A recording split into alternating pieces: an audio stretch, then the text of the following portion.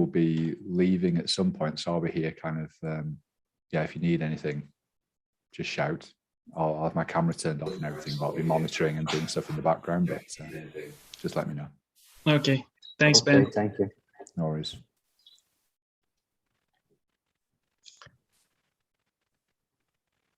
He will be leaving at some point, so I'll be here kind of, yeah, if you need anything, just shout. Ooh, spooky. Yeah.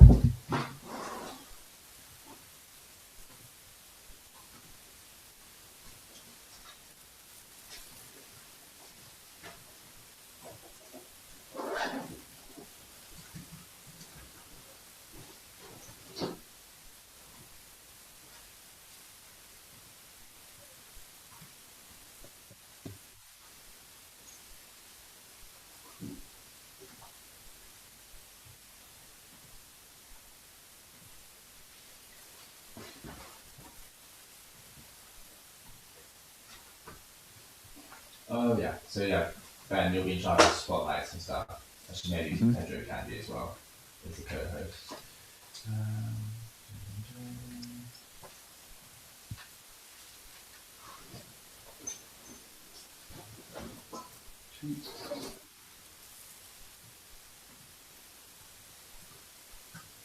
Oh yeah, so yeah, Ben, you'll be in charge of spotlights. Always quite disconcerting to hear your voice, right?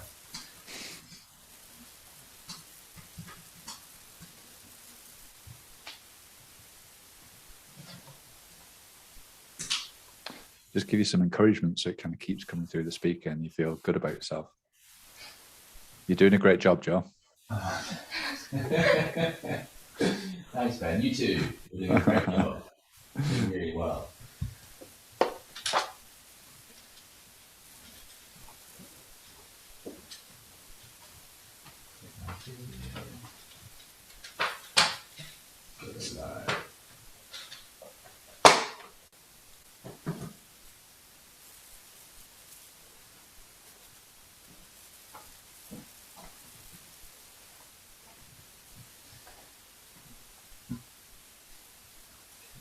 Nearly there.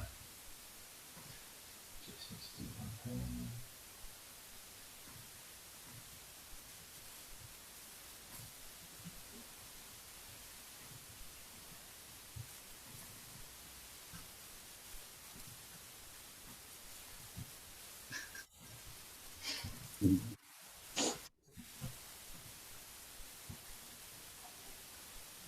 Okay. We're nearly there. Yeah.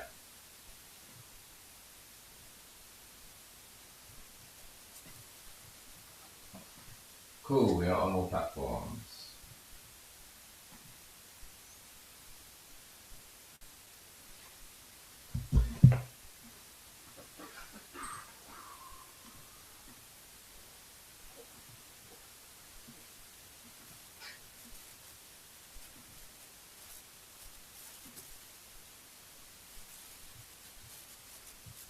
Cool. Right, we should be live on all platforms again. I will hand over to Pedro, who is going to be our host for the next session. And we'll hand on into the night to a series of hosts, mostly based in North America. So in that sense, I'm going to hop off the call. You're going to message me if it all falls to pieces, but it should be fine. And I can't wait to hear about magnetotactic microorganisms. So, Pedro, over to you. Thanks, Joe. So as Joe was saying, we're about to start the session about the magnetotatic organisms. It's my pleasure to be a host today. My name is Pedro. And well, enough talking. I will pass the room to Igor. He will introduce himself and talk a little bit about the work he's been developing for a while in the lab. It's up to you, Igor. Go for it. Hello guys, my name is Igor. First, I would like to thank you for the invitation to be here today and to talk about a little of our research here in Brazil. So I have to share my screen. Share it out. Are you guys seeing? Looks good. The whole screen. Okay. So today we're going to talk a little about magnetotatic microorganisms, and especially today we're going to talk about magnetotatic bacteria diversity and their spatial distribution in the Araguaia River floodplain, which is a site in the Brazilian Cerrado and Amazon, which is a very cool place to study. So my name is Igor, as I said before, and my supervisor, PI, is Professor Fernanda Abreu, and we work at the Universidade of Federal Rio de Janeiro. So the first thing that I'd like to say to you guys and ask is, what is magnetotaxis? And I like to show this with a video. So here we're gonna see how this behavior works. And this is an edge drop. Here we have a lot of magnetotatic bacteria. This is set in a deep microscopy. Here is the edge drop, and then we switch the magnet that is placed on the stage of the microscope, and then the magnetotatic bacteria swim in direction of the magnet, or either it swims running from it. These bacteria, they tend to swim in anti-parallel to the magnet. And every time we switch the magnet, we can see that they drive or they concentrate. But this phenomenon it occurs in bacteria, but not only in them. They also occur in magnetotatic eukaryotes, which was Pedro's previous work on his thesis. And this is the same thing on the edge drop. Here are the eukaryotes, and the same thing as we switch the magnet, the eukaryotes swim away from the edge drop, and then they concentrate again. So this have this response to the magnetic field that in this case is induced by placing a magnet on the stage of the microscope. And how this happens, these magnetotatic microorganisms have two unique features: that they can passively align or orientate themselves to the Earth geomagnetic field, and through their active flagellar propulsion, they swim and respond to this passive orientation. So the main characteristics about this group of bacteria is that they're gram-negative. They can be unicellular microorganisms. Here we can see the flagella, or they can be multicellular, as they called MMPs, multicellular magnetotatic prokaryotes. And they are capable of synthesizing, or the more precise term, biomineralize a ferromagnetic nanocrystal, which is this guy here called the magnetosome. and it's surrounded by a biological membrane, as we can see here on the stem image. And this process is controlled by a set of genes called the magnetosome gene clusters, MGCs, and these traits caused by the biomineralization of the magnetosomes and the active flagellar propulsion corresponds to the magnetotaxic behavior. And we can classify these organisms based on a lot of things. We can catalog these magnetosomes. They can be cataloged into their chemical composition, whether it's magnetite or graphite. They can be characterized regarding their chain organization or the crystal morphology. As we can see here, they have very unique shapes, and these shapes are species specific. We see that a cubooctaedral shape, octaedrals, prismatic, and anisotropic, which they resemble a bullet. And this magnetosome in particular can be used in a lot of biotechnological applications, such as cell separation, hyperthermia, drug delivery, food analysis, DNA and antigen analysis, can be used to image contrast in MRIs and etc., immobilization of enzymes. So this is very versatile and can be used to a lot of things. And the advantage is that it can be magnetically recovered. And talking about our work here, about the geographical localization. So this is the map of Brazil. And our area of study is here on the Araguaia River, right in the middle of our country. And we are located here in Rio de Janeiro at UFRJ. And why did we go there to study what we study?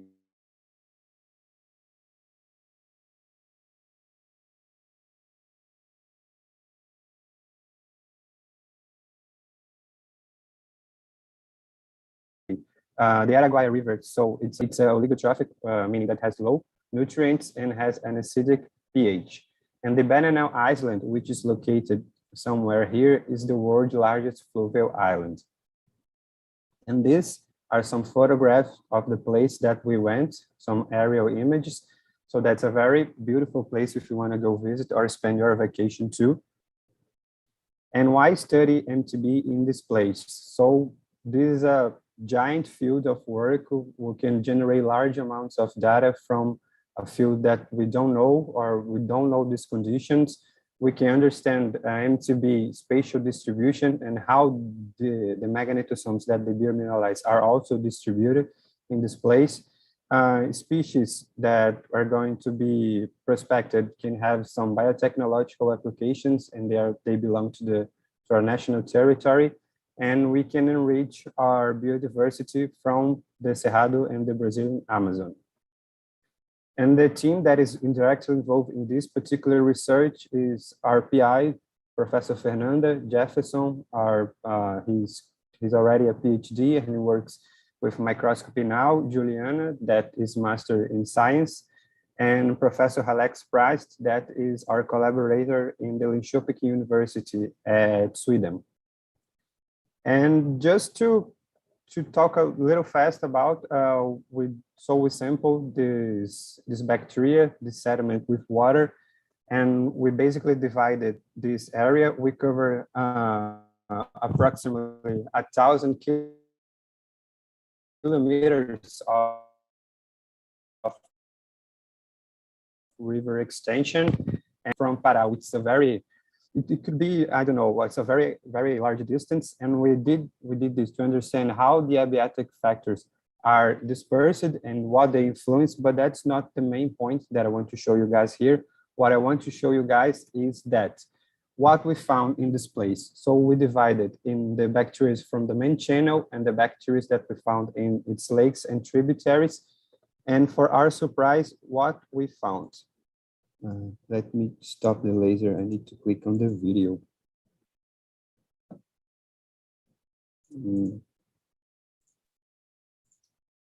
So the bacteria from the main channel, they're majorly coccoid, which means they are spherical. And the same thing here, we place the magnet, and this is the edge drop. Then when the north pole is directed to the edge drop, then they swim towards it. And when the reverse the magnet, then the bacteria swim away from it. And these ones are majorly found in the river main channel. And for our surprise, there is a completely different population of MTB that are in the lakes and tributaries. And what we see is that they have other shapes and morphologies. Some of them are ovoid, some of them are rods, and some of them are vibrioid and spirilla. And the same thing that I've talked to you guys, when we reverse the magnet, they're going to perform a turn, what we call a U-turn. And then it's all fun when you guys see this. Once we revert again, they will swim away from it.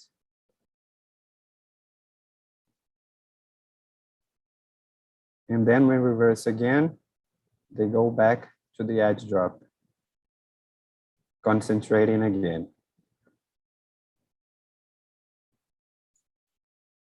So, as I said before, oh, I'm sorry. So I said before, we sampled in 14 points, and the first 4 were in the river main channel, and the morphology was coccoid bacteria with some vibrios, and the other sites on lakes and tributaries were majorly rod-shaped bacteria, ovoids, spirilla, and vibrioided cells when you see this in this set of images. And when we understand this occurrence and spatial distribution, we understand that the magnetotatic cocci, which are this one, they are distributed when we do this diagram chord plot, we understand that they are majorly located in the river main channel, and the other morphologies are located in, here in green, in the lakes and tributaries, the rods, the spirilla, and the vibrioid. And we can see when we perform a sort of set of statistics analysis that some abiotic factors are important for driving this diversity. And there are some clusters when they are very proximal to each other about their morphology composition. And just to illustrate what these magnetotatic cocci are, we have they are very diverse. They have a high diversity. They are prevailing in the main channel. They majorly synthesize octahedral magnetosomes, which are in this area, as you can see. And here in this inset is the greater magnification. In some of them, you can see the flagella, when it is this arrow, this purple arrowhead. We have a great diversity also of magnetotatic vibrios. The same thing here. So in some of them, you can see the flagella on the stem images, large diversity of magnetosomes. And on lakes and tributaries, we also have a large diversity of these microorganisms. These are the magnetosome chain within the cell, the large modification. Some of them can be analyzed, hundreds of magnetosomes. These are rod-shaped bacteria. These are the spirilla. And some of them, you can see the flagella, and these are the ovoid bacteria. And these magnetosomes, they don't have any particular kind of organization. These are concentrated in this pole of the cell. And we can perform a lot of statistical analysis and catalog these magnetosomes regarding their morphology. But the fun thing is that we can see and predict their size doing linear regression, and some of them fit quite well. But the anisotropic magnetosomes, which are these 3 sets, they don't quite fit here. They are more like a sigmoidal distribution, which is fun to understand. And the same thing happens when we use the abiotic factors to understand how these magnetosomes are spatially distributed in this space, and they also form some kind of narrow clusters depending on their composition. And when we talk about the magnetosome, one of these particular traits is that it is a magnetic monodomain. And what that means, it means that this mineral, this ferromagnetic mineral, is permanently magnetized. So what happens is when we plot the length of the magnetosomes per shape factor, which means they are more elongated, or their dimensions of width and length are equal, we see that they are distributed in a dot plot, and they are clearly positioned in a monodomain from biogenic magnetite. And fun things when we see that is that are some giant crystals that are hard to find in normal samples, and they are present in the sample of the Araguaia River, which are giant octahedral magnetosomes that are ranging from almost 200 nanometers. And here is their distribution, regarding the dot plot, which fits a log normal distribution. And the things that we found so far in this particular site of study is that we didn't find any magnetotaxis multicellular prokaryotes which are highly related to high salinity place. We didn't find any eukaryotes or magnetotaxic consortia, but we could understand their spatial distribution in the sites of the river main channel and its lakes and tributaries. We saw that the magnetotaxic cocci are the most abundant morphotype presenting in this particular environment. And as we're talking about the freshwater river, we can exclude the salinity factor, which many authors extensively describe how this affected MTB diversity. And then we can understand how some other factors like the potential reduction can influence the pH, the dissolved oxygen, and even the water transparency can influence and shape the MTB population, the populational dynamics. And the Banana Islands, which I talked to you guys earlier, that is the world's largest fluvial island. It's a natural MTB hotspot, which was new discovery.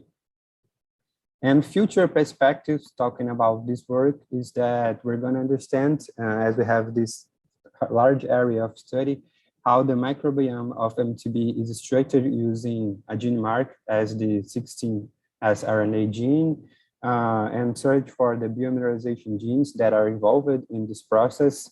And we are already conducting a species prospection to study future biotechnological applications from bacteria that are from Brazil, and to confirm the chemical composition of the magnetosomes by microanalysis. And here are some photos of the field trip. And here are some of the people that went with us. This was a multidisciplinary travel with lots of areas of study, including fishing and sediment core sampling. Here we are in the river. Here are the people and the guy that drove us in the boat. Here we are drinking some beer in a small town in the middle of the state of Mato Grosso. And I would like to say special thanks to our lab founder, Professor Ulisses Lins, which is no longer with us. He unfortunately passed away 4 years ago. And our friends here is Pedro on his PhD thesis after he defended his PhD thesis. Our friends here from the lab. Here are our social media. And I would like to thank our financial support and the infrastructure used in this project. And that's it, guys. I hope you all enjoyed it. Thank you, Igor. It's always amazing for me to see what you guys are up to in the lab. And yeah, we're a little short on time, but again, I'd like to thank you. I really appreciate what you have been doing, and can't wait to see what's come up next from this project and from all the other projects you're involved in. I'm pleased to be here today, and I would really like to thank the invitation to be here and talk a little bit about our work. See you, Igor.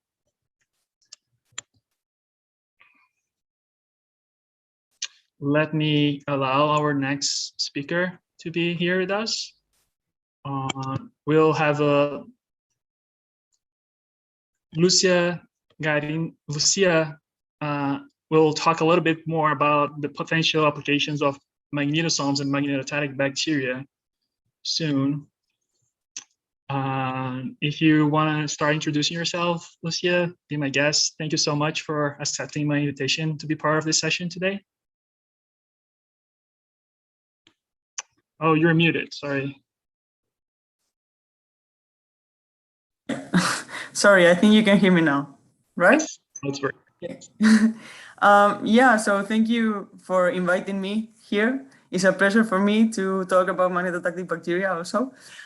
So I'm a PhD student in the University of the Basque Country, and I mainly work with the biomedical applications of magnetotactic bacteria. I will try to share my screen for you to see. Okay. And I will start my presentation. Okay, can you see my screen? Yes, it's working. Okay, so Igor already introduced you magnetotactic bacteria, but I will talk you about our work, which is in the biomedical applications of them. Bacteria in general have a long history in cancer therapy, because already in the 1890, Coley discovered that some cancer patients recover after suffering bacterial infections that destroys the tumor. So over the last century, many genera of bacteria are being investigated to treat cancer because they have so many advantages that make them ideal for this purpose.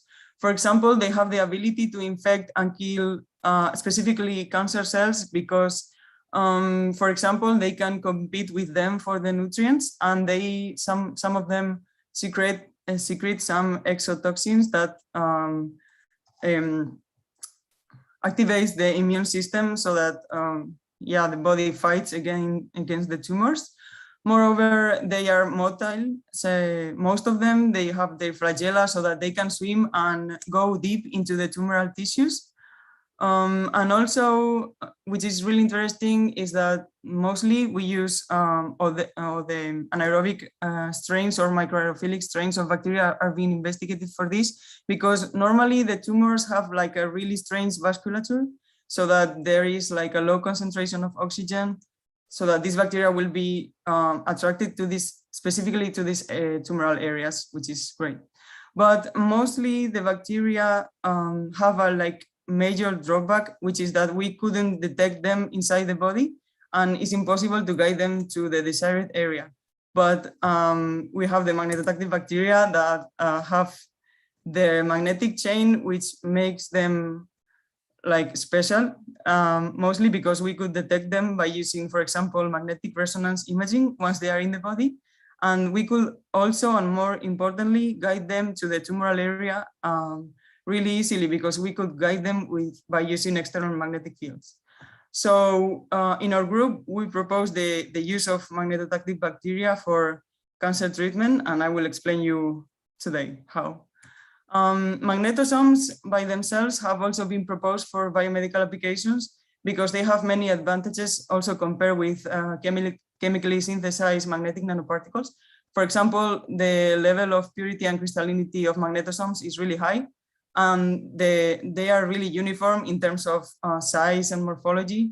They have interesting magnetic properties, and I think the major advantage compared with chemically synthesized magnetic nanoparticles is that they have the biological coating, which is composed of lipids and proteins, which makes them more compatible with cells and makes them easy to functionalize with, for example, some anti-cancer molecules or something like that. And compared to chemically produced nanoparticles, they are environmentally friendly, which is great also. But they have also some drawbacks. For example, the production of magnetosomes is quite low, and they are not able to self-propel. So, which guides me again to magnetotactic bacteria. So we think in our group, and I hope that you think it too after my talk, that magnetotactic bacteria are ideal candidates for cancer therapy nanorobots because they have flagella so that they can swim inside the body towards the tumor. They have also chemical and oxygen receptors so that they could swim towards the hypoxic regions of the of the tumor. They also have the magnetic chain, most importantly, which makes them magnetotactic, so that we could guide them, as I explained you before, by using magnetic fields. And they could also be functionalized with, for example, drugs for anti-cancer treatment, so that they will only they will transport the drugs to the tumoral area only, and do like more specific treatment. So there are several biomedical applications that have been proposed for this bacteria, but here I put the main three, I think, which are drug delivery, magnetic hyperthermia, and MRI imaging. In our group, we mainly work with magnetic hyperthermia, and is what I'm going to explain now. But after my talk, after I finish up with magnetic hyperthermia, I will show you some cool videos and images about drug delivery too. So magnetic hyperthermia, for those of you that are not familiar with this technique, is a therapy for cancer treatment that is based on the injection of magnetic nanoparticles or magnetotactic bacteria, in this case, in the tumoral area, and the application of an alternating magnetic field. So when the field is applied, the magnetic nanoparticles, they release heat so that they increase the temperature, specifically in the tumor, up to 42 degrees Celsius or so, which is enough to debilitate or kill cancer cells, and it doesn't affect healthy tissues. So it's great because it's more specific than chemotherapy, for example. So it's been used for glioblastoma, I think, since 2011, but with chemically synthesized nanoparticles. But in this case, we propose magnetotactic bacteria for that. Okay, so we did a study where I'm not going to go into detail with this because I know most of you are microbiologists, me too, but we measured the heating efficiency of bacteria compared with magnetosomes. And surprisingly, we saw that they are more efficient in heating, so increasing the temperature of the tumors, the bacteria, than the magnetosomes, which is great because this is another advantage of them. So we did an in vitro experiment with using magnetotactic bacteria and lung carcinoma cells. So we incubated them together. For this, we used MSR1, which is Magnetospirillum griffiths valdense. We incubated them with the cells for 24 hours, and then we checked the cytotoxicity of the bacteria in the cells. Then we applied the magnetic field in clinical conditions, and we also checked the viability of the cells to see if the treatment was or not effective. Okay, first of all, some nice pictures, because we wanted to see if bacteria and these cells interact with each other, because if not, that would be nonsense. So here we see the scanning electron micrographs, where we see the magnetospirillum in orange and the cells in gray, so that they interact kind of in the surface. But with fluorescence microscope in the left, we also saw that they get into the cells, because we can see the bacteria in red with rhodamine, and in blue, the nuclei of the cells. But then we confirmed this by using transmission electron microscopy, where we can see the bacteria inside the cells. And here, for example, we can see in the right image, the nuclei of the cells and the bacteria inside. So this is great. This is the first step. And then we wanted to check the cytotoxicity of the bacteria in the cells. For this, as I told you, we incubated them together for 24 hours. And we checked if cells died after this incubation period by using flow cytometry and propidium iodide that only stains the dead cells. And we saw that both control cells and bacteria-loaded cells had like a similar percentage of death. So we concluded that in principle, magnetospirillum are not toxic for the cell, which is great because it leads us to the next step, which is applying the magnetic field and checking again the death efficiency, or let's say the hyperthermia treatment efficiency, by using propidium iodide again. And we saw that 2 hours after the magnetic field application and 24 hours after the hyperthermia treatment, the percentage of dead cells increased like significantly, which is great because that means that the hyperthermia with magnetotactic bacteria actually works, at least in vitro. Then we will have to try it in vivo, but that's a step further. Okay, so we also saw like there is an effect of with hyperthermia for the growth rate of the cells. So when they were incubated with bacteria, and the control cells had a similar growth rate, but when we apply the magnetic field with the bacteria, this was really slower, especially after 48 hours after the treatment. So again, this is a good news, but then we will have to follow our experiments to see if we can someday like have this treatment really in clinical trials. Okay, so I told you that I will show you some cool videos, and I promised it. So here, as I told you, bacteria could also be used for drug delivery because they can swim.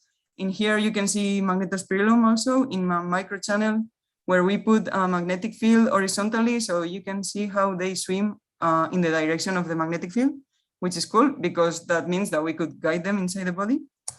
And this is an experiment done by another group of Felful and their colleagues, where we see another species of magnetotactic bacteria, which is Magnetococcus marinus. What they did here was to attach some liposomes that had anti-cancer drugs inside to the surface of the bacteria. So it's more like another step for drug delivery. So once the liposomes are attached in the bacteria, we could guide them to the tumoral area, and if everything goes well, they will only release their content once in the tumor. So this is like a beginning of I think a big thing. So hopefully in some years we will see all together in a cancer therapy treatment. I don't know. So I would like to thank all my colleagues and our collaborators for all the work. And yeah, I want to thank you again, Pedro, for letting me speak today. And I hope that I have convinced you about the applications of magnetotactic bacteria. And if you have any questions, please ask me. Thank you. That was an amazing talk, Lucia. Lucia, Thank you. a lot of nice stuff that you have been doing for some time. Yeah, we have some time for some questions. I can't see any here now, but I have a lot of questions, so I will take some. So so you're saying that there's a lot of promising things that you guys have found out so far.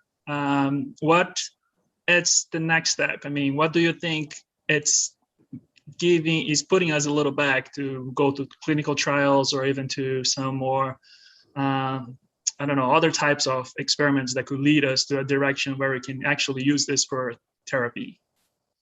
So there are many things that we can do. For example, I think that there are some groups that are already trying this with mice in terms of magnetic hyperthermia, but I think that also we will have to see if the magnetospirillum, for example, could be like functionalized with, I don't know, anti-cancer drugs and so on. And I think there's a lot of work to do still on the navigations of these bacteria inside the body. Like I showed you a video in a microchannel with water, which is easy, but then inside the body and the blood is quite different. So I don't know. I think it would be the next step. Yeah.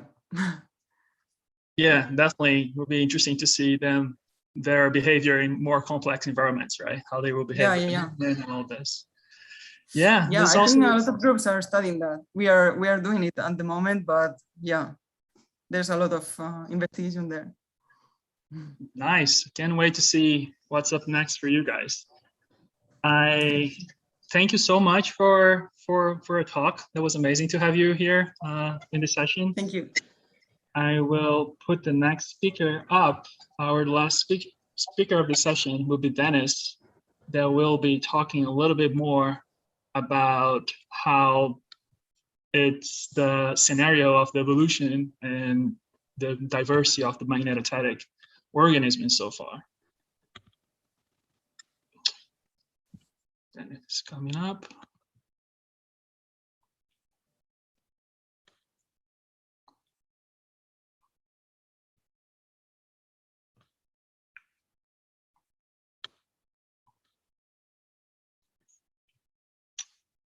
Here there is. Hi. Hello, Dennis. Well, I will let you the room, let you introduce yourself and talk a little bit about the evolution of magnetotatic bacteria. Yes. My name is Denis Gruzdev. I'm co-founder of genomic analysis startup Cyber.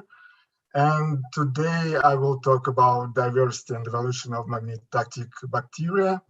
And I will start from the history of in the middle 60s, Salvatore Bellini discovered unusual movement of bacteria. He observed large number of bacteria swimming in a single direction, and they have magnetic behavior.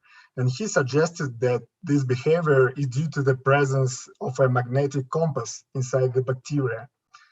And 10 years later, Richard Blakemore independently rediscovered magnetotactic bacteria, or MTB, and was the first who demonstrated Bellini's magnetic compass within cells.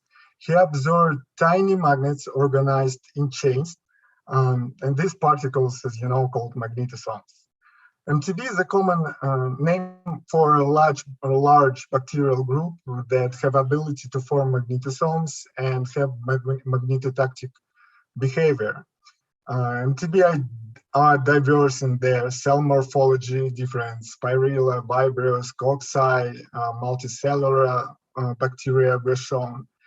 Shapes and composition of magnetosomes, magnetosome crystals, are also different. Magnetosome crystal can consist of magnetite or greigite, and usually magnetosomes are aligned in single chain. However, MTB with multiple chains and clustered magnetosomes were observed. Magnetosome formation is controlled by specific magnetosome genes. In the genomes of all MTB, magnetosome genes are present as operons or clusters, and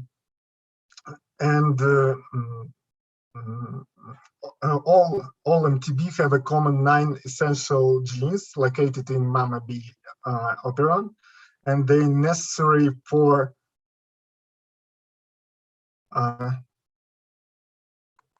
sorry.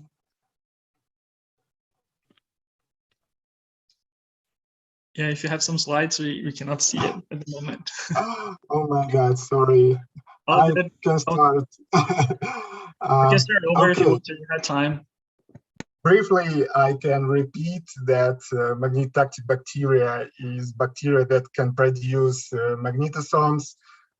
They have usually they have a different cell shape, including spirilla, rods, vibrios, and etc.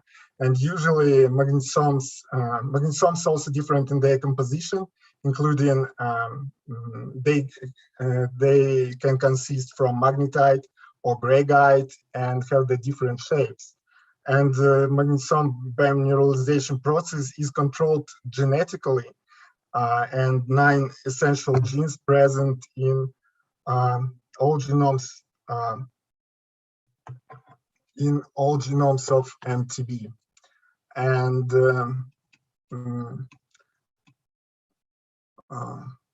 in all genomes of MTB, sorry. And as was said by Lucia, magnetosomes have a huge biotechnological potential and could be used in several biomedical applications. But the main problem for the wider use of magnetosomes is their limited production. The fact is that cultured MTB produce only 15-20 milligrams of magnetosomes per liter of culture. And what are the ways out? The first is the optimization of MTB growth condition, but over 30 years of attempts to optimize, the breakthrough did not happen. The second is genetic engineering and the transfer of magnetosome genes into an easily cultivated bacteria. And the third is the search and the xylation pure culture of MTB, producing a greater number of magnetosomes. For example, Magnetobacterium bavaricum produce up to 1,000 magnetosomes per cell. As for genetic engineering, there is some progress. So in 2014, German group transferred the genes for magnetosome synthesis into Rhodiosporidium rubrum, and it began to make magnetosomes. But unfortunately, these magnetosomes had too much distribution in size and were synthesized only in the light. This This indicates that we still poorly understand the process of magnetosome synthesis, and to understand it, we need more information about the genomes, diversity, and evolution of MTB. And well, now directly about the study of diversity MTB, I conventionally divided the last 50 years into 3 parts. The first of them ends at the beginning of the 10th of the 21st century. During this period, the study of MTB diversity is limited to the isolation and description of pure cultures of MTB and the analysis of clone libraries of the 16S RNA gene. Already 25 years ago, we knew that MTB are found among alpha and delta proteobacteria and the not yet named phylum Nitrospirota. All known MTB of the alpha proteobacteria class belong to 2 orders, Rhodospiralalis and Magnetotaxis. This is the most studied group of MTB, and bacteria of the genus Magnetospirillum are model organisms for studying magnetoreception and synthesis of magnetosomes. And MTB from the order Rhodospiralalis are spirilla ovibrios that synthesize one chain of cuboctahedral or prismatic magnetite magnetosomes. MTB from order Magnetotaxis often include coccoid bacteria that produce magnetite magnetosomes, which can organize in one or more chains or not at all. This order is very interesting in the light of the study of evolution. First, this order will soon be reclassified as a new class within proteobacteria, and absolutely all bacteria in this group can produce magnetosomes, which is the exception. MTB from delta proteobacteria or Disulfobacterota are the most diverse in cell shape of magnetosome types. There are bacteria that can produce both type magnetosomes, magnetosome crystals, magnetite and greigite, and even both types of magnetosome in one cell, like Disulfanthus magnetovalimortis. This group also includes amazing multicellular prokaryotes. And the second period is mediated by the beginning of work on metagenomic and single cell studies. During this period, our understanding of the MTB of the phylums Nitrospirota and Proteobacteria was significantly expanded. MTB were identified in the phylum Omnitrophota, previously known as OP3, and in the class Gamma Proteobacteria. Known MTB from Gamma Proteobacteria are mesophilic, microaerophilic rods, and they biomineralize either cuboctahedral or elongated prismatic crystals of magnetite in their magnetosomes, like the alpha proteobacterial MTB. A large morphological diversity of MTB in phylum Nitrospirota was shown. Unfortunately, not a single MTB of this phylum is related in Arsenic culture, but we know of huge rods, small vibrous, and cocci that can synthesize from 10 to 1,000 bullet-shaped magnetosomes. It's also worth mentioning the discovery of MTB in the phylum Omnitrophota, but it's all complicated. And during this period, enough information was also accumulated to formulate the evolutionary scheme, which was supported by most scientists. It was concluded that genes for the synthesis for the magnetosome synthesis appeared once in the common ancestor of proteobacteria, Omnitrophota and Nitrospirota, and these genes disappeared in some classes of proteobacteria. Also, during this period, the accumulation of metagenomic data in open databases takes place. This led to the identification of magnetosome genes in contigs of bacterial genomes from the phytoplankton Mycetota and Latestobacterota. And phylogenetic analysis showed that these bacteria most likely synthesize greigite-type magnetosomes. But unfortunately, we still have no idea what these bacteria look like or what shape of their magnetosomes. Well, and the third period came quite recently and is associated with the introduction of metagenomic approach and culture-independent analysis into microbiological practice. So in 2018, the article was published describing 28 reconstructed from metagenomes MTB genomes, which exceeded the total number of MTB genomes sequenced all previous years. Also, MTB were first discovered in Zeta and Lambda protobacteria classes of protobacteria. But unfortunately, we also still do not know anything about their morphology. But it was predicted that they should produce magnetite magnetosomes. And at the same time, the new hypotheses for the evolution of magnetotaxis were formulated, and it is a very complex process. As we think, the evolution included vertical inheritance from one common ancestor with multiple duplications, losses, and horizontal gene transfers.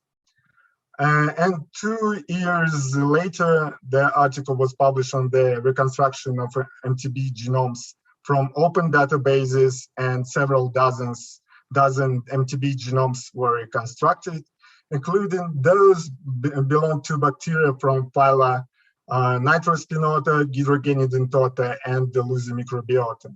And performed phylogenetic analysis revealed multiple discrepancies when comparing the topologies of phylogenomic and the magnetosome trees, which indicate a great influence of horizontal gene transfer on the MTB evolution process.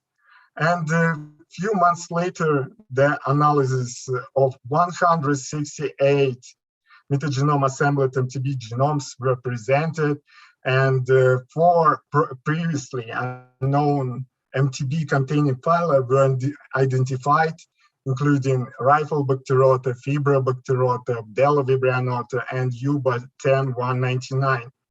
And again, we have only genomes.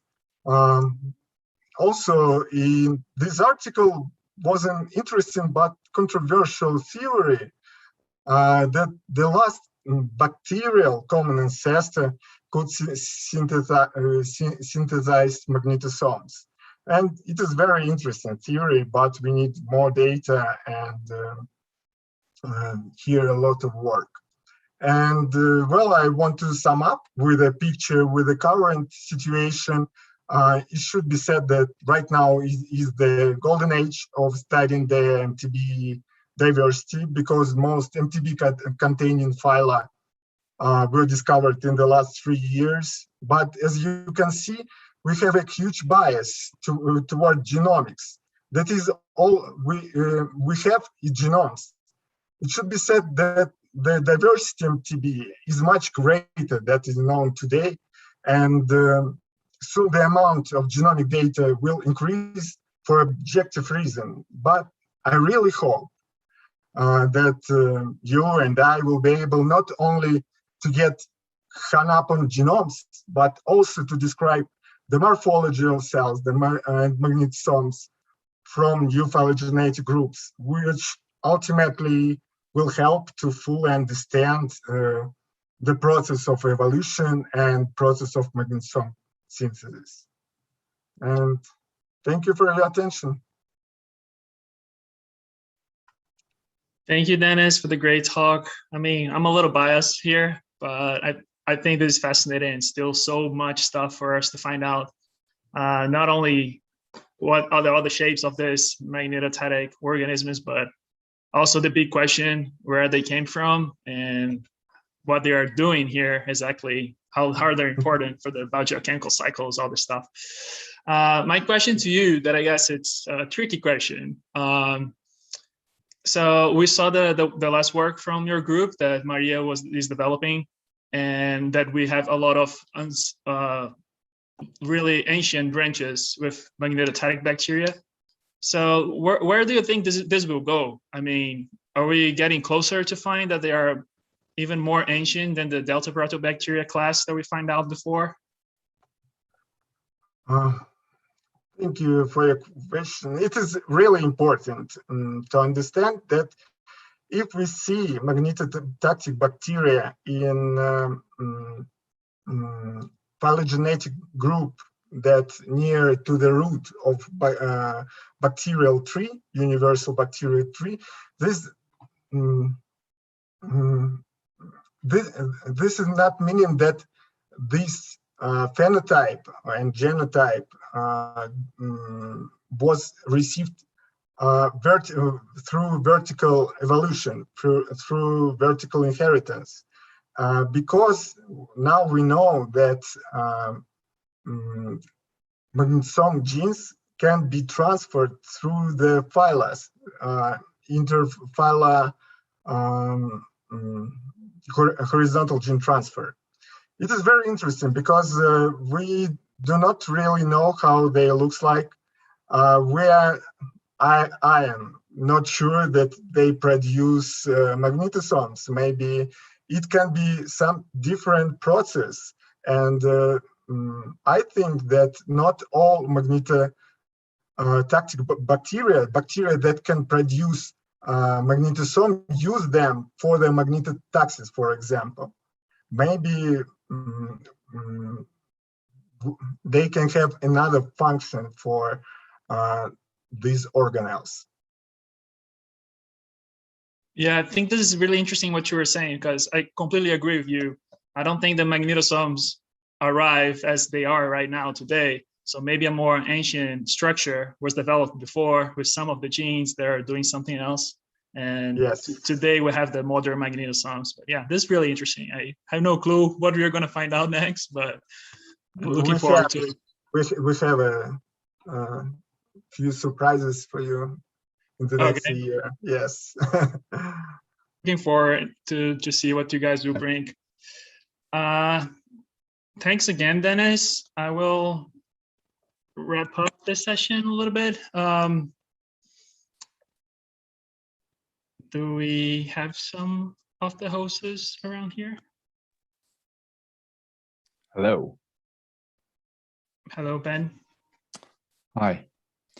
So yeah, you finished? No more questions? We're ready to wrap up the magnetosome session now.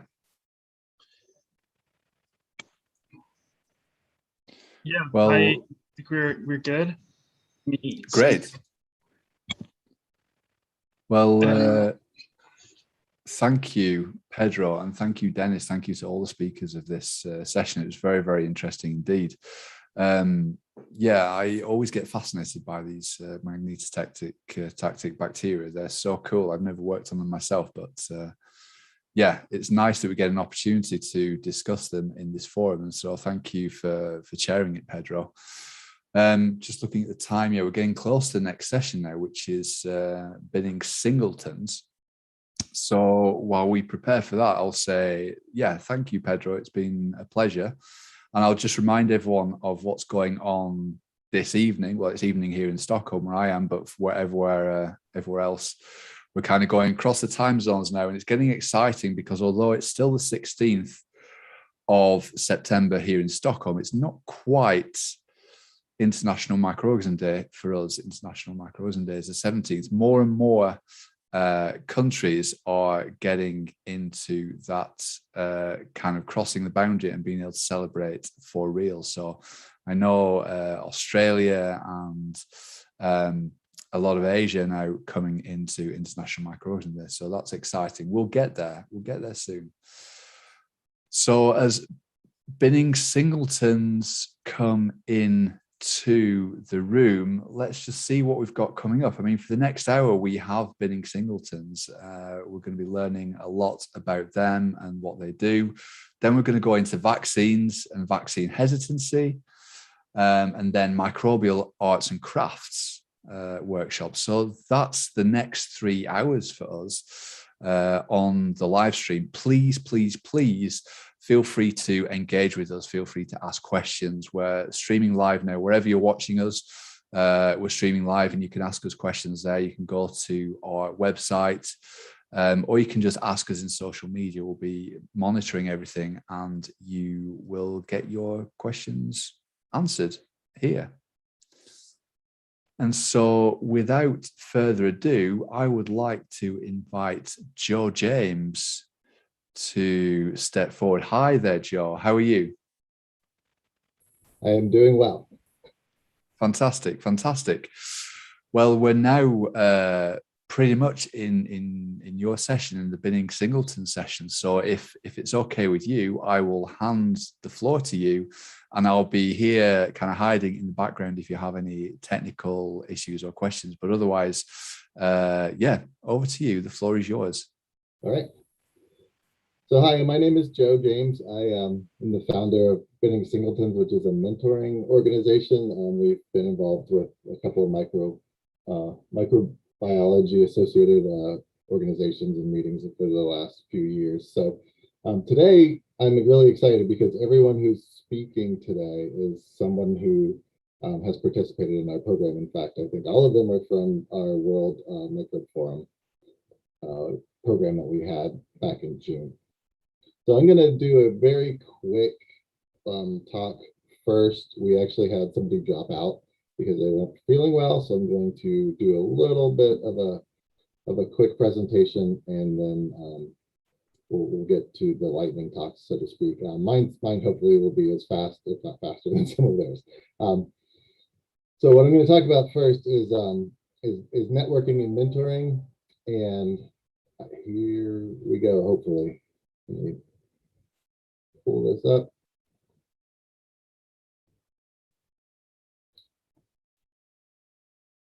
Give me 1 second. Sorry about that.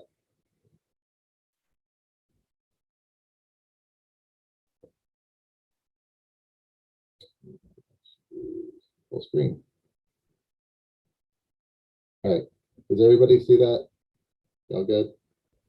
Yeah, okay. Perfect. Looks good. So let's go backwards. All right. So the title is Growing Peer Cultures, of course, a pun because I'm a dad and I like dad jokes. And so we're going to talk a little bit about the importance of near-peer mentoring. I think this is important, really, even for the non-micro, but maybe especially the non-micro people. Even if you're in a job anywhere, really, or in school, a lot of times mentorship is really focused on that first thing on there. We have the types of mentorship we have traditional. And there's a little bit less on coaches and sponsors. We all kind of know who these people are, but we don't always think of them in a mentoring kind of way. Then we'll talk about peer mentors, and then we'll hopefully talk a little bit about a perspective shift. So, like I said, mentors can be classified in these 3 ways. You got your traditional mentors, your coaches, and your sponsors. And these are not original thoughts to me. Exactly, I took a lot of this. You'll see there's an article on ASM that I found very helpful. So that's kind of what I use some of my inspiration from. So traditional mentoring, this is often a top-down thing. You have like a senior person, a boss, a lab leader, a PI, and then you have that person's usually an individual that's associated with the organization. And so this is when we think of like the long-term formal guidance. So this person kind of like is your boss, your mentor, your teacher, the one who kind of gets you through everything, but you also like kind of look to them for everything in a way. And I think that's the way a lot of people look at traditional mentoring. And I think there's obviously some things that can be gained from having a person that is your kind of dedicated person, but I think there's more that we're missing if that's all we do. So one thing that's nice is that they do help you recognize and achieve these defined milestones. And that success, though, is context specific. We need to remember that traditional mentors, it's really about socializing the individual to the organizational norms. A good professor in academia, quote unquote, good professor, does a really good job of churning out a lot of students. In a lot of cases, people think of that are people who would go into academia. There are obviously a lot of people who do more than that, but I think a lot of people kind of get hung up on that idea that they're preparing you for everything, and really there is a specific context that we need to look at. Moving on to coaches. Coaches are people who spend less time with these individuals, but they make a significant impact. We're all familiar, if we've all done sports, you have a coach, maybe you have practice twice a week, maybe you have a game once a week. You don't interact with those people, say, as often. Say if you're in 5th grade and you have a teacher and you see that teacher all day, that you see, your soccer coach twice a week, your soccer coach is really only focused on one thing, whereas your teacher is focused on a lot of things. So that's kind of the general idea of coaching, and I think most people can understand that. And so these coaches focus on just development of particular skills, things that don't come up as much. So if you're looking for a job, if you're writing a manuscript, designing an experiment, often learning a new lab technique is somewhere where you would find a coach. Our program, Bidding Singletons, I think of as an example of coaching. So we have mentors who are really interested and excited about helping you. And there is a time frame that's involved, but it is not an infinite thing. It's a short duration because we help people through a meeting. And we have specific goals. We're going to help that person have success at the meeting through networking, understanding the logistics of how to navigate meetings, and then building a sense of community. So we have some definite goals, and then we have a time frame that's defined, and everybody kind of knows what that is going into it. Sponsors are your senior scientists, or if you're not in science, these are just people who have garnered substantial political capital. This is kind of the who you know part of things where mentorship is involved. So they're going to be committed to the career development of this individual and help to influence and advocate and advance mentoring. So this could be somebody who can get you on a committee. This is somebody who can invite you to a talk, to give a talk somewhere, invite you to review something for an article, invite you to a planning committee for a meeting. These are people who can help you advance your career, and them putting your name forward can really go a long way. So I want to dig into the effectiveness of the traditional mentoring for a little bit.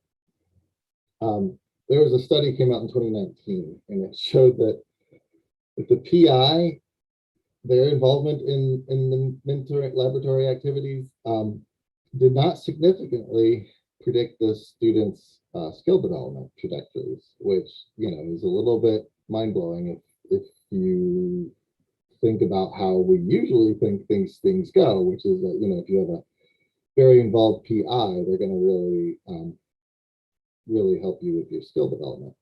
And what they found instead was that postdocs and senior postdoc students, when they actively participate in these lab discussions, that the junior students are 4 times as likely to have positive skill development trajectories. Yeah. Oops. Okay, so these near peer mentors, they make a really, really big difference. Near peer mentees, these people who had mentors that were, so if you're a PhD student and you have a PhD candidate, or maybe a postdoc in your lab as well, those people would be your near peers, and they can really help you out with some professional and personal development. They can help you navigate things, so it reduces some of your stress and then helps transition. So there's an article there that came out in 2018. So let's do a little bit of a perspective shift. And this is Beronda Montgomery has a really great article I think you should read that I'm referencing here.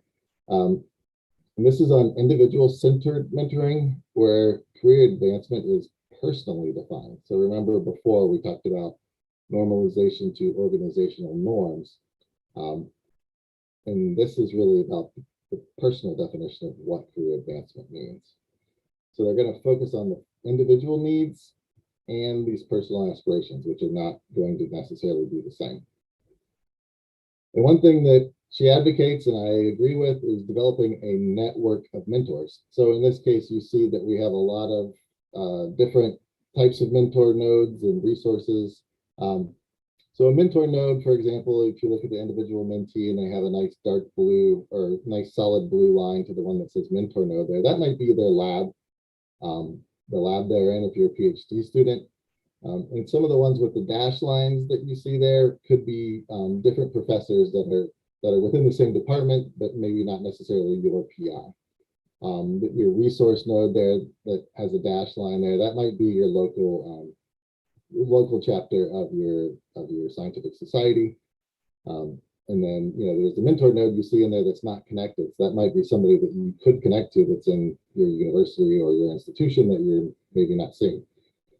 Then the outside resources, so that's where, the mentor node on the outside, that might be, for example, you might find a sponsor out there who was your PI's PI back when they were in grad school. Or you might find something like with Benning Singleton, somebody from outside who's going to help you for a short time, and they're going to act as a mentor and as a coach instead of maybe, that traditional mentor. So in this one, I filled in a lot of these examples. I have NSERP on there, which is a really great program that helps underrepresented minorities do summer research. I have PhD Balance there as a resource node, Black and Micro, a few others. But I think this kind of helps explain and illustrate that you really need to develop this network of mentors rather than just look to this one particular person as this is my mentor and that's where everything comes from. You really need to cultivate this network of people who can help you for different things, because a mentor isn't always, somebody who's a mentor for one person in one role might act as a mentor for somebody else in a different role. So your PI, for example, might act as a coach for somebody else to learn a new technique or to help them with the job hunt or help them with writing an article. And then that's a more short-term kind of a thing. Or that person may, years from now, you may reach back to your old advisor who is now no longer your traditional mentor, but could act as a sponsor because they've gained some more capital than you and they can help you progress in your career. So that's the general idea. So my take-home advice, despite what you've seen on here, if you're a PI, don't be afraid to be a mentor. Just because there's that statistic that having the postdocs and the senior PhD students help in the lab discussions, it results in that 4-time increase in skills trajectory. That really starts with the mentor, so the traditional advisor. So if you create an atmosphere where in a culture where that kind of interaction can happen, then you're going to help foster your students' growth. And also remember, you will be a different type of mentor to different people, and that's perfectly fine. We don't need to all think of mentors in one particular way. It's not always the same thing. And I stress this a lot, but ask your mentors what they need. Don't necessarily go in saying, okay, I'm a mentor, this is what we do, period. Here's how we help people. Really what should happen is that you need to find out what it is they want, what it is they're trying to accomplish, and then you can guide them towards accomplishing what they want and seeing what you can do to make that happen. And if you're a mentee, please tell your mentor what you need. They don't know. They, in general, are going to be acting in good faith and they want to help you. That's why they're in the job they're in, hopefully. And if you tell them what you need, most of the time I found that people are happy to help. If you are somebody who wants to go into industry, find this out hopefully before you join a lab, but make sure that your advisor can help you find somebody in industry, and don't be afraid to cultivate those mentors outside of your traditional lab structure who can maybe help you accomplish your goals if you want to go into industry or something else. So build that network of mentors, and really your mentors, your traditional advisors, should help you to maintain and expand that network that you already have. I believe that's a really important part of being a mentor. So that's all I have for now. Kept it under time, hopefully, and I will end up mine. You can email me at joe@bendingsingletons.com. We're on Twitter at bsingletons, and we have a website, of course. I would like to thank International Microorganism Day for having us, and I will move this on very quickly to Justine Debelius, who's at the Karolinska Institute. And her talk is Who's to Blame? Thinking about Disorder in Human Microbial Communities. And hopefully I can make this go as seamlessly as possible. Awesome. I am super excited to be here.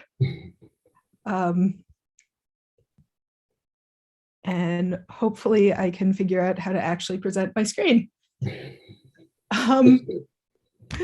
It's a success already. So I love following on the heels of Joe's talk about communities, because I think microbiomes are sort of all about communities, even if it comes from a different perspective.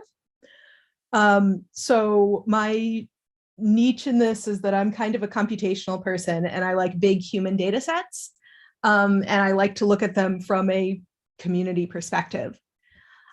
So I think that there's often this view of bacteria as either good or bad. And there doesn't always seem to be space for the bacteria that sort of wants to sit at home and not get involved in superhero battles. And this good or bad dichotomy is sort of old school. It goes back to this 19th century view of how do you know an organism causes disease? Well, you have to find it in sick people. You got to be able to culture it. You have to use it to reinfect people. And then after you infect them, you got to be able to find the same thing. And it's a great approach if your tools are a plate that you can use to culture bacteria. But we're not living in the 1890s anymore. And so we need to look at this in different ways. And more recently, we've determined that a lot of bacteria are hard to culture. They don't like to grow on traditional media. They don't like a lot of air. Some bacteria need other bacterial interactions to be able to function in the community, or they don't behave that way without additional metabolites. And of course, our microbiomes are huge and diverse, and we actually find bacteria that are thought of as pathogenic in healthy communities. And that's kind of more what I want to talk about today. And so our bacterial communities exist in communities just like we do. And I want to talk about some problems that recently occurred in my local community that are similar to things that happen in your microbiome. And so we had two problems this last week. Somebody ate a very expensive pair of wool socks in my apartment of 3 humans and a dog. And then we also wanted to make a chocolate cake, and it was kind of a struggle. So when it comes to the issue of the sock, there is obviously a culprit and someone in the community who is most inclined towards sock consumption. However, this culprit would like to speak for herself. And as with other organisms in a broader community, there's a metabolic and a behavioral issue from other community members. And so she's not a bad dog. She's a very good dog. She just needs support from additional members of her community. And a classic example of this microbially is Clostridium difficile infection. So C. diff is responsible for a huge amount of hospital-acquired antibiotic-associated diarrhea, and it can be life-threatening. But the thing about C. diff is that it exists as part of many people's healthy gut microbiomes. And so it becomes an issue when the metabolic state of the community gets shifted or antibiotics get introduced and C. diff gets out of balance, just like my dog. And so in the case of a potentially pathogenic organism, it is the organism that becomes a problem, but it's also the community. A second problem at my house was this issue of chocolate cake. So we wanted to make cake. We had a recipe, and it requires 7 ingredients. And so we were going through the ingredients and we had 3 in the cupboard. We needed 3 more. And it didn't matter who forgot their ingredient. Without one of those ingredients, we couldn't bake our cake. And so in a lot of communities, we see this loss of diversity. So it doesn't matter what organism you're missing. If you're missing enough organisms, you can't make a cake. You have problems and deficits in your metabolic state.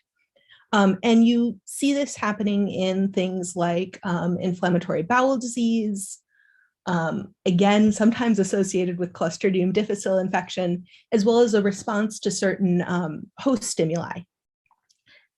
And so based on these, we have multiple ways for microbial communities to get out of whack and to see weird things happen. And I'd like to conclude by saying that they're not bad microbes, just like all dogs are good dogs. They're just in a community that's out of balance. And I'll hand this back to whoever's next.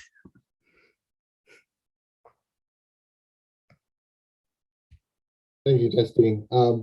That was really cool. I like the analogy with the dog. That was really great. My kid is in 4th grade, and she always appreciates it when people put their animals up on the calls.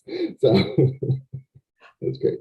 All right, next is Kaylee Arnold from the University of Georgia, and we're going to talk about insects and their bugs, parasites, and bacteria. Take it away, Kaylee.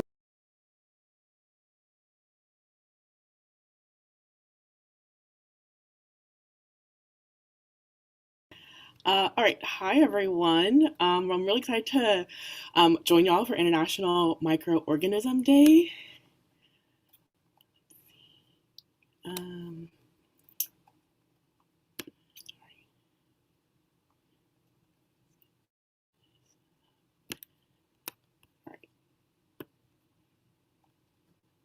All right, and that looks okay? Yep, we can see it. Okay, awesome. All right, so yes, so my name is Kaylee Arnold. I'm a PhD student at the University of Georgia in the US. And yes, today I'll be talking about insects and their bugs, so their gut parasites and their gut bacteria. So the microbiome. So what is it? So if you're here today, I'm sure you've heard of the microbiome, or you may have heard it in health magazines, on the radio, or in the news. Well, your microbiome is just the collection of microbes like bacteria, fungi, viruses that live on and inside your body. And most of these microbes are good for you and necessary for your health.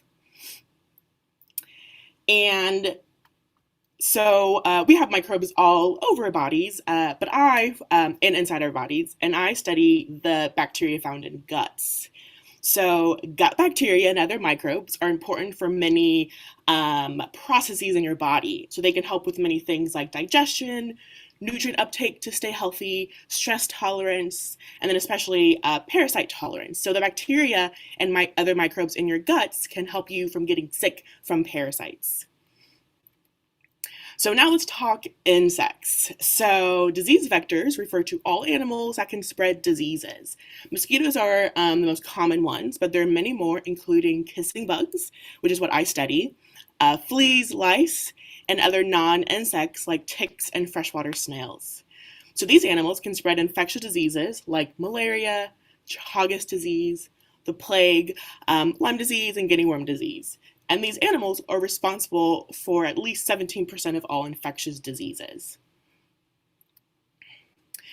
So now let's talk insects and their gut parasites. So many infectious diseases are spread by insects or disease vectors. And these diseases are caused by different parasites, which can be viruses, bacteria, protozoa.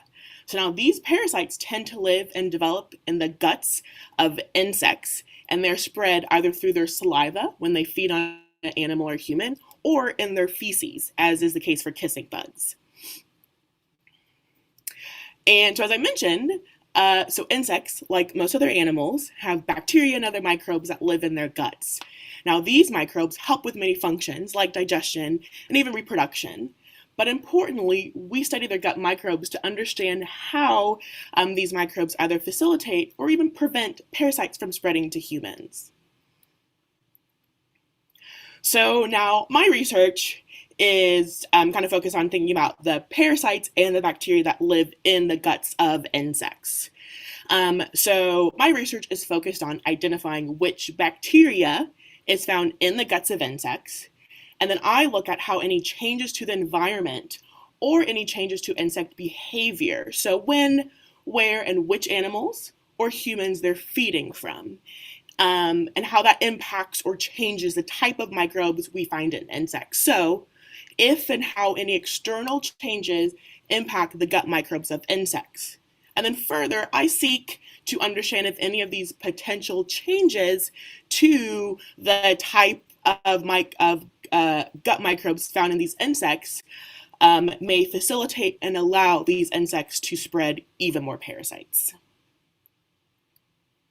So now why do we care? Well, we care because insects are responsible for a lot of infectious disease transmission, both between humans, between different animals, and especially between humans and animals. So it's really important that we study these gut microbes, we study their gut parasites, and hopefully can understand how different factors, how different environmental changes, behavioral changes impact these gut microbes and ultimately their ability to spread parasites. And then also there's a lot of ongoing research that is working to alter different types of gut microbes in these insects to directly prevent insects from spreading diseases. And then here's a photo of me. So I do work in Panama. So this is me collecting some kissing bugs out of a palm tree to eventually go and dissect and look at their gut bacteria. And that is all I have for you today. Thank you.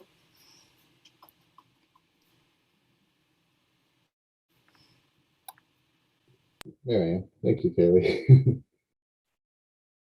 All right. That was really cool. Thank you very much.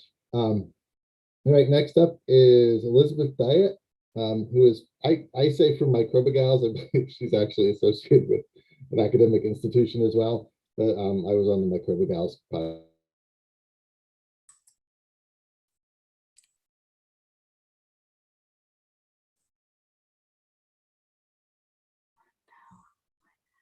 And here to talk about 5 tests.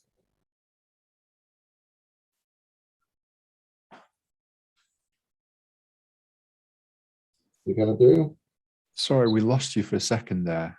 Oh. Sure. Could you just introduce the speaker? Sorry about that. Yeah, I just got a notification that my internet connection was unstable, which is unfortunate. Yeah, next up is Tess Diet, who I always say is from Microbigals. I know Tess is actually from, I think, the University of California, Riverside. Is that correct? Yeah, but I always say Microbigals. That's what I say too. Okay. She's going to talk about 5 ways that microbes affect your communication. And off to you. Excellent. Thank you, Joe. Okay, so as Joe said, my name is Tess Diet. I come from the University of California, Riverside, where I study plant microbiomes. But today I come to you as the founder of Microbigals and the co-host of the podcast, The Microbe Moment. And I'm going to talk today about 5 ways microbes affect your communication. So keeping in with the theme. But first I want to tell you a little bit about my blog. It's called Microbigals. We're science stories and news for the microbial enthused.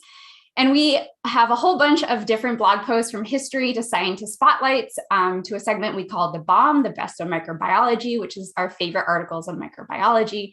We also do recipes and talk about fermentation. And then recently we opened up the Society of Symbionts, which is our virtual school for microbes to learn to be good symbionts to the earth. So this is a little bit more about what we do. It's a little bit of everything from science fiction to history, to recipes to holiday favorites. So I have a lot of fun doing what I do. And with that, I just want to thank International Microorganism Day for having me and for Binning Singletons and Joe for having me part of the session. And also to thank my team, Jonathan Mitchell, Julie Grubat, and Celia Shee, who helped me put together all of the stuff you see today. So I'm going to talk about 5 ways microbes affect your communication. And the first way is small talk, that sort of jib jabber that you have with people when you first meet them. It's usually, hi, how are you? What's the weather? What are you eating? So those are the 2 topics that people always ask me. And when I answer those 2 questions, it always has a microbial component to them. So what's on the microbe menu? We have cheese, we have bread, we have chocolate, yogurt, kefir, coffee. All of these are made possible because of microbes. And I think that is a beautiful thing. If there's a food on here that you don't like, or if there's no food on here you don't like, I would be surprised. They make some of the best food I think we have on the world. Next, I want to talk about weather. So petrichor is that beautiful earthy smell that you get after it rains. And this is actually caused by a microbe called Streptomyces. And they produce this metabolite called geosmin, which causes that smell. And then the final piece that I want to talk about with weather has to do with snowflakes. You know how every snowflake is unique? Well, that is made possible by Pseudomonas syringae, which is a microbe that may be hiding in your snowflake. So Pseudomonas syringae has a protein that's called INAZ that helps form these snowflakes into the unique structures that we see and love. So that's number 1 and 2, small talk, both in food and weather. Now we're going to move on to number 3, which is alcohol. And anyone who's ever had enough alcohol knows that it does impact your communication. Some people become angry. We don't like those people, but other people become more flirty or more loose with their lips and tell secrets. So alcohol has a way of definitely impacting our communication. And just another little plug here, I've created this microbe-inspired cocktails ebook, which is about a dozen different recipes that are all inspired by microbes. So if you'd like that, all you have to do is sign up for our mailing list and we'll send that to you. So number 4 gets a little bit more serious. We were talking about mental health. So if if you don't have good mental health, this can definitely affect your communication. You may not want to go outside. You may not want to communicate with people. And while mental health is a multifaceted area, they are finding ways that your mental health is connected to your gut microbiome. And you have this axis they call the gut-brain axis, which is this informational highway from your gut to your brain. So as an example of how microbes may be impacting it, we have Lactobacillus rhamnosus, which can produce GABA, which is linked to decreasing stress responsiveness and anxiety and depressive-like behaviors. So my 5th and final one is halitosis, which is stinky breath. So stinky breath is another thing that can be very multifaceted. It can be caused by a number of things, but one thing that it may be caused by is a sulfur-producing bacteria that live in your tongue or in your throat.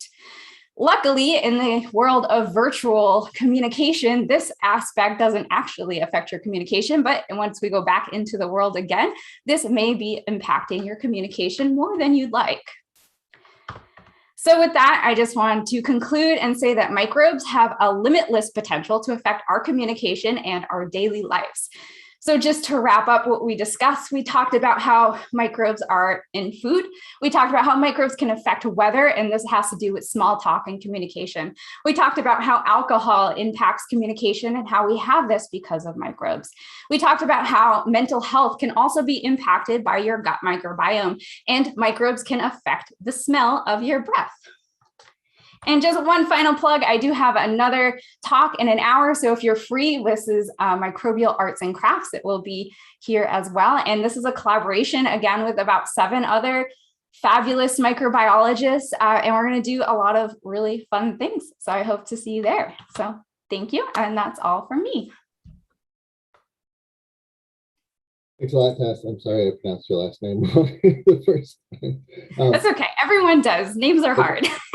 I think we will definitely be back on here with my 4th grader for the arts and crafts, because I've never seen anyone love arts and crafts as much as I can. So we're going to have some fun stuff. We have a live action drawing session. We have fermentation demonstration. That'll be great. Okay. So next up, so everyone, we actually are going to probably finish up a little bit early. So I will try to come up with some questions for you. But if you have questions for each other, or Ben, if you want me to talk a little bit more about the Binning Singletons thing, I didn't really focus on that for my part. But if anyone wants that explained a little bit better, I can do that. But I really wanted to make sure that everybody else had their chance to talk. So next up, we have Sarah Woodward, who is at the University of British Columbia. And she's going to talk about a travel guide to the gut, how enteric pathogens navigate the gastrointestinal environment. So take it away, Sarah. Awesome, thanks. So I'll just see if I can figure out how to share it. Okay. Can you see the right thing, or can you see my note that tells me to tell you that my name is Sarah? Does it look okay? All right, good. All right. Hi, everyone. My name is Sarah Woodward, and I'm a microbiology PhD candidate at the University of British Columbia in beautiful Vancouver, Canada. And I've really enjoyed the talk so far, and I'm going to talk to you about the incredibly dynamic and complex ecosystem we carry around with us every day, which is the gut. We've heard some great things about some of the bacterial communities that live in the gut, but I'm going to try and convince you that the gut itself, or the context in which those communities are existing, is also really, really important. So before we get started, I just want to introduce diarrheal disease to give us some context for this talk. So diarrheal disease remains a major health burden. It's the leading cause of death in children the age of 5, and every day diarrheal disease is estimated to kill more than 2,000 children. That's more than AIDS, malaria, and measles combined, and it accounts for 1 in 9 child deaths worldwide. Now, there are many microorganisms that can cause diarrheal disease, including both viruses and bacteria, and I'm going to refer to these sometimes as enteric pathogens. So enteric meaning that they're in the gut, and pathogen meaning a microorganism that causes disease or damage. So I'm particularly interested in those bacterial agents, some of which I'm sure you've heard of, such as E. coli, Salmonella, and Vibrio cholera. And these are predominantly transmitted through the ingestion of contaminated food and water. So while we know quite a bit about how these enteric pathogens cause host damage and the molecular mechanisms that they use once they reach the cells lining our gut, we still don't have the full picture. We know that ingestion of these bugs leads to disease, but we don't know a ton about the population dynamics or the way in which these bugs are actually reaching their gut niche in the first place. And to figure that out, we need to open the mystery box, which is the gut. So we don't tend to give the gut a lot of thought. It's just a tube where food goes in and stuff comes out the other end. But it's actually not a passive environment at all. It's a complex and dynamic series of parallel ecosystems. So for example, the gut physiology itself actually changes drastically from the long villi of the small intestine that are helping us with absorption of nutrients to thick mucus and deep crypts of the large intestine. There's also regional differences, from immune cell hubs to different microbial populations. And what these regional differences do is they create gradients. So down its length, we can see, for example, less undigested nutrients as you'd expect, or an increase in mucus thickness, for example, or some things that can fluctuate along its length, such as the pH or the acidity within the gut regions. In any one section of the gut, there's also these radial or cross-sectional gradients. If you imagine looking down the middle of a pipe, for example, there's an increase of oxygen closer to the cells that line your gut compared to in the middle. So it's unsurprising then that enteric pathogens have evolved to use the presence or absence of these regional signals to determine where they are in the gut, or even what stage of disease the host is in. And this tells them, importantly, where they need to go and what they need to do when they get there. So some of the behaviors that are directed by sensing these gut signals include growth of a population, motility or moving to a particular area, attachment to your host cells, and even virulence, or those host damaging behaviors such as hijacking our host cells. But the good news is that because of all of these regional differences that bacteria have to navigate to cause disease, the gut is actually highly restrictive. For example, major barriers to causing disease for an enteric pathogen include passing through the highly acidic stomach acid, which is able to kill a very large number of bugs. There's also peristalsis, or that luminal flow that helps us not only push our food along the GI tract, but also helps to flush away bacterial pathogens. And of course, those resident microbes you've been hearing about, which are able to resist colonization by enteric pathogens, in some ways just by taking up real estate and nutrients in the gut. So you can think of these each as barriers or literal hurdles that pathogens need to overcome in order to host and cause disease. If we can identify and manipulate these barriers or even alter the regional signals that pathogens respond to, this can allow us to better prevent and control diarrheal disease. But understanding gut barriers to colonization can even help us to improve probiotic therapies, or that is the introduction or colonization of those so-called good bacteria, which we have a notoriously difficult time getting to stick around in our gut after we've ingested them. So I hope I've convinced you to think a little bit more about your gut and why it's important to understand not only how the enteric pathogens damage our host cells, but how they get to those host cells in the first place and whether we can intervene in the process. So with that, thanks for listening. Special thanks to Joe and Benning Singletons for the opportunity, as well as the International Microorganism Day team. And of course, I'd also like to thank my colleagues in the Finley Lab, where I'm doing my PhD here in Vancouver, including Jorge Pena, who's going to speak next. So, and if you have any questions, feel free to reach out to me. Awesome. Okay. Yeah, with that, we're going to go right to Jorge, which actually is here on my screen, but I don't know where he is on your screen. From the University of British Columbia, and title is Everybody Talks, Bacterial Communication in the Gastrointestinal Tract, which I don't know if Everybody Talks is a reference to a song title, but if it is, I get it. So I'm impressed you got the reference. That's pretty. Thank you so much. Am I sharing already? Can you see everything? Okay. Okay, just give me 2 seconds. Okay, well, thanks so much, everyone. And like, as just like said, I'm going to talk to you a little bit more about like bacterial communication in the gastrointestinal tract.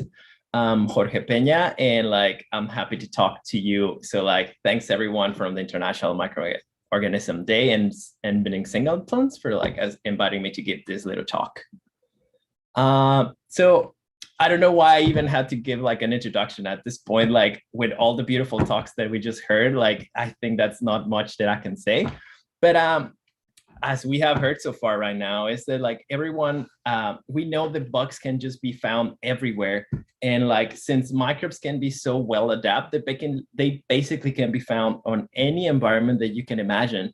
From like leaves from a plant, their roots, the soil, to your like skin, any environment in earth that we can find, even our food, as like we have heard from Tess, like our cheese, our coffee, our beer, to like even the most unhospitable like environments, such as like the bottom of the ocean floor, the permafrost, even in volcanic environments too.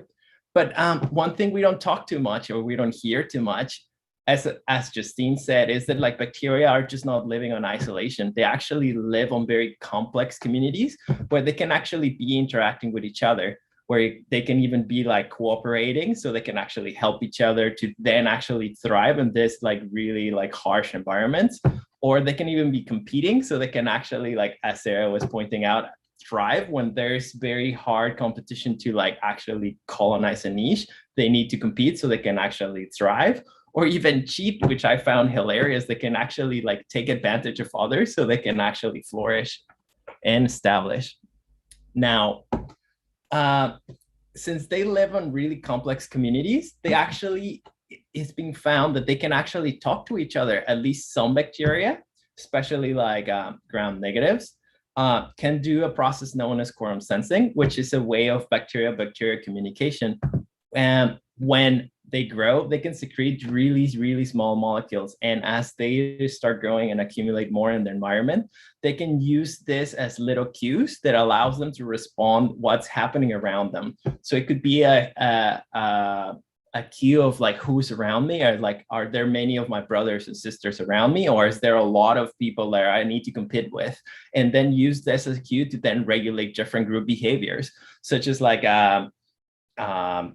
production of like toxins, or like motility, like the production of biofilm formation, bioluminescence, and others, which would be like behaviors that are very expensive for the bacteria to produce by itself. But when they group like work together as a team, then it's something that it can be like a competitive advantage. But now, as I told you like earlier in my first slide, like we know that bacteria lived in like many complex communities. And we know that like they can talk about, like they can use quorum sensing or like this communication signals to talk with each other. But are they actually talking in our gut? and it's something that is like still not very well like explored.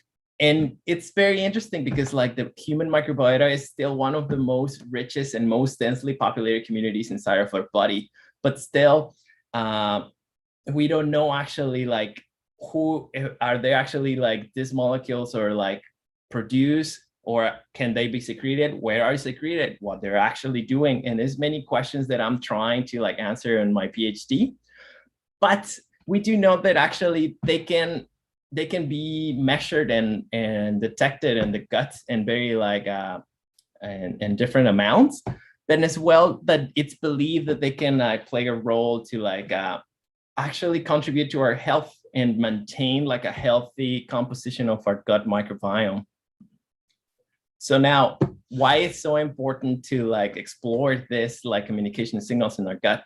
And it's because they can actually confer like a really interesting approach. For example, some pathogens can use these little communication signals to like coordinate how they can cause virulence or harm into our cells. So if we can understand better how they can use these signals to like modulate this virulence, we can like maybe make different like treatments that can cause like the inhibition of this communication signals, not allowing this bacteria to mount these group behaviors and just act them as individuals, and then just allow like the immune system to naturally clear this infection instead of having to use antibiotics. Or at the same time, we can use them as a different way to like to have a disease microbiome that it could be like associated with disease, and then help them to like push the creation of a more healthy or a more balanced microbiome by allowing different like microorganisms to thrive and like grow. So with that, I hope that I can like at least convince you, and like takeaways from my talk is that like bacteria can live in very complex environments, and they can actually be talking to each other and responding to what's around them. They can use this small molecules known as autoinducers to like communicate with each other. And as well that like exploring and like these tools can offer a tool to then use it to like use this as a tool to like I don't know, like I'm lost of words, but to like incorporate it as like another molecular toolbox to like create healthy environments. And with that, thank you so much for everyone, especially everyone in the Finley lab who has let me explore a lot of the questions that I like proposed today, and as well to Binning Singleton's like showing a very nice environment for me to show my science, and as well my International Microbial Day for like a place to like express my talk. So thanks so much, and if you have any questions, please feel free to contact me. Thank you so much. All right, thank you very much. We do have a question for Tess about the microbe-inspired cocktails, and what is the most alcoholic one? Tess, do you know that answer? I do, yeah. So we made a cocktail, and it's called Toughest Tardigrade, and it is a beer float cocktail that includes a shot of vanilla, or 2 shots actually, of vanilla vodka inside a 15% stout. So it's fairly alcoholic, and when you mix your alcohols, you will definitely feel it a little bit faster, which is why we named that one Toughest Tardigrade. That's pretty good. So this was suggested. I think it's actually hopefully a good one. Well, let me give a little bit of a background first. So Binning Singletons is something that we came up with back in 2019. Actually, I came up with it a year earlier and wanted to try it, and then we actually did it in 2019 at the ASM Microbe meeting. And so the idea was that a lot of people go to these. I don't know if you're not in science, you probably have been to some kind of a meeting or conference with people from your industry, and you get there. And there's just all these people, and you don't necessarily know them all, but you may have heard of some of them depending on your field, and you might be intimidated because honestly, when you suddenly show up and there's thousands of people, it can be a little intimidating, and imposter syndrome can really kick in. So our idea was to help people kind of jumpstart and raise the floor of what their meeting experience is. So rather than having to go through those first 2 or 3 times on your own and learn a bunch of stuff kind of the hard way, and maybe have negative experiences and never come back. We want to make that first experience pretty good. So the idea was, so we used a lot of puns from microbiology, and so that I know that this audience is really the microbe interested public, not necessarily microbiologists. So our puns kind of go hard in on the micro, so they're not necessarily as useful as an explanation. But essentially what we do is we want to group together. So if you've gone to one of these things and you've ever felt left out, or even, I think we've all felt this if you've been a new kid at school, or you got to high school and you had different friends and whatever. What we try to do is give people a community, so group people in groups of like 2 or 3, and then give them somebody who has done the meeting before as a mentor to kind of help guide them through it. And so that would be our Ben the Singleton's idea. The next thing we do is what in our description is called horizontal transfer, which comes from the fact that microorganisms often can transfer genes from one to another that did not evolve within that line. And so this is where sometimes you get bugs that acquire an antibiotic resistance that they didn't have because they're around something else that has that. So suddenly an organism that wasn't really that bad before, now you get an ear infection and you take your antibiotics and it doesn't work because it has got this horizontal transfer of this nice gene. For it, it's a nice gene. For us, it's not. So our idea is that this horizontal transfer takes place between both the members, so the peer-to-peer kind of mentoring kind of thing, but also that the more experienced person can offer their advice. Also importantly, unfortunately, we didn't get to do this at the World Microbe Forum, but we kind of did it virtually with some of our Zoom calls, is you want to bring all these people together who feel this way, and it helps people realize that they are not the only ones who feel this way. And it's like actually some really, really cool, smart people that maybe you were intimidated by are also there. And you're like, oh, well, okay, cool. I mean, I'm in this group too, so we're all good. And then the next we jokingly call it the exponential growth phase, which if you are growing bacteria, there's a phase where they just grow and double every, if you're E. coli, you can double every 15 minutes under the ideal conditions. So, you suddenly have a whole bunch more E. coli than what you started with. So our idea is that these people now who've worked together and kind of spent a little bit of time together now can really grow at a much higher rate than they would have before. And so really that's kind of the general idea of what Benning Singleton is. Again, for me, it was really as a result of having gone to many, many meetings by myself and feeling like I didn't really belong there and everyone else was smarter than me and they knew what they were talking about and I was faking it. And so it was kind of a way to help get over imposter syndrome. I don't know if you can see right above my head.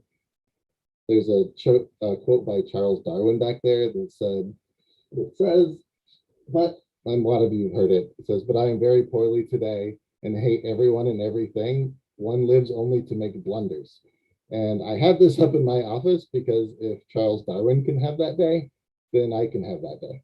And I have that day a lot. So I think it's important for everyone really to understand that, even if you feel like sometimes you're not measuring up to what some idea of what you think a scientist is, that actually, or if you're in another field, whatever your profession is, you're probably doing better than you think. And if you find a community of people that you can share with and talk with, you'll find out that you're actually probably doing a lot better than you think, and that it's really a lot more fun if you go through this together. So I very cordially like to say that we are cultivating a culture of community. Again, cultivating culture, all those nice bacteria jokes. But so one question somebody wanted to ask is what kind of impact Benning Singleton has had on your route. I'm not sure I like the question too much because I don't know that I want to take a lot of credit for really changing anyone's life, but hopefully people have had some small benefit from being with us. So if anyone wants to jump in on that, and then I'll also take other questions and pass them on. Anyone? Justine? Oh no, I was just saying it's awesome. Two thumbs up. Oh, Kaylee has her hand up. Okay. Kaylee. Sorry. I'm misreading Zoom responses. It's my fault. Well, so I'll just say quickly is that so I'm kind of new to microbiology. I was trained as an ecologist and in marine bio. So kind of just having this avenue to have like less imposter syndrome and kind of feel a little more kind of connected to like microbiologists has helped a lot. I want to like say too that like I've been to like a conference before, and it's kind of like so challenging when you don't know anyone and you're literally like the one odd one in the room, and you just, I mean, I didn't even know how conferences work. So like it makes such a difference when like you can have like a community to thrive, right? Like as I like said something on my talk, like that makes a huge difference. And it was so much easier to like, oh, I want to talk to this person or whatnot, like having like that group as a support. And the other thing is it just opens like opportunities too. Like I feel like it helped me to expand my social like media and like reach, and like as well gives you more opportunities, such as like that's why I'm here, right? Like, so thanks. Yeah, I'll just echo that. I think, I mean, when I heard about binning singletons, I absolutely fell in love with the idea. And I think sometimes when you hear these ideas, you can think, well, you know, maybe they're not actually going to give you what they're saying and it's all just talk. But I going to the World Micro Forum and being part of binning singletons, they had actual moments and networking hours where you could talk to people. And it was just so nice to hear other people say like, you know, I'm super introverted, I hate talking to people, and just being able to relate to other scientists who also feel the same way. It just makes you feel a little less alone in the virtual world. Yeah, I have nothing original to add to that, but I agree with everything everyone has said. It's been a fantastic networking opportunity, and even just kind of going to those other broader conference networking events as a little binning singletons team was key, because otherwise I don't think I would have gone to them. And just like learning how to navigate some of the huge conferences like that, it's been fantastic. So yeah. I particularly enjoyed when we all kind of descended on Johnny Chang as he was drawing art. So I have my shirt that he drew for me. You saw in Jorge's presentation, he also had one. I think like at least 50% of the people in that session are from binning singletons, because I made sure to share it. So that was pretty great. That was kind of crazy too, because I had to wake up like at 4 a.m. to like go to the Yeah, I actually thankfully had gotten mine at the session the day before, because I had something else I wanted to do and I couldn't get in, because even though I got up at 6, I still couldn't get in because he's such in demand. But his art is awesome, so it's worth it. Okay, so Ben, do you have anything that you want us to talk about, or do you have any questions that we haven't seen? Because I'm not seeing YouTube or any of the other formats. No, we don't have any questions coming in at the moment, but we've got how long is it? A couple of minutes left. So I guess are there any more questions from you guys? Is there any kind of final remarks? Otherwise, we can close the session. It's been absolutely fantastic, I can say. I really enjoyed listening to you all and kind of learning more about binning singletons. It's really inspiring. So thank you for that. Are there any kind of closing remarks? Anything anyone would like to say? I know that I can say that having these kinds of presentations where, you know, junior early career people are presenting their work, as somebody who's been in my job for 21 years now, it almost increases my imposter syndrome, because I'm like, oh my God, they're doing things that I can't even imagine, and it's amazing and really awesome and cool. So I think it's really good for, because I know a lot of us, now if you haven't been to a lot of conferences, you maybe haven't felt this, but sometimes if you go to the similar conferences, you kind of hear the same talks from the same people over and over again.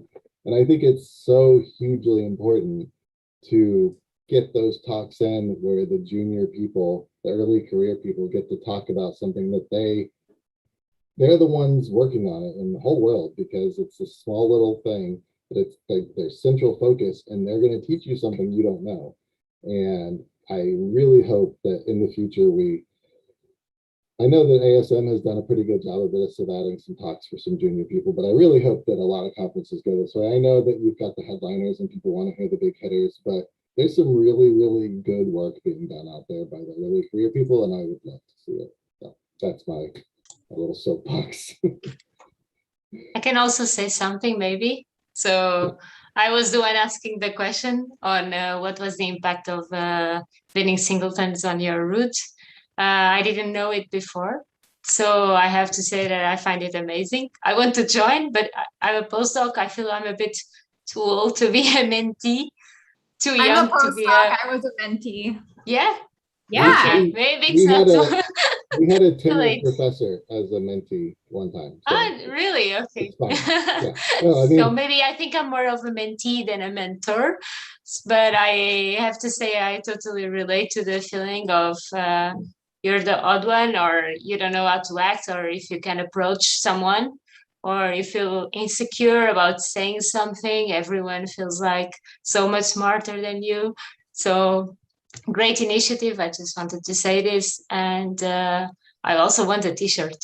They are cool. So this one is a one-off. I have the only one of these, but that's the original one, I feel. Yeah. Well, this one's different than all the other ones. I think you can see Sarah and Jorge, yeah. the ones we did for World Microform. I actually have one that I have whipped up for International Microorganism Day, but I have to clear the logos with IMD folks to make sure I can put it on there. So, but actually, I can show it real quick if anyone wants to see it, because I think it's... Yeah, let's see it. Let's see it. Sure.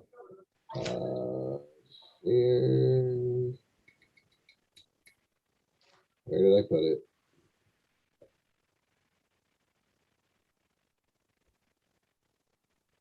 All right, so there it is. Oh, nice. So I've got the nice. singletons microbes on there, and then I put the International Microorganism Day microbes on there as well. That's nice. So I actually have... Oh, something just... I broke something. It went away. No, it's fine. Yeah. Very cool. So yeah, I will totally look up to it. So that's what. Oh, and then I did put my oh, where'd it go? Yeah, I put my it's a front and back shirt, and so I have my... Where's my share screen? There we go.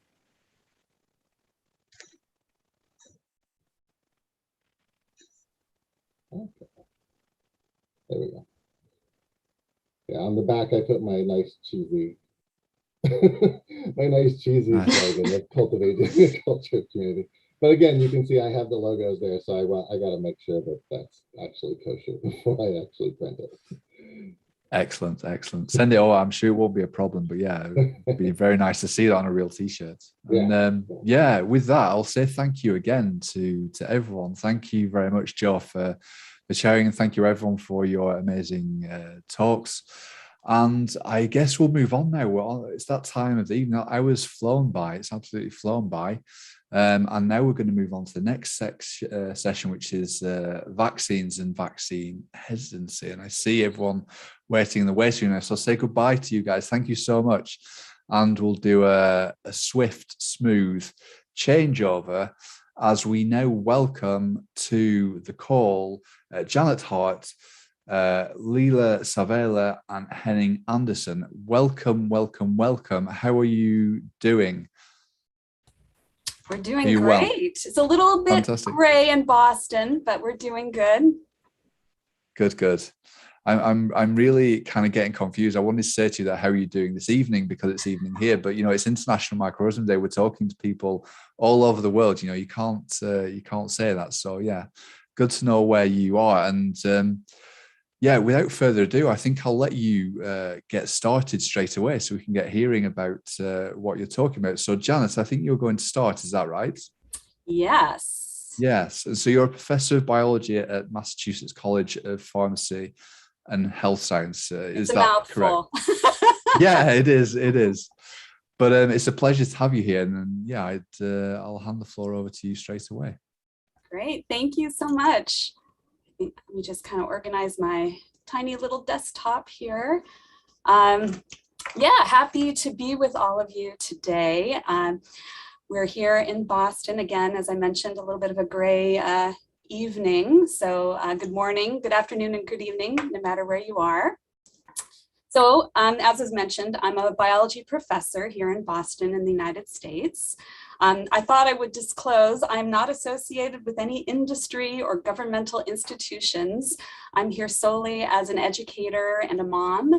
And together with my students, we really hope to help people understand the science around microbes and vaccines. And that's what our talk is all about. And we also hope if you have some questions, we'll do our best towards the end to answer them. All righty, so let's get started. So microbes are everywhere. You may have heard that in other talks for International Microorganism Day. Some are harmful, but most are actually quite helpful. In 1 drop of surface seawater, there's about 10 million viruses. Fortunately, very few actually make large animals like fish or humans sick. Almost all of those viruses actually attack marine bacteria. Viruses, of course, unfortunately, can also infect other animals, birds, reptiles, insects, and of course, us. Viruses have probably existed for millions and millions of years, evolving with other life forms, and that's millions and millions of years of developing and adapting and getting better at what they do. And for the microbes that are the bad guys, unfortunately, that's making us sick. So this talk is focused around stories. Of course, stories are really important for us as human beings, no matter what culture we come from. So I wanted to start by sharing this important story from not so long ago. This gentleman, Morton Chapman, he writes, "I can remember no experience more horrifying than watching by the bedside of my 5-year-old stricken with polio. The disease attacked his right leg, and we watched helplessly as his limbs steadily weakened. On the 3rd day, the doctor told us that he would survive and that paralysis was the worst he would suffer. I was grateful, although I continued to agonize about whether my wife and unborn child would be affected. What a blessing that no other parent will have to endure the terror that my wife and I and thousands of others shared that August." So we've been working very hard to eliminate polio from the planet, which we can do since it only infects human beings and doesn't hang out in any other animals. The only pathogen we have ever gotten rid of in the wild globally has been smallpox, and that's because it also only infects human beings. And vaccines were key to making sure that that would happen. In fact, we've seen incredible reductions in illness and death in the 20th century for many diseases, and that's because of vaccines. You can see here on the left a bunch of different diseases. This is just a small sample. You can see, right, that we were able to, again, bring down smallpox as well as diphtheria compared with the 20th century levels of disease to 0 in the 21st century. We also dramatically decreased in the United States the amount of paralytic polio, measles, mumps, and rubella, as well as congenital rubella, which causes birth defects. But when diseases become less frequent due to high vaccination rates, we can become a bit complacent and we forget just about the impact of these diseases. And that's why certain kinds of infections like pertussis can come back. And we've seen this in the US, like is shown here. So stories and scientific evidence are really very, very important in helping people make informed decisions to protect their health. So here are a bunch of vaccine preventable diseases. Some of these are viruses and some are bacteria. And I'm so grateful that I've had access to vaccines that I could protect my kids from all of these different kinds of diseases. I didn't have to worry about my kids getting a lot of these. My son didn't lose his hearing after getting a mumps infection. I can protect both my son and my daughter from deadly cancer and meningitis. And my kids are much less likely to develop the painful condition called shingles later in life because they've been vaccinated against chickenpox. So I'm not just protecting my kids though. The great thing about vaccines is that it protects their friends, teachers, and everyone else around them. I wanted to point out a couple of these vaccines, starting with rabies. If you get infected with rabies, you will die, 100%. It's got a 100% mortality rate, which is very scary. And rabies does exist in many, many parts of the world. And every year people do die from rabies. But this vaccine, the rabies vaccine, is pretty amazing because it's one of the rare situations where a vaccine can actually be given after you're infected. And so it saved many, many lives.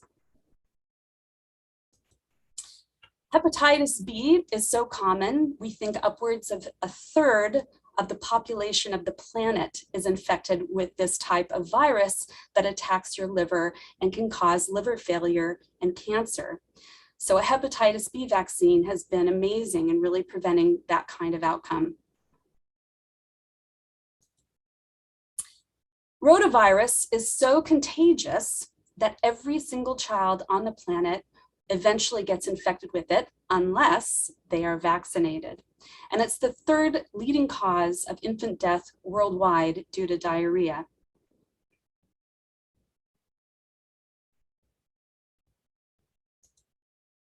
So I wanted to step back a little bit in time and share the fact that immunization actually is a concept with a pretty long history.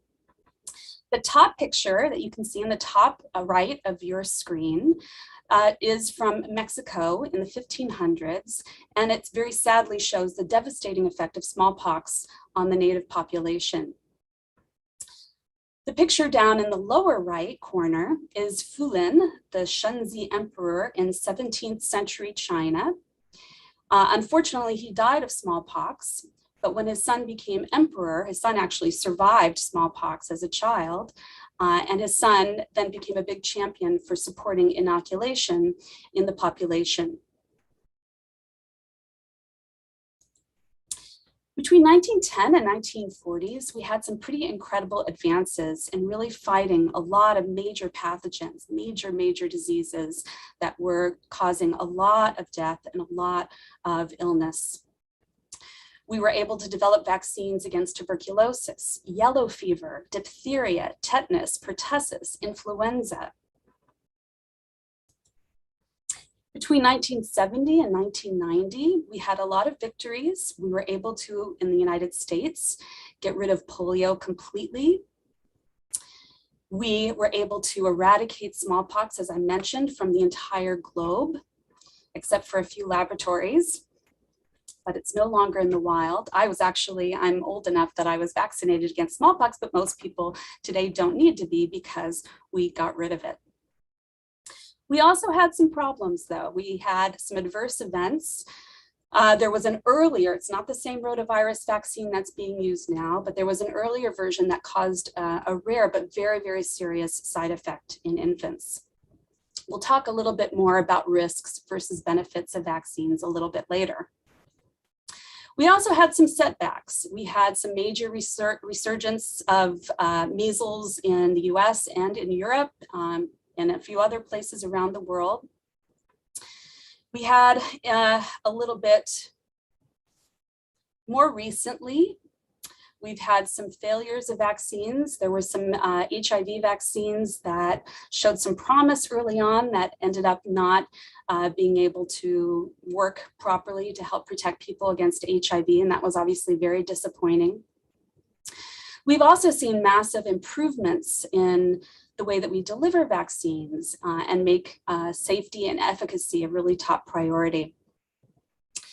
And then I also wanted to talk about a really important topic, and that's equity. Measles is no longer a common disease in the United States, but globally, it's still a major cause of death of children under 5. And that's highlighted by this slide from data from the WHO, the World Health Organization, that shows just how something that really should be eliminated through vaccination has not been because of access. We have not been able to get the measles vaccine to enough parts of the world to really bring down this rate of disease and death in children and adults. So I wanted to share just a little highlight from the report that this is taken from. This is from 2019, not so long ago. And the report states, measles outbreaks continue to spread rapidly around the world, with millions of people globally at risk of the disease.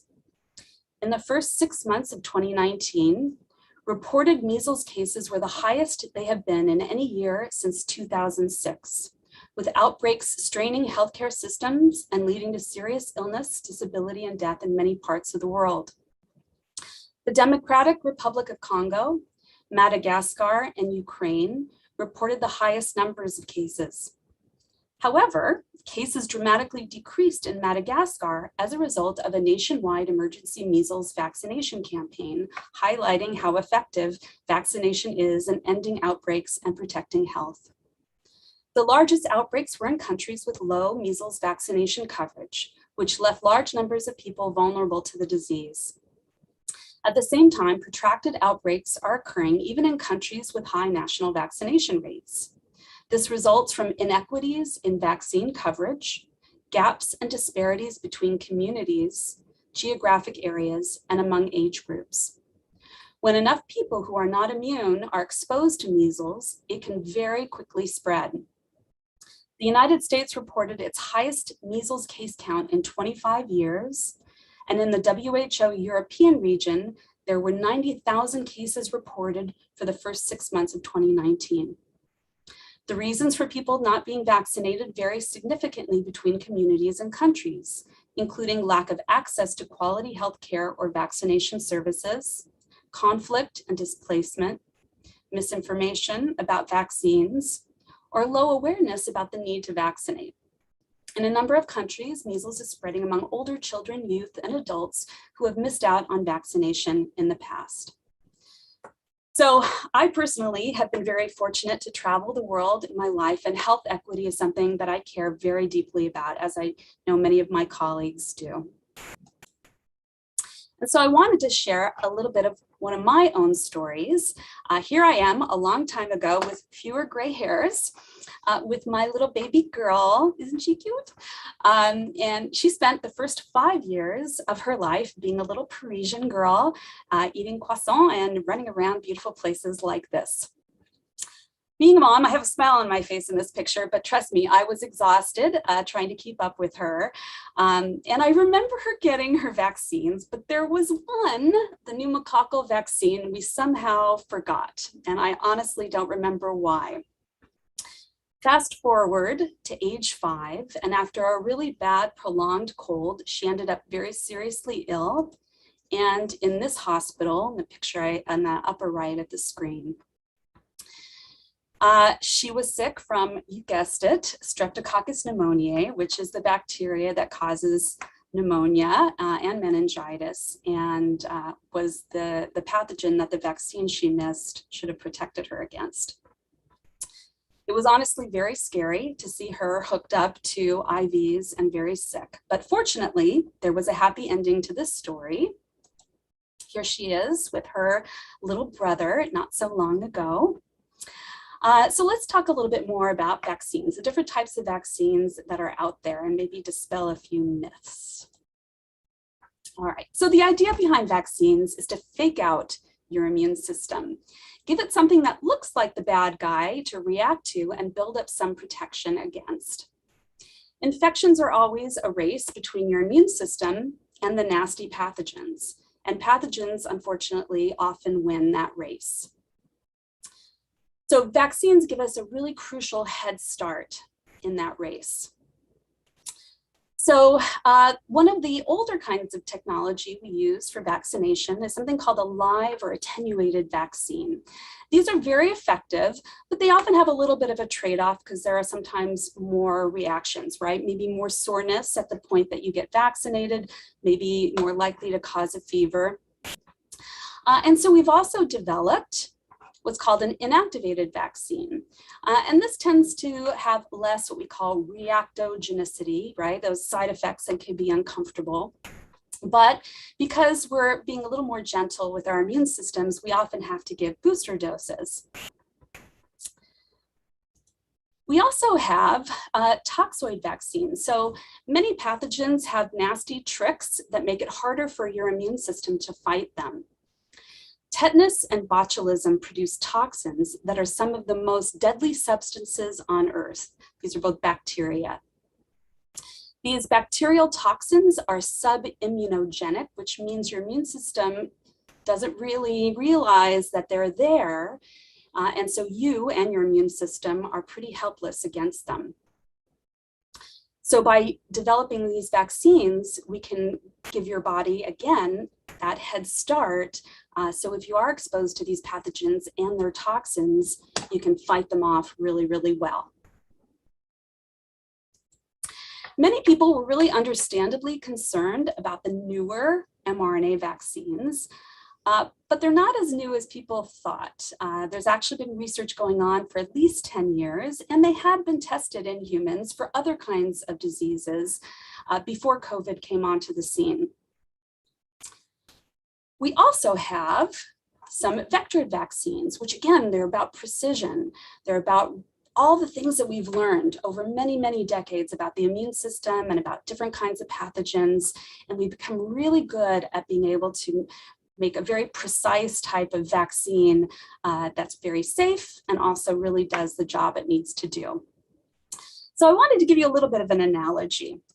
All right, so here we see a picture of a 1970 Honda Civic, which is a great, reliable car.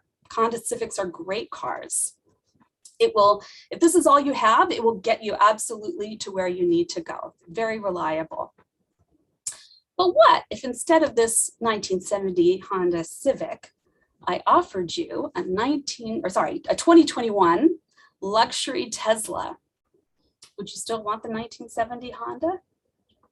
You know, we drive around in new cars all the time and we feel safe. Why? Because they've been tested extensively and the technology, comfort, and safety are constantly being improved. And the same is true for vaccines. So try not to be too scared if something is new. It doesn't necessarily mean it's not going to be really safe. Vaccines are given to healthy people and they undergo much higher, more rigorous standards than anything else we put in our bodies. So let's move on to the sad story that we've all been living through, and that's the story of the virus SARS-CoV-2. This is an excerpt from a paper I remember reading in January 2020, very naively being a little concerned, but not realizing just how much this was going to upend the lives of every single person on the planet. There's reason to feel hopeful, right? We've been able to develop globally several different vaccines. And when you start reading some of this data, this is from Our World in Data, which is a great site to get information about, and data obviously, about the coronavirus and COVID-19 disease. You know, and you read this and you see, okay, 40% of the world's population has received one dose of COVID vaccine and 5.2 billion doses have been administered and 31 million are administered each day. And then you look and you see, less than 2% of people in low-income countries have received at least one dose, right? So again, we have some work to do. When you look at this particular map, right, share of the population fully vaccinated against COVID-19, this is a major, major problem. You know, I deeply appreciate being in a country where I have access to this and many other life-saving vaccines. But if we've learned anything from SARS-CoV-2, we're all interconnected as human beings and we depend upon each other in many ways. Many of us in developed countries need to continue to push our governments to share more vaccines with developing countries. And this is essential to bringing the virus under control. There are a few things that I say with certainty about this crazy virus, but one is that it's not going away. It's in too many places, in too many people, and people can spread it before they know they're even sick or infected. We have to learn how to live with this virus, and we can only do this if we stick together globally and help each other. So speaking of sticking together and helping each other, I'm going to hand things off to two of my awesome students who are going to talk about the journal club that we worked on last spring to help each other understand the evolving science around this virus. So Leah and Henning, take it away. Hi everyone, my name is Leah and I am a third year here at MCPHS in the Medical Molecular Bio program. And for our project that we did for our journal club last semester, we were actually able to take information every single week from some of these amazing organizations that you see on the screen. For me personally, I took information from the World Health Organization and I reported on it every single week. And so it was really great because we had 5 students all reporting from these great sites and great data sharers, and we were able to talk about what we were finding. For me, I reported on the WHO's weekly epidemiology update, and so I was able to look at graphs and really determine what those graphs were showing. Some of my other peers, they reported on the CDC, as well as the New England Journal of Medicine, 2 really great places for information. And we were able to have these really great discussions talking about what was going on that week in the world of COVID, just looking at vaccine hesitancy and how we could combat that. So we really did a lot of work together and really trying to understand different things that were happening in the world. I really loved hearing about things. I learned so much every single week. And by talking with Dr. Hart about all the things that we brought to the table, we were able to have really great facilitated discussions around the information we were sharing, as well as really thinking about why things were happening and how we could share this in a really great way, which Henning will be talking about in a little bit. But Henning, is there anything else that you'd like to add about our journal club? No, I think you covered it perfectly. So just to introduce myself in advance, my name is Henning Anderson. I'm also a third year in the Medical Molecular Biology program. And I was the person that reported on the CDC's weekly morbidity and mortality report.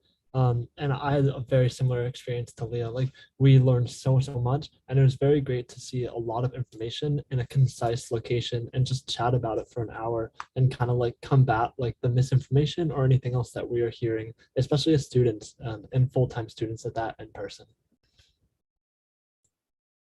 Great, thank you so much for sharing that. You know, this is really the inspiration for this was, you know, something that I've learned over many years being a scientist, and that's, you know, good science is a team sport. And so, you know, it's really bringing together multiple reliable sources of information and going as close to the source of science directly to scientists that really helps to, you know, to get at the truth in science. All right. So moving on. So our journal club discussed, right, the science of SARS-CoV-2, and we looked for inspiration to help us explain science to our friends and family. And one example is that we came up with is this soup analogy. So mRNA vaccines, at least from my perspective, have relatively simple ingredients. There are a little bit of instructions, right, to make the virus, and part of the virus, I should say, that's protected in a little lipid bubble. So because it has relatively simple ingredients, I'm kind of making the analogy that mRNA vaccines are like chicken broth. But there are other types of vaccines, some with similar ingredients and some that have extra ingredients. So, you know, I kind of gave them a little bit of, you know, a similar base, right? They're all chicken soup, but some have vegetables and some have noodles. So some soups taste good to me, just like some vaccines taste good to my immune system. But sometimes our immune systems don't like the taste of certain vaccines, which is where allergies and rare reactions can come in. For some vaccines, may be better or less reactogenic, right? Again, that term that has to do with reacting in some way could be something mild, like, feeling sore in your arm or getting a fever, could be something more serious. And for some people, there might be some vaccines that are going to taste better to their immune system, less likely to have an allergy or a reaction.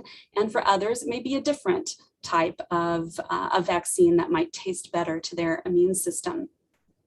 Another way of looking at this, my husband and my son both happen to be allergic to penicillin, but they're not allergic to all antibiotics. Just because they're allergic to penicillin doesn't mean they don't take another kind of antibiotic when they're sick. So if you have concerns, and I think that's very, very reasonable to have concerns about myocarditis or blood clots. By the way, your risk of myocarditis and blood clots if you get infected with the virus is much, much higher than those risks from the vaccines. But if you do have those kinds of concerns, then maybe a different vaccine would be better for you. Not everyone has the luxury, of course, of choosing which vaccine, though, as we saw in previous slides.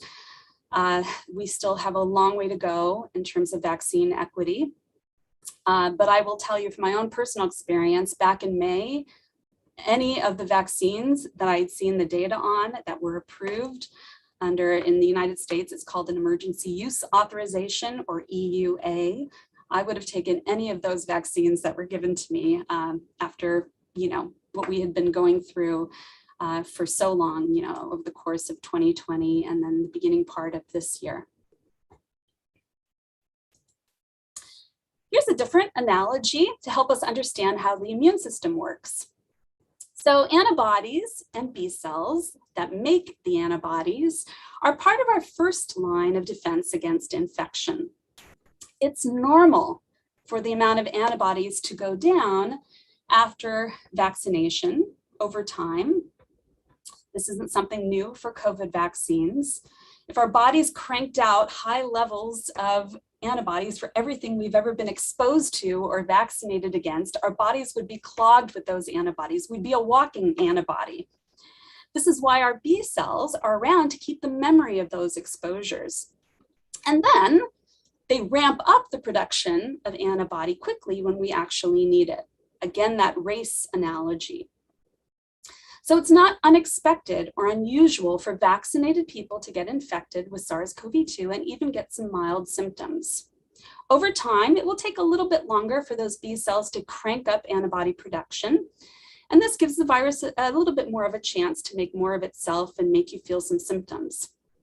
But remember, we are still at a big, big advantage in this race if we are vaccinated. So B cells and antibodies are a bit like the Navy and its torpedoes. They try to get the floating bad guys, the viruses, before they reach land, your cells. When antibody levels go down, a few bad guys might make it into your cells and you might start to feel sick. But those memory B cells will still do a great job keeping the infection in check. Also, we have a whole different branch of our immune system called T cells. T cells are like your army. If the bad guys do land, if they make it past the Navy and they do end up landing or entering your cells, T cells will help destroy those infected cells and lessen the impact of the bad guys, prevent you from hospitalization and death. So far, the vaccine doses that people have gotten are highly, highly effective against hospitalization and death for the great majority of us, against all variants we have come across so far, including Delta. When talking about things that you put in or do to your body, it's important, of course, to think about risk versus benefit and balancing those things. Remember that anything in our environment has risks associated with it. OTC, or over-the-counter medicines like aspirin, have some risks associated with them. Aspirin in small children in certain circumstances can cause a very rare but serious side effect called Reye's syndrome. prescription medicines, of course, if you've read the instructions and the little packaging associated with prescription medicine, often there's lots of different things they warn you about. I love to eat out. I don't like to cook, but eating out has risks. You're trusting someone else to wash their hands after they go to the bathroom and cook your food properly. Foodborne illness is a major cause of illness and even death globally. Unfortunately, there's a lot of things we do to our environment that is not good for our health. We do things that pollute the air we breathe or the water we drink. Clearly, that's not going to stop us from continuing to breathe and drink, right? So again, a good way to frame the discussion of vaccines is to really weigh benefit and risk. Going back to the car analogy, right? There's a very high rate potentially of getting hurt in a car accident when you get into a car, especially here in Boston. Not great drivers in Boston. But most of us, right, still get in a car because the benefit getting to where we need to go outweighs the risk of potentially getting in a car accident and getting injured. Even though my kids are at low risk of dying from SARS-CoV-2, they're not at no risk. And long COVID is a real phenomenon that we're only beginning to understand. So we're going to talk now a little bit about my son's story. People sometimes forget that scientists are moms and dads too. This is a picture of my baby, my son, from a long ago. Isn't he cute? Basically, these days he talks down for me from above because he's 6 feet tall and he has a deep voice. But he was very cute back then.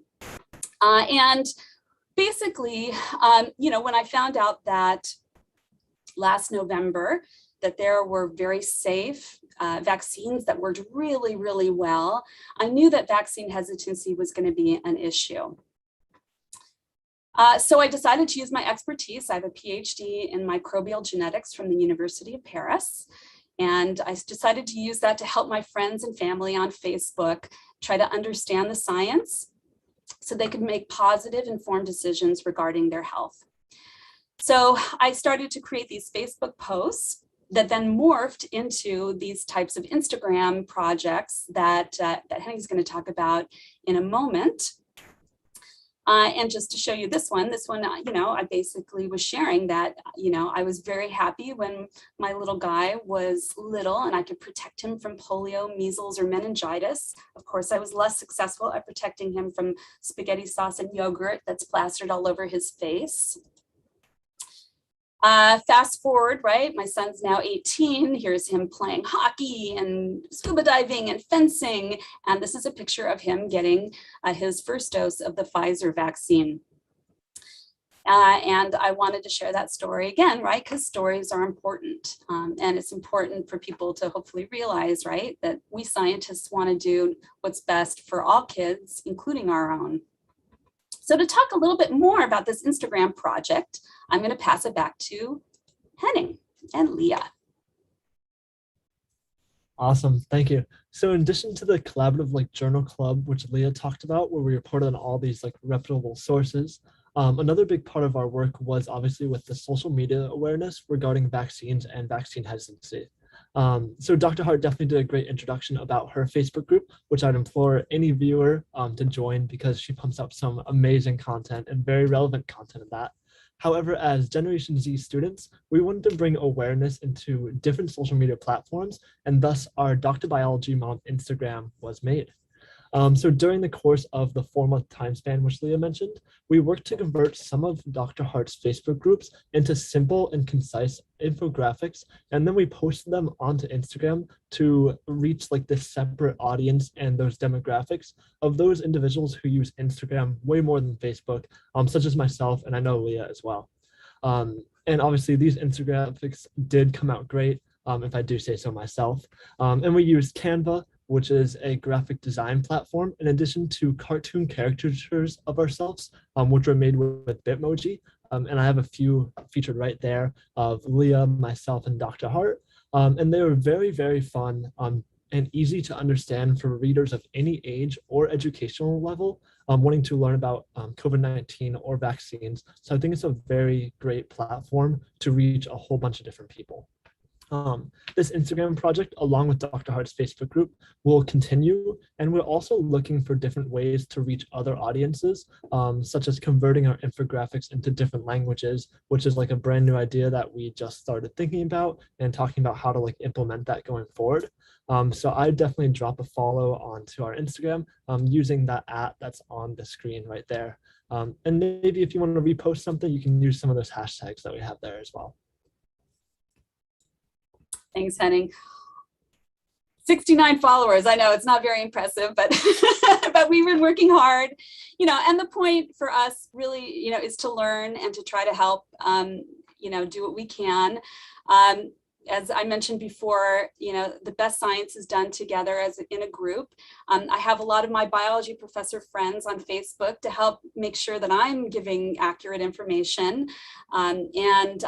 Towards the end of this talk, I'm going to share a few of my favorite teams, science teams, that I get my information from that I really highly recommend. All right, so I wanted to kind of wrap up this talk talking about something very, very important, which is human behavior. I have some amazing colleagues here in our psychology department. I look to them a lot for advice and knowledge. And I've been learning a lot about some really interesting things that contribute to the really complex issue of vaccine hesitancy. It's very reasonable for people to have concerns and questions. And nobody should ever be shamed to have those kinds of questions and need to get them addressed before they feel comfortable getting vaccinated. But there are a couple of things that can interfere with our ability to make decisions that are good for our health. Confirmation bias is one of those things. It's an aspect of human behavior where we like to look at things that make us feel good, and we don't like to look at things that make us not feel good, which is natural, right? Unfortunately, this is something that social media can take advantage of, right? They have algorithms that when you like something or you watch a certain video, they're collecting data and they feed you more of the things that make you feel good, right? The things that you like or that you stop up on various social media platforms. And I think we have to be a little careful about this. I've been really trying lately to be a little bit more, push myself, to make sure that I'm seeing a broad range of perspectives from reliable people whose credentials I know and can, feel a little bit more trusting of. There's another concept related to human psychology called complexity bias. And this is something that is discussed often in medicine. When doctors are being trained, there's a little saying, when you hear hooves, think horse, not zebra. And basically the idea is if you walk in, if a patient walks into your emergency room in Boston with really serious flu-like symptoms, don't immediately assume they have Ebola, right? We tend to overcomplicate things. Probably why, we do tend to like maybe conspiracy theories, why lab leaks make newspaper headlines, but the much more likely spillover of a virus from animals doesn't make those headlines. Complexity bias is a thing. There's also something called omission bias, and as a tendency we have as human beings. And the way that I like to describe this is that even though doing nothing, right, being passive can be really risky in certain situations, it often feels better for us to be passive than to be active, even though taking action is less risky. Okay, that sounded like a mouthful. Let me explain that in terms of vaccination, right? A lot of times people feel very hesitant, right? Even though not getting vaccinated is more risky than getting vaccinated, right? In terms of your chances of getting very seriously ill, hospitalized, or dying, it's hard to get over that hurdle. Taking action to do something less risky is harder than not taking action when the situation consequences are even riskier. Hopefully that made sense. But, you know, often scientists, we make the mistake that just because we love facts and data and tables and graphs and figures, right? We think if we just give that out to people, you know, they'll decide to do what we want them to do and get vaccinated. But that's basically called the knowledge deficit model. That's not really going to help in a lot of situations to convince people. Vaccine hesitancy has a lot to do with trust. And there are some populations, at least in the United States, that have very valid reasons not to trust medical professionals or scientists because of historical or even current lived experiences. Taking action for our health is often tied up in cultural beliefs, personal values, our sense of identity, with politics sometimes sprinkled in. So it's really important not to judge people, to really listen, to share stories again, and to really be patient as people try to figure out what the right thing to do is for their health. So here are some of my favorite storytellers. Again, what I tend to gravitate to, because I feel like this is where the best science happens, is groups of scientists from respected institutions who have dialogues to get at the truth, to look through data and discuss it, and try to come up with some sort of consensus after not just one preprint, right, is released into the media, but after hopefully, you know, several kinds of studies and accumulation of evidence happens. So in the top left is my favorite virology podcast. This is run by Vincent Racaniello, who's a professor of virology at Columbia University, just to the south in New York City. And he has a really great team of really lovely people. And they do a fantastic job explaining some pretty tough science. And they have really awesome guests too, people who have so much insight to share. Again, I like to go as close to the source of science as possible to really get, you know, good science. On the right, this is the University of California, San Francisco Department of Medicine. They have Grand Rounds. This is on YouTube. And they have a really nice mix of doctors and scientists. And they talk about a lot of important topics, again, together, where they can bounce ideas and share opinions with one another. And then lastly, in the lower left corner, again, one of my really favorite sources, storytellers, is the American Public Health Association, or APHA. They've been doing this series called the COVID-19 Conversations with the United States National Academy of Medicine. And they've been really wonderful at exploring, again, some of these really crucial issues, not just the science and the medicine, but public health, global equity, and really trying to help with health disparities, which exist here in the United States and obviously all over the world. I have a couple of recommended stories. So if you're interested in trying to understand a little bit more about vaccine hesitancy, there are two different books that I highly recommend. They're really good reads. One is The Panic Virus by Seth Nunkin, and the other is Stuck by Heidi Larson. She's a professor of epidemiology at the London School of Hygiene and Tropical Medicine and one of my heroes. If you want to know a little bit more about the spillover of microbes into humans, here are two really fantastic, well-researched sources.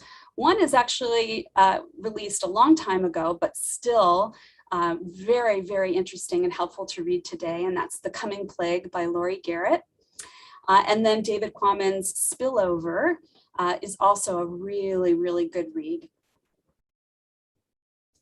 All right, so with that, I will stop screen sharing so I can see people's lovely faces. And yeah, I guess if there's any questions, we're happy to do our best to try to answer them. Well, thank you very much, all of you, for a great insight into this. I think it's something that we've all been battling with a little bit over, you know, the corona period, but it's nice that you've put so much effort into kind of researching it. And I guess one of the questions I have is, in all your research, have you found a good way of kind of combining the, you know, the scientific literature, you know, the way vaccines work with the analogies, and then also with these psychological biases? Have you found any kind of formula or sequence or way of kind of combining those to actually have a good productive conversation with people who are hesitant about vaccines? Yeah, that's a great question. I think it's a process that we're constantly learning. You know, my training is in bacterial proteomics, but, you know, being a mom again, you know, I love to share science with my kids, and I have 2 kids here. Sorry, young adults, I should say. I tend to think of my students as my kids. My kids are my genetically related kids, are also young adults, but you know, but basically really trying to learn how to, you know, to be a good communicator. You know, that takes time. As you mentioned, integrating an understanding of psychology. And I mean, it's really fascinating to explore the intersection of public health and genetics and microbiology and psychology. I'm a big believer that there's always something to learn from other disciplines. I've done some collaborations with professors in the field of ethics. And yeah, I think having an open mind and trying to learn as much as you can from different disciplines, and then just, you know, doing your best to really, you know, work to integrate those things together in discussion, right, with students or colleagues. Yeah. Do you guys want to add anything earlier? Do you want to add anything else to that? I think that by having the conversations and being in programs like Henning and I are in, we have a really great understanding of how it works at a small level. And so being able to kind of build on that, and by looking at the science from reputable sources, and then also having conversations with professionals who are in the field, I think that really helps, because you, like for me, for example, like I've studied biology for the last 4 or 5 years in high school and now in college. I feel like I know a lot, but there's so many other people that know a lot more than I do. And so I learn from them. And by hearing the different analogies and the stories that Dr. Hart has shared, I think that it kind of puts the pieces together so that you can have a story too, and kind of understand how it works.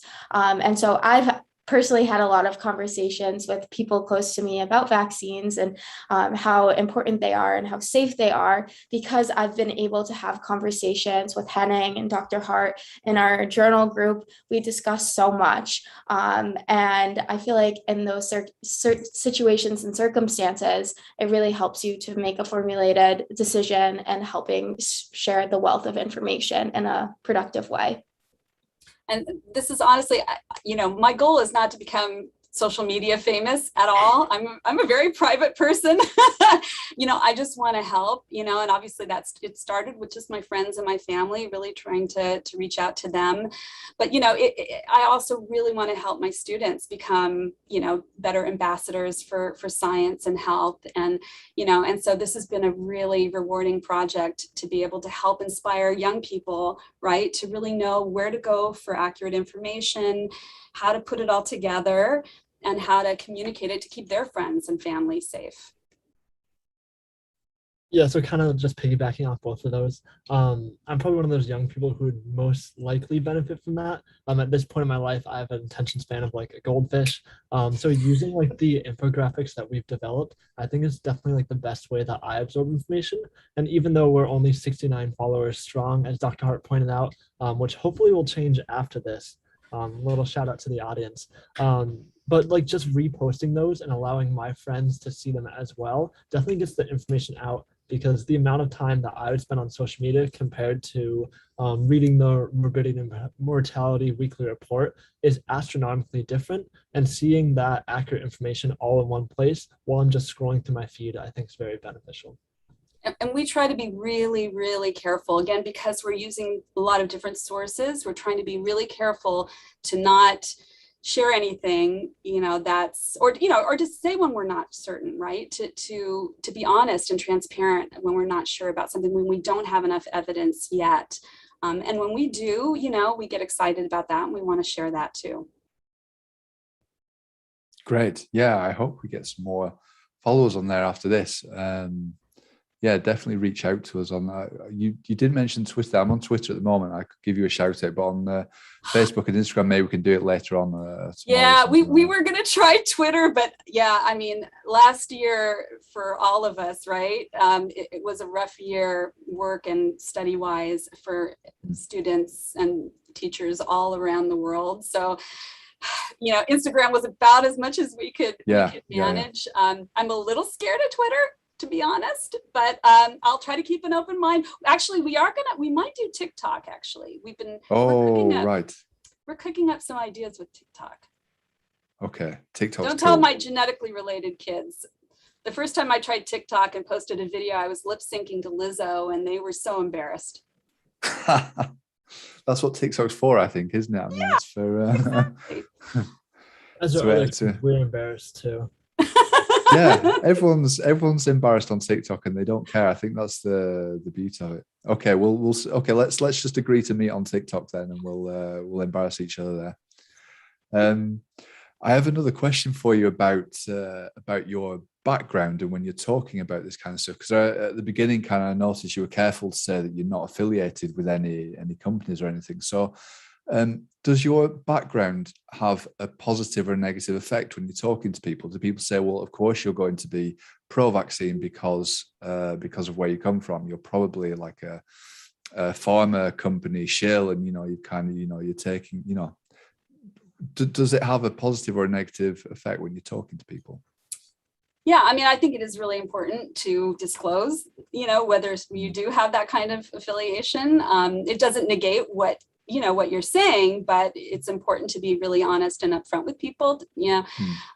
For me, I always try to approach it.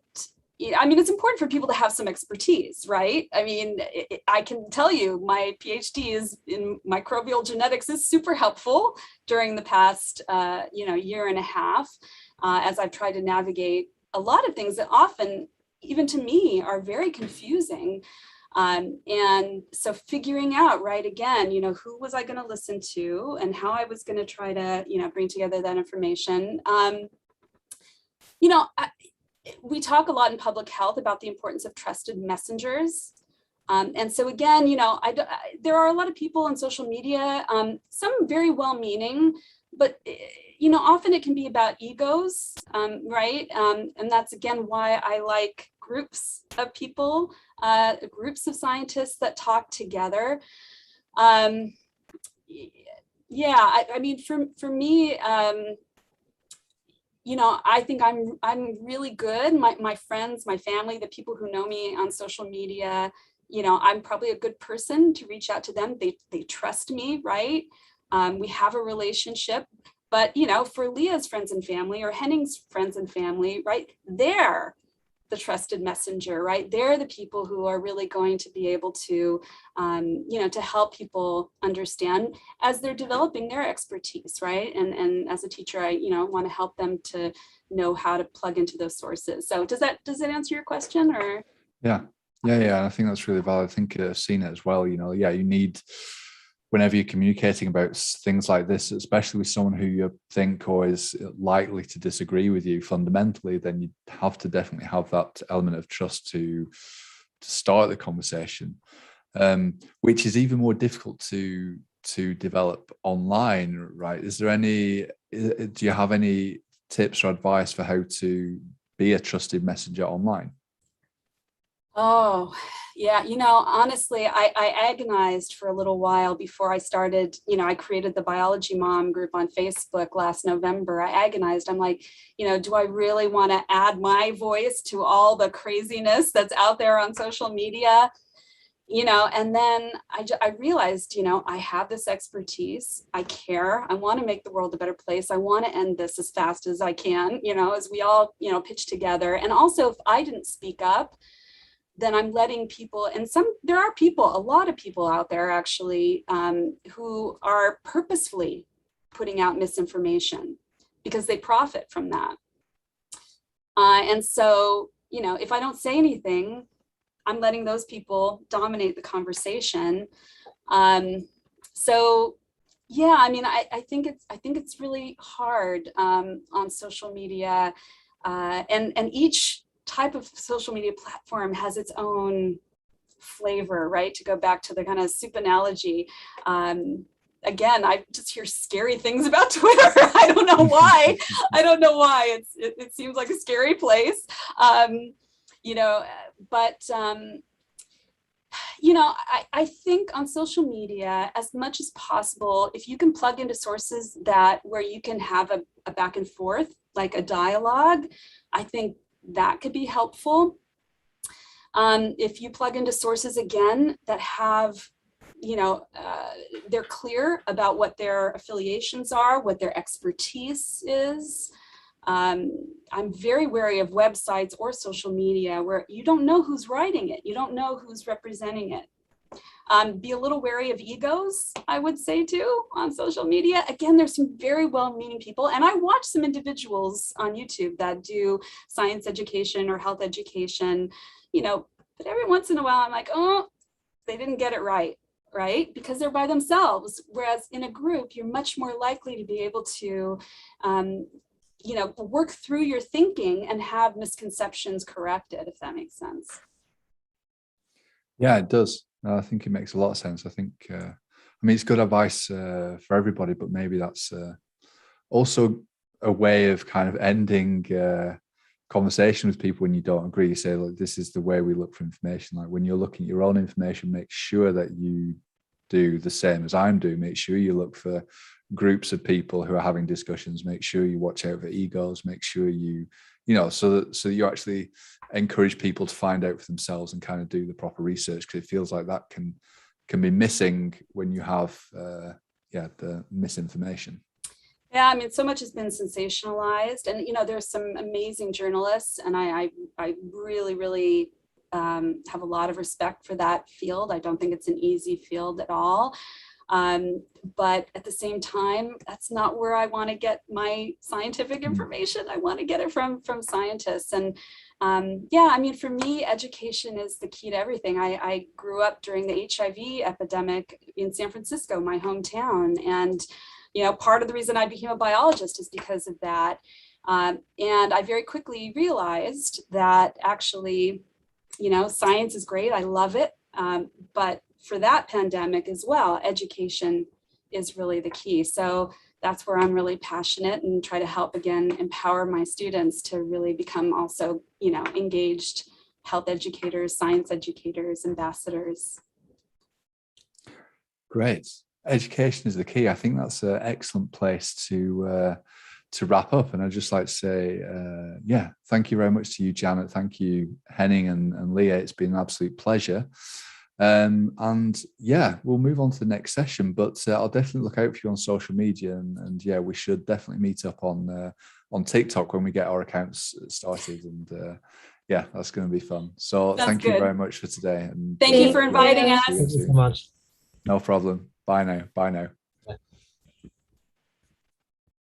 Okay, fantastic. Very, very interesting discussion. As I was saying, I think it's something we've all been battling with over these year and a half, 2 years of COVID, about talking about vaccines and vaccine hesitancy.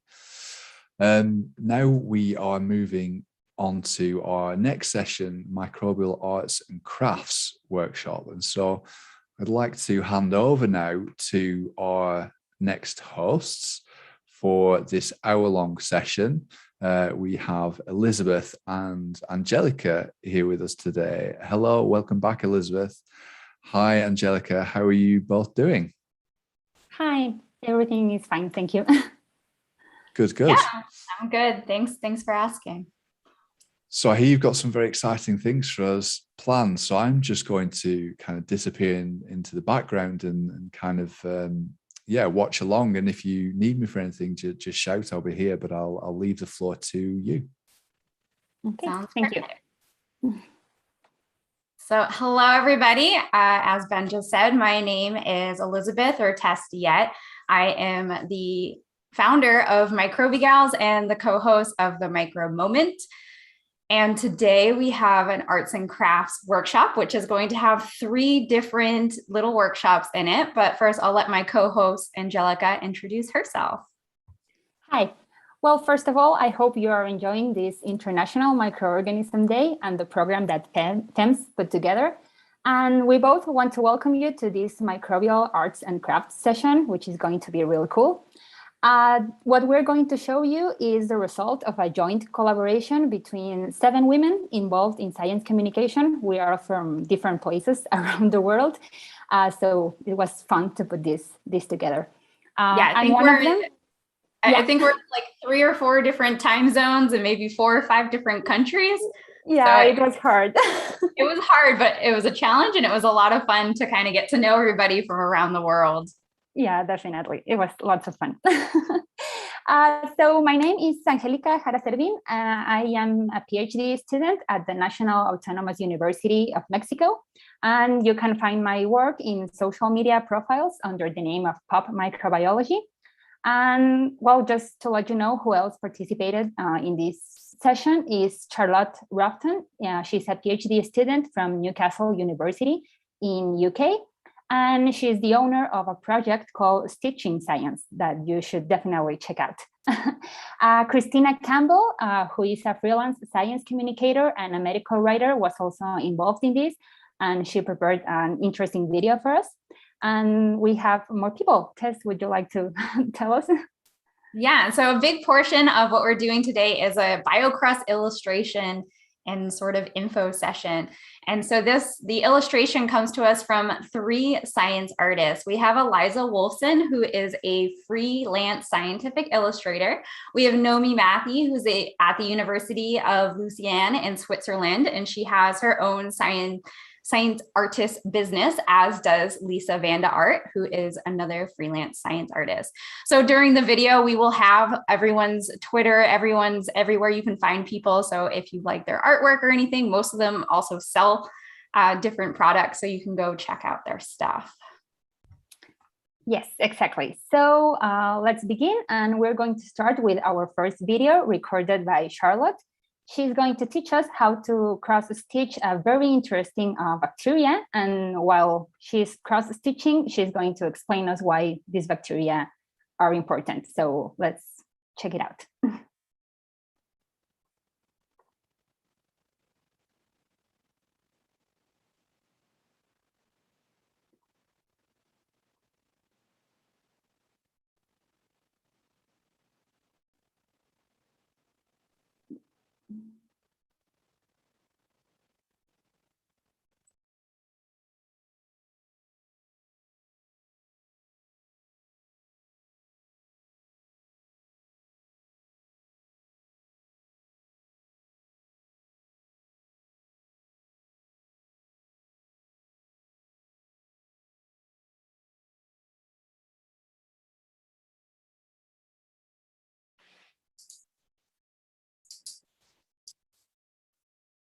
We don't hear the audio on there. When you click the share button, did you select the little button in the bottom that's share computer audio?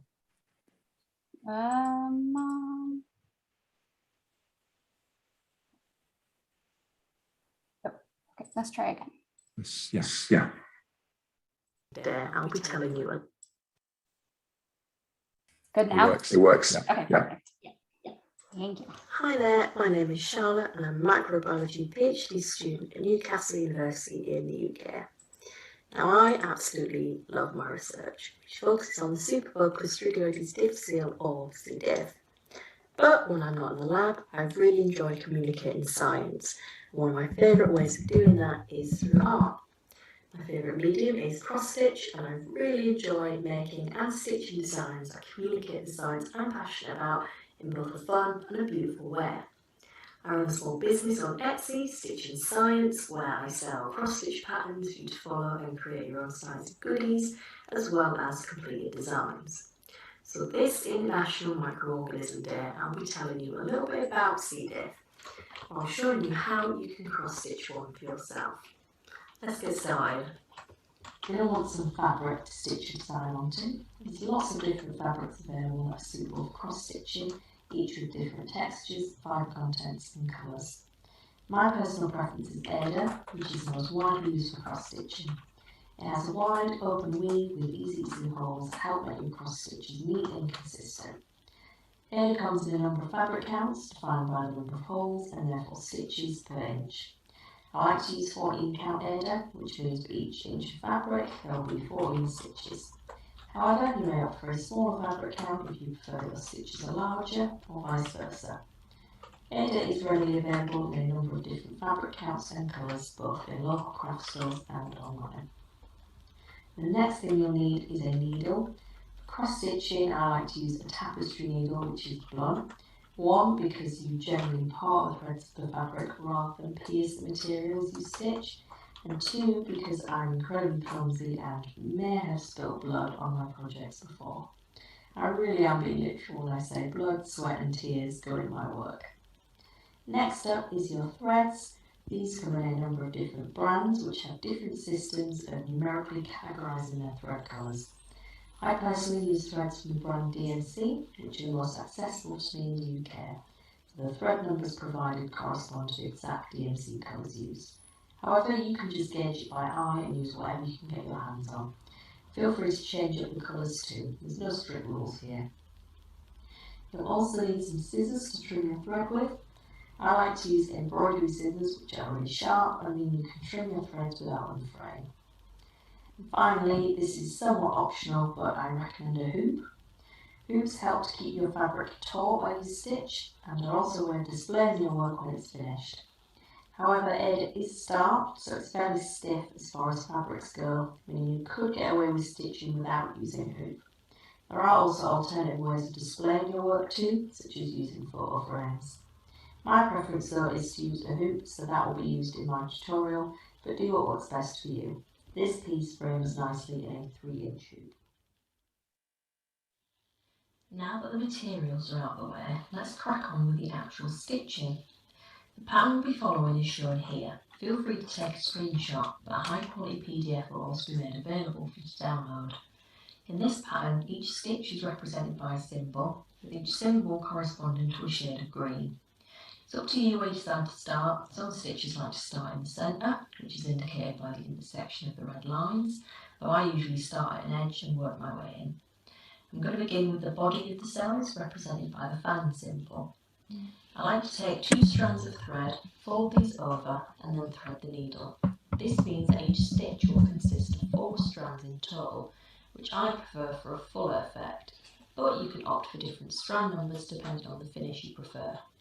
The more strands you use, the less of the Aida colour you can see peeking through. I think 4 strands is a nice compromise between getting a nice full colour while avoiding the appearance of overcrowding. Once your needle is threaded, you want to make a start on your first stitch like so. Push the needle through the holes of the Aida at your starting point and then push back through the diagonal hole. Remember I told you to fold the threads up before threading your needle. Now, pull the needle and thread through the loop created to secure your thread. Next, push the needle back through the holes on the opposite side and create another diagonal stitch. And ta-da! That's your first cross stitch.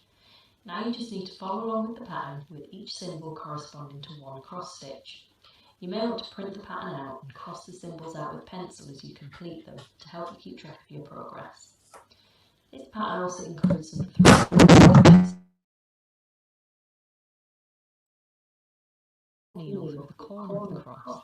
Bring it over in the centre. Using a sharper needle can help with this. And then bring it back down through the corner. Then cross the thread diagonally. This creates a triangular 3/4 stitch shape rather than the square full stitch. When you reach the end of your thread, to ensure your hard work doesn't unravel, slide your needle underneath the back of a few of your stitches and pull the thread through. Snip the excess and you're ready to start with your next thread. As I continue to stitch, let me tell you some more about C. diff and why we should care about it.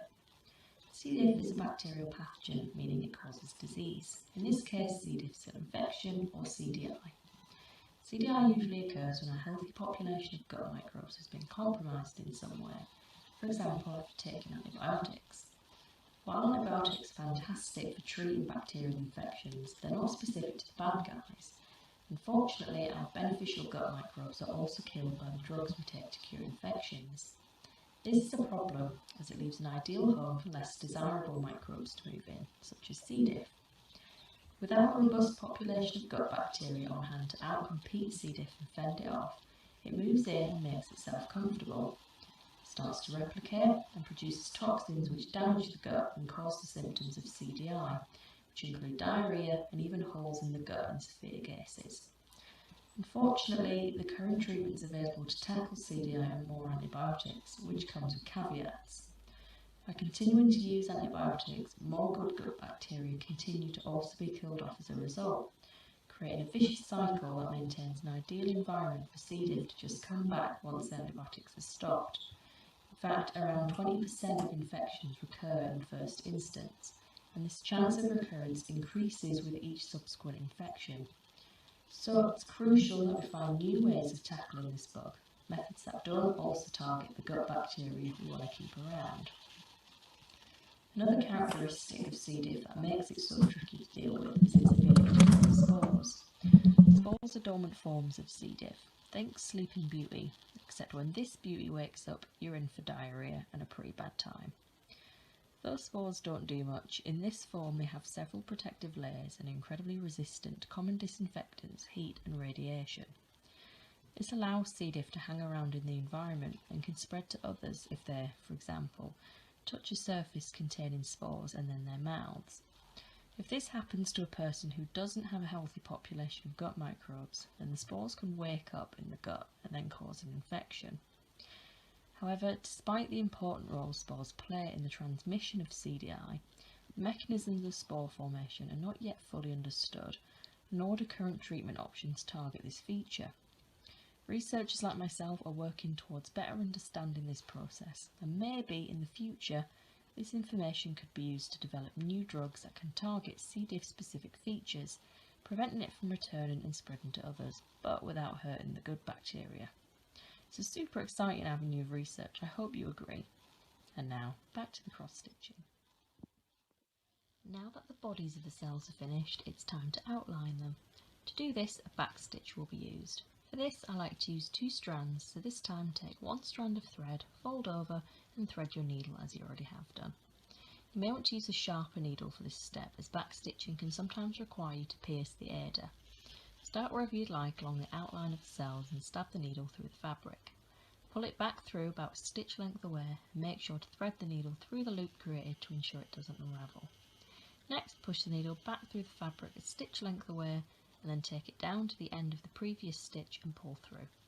Then repeat until all the cells have been outlined.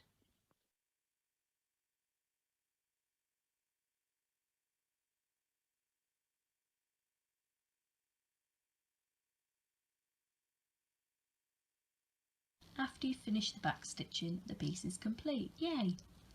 To tidy up the back, you can just trim the excess ader, or to minimise fraying, you can run some stitches around the outside of the excess ader, then pull the fabric together like a drawstring bag. If you decide to follow this tutorial, I hope you enjoyed learning how to stitch this deceptively cute design. If not, I hope you enjoyed watching nonetheless and learned something new. You can find me on social media at CGRoughton on Twitter or at Stitching Science on Instagram. Feel free to come say hello, and if you decide to have a go with this pattern, let me know how you get on. I hope you enjoy the rest of International Microorganism Day.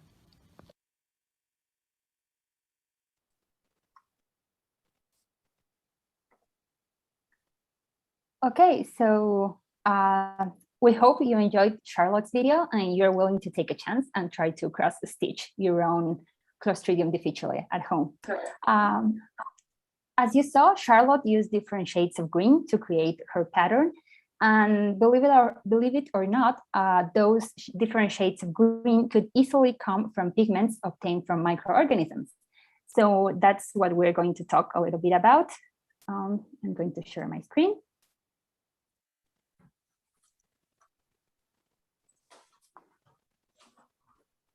And we should just also mention that Charlotte has the, what is it called? She has a PDF of the pattern if you're interested in it as well. And we will share that around social media for anyone who's interested. Yes.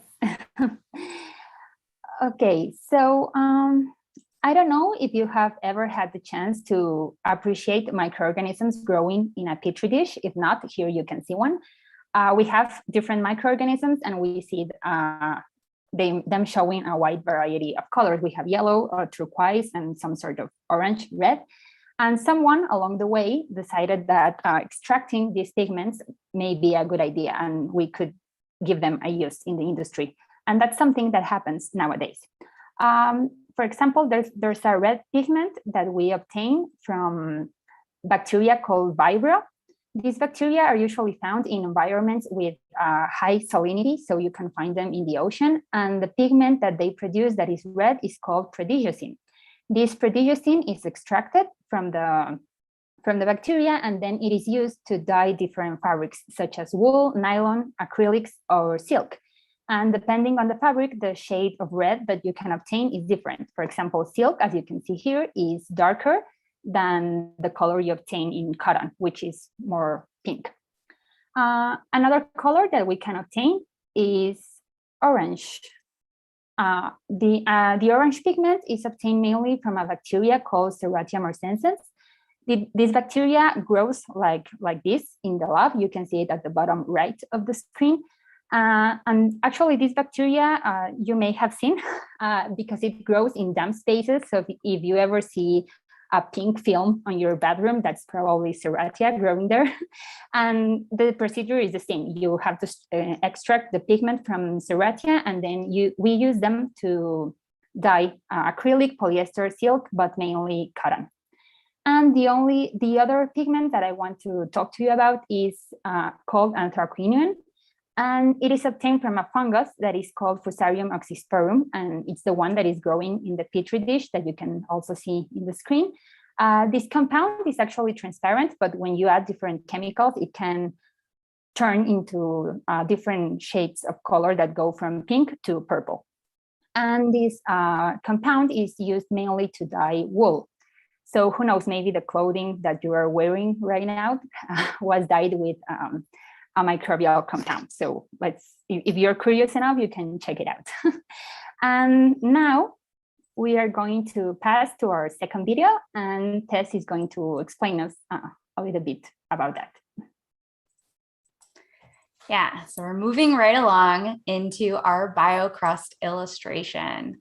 So this is it's a live illustration that Eliza, Naomi, and Lisa collaborated on together, and it's sped up really fast so that we can see it in real time. So we asked them if they could draw a bio-crust formation, and they did a really fabulous job. This is a super dynamic, really interactive illustration, I think, and it's a lot of fun to watch. So while we're watching this, we'll kind of go over some stuff about bio-crusts and what they are and their importance in our society. So first off, bio-crusts are sometimes called the living skin of the earth. They are particularly found in dry lands, but they can occur all over the world. They do wonders at stabilizing soils. This is one of the main things that they do for our soils, but we'll get into some other points as well. And they are mainly photosynthetic communities. They're made up of cyanobacteria, microfungi, bacteria, lichens, and mosses. So cyanobacteria, algae, lichens, mosses, and liverworts are photoautotrophic, meaning they produce energy on their own from light. So as I mentioned, bio-crusts can be found all over the world, including hot and cold deserts, as well as alpine regions and polar regions. They survive harsh conditions many other organisms cannot survive in.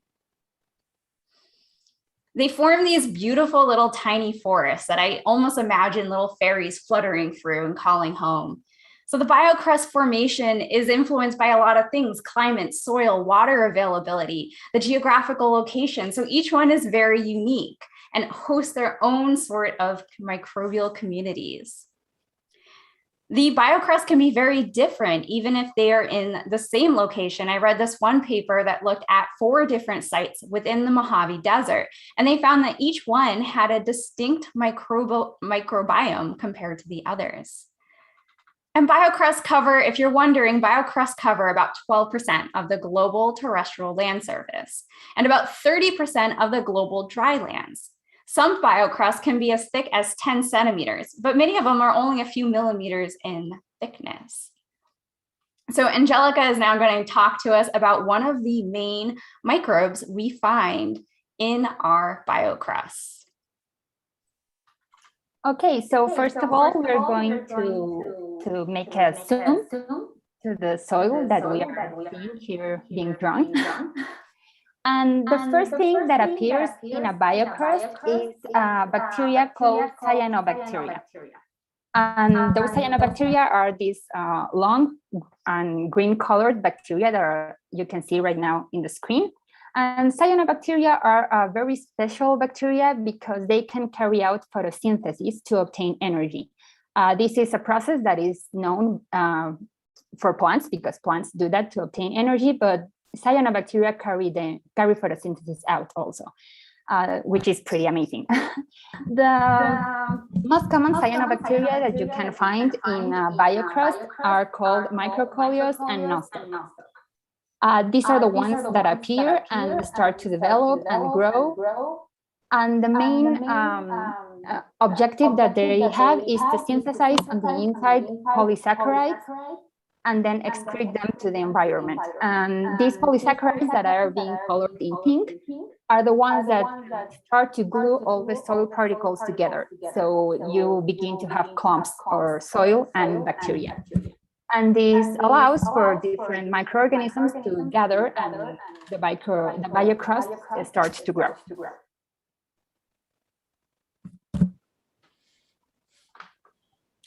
So we're going to talk a little bit about another microorganism called lichen. So lichen is a symbiosis in the microbial world that happens between a fungi and an algae or a cyanobacteria. So they live together and form a symbiotic relationship, meaning that they sort of help each other out in different ways. So some lichens can grow as big as 3 feet tall, and other lichens can be thousands of years old. In fact, there's one in the Arctic that's called Rhizocarpon geographicum, which is thought to be 8,600 years old. So this is a pretty old organism. Lichens are not only found in biocrusts, but they cover 6% of the world. And chances are you have them right outside your door. If you've ever seen rocks or trees with strange crusty greens or yellows or oranges, they kind of look like paint splotches, chances are this is a lichen. And from afar, they don't look like much, but if you take a magnifying glass up to them, you'll see that there is an intricate world in that little splotch of fake paint. So, however, lichens are very fragile. With just a little bit increase in pollution, they'll leave an environment. So if you live in a city that happens to be very polluted, you may not find any lichens in that environment. Lichens can be beautifully diverse, as we're seeing in this illustration here. The algae or cyanobacteria is the portion of the symbiosis that creates the that does the photosynthesizing, creating the energy for the organism. And the fungus kind of forms the structure. So that's a lot of the elements that you're actually seeing. And then I just want to talk a little bit about the different kinds of biocrusts that we have, because they can come in different kinds depending on what is the dominant organism.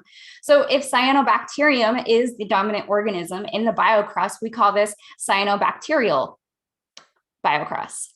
And we also have moss biocrust and lichen crust. So it all sort of depends on what you see in part of the biocrust.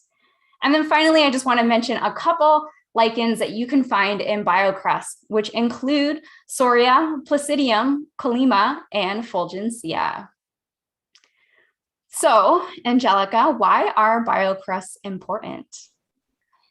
Yeah, well, before telling you why they are important, I want to tell you about some other organisms that you can find in biocrusts. Like we said at the beginning, biocrusts are a mixture of different organisms. So cyanobacteria and lichens are not the only ones that inhabit these biocrusts. You also find different types of bacteria. The ones that are found in biggest proportions are actinobacteria, chloroplexi, and proteobacteria.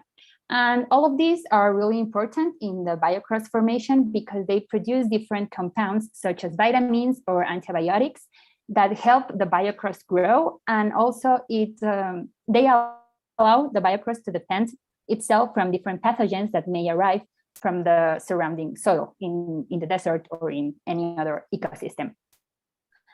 Besides bacteria, cyanobacteria, and lichens, you can find also mosses.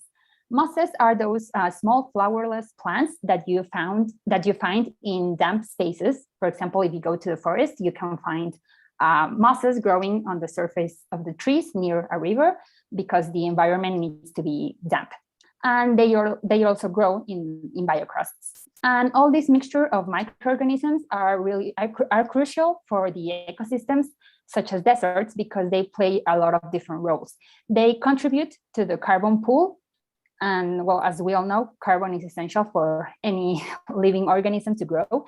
And specific cyanobacteria like nostoc and lichens as Colema, they contribute with nitrogen fixation. Nitrogen is one of the compounds that is scarce on deserts. So the more we have, the better.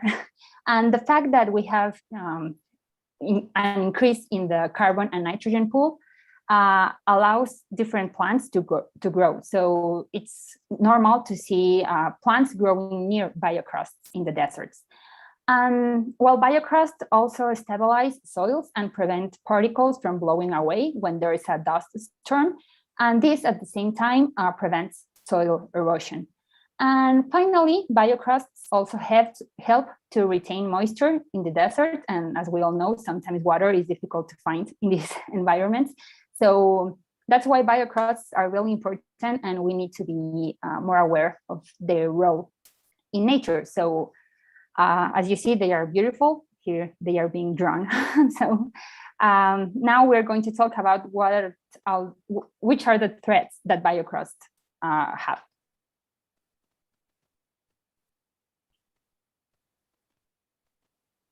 You are muted, Tess.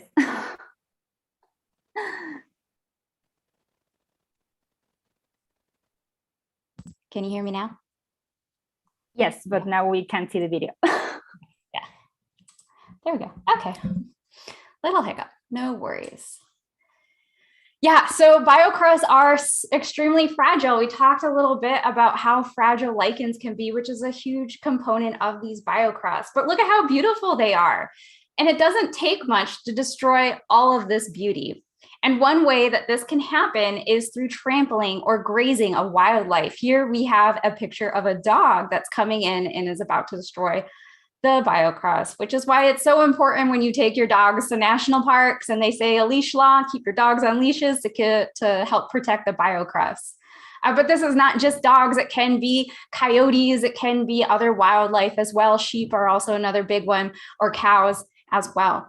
And why this is so devastating to these ecosystems is because it can take 30 to 40 years for a biocrust to come together, and maybe even longer for it to come back to its full functionality. But it's destroyed in an instant. Trampled biocrust can increase soil erosion. It also impacts the carbon and nitrogen concentrations in the soil, which can have compounding effects throughout the ecosystem. Because they are so slow growing, they are very fragile, and it's hard to research as well. And it also makes it hard to show their importance with the world. Another thing that ends up dismantling a biocrust is humans, and our own footprints that are trampling on these biocrusts can cause a lot of devastation. And human impact is projected to decrease biocrust between 25 and 40% in the next 65 years. So it is an ecosystem that we definitely need to start protecting. What you see that is appearing now on the screen is an invasive grass.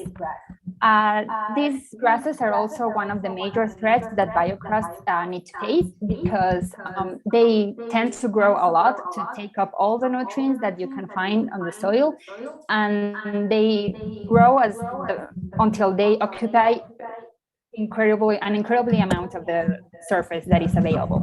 And another thing that is really dangerous about these grasses is that they can act as fuel and start fires like the one that is happening right now. And these wildfires, like any other fire, can spread a lot and eventually kill all the microorganisms in the biocrust that took so long and made a lot of effort to grow until they become a healthy and big biocrust. The problem with these grasses is that they are usually not original from the desert. Usually it's us humans that take a grass that belongs to a different ecosystem and we take them to a place where they don't belong to. So they end up wiping out the plants that are native for this ecosystem. So it's something that we really need to care about also. We must not take seeds from different plants to our country when we come back from vacation, because the chances are that you may end up killing a lot of wildlife and biocrusts, like in this case.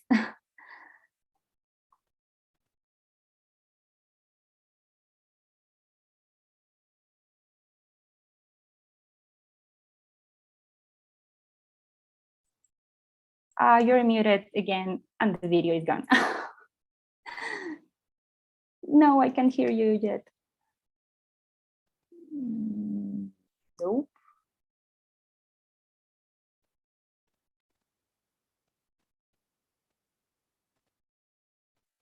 No, I can't hear you. No, yeah.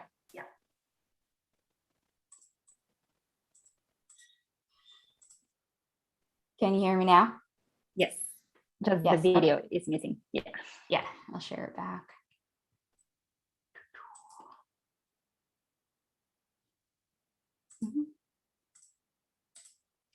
Cool. Thank you for bearing with us in all of this. Yeah, so we don't want to end this on a super downer, and we want to talk a little bit about the resiliency of biology. So even when trampled and burned and disrupted by shovels, biology fights on. And these biocrusts, although fragile, are resilient. I read this one study that looked at the long-term effects of trampling on biocrusts. And this is a study that's called Response and Resilience of Soil Biocrust Bacterial Communities to Chronic Physical Disturbance in Arid Shrublands, which was published in ISME by Cheryl R. Kuski.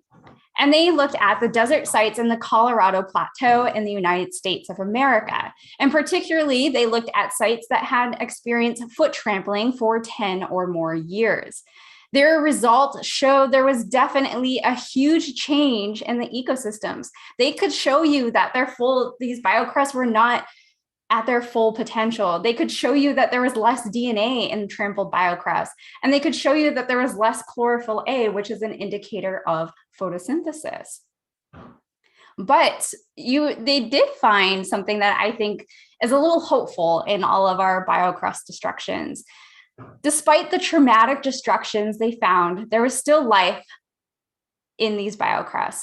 And they were even able to find a keystone species in the biocrust known as Microorganism vaginitis in the trampled soils. So this means given enough time, the ecosystems have the ability to restore themselves. They are resilient and capable of forming over time if we let them. Yes, exactly. And that's why scientists have put a lot of effort on studying how to restore and maintain these biocrusts. What you are seeing now is a trowel or a small shovel, and it probably belongs to a scientist that is arriving to the biocrust to take a sample, to dig a sample, to study a little bit more about these biocrusts. Scientists have found two different approaches to help restore biocrusts once they have been damaged. The first approach consists on taking the top 0.5 centimeters of the biocrust and then crumbling the sample into pea-sized fragments. And these fragments are then taken to the damaged biocrust and used as an inoculum. And they put the pea-sized fragments on the biocrust and just let time go by, so the microorganisms have enough time to develop, to thrive, and to interact with the microorganisms that are left in the damaged biocrust. This sounds amazing, but there is a downside, because for this to happen, you need to damage a healthy biocrust. So it's not win-win. You are damaging a biocrust that was already healthy in order to save another one. This is why a different approach has been taken in the last years. And it consists basically on growing cyanobacteria, especially Microcolius and Nostoc, the first cyanobacteria that appear in a biocrust formation.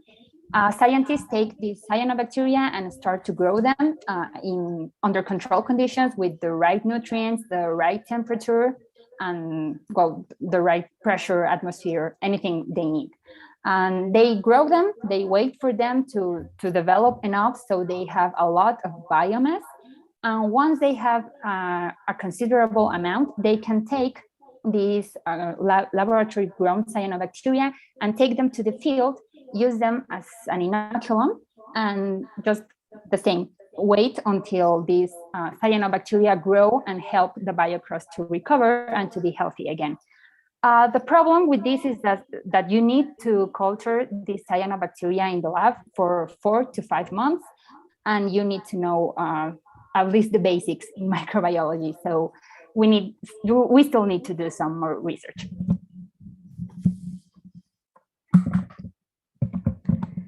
Yeah, the last 2 decades have really been the time that scientists and researchers have dived into these biocrusts. So it's really a kind of new and exciting field to be in.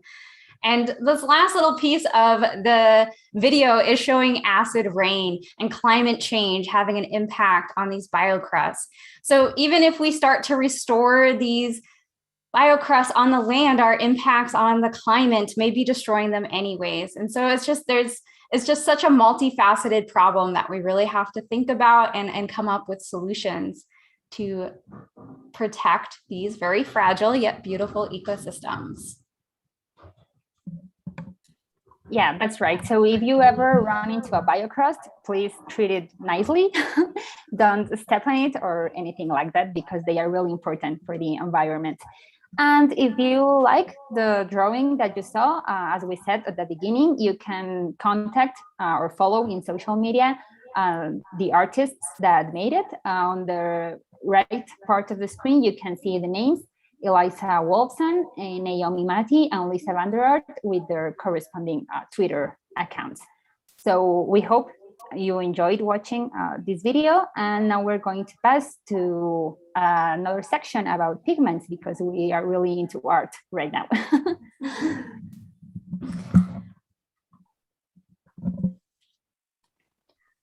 Yeah, poor bacteria. I think you can almost hear them screaming with all the acid rain. Yeah. And if you like this video, I believe it is on Twitter. It's on a couple other social medias too. So just go ahead and find them and you'll be able to watch this again. But they had a lot of fun making it, and we had a lot of fun kind of having this moment to share Bio-crust with you. And yeah, we hope you enjoyed it. So I'm going to switch gears a little bit as this wraps up, and we're going to talk about the rainbow diversity of microbes, which I think has been touched upon a little bit today, throughout the day, actually. So let me just get that set up for everybody.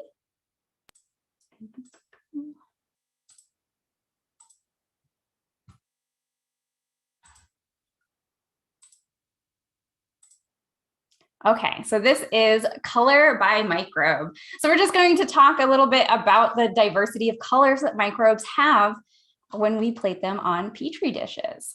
So when I say microbe, what color do you see? Some people might say they're invisible. They don't have any colors.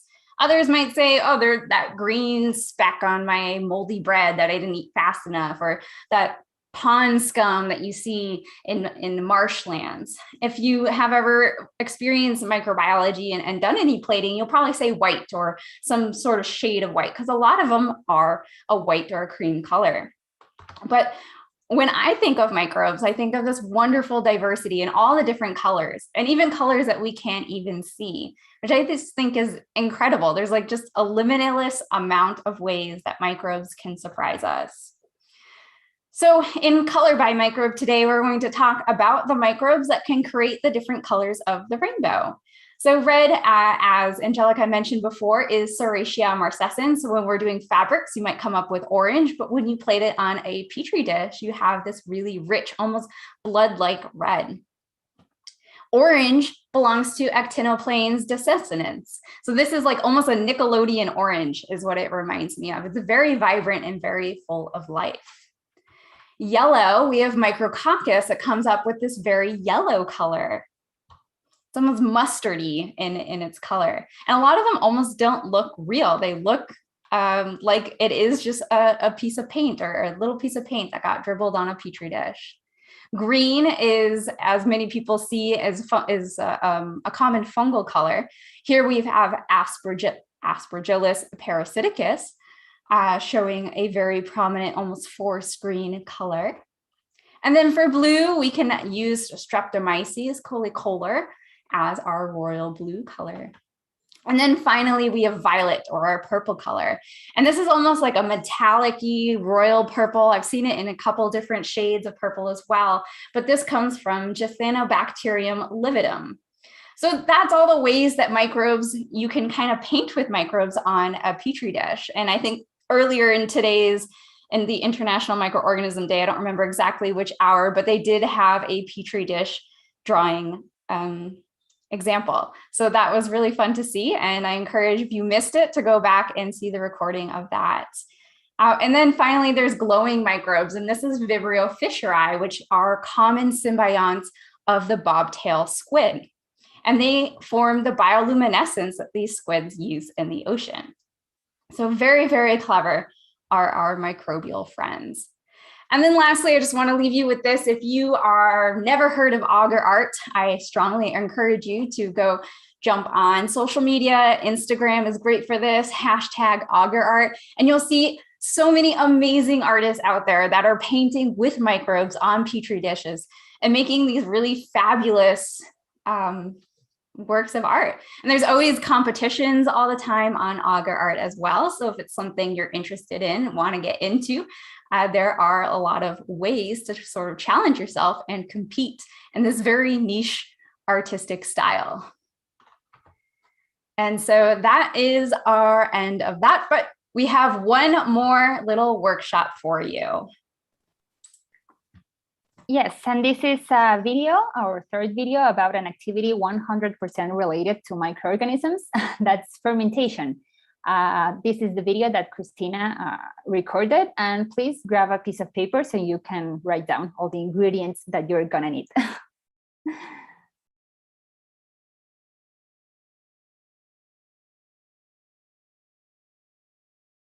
Campbell, science and medical writer and author of the Well-Fed Microbiome Cookbook. And here's my assistant, Cece. And today, in celebration of International Microbe Day, we are going to demonstrate how to make fermented dilly carrots. So this is a way to put microbes to work for you in your own kitchen. The microbes today that will be working are a broad group called the lactic acid bacteria, and they look something like this.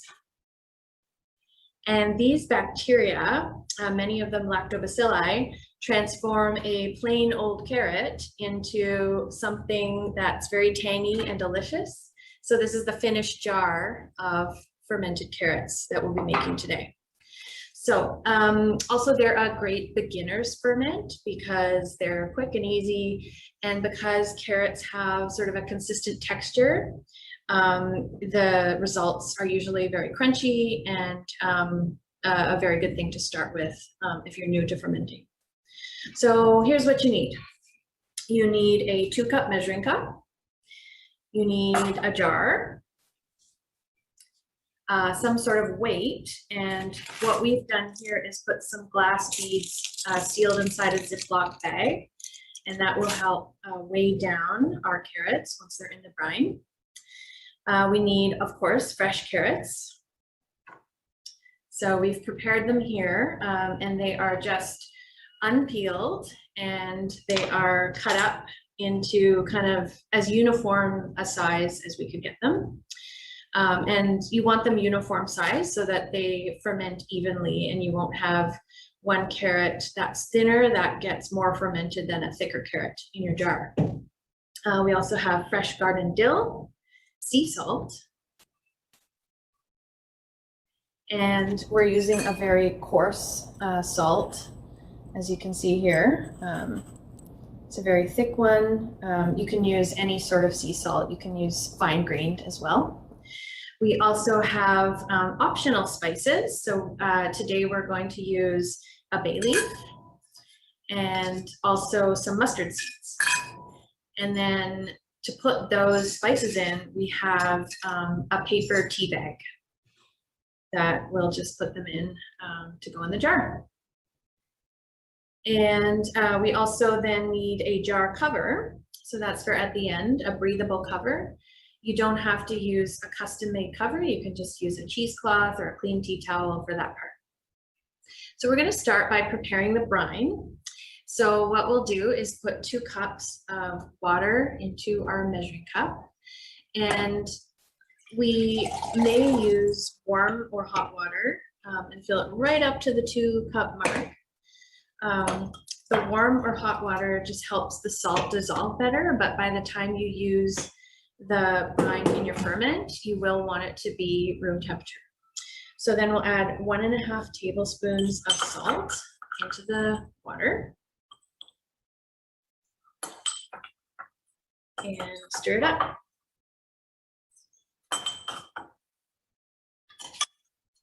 And when that's all stirred up, that will be our brine.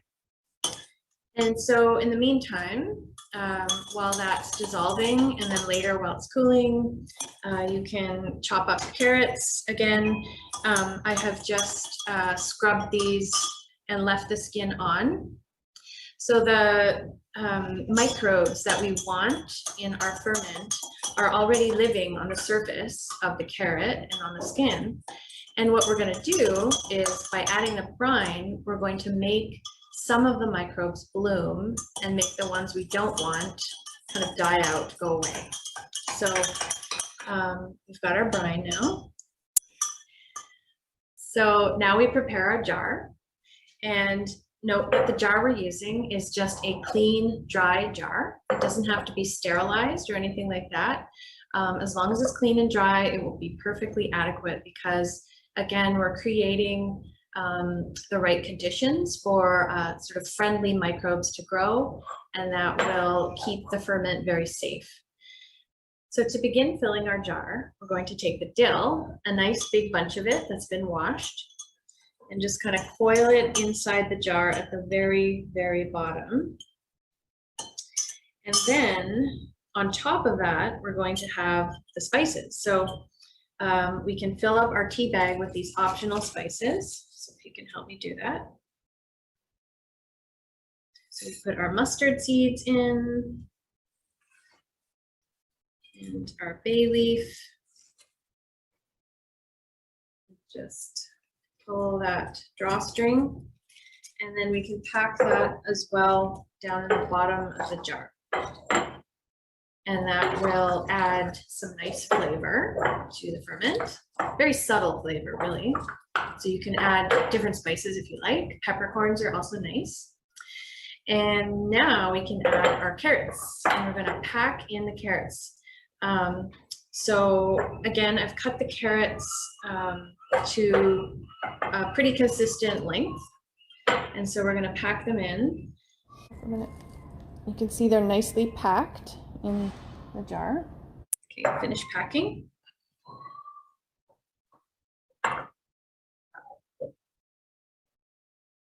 We'll see if we can get all of the carrots in there. Pack them as tightly as possible. Just Just jam them right in. Great job, Cece. Now, the way you know you've packed the jar well is try turning it upside down gently. And if none fall out, you've done a great job. So now we're going to add our brine to the jar. So what we do is just slowly pour the brine in, and it's gonna fill every little crevice in that jar, and stop pouring about 1 inch from the top, just about right where this ledge is in the jar. Keep going, keep going. So you want to make sure that all your carrots are covered. And oops, I still see one poking out, so let's add a little more brine.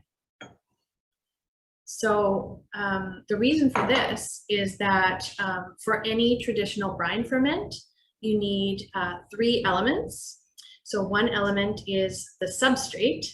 The substrate in this case is the thing you're fermenting, it's the carrot. You also need a brine. Of course, we've added the brine, and that's gonna create the environment for the microbes to grow and transform the carrot. And the third element you need is actually the lack of an element. It's a lack of oxygen. So we want the brine to cover up all the spaces in here so that there's no oxygen. Because if there is oxygen, then the wrong kind of microbes could grow. So to be extra sure that we won't have any oxygen, that's where our weight comes in. So we're just going to place the weight on top of the carrots and right into the brine. Yeah, some might come out, and that's okay, as long as your carrots stay put. And usually at the beginning, your carrots will be packed nice and tightly, and there's it'll feel like you don't need the weight, but over time the carrots will contract a little bit, and that's when you'll find they'll start poking out of the brine. So that's when it's handy to have had the weight on top after a few days. So there we are, and all we have to do now is to cover it with a breathable cover. And you could possibly secure it with an elastic band. And this ferment should be ready in about 1 week. So again, here's the finished ferment, and the brine turned a little bit cloudy. The way that I knew this was ready is by taking a tiny bit of the brine with a clean spoon and tasting it. And if it tastes really salty, then you know it's not quite ready. But if it has like a sour flavor to it, then it may be ready. And you can leave it even longer than 1 week if you like it more sour. But I find just after 1 week, they're quite delicious. And Cece likes them too. One more thing, a frequently asked question is whether the microbes that grow in a ferment like this are probiotics. And the answer is no. No, because the definition of probiotics are live microorganisms, which when administered in adequate amounts confer a health benefit, which means that you need to know what types of microbes exactly and how many, because they need to be administered at an adequate dose.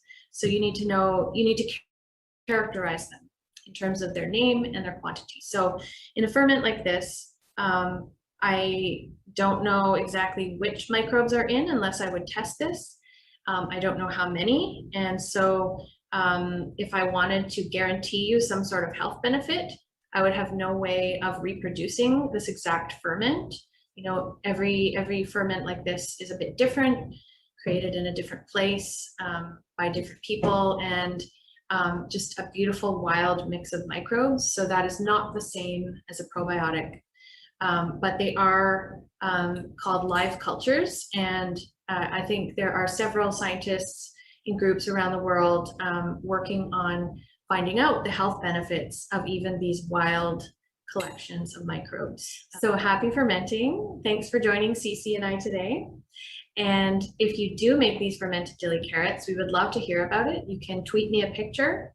You can find me on Twitter at by Chris Campbell. That's BYKRIS Campbell at by Chris Campbell. Happy fermenting. Bye. Now you can turn. Yeah, so we hope you are going to try and do that probably on the weekend when you have enough time to do that. And now we're running a little bit out of time. So let's keep talking about food. So as you know, oranges are, sorry, I need to move this. Carrots are orange, and that's because of a pigment that they have that is called beta carotene. And this pigment is used in the food industry to give color to different foods, just like cheese, for example. If you run into a piece of cheese that is more orange than usual, it probably has beta carotene. However, in the industry, beta carotene is not obtained from carrots.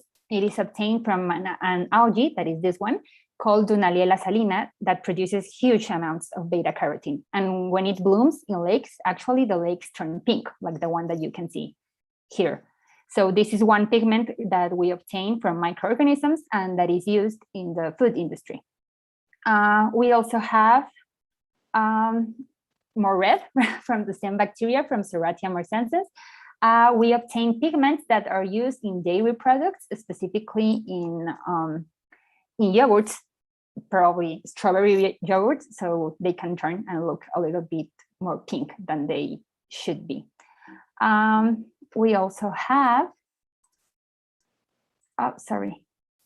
this food that you can see here. I'm sorry if you're getting hungry, I hope not. Here we have fermented rice, surimi, salmon, and this is a dish called Peking duck. All these dishes are traditional from Asia, and the color that they have is sometimes enhanced or produced by a pigment that comes from a fungus called Monascus purpureus. And this fungus is the one that you're seeing on this petri dish, can produce pigments that go from yellow to orange and even purple.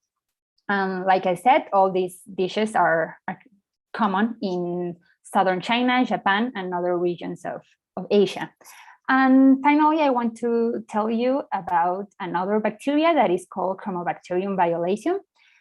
It's the one that you can see on the petri dish, and it's obviously violet, and the compound that it produces is called violacin. This compound is nowadays used as an antibiotic, but it's currently being researched because it has a lot of potential in the food industry to give different shades of violet, but most of all in the cosmetic industry. So who knows, maybe the cosmetics that we are buying in the next few years will have a little bit of violacin in it. So that's another use that microbial pigments may have. And well, I think that's all. We're running out of time. You can find me on social media, Facebook, Instagram, and Twitter under the name of Pop Microbiology. So I hope you enjoy this section about pigments in food. And that would be it. Yeah. Lovely. Thank you very much. Thank you very much indeed. Yeah, it's very inspiring. You've put together a fantastic set of workshops there with lots of different things I'd never thought about before, and yeah, giving us the patterns and everything was great. Do you both try everything like this? Do you kind of do all the different things that you showed, or do you specialize in one particular area?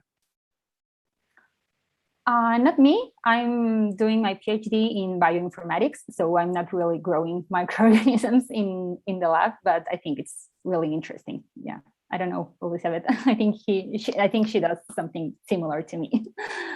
Yeah. So I'm a bioinformatician, but I've always loved auger art, and I used to work in a veterinary diagnostic lab, and I was there. I'd often use the microbes to draw different things for the holidays. So I did like Easter eggs or hearts for Valentine's Day. I just think it's a fun medium to express yourself creatively. And then my fiance and I also brew our own mead, which is something that we started doing once we started doing Microbials, is really getting into fermentation and seeing all the different yeasts and the different flavor profiles that they can create has been really a fantastic experience. Great. Yeah. I think, do you feel like it's a nice way to kind of interact and engage with microbiology outside of the kind of day job, away from the computer screen doing the bioinformatics? It's nice to do something tangible, but also related to the subject that you enjoy. Definitely. Yeah. Yeah, it would be a good way to go. Cool. Well, yeah, thank you for all these and all the resources you gave, like the videos and stuff. I'm definitely going to go into them and see if I can find something to try my hand at and try and explain about microbiology while I'm doing it. It's been very, very fun indeed. So thank you very, very much. And I'll let you go. Thank you. Bye. Bye. Okay, we are getting very close to having a break, but we have one session to go. It's a pre-recorded session. But before we do that, I just wanted to check the time zones that we're on now, because a lot of the world actually is now on September 17th, which means a lot of the world is already in International Microorganism Day officially. We have got Berlin, Germany, lots of Europe. Actually, it's just gone past midnight in London, in the UK, and Portugal, and I think the whole of Africa now is in International Microorganism Day. So I guess we're just coming for America, North America, Central America, South America. We're coming for you. You're not here yet, but you will be, and we'll be there when you cross that date line. So yeah, let's move into the next session. Don't forget to check us out on social media. You can watch the live stream there if you're kind of browsing on Twitter or Facebook. And we also have it on YouTube on the websites. But right now, we're going to go into the final session, which is about the human microbiome, the loss of our oldest allies. Jalissa Reynoso Garcia has pre-recorded a video for us. She's a PhD student at the Department of Biology in the University of Puerto Rico. So without further ado, I will hand over to her.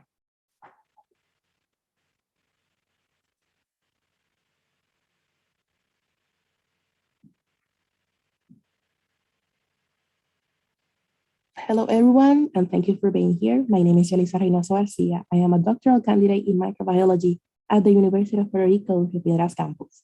And I will start with a question. Do you know that the vast majority of the cells in our bodies are cells of microorganisms that have lived with us for millions of years? This collection of microorganisms, known as the microbiome, do important things for us. The loss of members of the microbiome can have great consequences for our health. While some bacteria are related to disease, others support life. To help support the microbiome, eat a healthy diet and avoid the inappropriate use of antibiotics. This is a representation of global warming, and we can find in global warming has a large-scale change due to human activities. We're going to talk about a change on a microscopic scale. And I'm going to make the point that the scale of the problem may be equivalent to the scale as well. So what is the microbiome? Our body is home to trillions of microorganisms, including bacteria, fungi, and other microscopic living things that live above and inside us. We have more microbes in our bodies than we have human cells.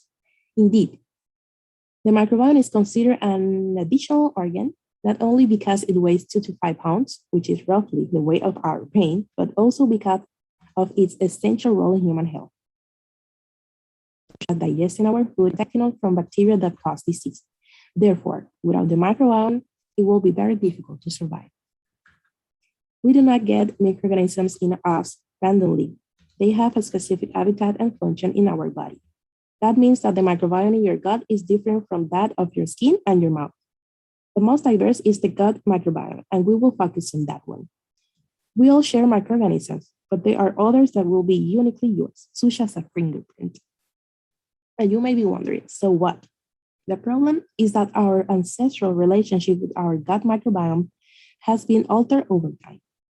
One possible explanation for this phenomenon is the missing micro hypothesis, which postulates that urbanization and modern medical practices have decreased infection diseases such as tuberculosis, measles, and malaria. However, access to healthcare and increased life expectancy come at a cost. Increased immune and metabolic diseases, such as diabetes, asthma, and obesity. These diseases that increase with modern lifestyle are associated with changes in diet, inappropriate use of antibiotics, and increased sanitation. Populations with an ancestral lifestyle, such as hunter-gatherers and farmers, have a diet high in fiber and complex carbohydrates and maintain greater exposure to the environment. On the other hand, modern humans have adapted a Western diet with processed foods high in fat, sugars, and simple carbohydrates. Additionally, we spend much of our time indoors, contrary to our ancestors. These practices have contributed to the disappearance of microorganisms in our gut. Studies have revealed that the microbiome of extant hunter-gatherers and farmers around the world have greater diversity of gut microbes compared to urbanized populations. These populations that never had contact with Westerners and the farmers have differences in the composition of their microbiome. However, they are more similar to each other compared to the urban populations. This suggests that the microbiome of urban population differs from the microbiome with which we evolved millions of years ago through differences in composition and the number of bacteria present. The ancestral microbiome has also been studied in archaeological samples. Advancing technologies are providing us with the opportunity to compare the gut microbiome of modern and extinct populations by the study of ancient microbial DNA preserved in archaeological samples such as dental calculus and coprolites, which are mummified feces.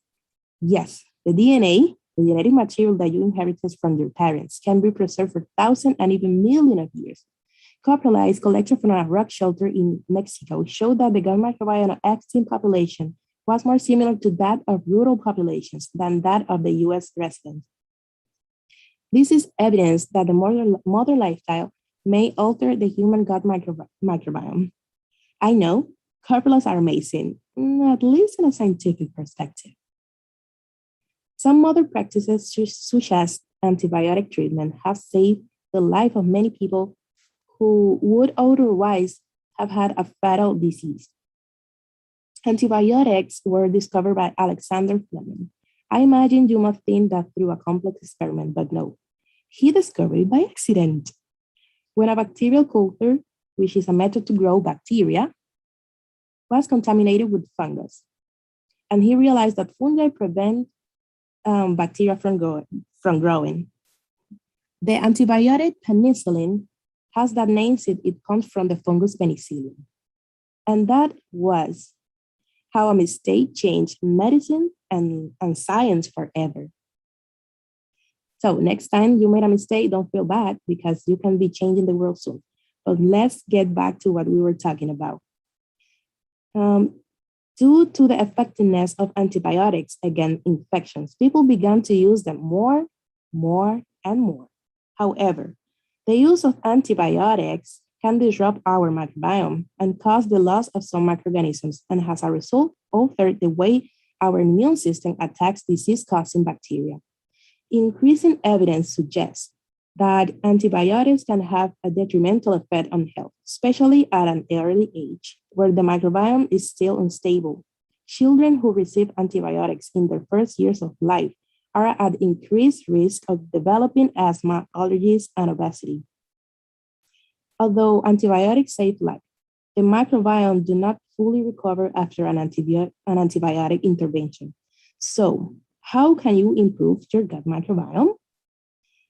Overprescribing and inappropriate use of antibiotics should be controlled. It is estimated that 30 to 50% of antibiotics used in the hospital are unnecessary. Therefore, we need regulation and education on the importance of the proper use of antibiotics. Antibiotic treatment in the first years of life should be avoided due to the long-term risk it poses to children. Antibiotics kill many bad and good bacteria in the gut microbiome, possibly contributing to weight gain and antibiotic resistance. Thus, only take antibiotics when medically necessary. In the future, we need also shift our medical approach towards the use of antibiotics with higher specificity to avoid disturbing the rest of the microbiome and to use one that treats specific microorganisms. We need to restore the microbiome. If someone have to take Antibiotics, maybe we can replace the lost microbes with probiotics, which are found in food, or enhance depleted ones with prebiotics, which are fibers in food that stimulate the growing of microbes. And talking about diet, the Western diet also impacts the gut microbiome. The Western diet is high in fat, sugar, and simple carbohydrates, which has been associated with a reduction in the variety of microorganisms and an increase in disease. So this diet-induced loss of microorganisms limits the transfer from mother to babies, perpetuating the inheritance of an unhealthy microbiome. Furthermore, this reduction in microbial diversity cannot be recovered after several generations, leading to the extinction of microbial species in the gut microbiome. There are many ways to improve your gut microbiome. Eat a diverse range of foods. This can lead to a diverse microbiome, which is an indicator of good health. In particular, legumes, beans, and fruit contains lots of fiber. Eat high fiber foods. Fiber is a prebiotic that stimulates the growth of beneficial microorganisms and promotes the diversity of microorganisms. These microbes break down food fiber into other products essential for health. Eat probiotics. Probiotics are live microorganisms that can be consumed through supplements or foods such as yogurt and kefir. Limit your intake of artificial sweeteners. Some evidence has shown that artificial sweeteners increase blood sugar by stimulating the growth of unhealthy bacteria in the gut microbiome. Remember that our microbiome is a mirror of our lifestyle. Thank you.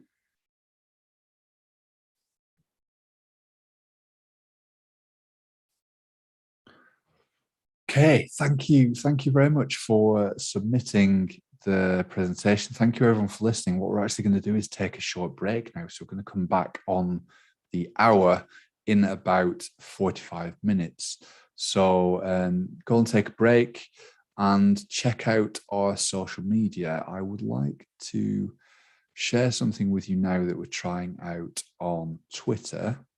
Because if you get the chance to take part in this, it would be very, very cool. So I was asking the question, can you describe your research or a subject that you're interested in emojis? And we've been getting a lot of responses actually. So yeah, here we've got Dr. Justine Debelius, and she's pretty nicely explained her research in emojis here. I guessed it wrong, unfortunately. Thought it was fecal microbiome, talking about community and geography, but this is actually community of bacteria, community mapping, finding targets and improving disease. Lots of people have tried this. So if you actually take a look, you can try guessing them, because I've been doing a terrible job, to be honest with you. So if you can do better than me, that'd be great. But also tell me what your research is, what your subject is in emojis, because well, people have been getting very creative, so that might be something interesting for you to try.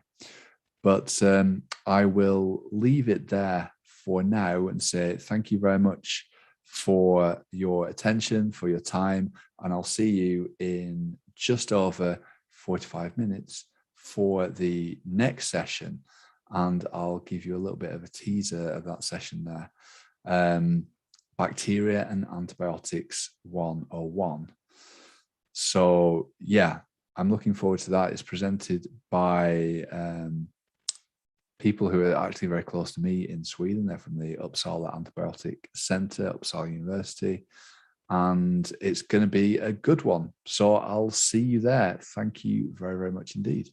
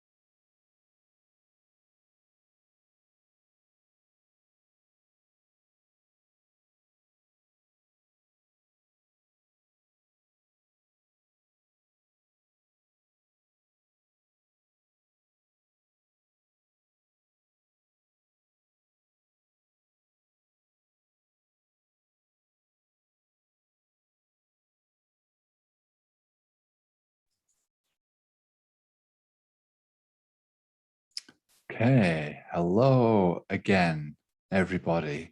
We're back from the break and we're ready to get into some more International Microorganism Day talks just on the time zone website here.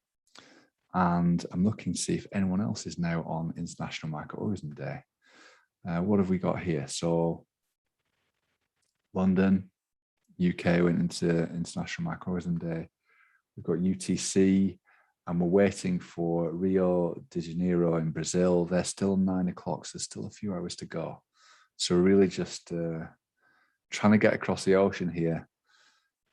And while we're waiting for that, I'm going to introduce another talk. This is a video that has been prepared by some very, very talented science communicators and scientists in Uppsala in Sweden. It's called Bacteria and Antibiotics 101, and the presenters are Eva Gorandia and Jenny Jagman, and it's been produced by Jimmy Tokmaji. So it's a pre-recorded video, but if you have any comments or questions, you can still write them, still send them to us on social media, any of the social media platforms, or in the comments on YouTube, and either I'll try and answer them, or we'll get back to you with a response from the makers of this video. So without further ado, here we go.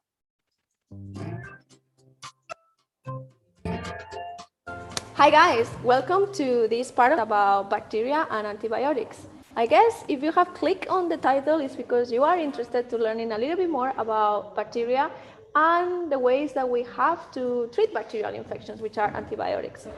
So in this video, we're gonna give you a run through about our bacterial world, like it says here, about where you can find bacteria, where bacteria are normally living, where do antibiotics actually come from, and also a little bit about the real antibiotics that we can get from the doctor when we actually need them. I think a lot of people haven't always thought about bacteria in the sense of where they are, what they are, all of that. So Ava, can you see bacteria with your bare eyes? I wish, because that would mean I have really good eyesight. No, we cannot see bacteria with our bare eyes, but bacteria are actually everywhere. Yes, they're on all surfaces, pretty much. They're on us, in us, in the ground outside, in the water outside. Microscopes allow us to see the bacteria, the very, very, very, very tiny bacteria, as single organisms. And this is what they look like. Yeah. We have here some photos of bacteria that are actually growing in different parts of the body. The photos that you are looking at right now, they are called micrographs because they're photos taken with microscopes, and they come from 3 different parts of the body. And what we want you to do right now, we are gonna put each one of the photos, we're gonna leave it for 5 seconds, and we want you to think about where in the body these bacteria are actually growing. Let's play this game, okay? Yeah. So first photo.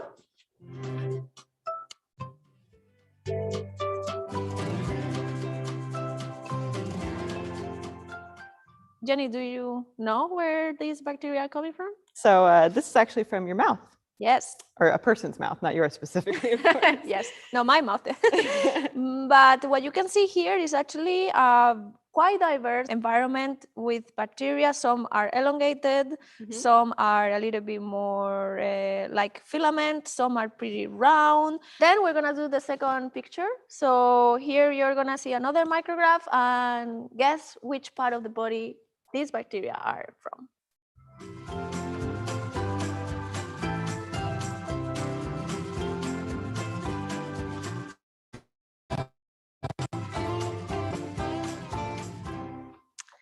Can you tell us, Jenny, where is this one coming from? Well, I can give a little bit of a hint too. So if you remember seeing a piece of what looks like wood here, so things that we eat have fibers, right? Yeah. Kind of look a little woody. So this is actually in the intestine. Yes. There's a lot of bacteria in your intestine. Bacteria help us break down the food that we eat and help us get out all the nutrients from it. We would honestly not really be able to survive without the bacteria in our gut and in our intestine, our microbiome. And as you can see here, the predominant bacteria, the bacteria that you find the most, is this sort of like shorty, elongated bacteria. These are the typical form that all the coliforms, similar to Escherichia coli, or the lactobacteria, that is the bacteria also found in the yogurt, for example. So that's the majority of the bacteria in the gut that helps us having a healthy digestion and a healthy body, are these kind of bacteria. And the last one, but not least, this one, we're gonna see another micrograph and try to guess where this is from, and maybe see if there's any difference with the other photos that you saw before.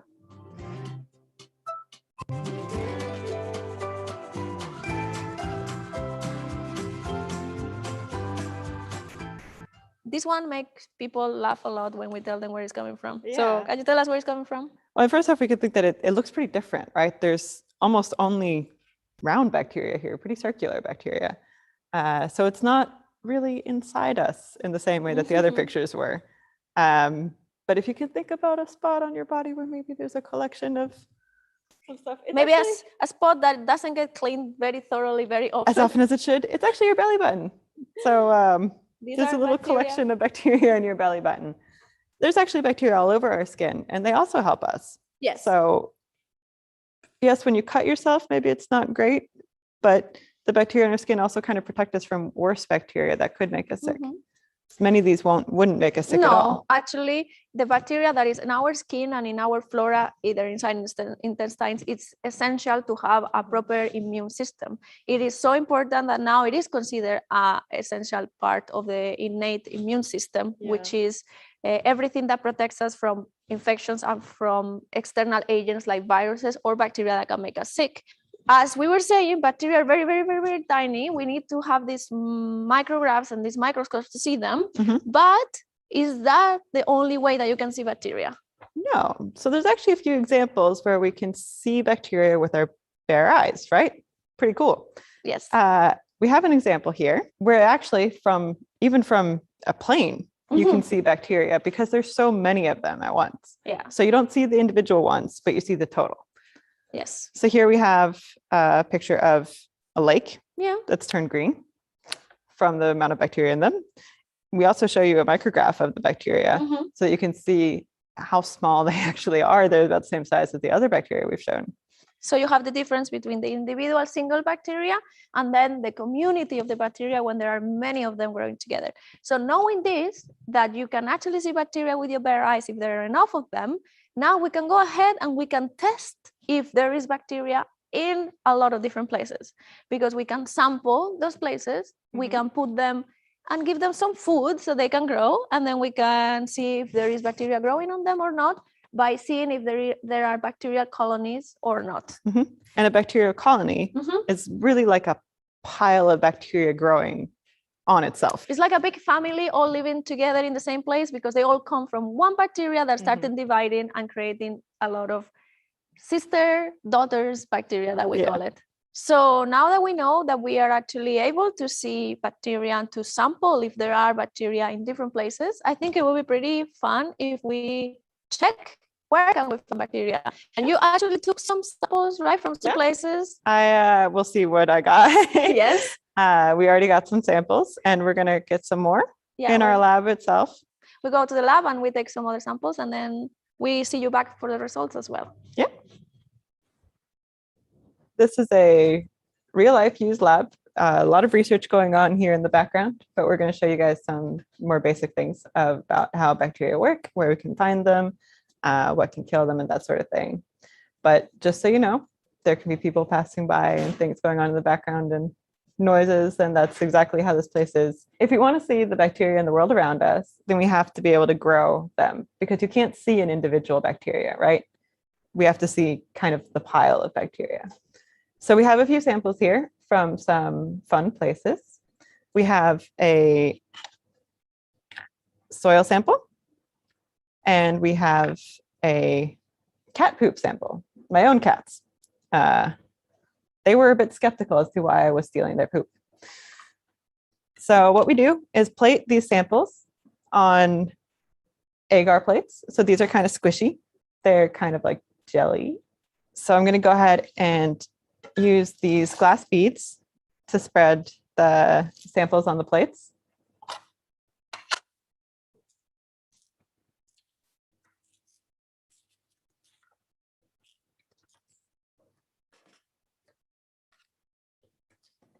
So we're going to start with the soil.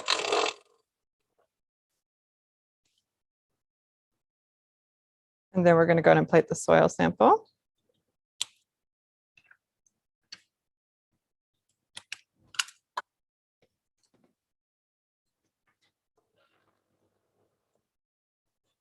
And same thing with the cat poop. We give it a bit of a mix.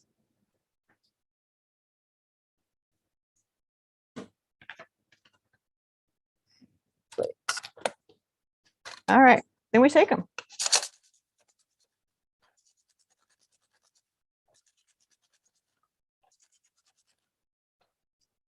So we shake the plates to spread the bacteria across them. So then we just have to throw these beads away.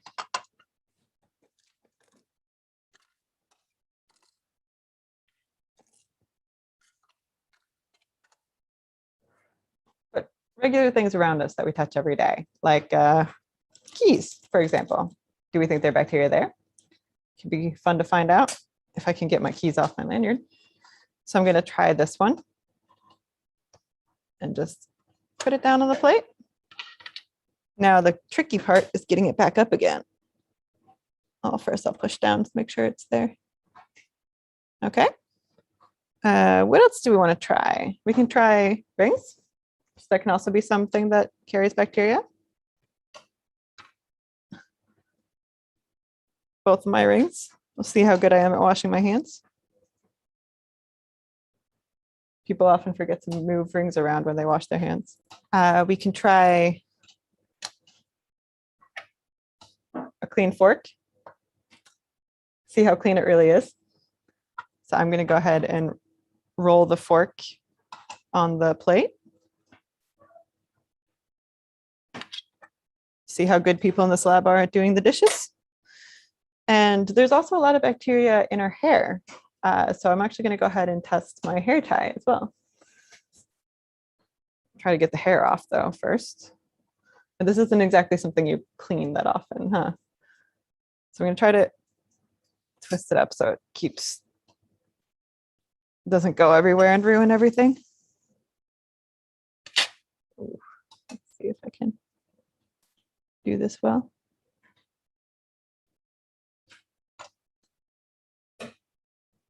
Okay. Here we go.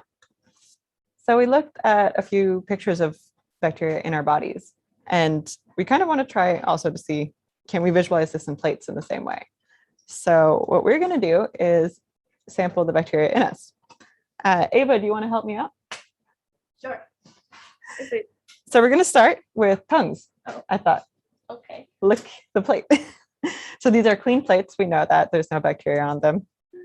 I'm not condoning people lick stuff randomly. No. But let's go for it. All right. Ready? Yeah. Nice and salty. Okay.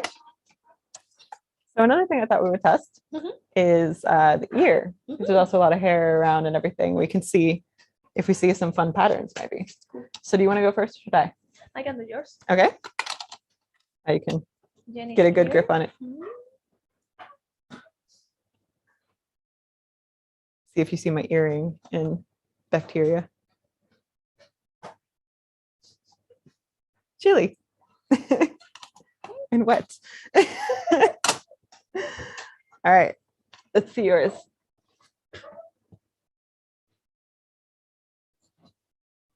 There we go. Oh, I hope I got enough. We'll see. I'm not sure we want to see the results of that. But we're supposed to have bacteria on it. So it's not, we're expecting there to be bacteria on it. Yeah. Another way we can test things is by swabbing a wet cotton swab on something and then rubbing it on the plate and seeing if things grow. So one of the things we're going to test is my phone. Again, phones are disgusting, so I'm not really looking forward to seeing this, but we'll see how it goes. I have my phone here.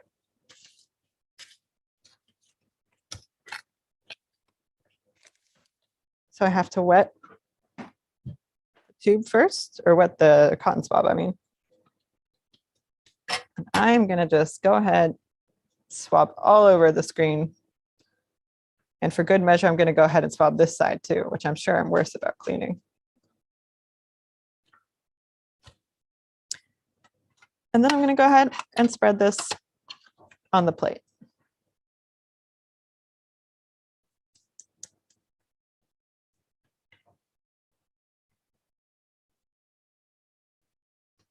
Okay. So we're going to do the same thing to some other surfaces around here that theoretically maybe should be cleaned, but are touched very often. So we'll see how clean this lab is.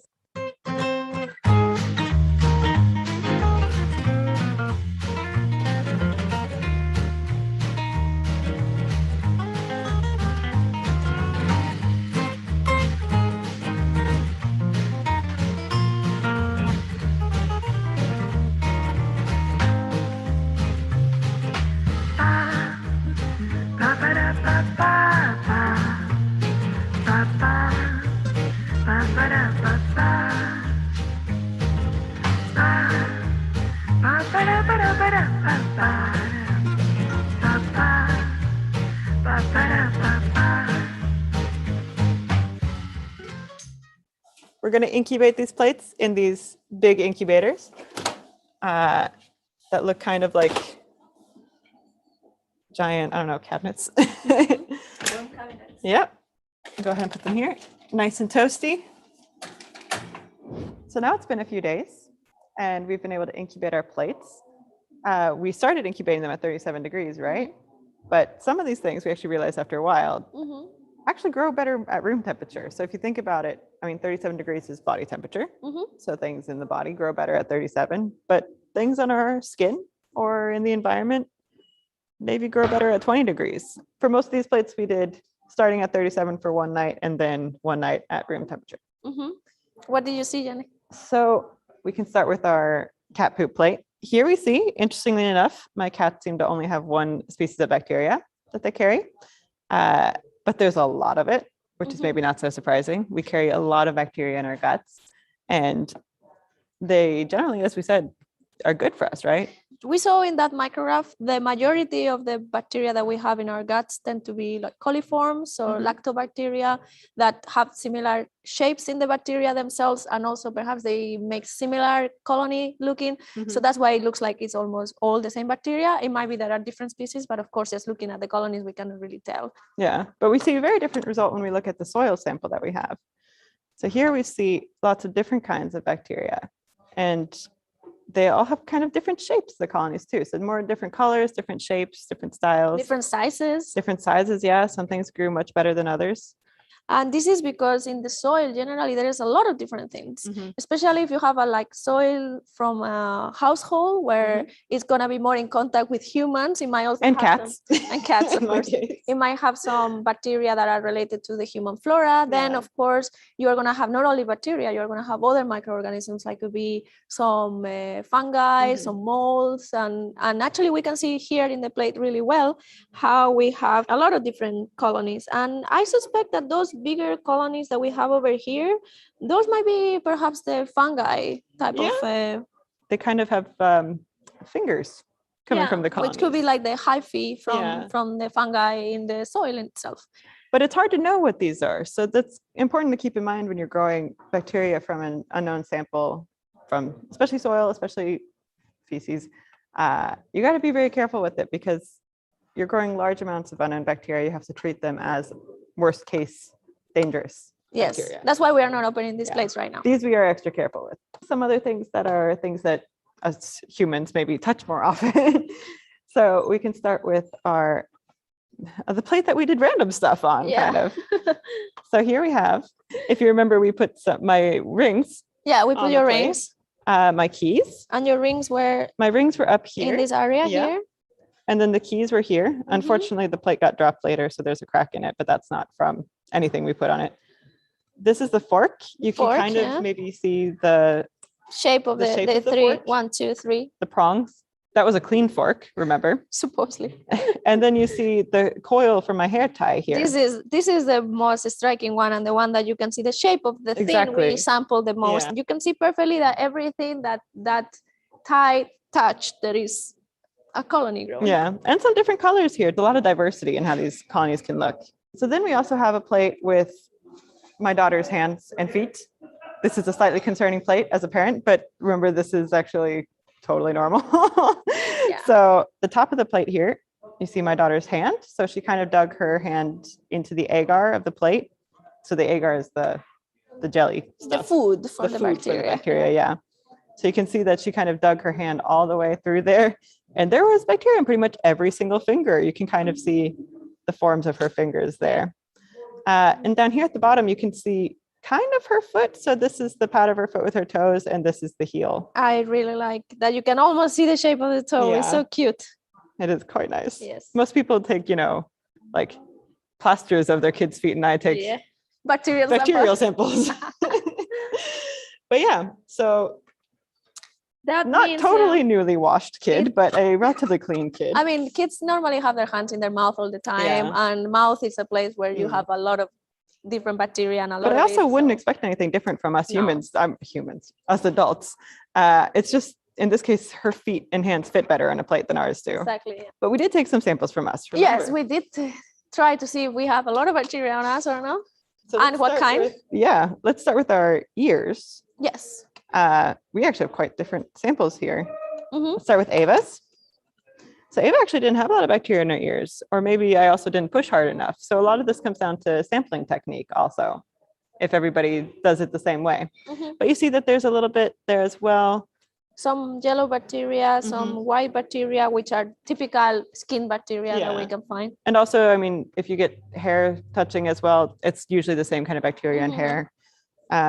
Mine has a little bit of a crack in it as well, but it's quite a bit more and a little bit more diverse. Yeah. You do see actually a little bit of these red-orange colonies here as well. This is something that follows you. A little bit, yeah. But a little bit more bacteria on mine.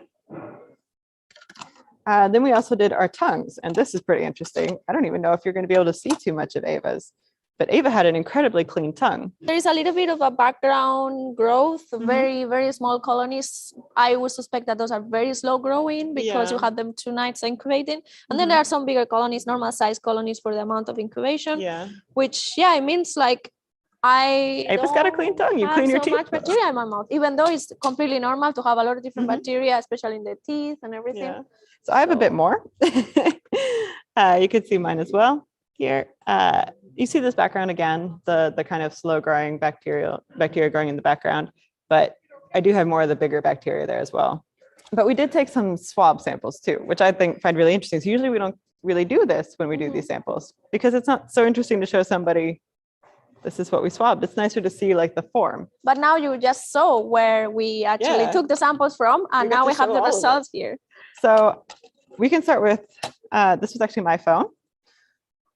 So you see these kind of the red and the yellow bacteria coming back. And again, here we see quite a big diversity. Yes. And I have to say, usually I sanitize my phone because I work in a lab. So I can get bacteria on my phone. So I sanitize it regularly. Here I intentionally didn't sanitize it for only, I think, 3 days. So this was 3 days of stuff from a phone. Phones are pretty gross when you think about it. This was our lab's coffee machine. And this is actually super interesting. Yeah. Because we have a clear mold. Obviously, the coffee machine gets cleaned by itself with this automatic system, but the surrounding areas not so much. And it's an area that it's generally very humid all the time. And this is the only sample that we actually got this clear mold growing. Yeah, very obvious mold. So this is the typical mold that you can find, in bread probably. I was going to say, this is probably what most people are used to seeing. Yes. Yeah. Yes. So this very distinctive from the specific environment we took the sample, and also some sort of bacteria, but not so many. So it wasn't not as bad as I thought it could be. Yeah, exactly. However, our lab computer's keyboard, the computer keyboard, also, I mean, a lot of skin bacteria, what we saw before. Yeah, the typical yellow bacteria that you might get in this skin or like skin samples or things that skin has touched, they tend to be Staphylococcus aureus bacteria. That's or where other the names come from, Staphylococcus. or other Staphylococcus. What I think is interesting is if you get your plate from your phone, and put it next to it, because of course the phone plate is sampling the skin flora. If you see, this would be the flora that is associated with Jenny in particular, because it's her phone, but this one is more a representative of the whole lab, because everybody comes to this computer and touch the keyboard. So you it's all can my see colleagues that it as well. depends from person to person. The diversity and the flora in the skin can vary a lot, so much that you can even see it just with this kind of easy sampling in plates. My phone sample actually looks closer to my ear sample, more than the keyboard, even though I don't touch my ears that often. But if it's your skin, and that's exactly your own skin flora, and it's something that is really important inherently to your own health and to your own body. Yeah, it's important to say that most of these bacteria, I mean, obviously we walk around with bacteria on us all the time. We usually don't get sick. I mean, you wash your hands before cooking, especially if you're cooking certain things. And especially right now, in these times, we wash our hands maybe a lot more often. But I mean, this is normal and this is natural and not unhealthy. Yeah. However, this is the place that you want to have a bit clean. This was the toilet seat that we sampled. And it is quite clean. Pretty clean, yes. Which is not that surprising when you think about it. I mean, you clean your toilet more often than you maybe clean your phone. On your keyboard, obviously, as I see. So so that's comforting. Yeah, it is indeed. And a door handle is also pretty clean. Not too much going there. That's also kind of, I mean, it's something that you touch, but it's something that gets cleaned often. Yeah. It's part of the routinary cleaning, you know, like when you clean surfaces, you always clean doorknobs, but you don't clean perhaps phones so often. No. That's what we've seen on these environmental plates that we've taken.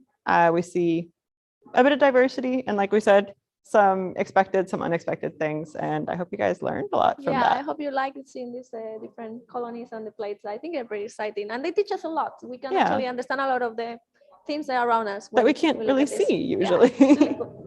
So now that we've seen where bacteria can be, and we've seen that even on clean objects that we know are safe, they can be pretty much everywhere, right? And a lot of them, especially on us, in us, everything like that.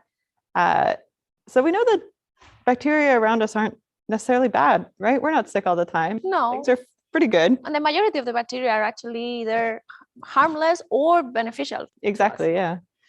But sometimes you do get sick from bacteria. So a lot of people may have had a strep throat sometime in their life, or other infections. Stomach bugs can be caused by bacteria. Some urinary tract infections as well. Pretty common. So we do occasionally need to kill bacteria. And it can be good to know how to. Yes. So if you're trying to kill bacteria, and you've never, we didn't have antibiotics before, you didn't know where anything comes from, you kind of just trying random things. What's something you might try to kill bacteria?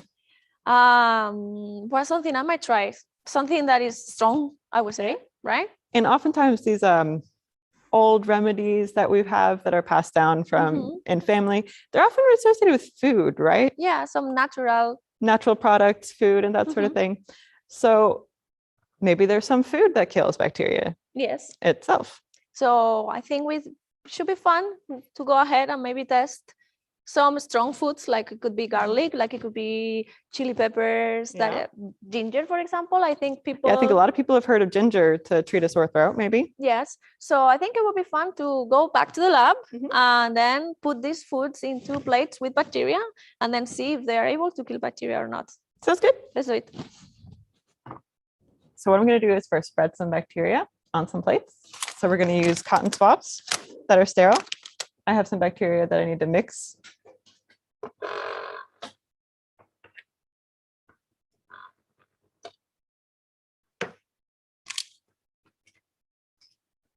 Then I just dip the swab in the mix and spread it on the plate. So this way, what we're going to see after the bacteria have grown is bacteria covering every part of the plate. Which means when we put something on the plate, on top of the bacteria, we can see where they don't grow, see if they die. Take a fresh one of these. So this is just regular lab bacteria. They're very, very safe. I usually tell people that you can theoretically drink a glass of this and nothing will happen to you bad. So then I have some foods that we want to try. We're going to start with ginger. So I'm going to try to scoop up some of this ginger, get some of the nice juicy gingerness of it to put on the plate. This is easier said than done. Try to spread some of this stuff out.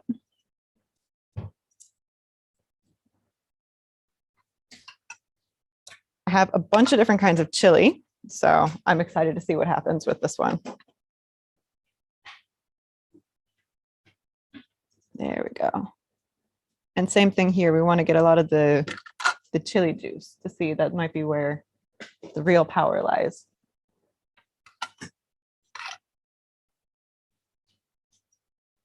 Like that. And then the habanero. Smells pretty strong in here now, huh? Okay. So we've got a nice colorful chili plate.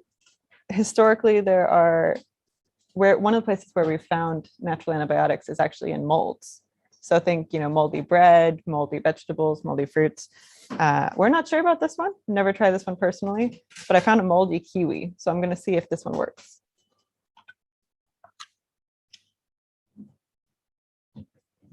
Now this doesn't smell quite as good.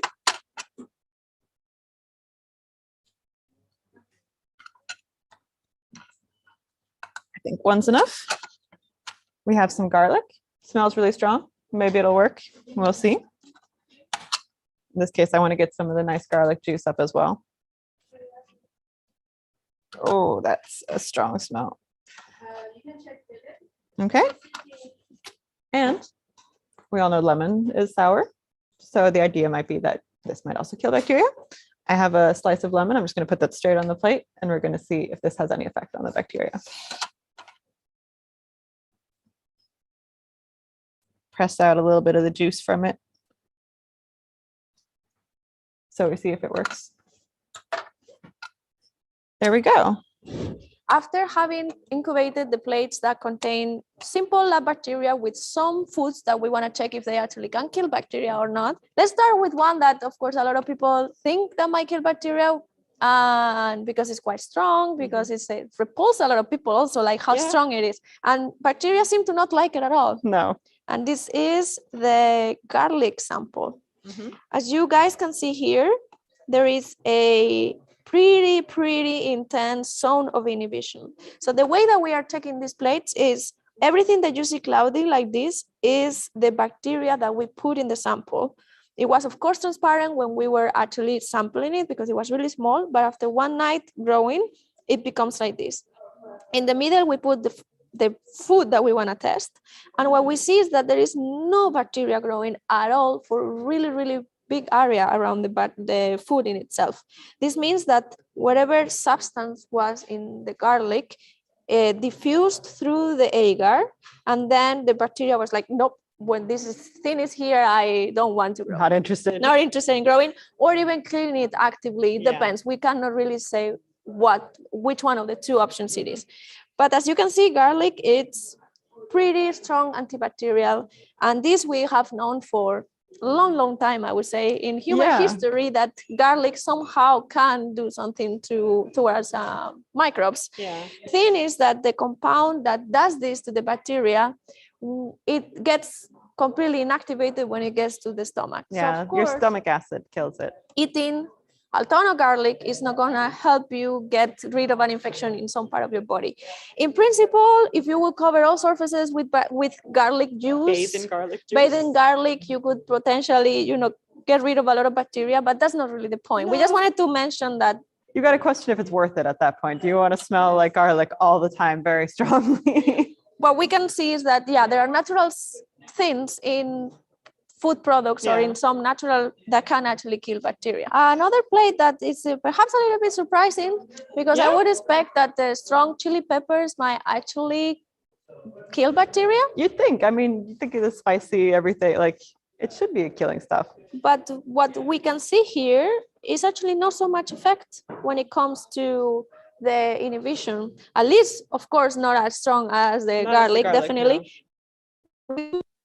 some sort of very, very, very close to the green chili, but no so much or almost nothing into the red chili and the yellow chili. And most of what you see, it's not necessarily even that the bacteria are dying or not being able to grow at all. It's that you see that they're growing slower. So we don't see as much bacteria around the chili while we still it smells tasty. Smells so strong, yeah. Yeah, this one actually did smell quite nice. But we do see that the bacteria aren't growing as fast around the chili. So they are affected. Yeah. They're not killed. They're not Not completely stopped from growing. One that is actually pretty interesting. And Yeah, this is new for us. We're trying, we had never really tasted the kiwi that was a little bit moldy that you sampled. And we are a little bit surprised by the results because we do see an effect, quite a strong effect around it. Of course, not as much clear as the garlic, but still there is an effect around. But the area where there is more mold growing, which will be up here, as you can see. You can even see the mold still growing on the kiwi. So the mold has continued growing on the kiwi. In that part, there doesn't seem to be a stronger effect of the killing or the inhibition. So what we're thinking is happening around here is that the acidity of the kiwi is being spread through the agar, and is this acidic condition, this acidic environment that is not allowing the bacteria to grow. And we have a control sample for this acidity, which is we also plated a lemon.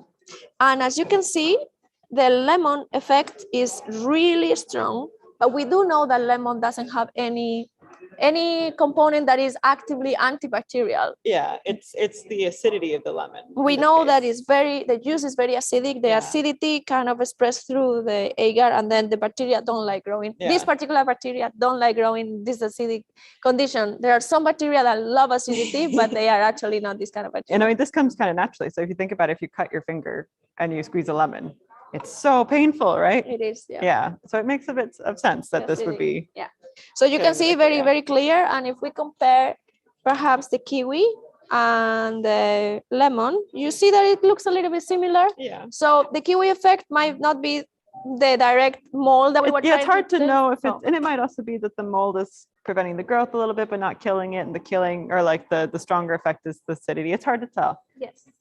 And we are going to end up with a little bit of a controversial food item that we test here in this sampling, and it's the ginger. And this comes with a disclaimer.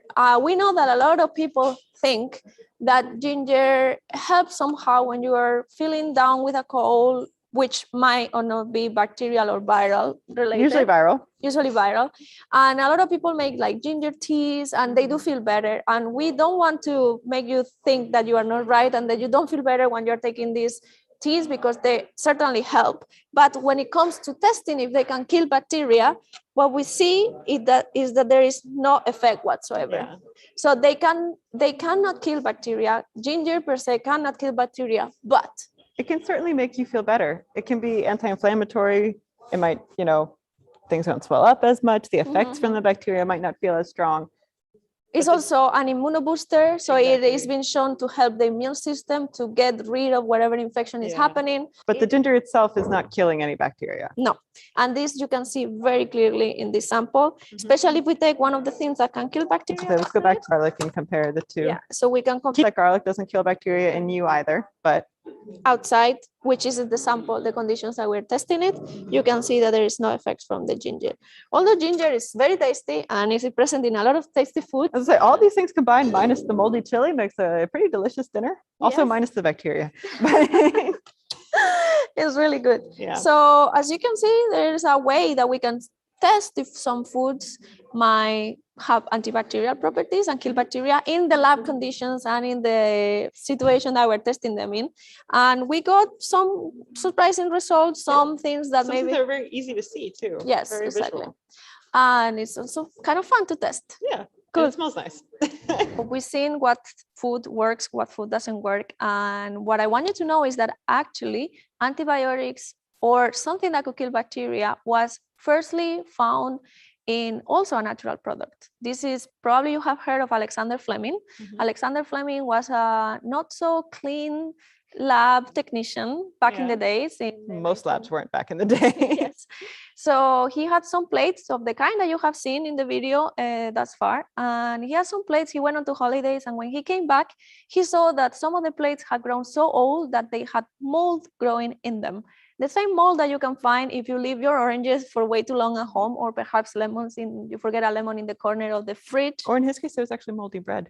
Or moldy bread as well, yeah. There's different kind of molds they grow on foods. And what he noticed, he was smart enough to notice that around the mold growing in these plates, the bacteria that was supposed to be there, because he was working with bacteria, it was completely gone. And he was like, maybe this has something that can actually kill bacteria. And this antibiotic is the one that we know as penicillin, because it actually comes from the mold Penicillium.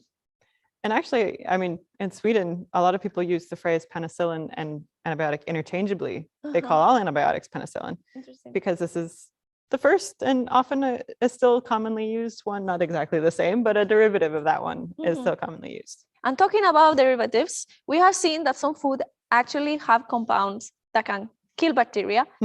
But if we get sick and we go to the doctor and the doctor really recommends that we have to take antibiotics, it's not enough with just eating a lot of this food that might have some antibiotic properties. You can't bathe in garlic, can you? Or I wouldn't suggest it. Something might kill bacteria in a dish, but is it ever going to work in us? It has to be functional. It has to get to the right spot. It gets pretty complicated pretty fast.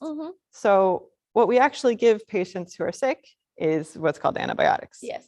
That are often maybe from a natural source, but they're produced not naturally. You don't give them the food itself. Because you need to have the right concentration, and you also need to make the antibiotic be able to get to the place of the infection.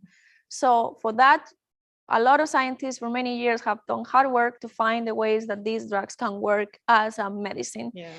Changing little details at a time, usually, until we find something that works as good as we can make it work.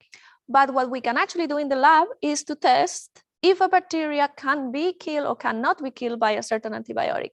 And this is the test that is normally done in the labs, in the clinics, and in the hospitals when a patient has a bacterial infection and they want to test if they can use an antibiotic or they cannot use it.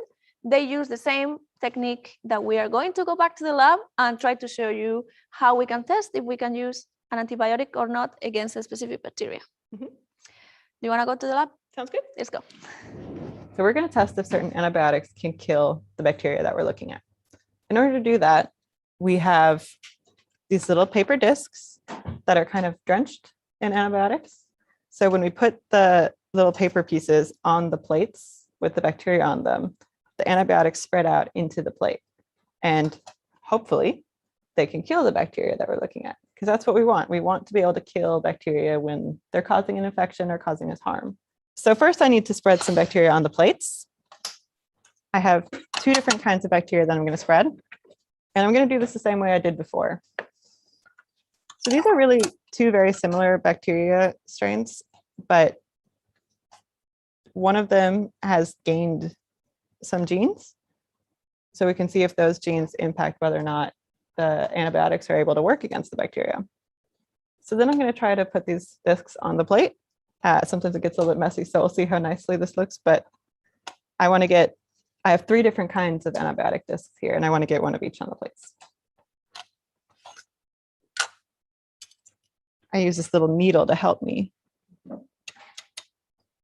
and just kind of poke it on. One of those.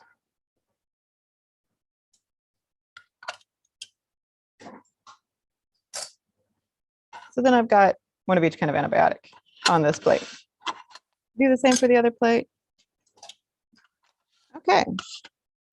So then after the bacteria have grown or not grown close to the antibiotic disc, we should be able to see how well that antibiotic works against the bacteria. If you remember, what we did was to plate different bacteria that we know are more sensitive to some antibiotics than others. And we put also different antibiotics so we can test different antibiotics at the same time. So here what you can see is that this particular bacteria that we put in this plate has 3 different antibiotics, and there is a big zone of inhibition around 2 of those antibiotics, but there is no inhibition at all around this 3rd antibiotic. That means the bacteria here doesn't really mind wherever antibiotic was in this disc, whereas antibiotics that are in these two discs are effective. They work against this particular bacteria. Here, a lot of inhibition, here, a lot of inhibition. We don't really make differences, or we don't make assessment in how big these circles are so far. It's just that we see they work. This bacteria is sensitive to these particular two antibiotics. On the other side, when we have this other plate, what we can see is that this one is sensitive to only one of the antibiotics, whereas it's resistant to the other two antibiotics. If we put them next to each other, we can see is that both bacteria are sensitive to this particular antibiotic here, but this bacteria has become resistant to this antibiotic, because here you have the zone of inhibition. Here, this antibiotic is working, but here it's completely overgrown with bacteria around it. So it has become resistant to this particular antibiotic. And it's worth keeping in mind, these are actually very, very, very similar bacteria. It's the same species, or the same strain even, that's just gotten a few extra genes through something called a plasmid. So it's by that way become resistant to the antibiotic. Yeah, so we can actually see these two bacteria are related. They're very similar, but something has happened that now it makes it able to grow with the presence of this particular antibiotic, where before it would be completely killed. And this is what is called the acquisition of antibiotic resistance, in particular through maybe horizontal gene transfer, which is, the transfer of these particular plasmids, which are extra material outside of the normal DNA of the bacteria. They acquire something, and then they have like a superpower, like a little bit like this one, gets like a super cape.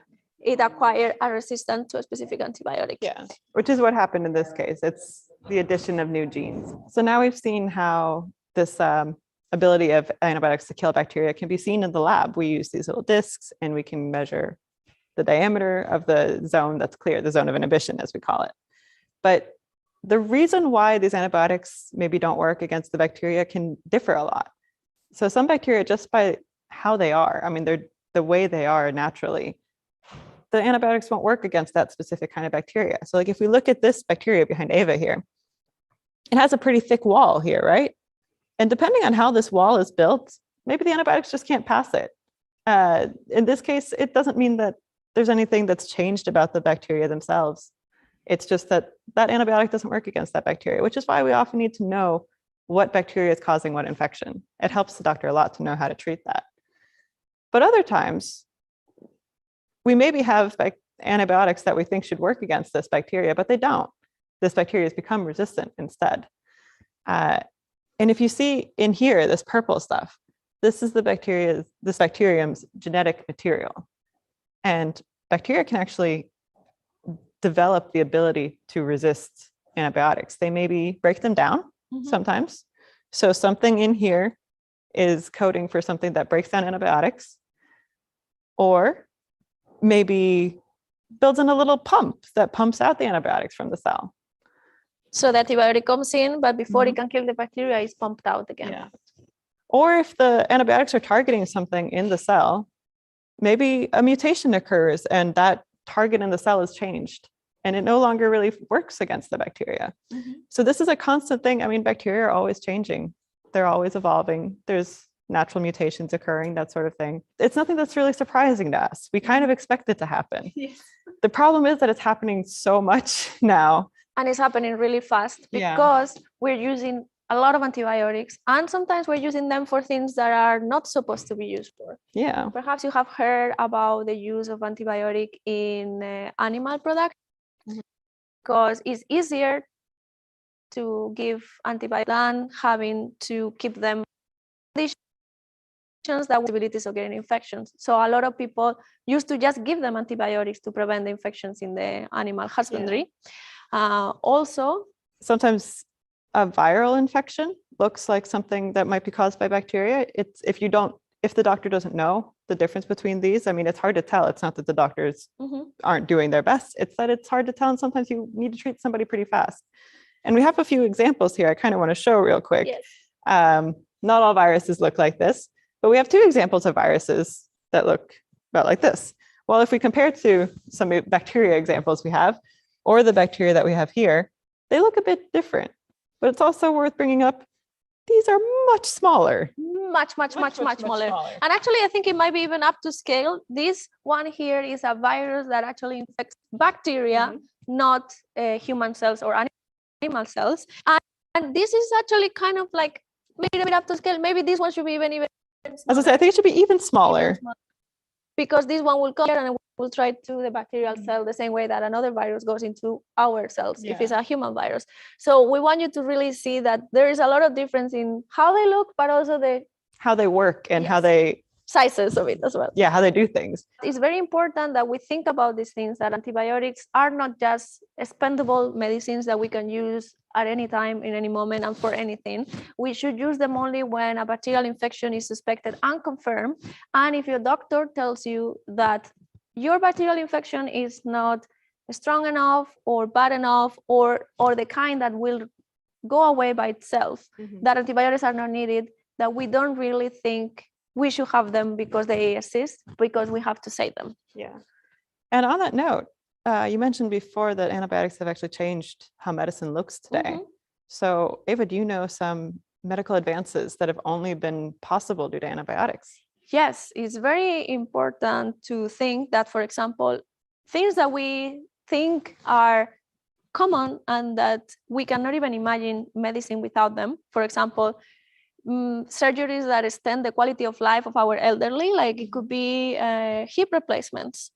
Those surgeries are not life or death surgery. They are just increasing the quality of the life, but they are risky because any type of surgery, anything that is opening a body and changing parts of the body has the risk of infections. So we need to have antibiotics that work in case these patients get infections. The same with this, with patients that are on particular risk of infections, like could be immunodepressed patients, like patients that have gone through transplants, or patients that are undergoing chemotherapy because their own immune system is not working properly. So they are more at risk of getting an infection from normal bacteria that normally don't get any harm to a healthy individual. Those are very important to have antibiotics as well. Absolutely. And there's a lot of common medications nowadays that actually decrease our immune system, because oftentimes disease by an overactive immune system. It's not all good. So it's important that we keep these things in check, that we use antibiotics necessary. For example, are also very rely a lot in antibiotics, and some of the bigger measures that they were talking about in case resistance gets really, really bad is to stop doing this kind of surgeries, because a planned C-section might not be a life or death situation. So they're only going to do it if they really, really need to, because they don't want to put the patients at risk of an infection that cannot be cured. But the whole thing is not as grim as we're putting it here, because we are actually doing something about it. And because we're here talking to you about bacteria and antibiotics and antibiotic resistance, we think that increasing the overall this topic is going to be the way to reduce the chances that resistance gets so bad that we cannot do these surgeries anymore, and that we are not going to be able to treat a regular infection like we are today. So it is important to think about, okay, what can we do to prevent the use of antibiotics? As an individual, you can think about where your food comes from and how it's made. That plays a pretty big role. You can think about preventing infections. So if we help many parts of the world get clean water and all these other things, proper sanitation, less infections equals less antibiotics used, good for everybody. Proper diagnostic, we have technologies that are advanced enough to give us if bacterial or viral, and within bacteria collectively and better. Yeah, so as you can see here, there are a lot of aspects to the issue of antibiotic resistance, but what you can do as an individual in your day-to-day basis is try to prevent the spread of bacteria as much as possible. And also, if your doctor is telling you you are not needed antibiotic treatment, trust your doctor, because that will be the best, both for you and for the common good of the antibiotics for everyone.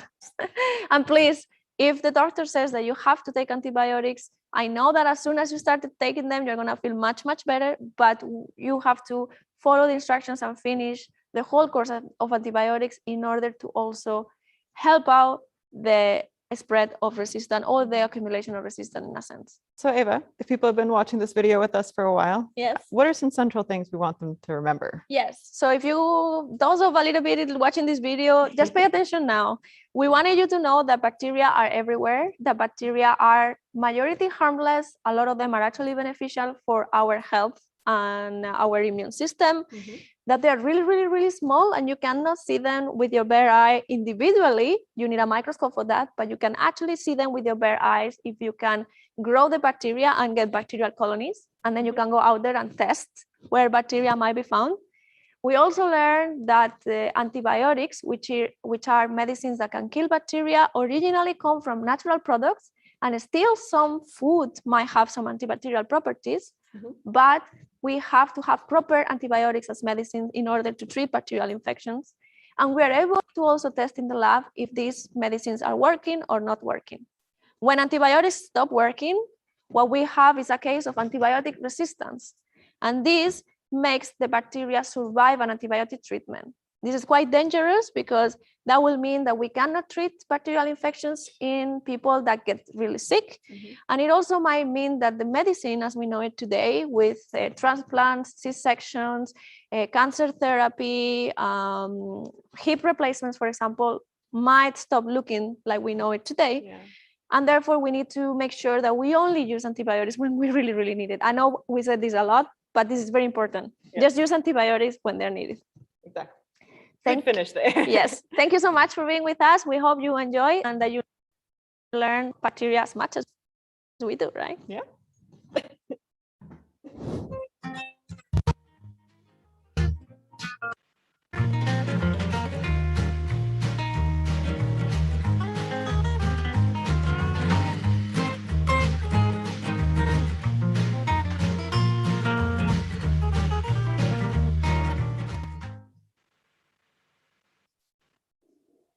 Okay.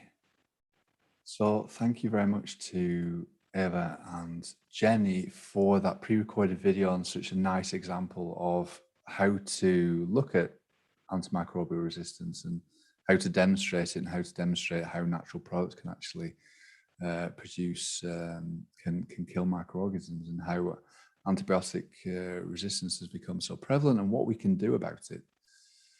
So let's just have a look at the time here. We've got a couple of minutes before we go into the next presentation.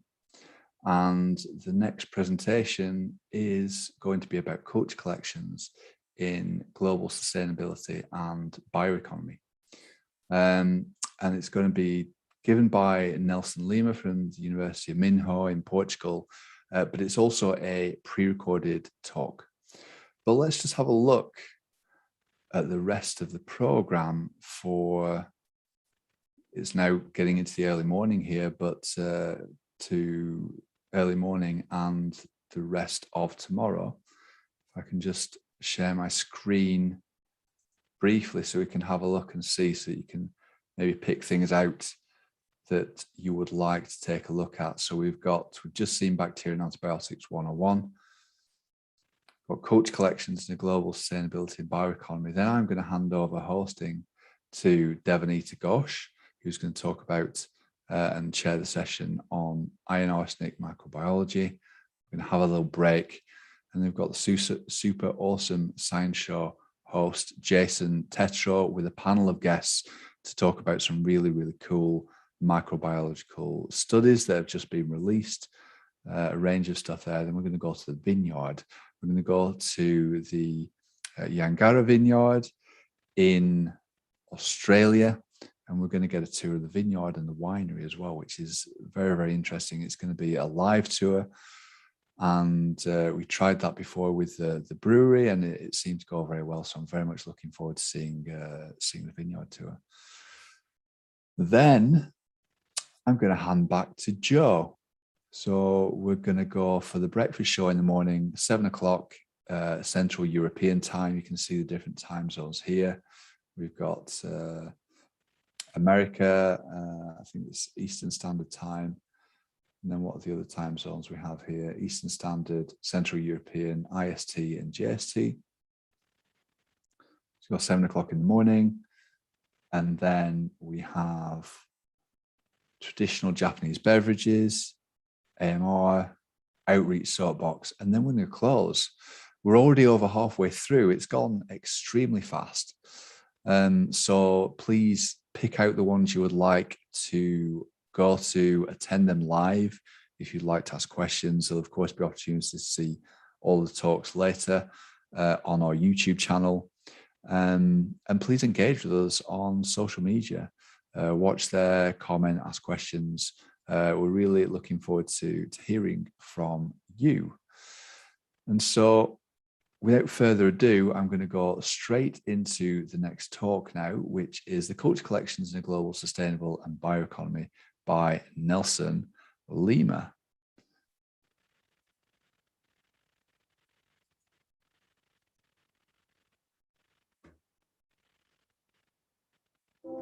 Microorganisms is vital to everything that happens in the biological ecosystems of our planet. Microorganisms play key roles in human health and the environment, such as digestion of food and nutrient recycling. For centuries, this invisible world has been documented. Today, microorganisms are preserved and studied in what we call biorepositories, known as microbial biological resource centers that serve as libraries of microorganisms. Biorepositories all around the world help us exploit millions of microorganisms to understand how they function and use this knowledge to prevent or treat diseases and develop new technologies. That is why MIRI, Microbial Resource Research Infrastructure, was created in 2012 as a pan-European center to provide services that support research, innovation, and development in the field of life sciences and biotechnology.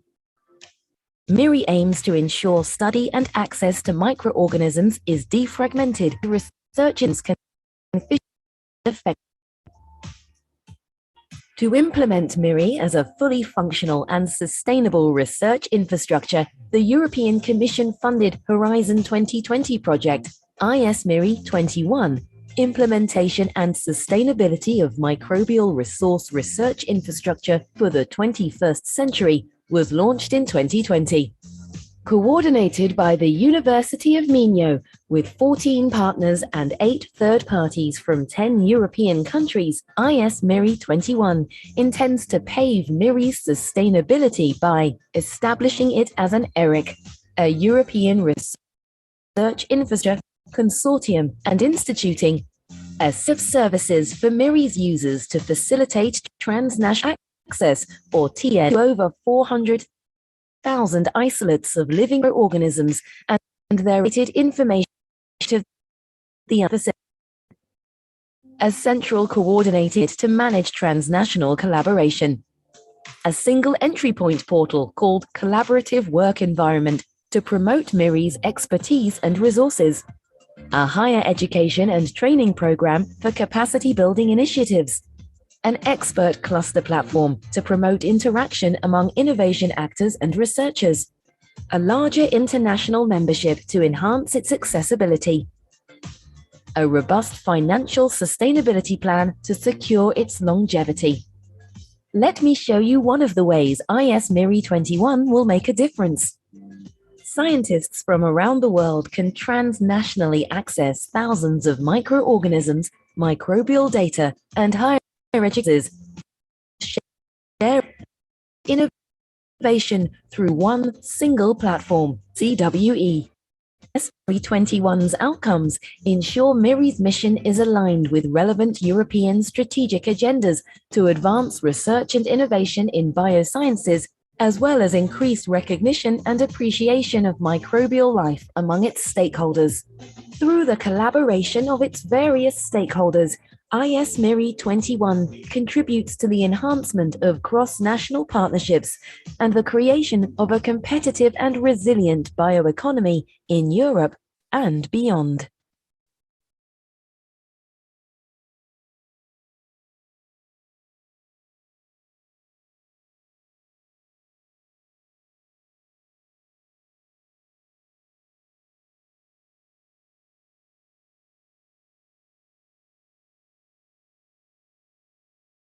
The genome of all the microbes living inside and outside an organism is defined microbiome. The human microbiome is also known as second genome. Every anatomical site, including skin, gut, oral mucosa, glands, etc., has its own microbiome.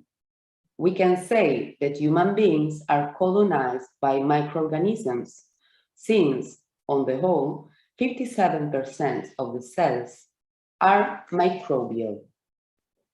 Beside the human microbiome is the soil microbiome.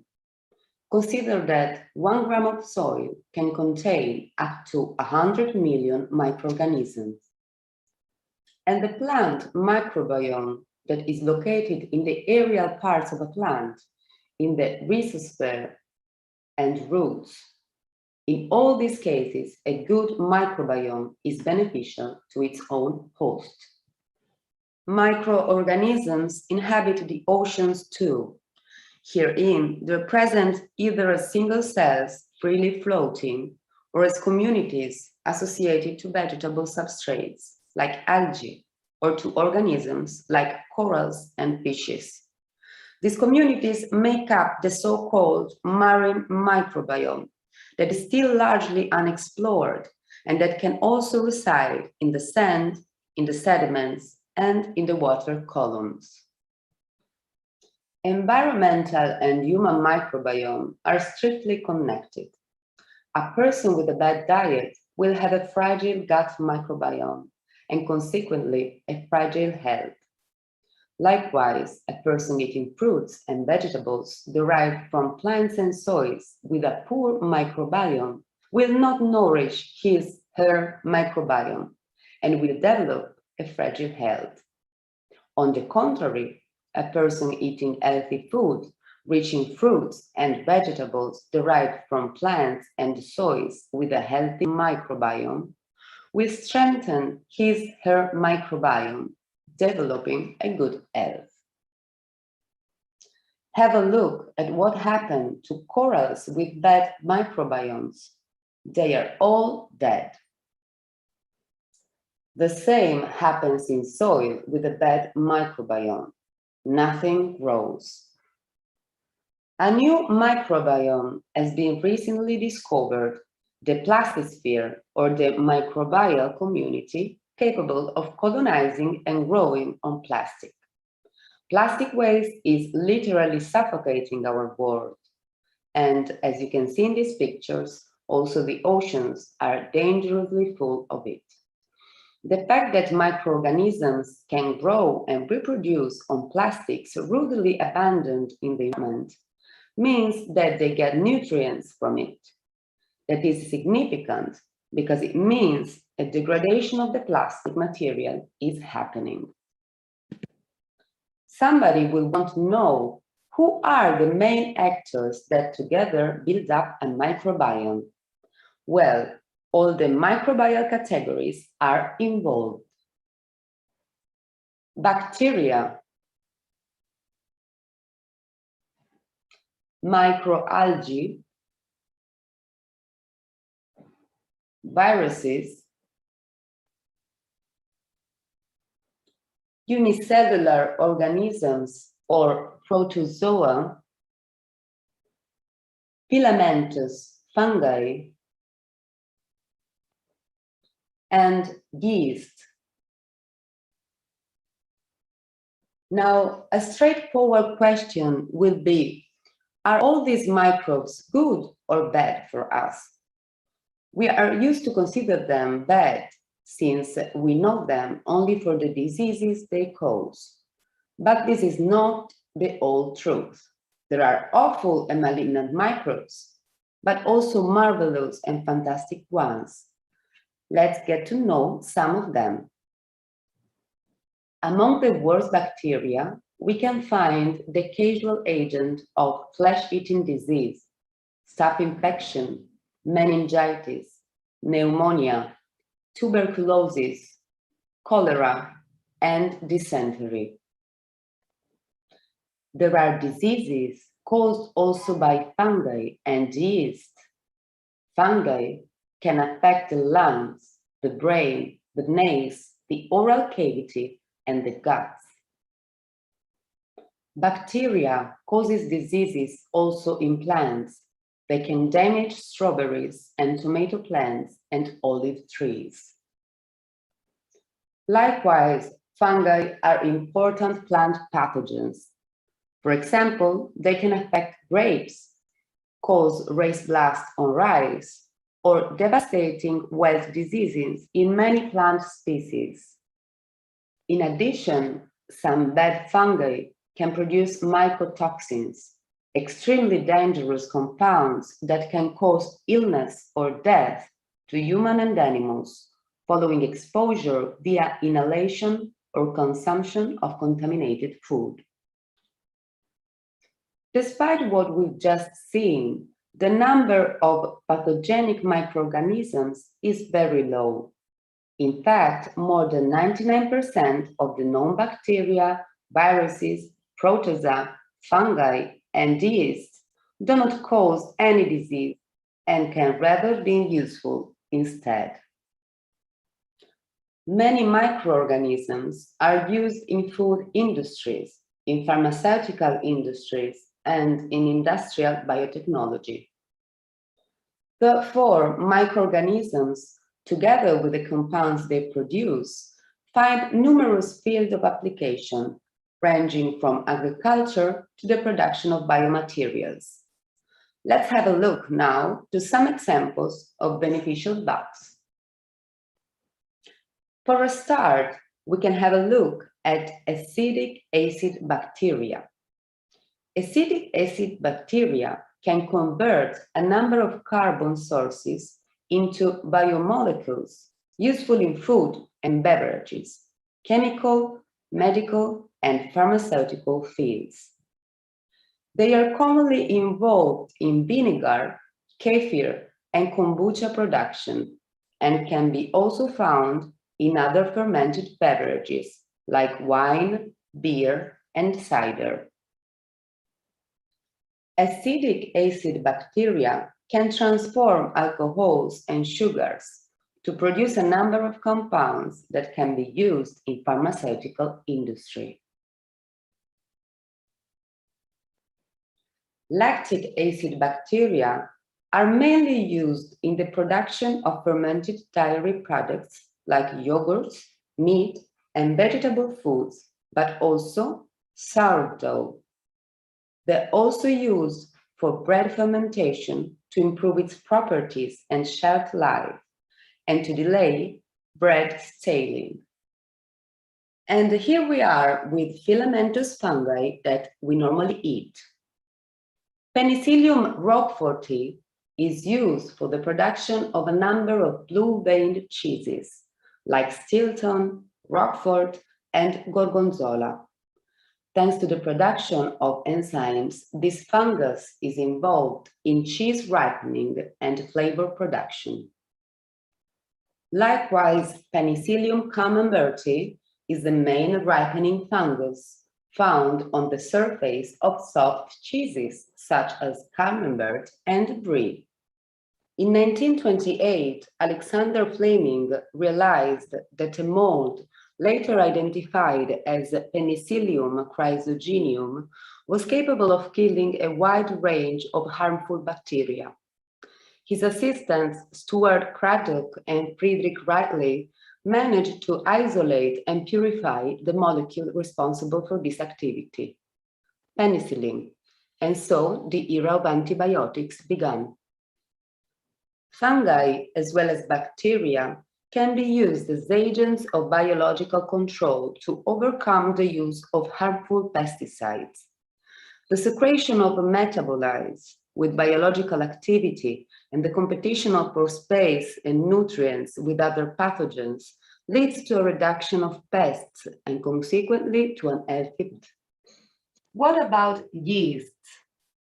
Thanks to the ability to ferment sugars and produce ethanol and carbon dioxide, yeast predominates in most of the traditional fermented foods and beverages that are present in human diet. No leavening of bread or pizza would take place without yeasts of the species Saccharomyces cerevisiae. And no beer or wine would be obtained if yeasts didn't use grape sugars and barley maltose to produce ethanol and a large part of the flavors typical of these beverages. We have now realized what single microorganisms can do. Together, in a community, in a microbiome, they can be stronger, more powerful, and useful. It is a united we stand, divided we fall situation. This figure tells us that every aspect of our lives is part of a unique whole. Therefore, our health is strictly connected to the environment health and to the health of all the animals that share the planet with us. It is thus extremely important to find a way to recover what has been damaged or destroyed, and the microbial communities will help us in this. A good microbiome is capable of remediating and restoring polluted sites. Bioremediation is an interesting approach that has a lot of potential and that has been already applied for the treatment of contaminated sites. Selected bacteria and fungi can together use and transform dangerous compounds like petroleum, polycyclic aromatic hydrocarbons, industrial solvents, pesticides, plastics, and metals. In light of a sustainable agriculture, fungi and bacteria can be used as fertilizers and, as we have already seen, as biological control agents and bioremediators. Microorganisms can also be exploited to produce biofuels. Microalgae are good candidates for production of biodiesel that so far rely on vegetable oil. Also, bioethanol is a good alternative and is produced through microbial fermentation of sugars and starches derived from agricultural and forestry residues. Microorganisms are also an alternative source of nutrients. Microalgae are rich in proteins, carbohydrates, fatty acids, minerals, and vitamins. Marmite, a spreadable cream so popular in the UK, is made of yeast extract, also rich in proteins and group B vitamins, while corn is rich of mycoproteins derived from the filamentous fungus Fusarium venenatum. Not only microorganisms like fungi are used to create biomaterials and eco-leather to make up shoes and clothes, but altogether they are an extraordinary source of bioactive molecule and useful enzymes.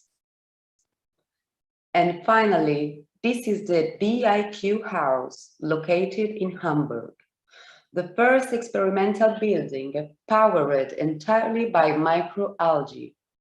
Bioreactors are based on microalgae that, through the photosynthesis, produce all the biomass and energy necessary to power the building. The direct exposure to the sun increases the growth of microalgae, increasing in turn the quantity of energy produced. For all these reasons, it is necessary to conserve microbial diversity. And please do remember, to take care of it means that you care about yourself. Thank you.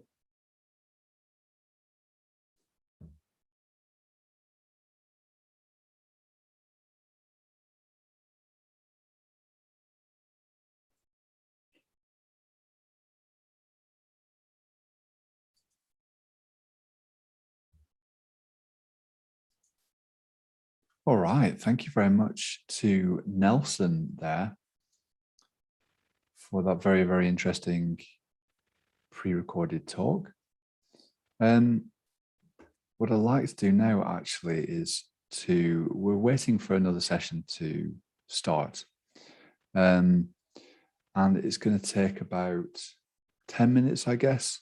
And while we're waiting, I thought it'd be really nice to go through the International Microorganism Day website, because this is really the best place to engage with us. And it's had a lot of work done on it over the past year. We've been contributing a lot. We've been upgrading and improving things. So I thought I'd just walk you through it a little bit. I mean, as you come to the first page, you see that we have the live stream here. That's obviously going to be important now for the next few days. So if you're ever wondering where to watch the live stream or catch up on what's going on, you just go to this link and you press play, and you'll be up to date with the latest in this marathon live stream. We've also got the program here as well. On the homepage, we've got links to our blogs, both our English blog, and we also have a Portuguese blog. International Microorganism Day was started in Portugal in 2017. And then we also have some of the featured blog posts and some more information about us and social media as well.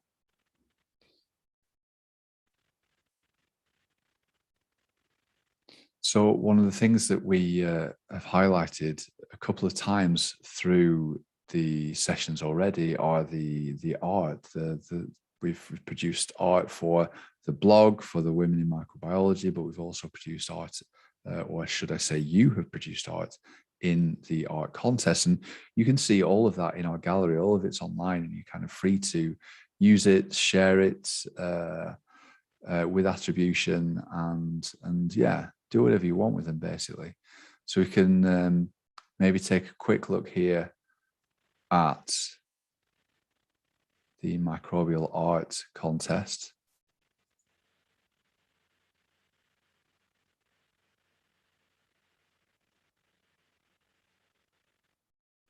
So here you can see entries from 2021, 2022,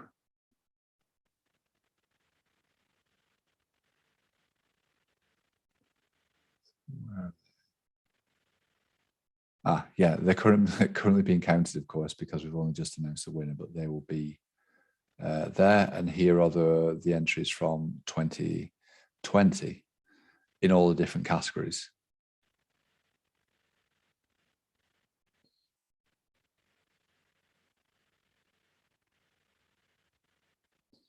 And if we go back,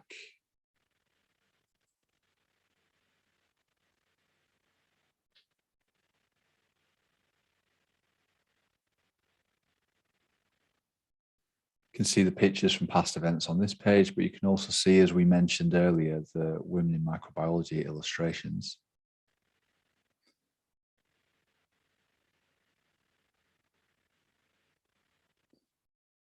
And so these are in the gallery because these are all individual illustrations. You can use them on social media, download them, share them, do whatever you like with them. And they belong to a blog. And this is the other section that's had some work. In fact, I go to the blog last because there's one more thing before I want to go through the blog, and that's the educational resources. Last year, we introduced a Winogradsky column and a sourdough bread educational resource. There's a student's infographic and a teacher's pack.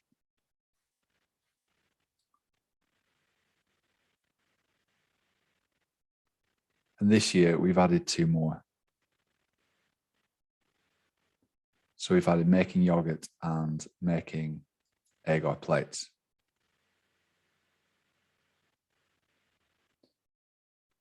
So if you want to try them out, if you would like to do any of those, then just download them. They're freely available for you to go ahead and do that.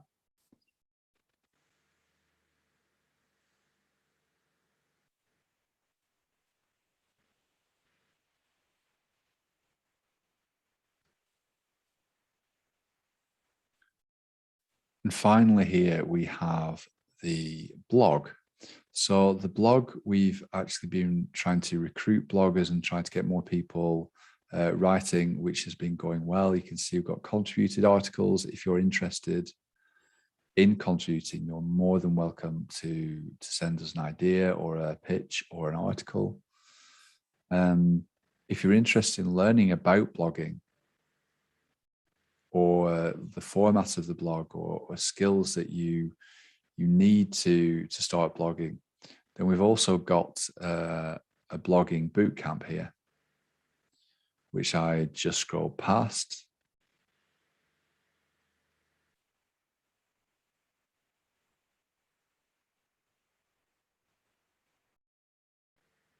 And if you go to the post on the blogging bootcamp, you'll get all the information you need to actually join a free mini course where you can actually learn the fundamentals of blogging, and you'll learn basically how to produce a blog post for International Microorganism Day.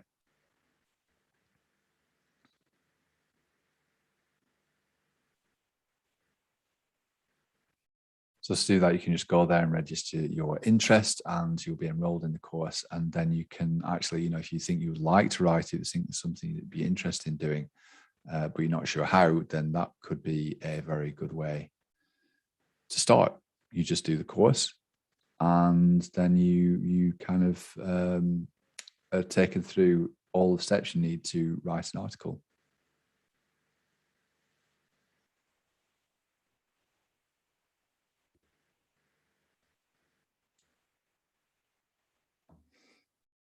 So let's have a look. We've got some people in the waiting room now who I'm going to bring in.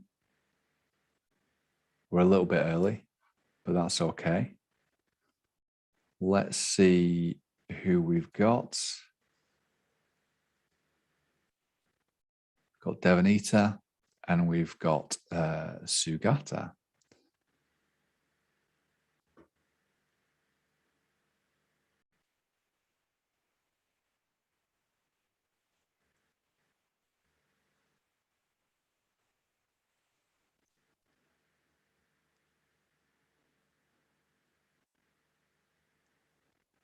Hello, Devanita. Hello, Sugata. How are you?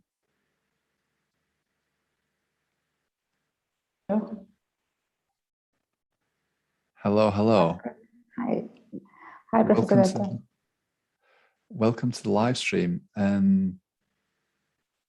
Yeah, I hope you're doing well. I'm going to hand over to you, Devanita, to host this next session. I'll be here in the background for any technical help if you want it, but essentially now the floor is yours. So thank you very much, and I will take a back seat now and hand over to you. Yeah. Thank you, Joe. So this session is on the iron and arsenic microbiology, and since we know arsenic is quite a problem in many parts of the world, and iron plays a major role in the mobilization and especially the microbial action. So we'll hear about that from our two eminent speakers. They are global leaders in the field. And our first speaker, Professor Saugata Datta. So right now we have him online. So currently he is a distinguished professor, Hammond distinguished professor at University of Texas, San Antonio. And earlier he was in Kansas State University.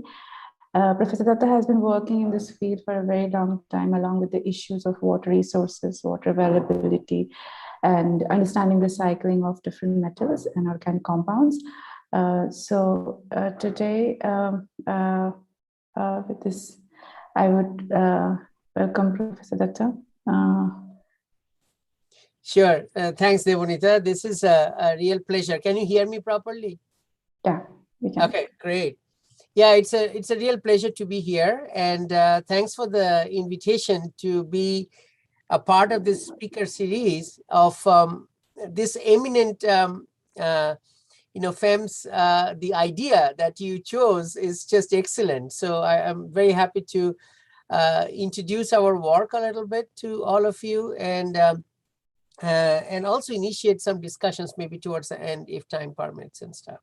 So let me try to see if I can share my screen.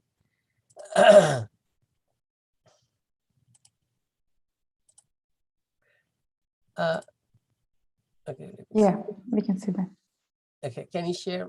Sorry, can you see my screen properly? Yeah, yeah. Okay, great. So good evening, good morning, good afternoon, wherever you are. I know we are at 2 different continents. Here it is, what, 8:30 in the evening. I had my real long day. And then I taught from 4 to 5:15, and then I prepared my talk for this evening that Devonita had invited us for. So I'll be talking about the role of natural organic matter, or NOM, in microbially mediated mobilization, and keeping the theme of iron and arsenic in mostly these reducing aquifers that we have seen all across or all over the world, probably. This is not just the couple of case studies and ideas that I will place in front of you is from the Bengal Delta, but this is not just the only ones that we know of. So hopefully I will draw some attention from you on that. Okay, so the outline of my presentation is such that it is divided into microbial presence on Earth. Let me just switch off my phone, sorry.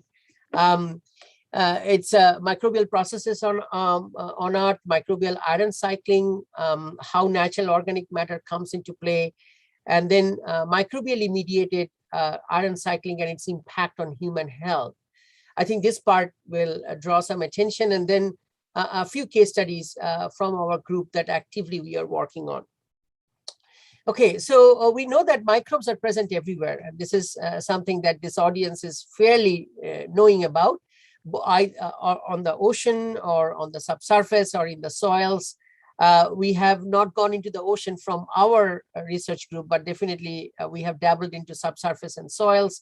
And these are considered as the major habitats of the microbial life, right?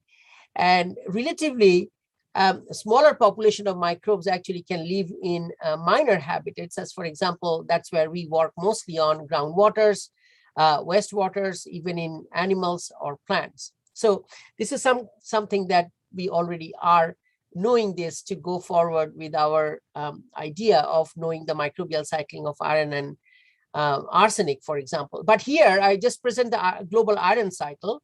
Again, this is iron being a very important redox sensitive element in the environment, which microbes actually cycle through both assimilatory and dissimilatory metabolisms, right? Both of them act together.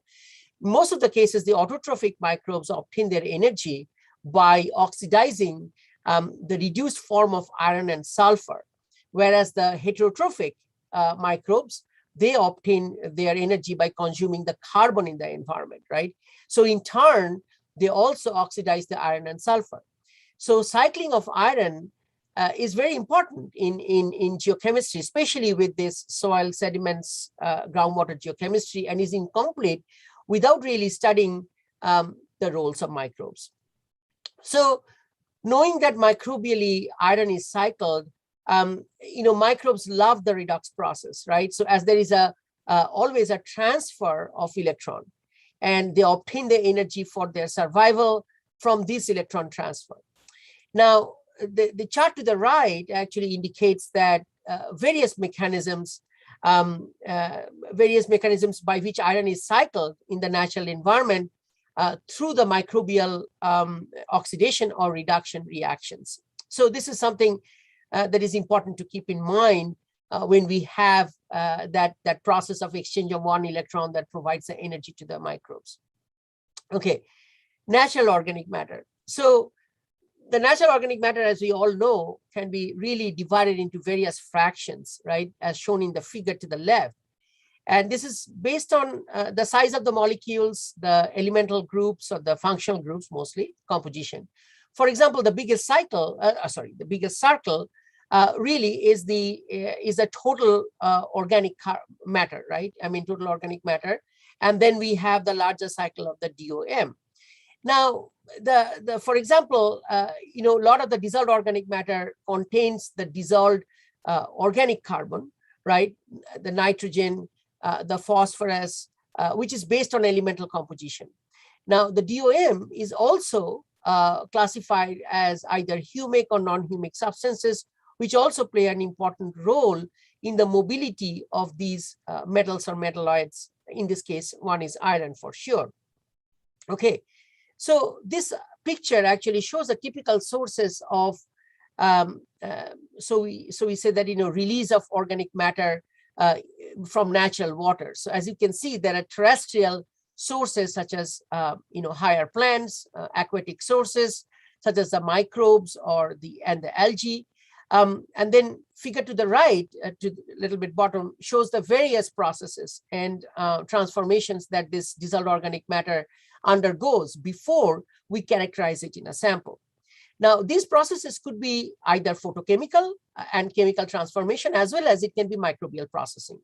Now, while characterizing this dissolved organic matter in water samples, it is actually important for us, these results in the context of field results also, to compare them with. And that's what we do in most of our cases. So the figure this here, I'm hoping that this is very familiar to the audience here. It's kind of the size-based classification of the organic matter. Nominal size is that 0.45 micron is used to distinguish between particulate or the dissolved organic matter. But some studies have shown that the 0.7 micron or the 0.2 or the 0.1 micron filter sizes as well. So therefore, the distinction between the particulates and the dissolved organic matter is often, I would always consider, as operationally defined, right? And so you can see that the molecular weight of the various dissolved organic matter components are here, right? So bacteria and clay, for example, or clay humic metal complexes are sometimes particulate, and sometimes they are dissolved. Now, this classification can help in the DOM characterization that we do most of the times. Okay, so one of the research areas that my group are currently doing is working on microbially mediated elemental cycling and its influence on human health, or, you know, impact on human health. As we know that water quality is directly linked with human health, many microbial processes after the quality of the life by dissolving elements that are harmful to humans. And, you know, one of them we know of is arsenic. And I think you will hear a little bit about it after my talk also. So arsenic is a naturally occurring metalloid, and it's a carcinogenic too. It's considered carcinogenic, a class 1. And it occurs in soils, sediments, and they are mostly of geogenic origin. It enters the water systems by the sediment-water interactions and the microbial processes. You know, on the top right, we show the Bengal Basin. That is, most of us have worked there. Major rivers of the Ganges, Meghna, and Brahmaputra is known to be arsenic affected. And the microbial processes here play an important role in mobilizing arsenic, which my group is mostly studying. But I would like to share some of the findings from there. Okay, so this is a very quick overview of some of the work that we have been doing in our group, mainly to understand the hydrologic, the geochemical, and the microbial controls of the mobilization of arsenic in groundwater. And we actually use all three, field, laboratory, and modeling-based approach to conduct these studies. Okay, so this schematic actually represents the biogeochemical processes that happens in a shallow reducing aquifer in the Bengal Basin, right?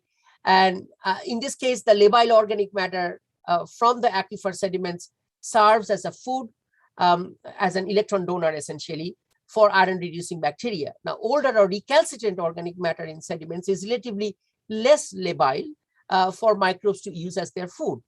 Now, therefore, it was hypothesized that such humic-like organic matter can accelerate the acetotrophic iron reduction process via this electron shuttling.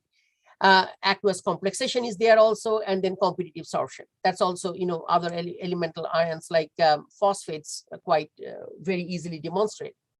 So the microbial processes that are in the groundwater that follow a thermodynamic ladder, in this case, that's what is shown on the top figure over here.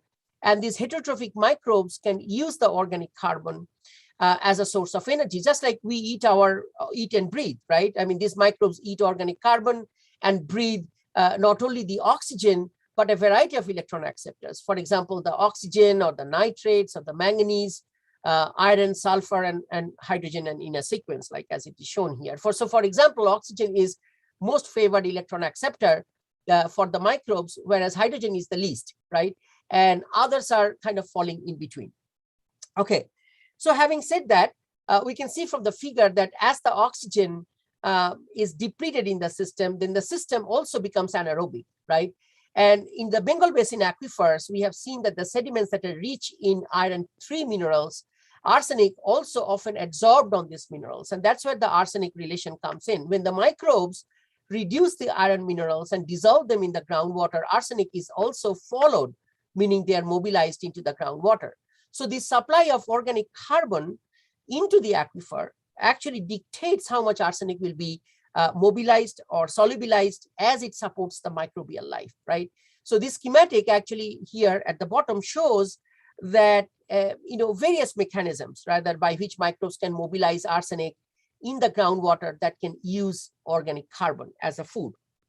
Okay, so having said that, we have also looked at the microbial communities that are present in high arsenic aquifers in Bangladesh. This is a work from Bangladesh, strictly in MATLAB. In the picture, you can see that the sediments were collected from the aquifer, and then they were analyzed with evidence of the microbial presence communities. And we do observe that some of the bacteria groups are very well known to reduce iron 3.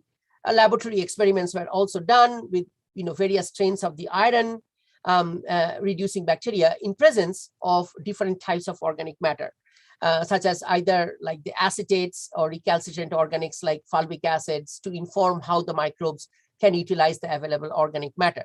Okay. So over the last decade, several studies have been done that our group have done regarding the groundwater samples from arsenic contaminated aquifers from all the way from West Bengal, India to Bangladesh, and found that in general, the arsenic concentration correlates with the dissolved organic carbon concentration. However, there is still a heterogeneity. That means that some high DOC samples contain very low arsenic and vice versa. The question that comes or remains that, how can we explain this type of heterogeneity using the bulk DOC concentrations in samples? We hypothesize that to do this study, this is due to the reactivity of the recalcitrant the dissolved organic matter in the aquifer. So we'll try to prove that in our subsequent few slides. So there are several techniques that is used. Again, this is quickly showing that we use the absorbance and the 3D fluorescence spectroscopy to characterize the fluorescent organic matter in the water samples, and various functional groups we look at, but definitely the different field samples are analyzed with these. So here are the results from the field, right? So we found that iron bearing high arsenic groundwater, or iron bearing high arsenic contaminated, much higher proportion of terrestrially derived humic-like organic matter, which is likely to be involved in this electron shuttling and other processes that accelerate the microbial iron and arsenic mobilization. Okay, so having said that, the microbes sometimes use some smart ideas to obtain the energy, right, from either recalcitrant organic matter like humic or fulvic acids. And these humic substances are not very good food for the microbes to start with, and they are considered non-labile. So these humic substances can form the aromatic rings and can be used by the microbes as an electron shuttle. So this is what is shown in the schematic over here, and we can delve with that a little bit more later if wanted. But let's go to the crux of the matter. So, however, there was no this is a experimental evidence to show that there was no direct evidence that the Bengal Basin aquifers contain the humic material that is actually involved in the electron shuttling process. So in this part of the study, we actually performed a laboratory experiment using humic substances to isolate from the high arsenic groundwater in Bangladesh and use a geobacter as iron reducing bacterium to calculate the electron accepting capacity of the Bangladesh groundwater humic substances. Okay, so these graphs actually are shown to summarize the results from our work from a part of the Bengal Basin other than Bangladesh. It's also from West Bengal on the arsenic mobilization.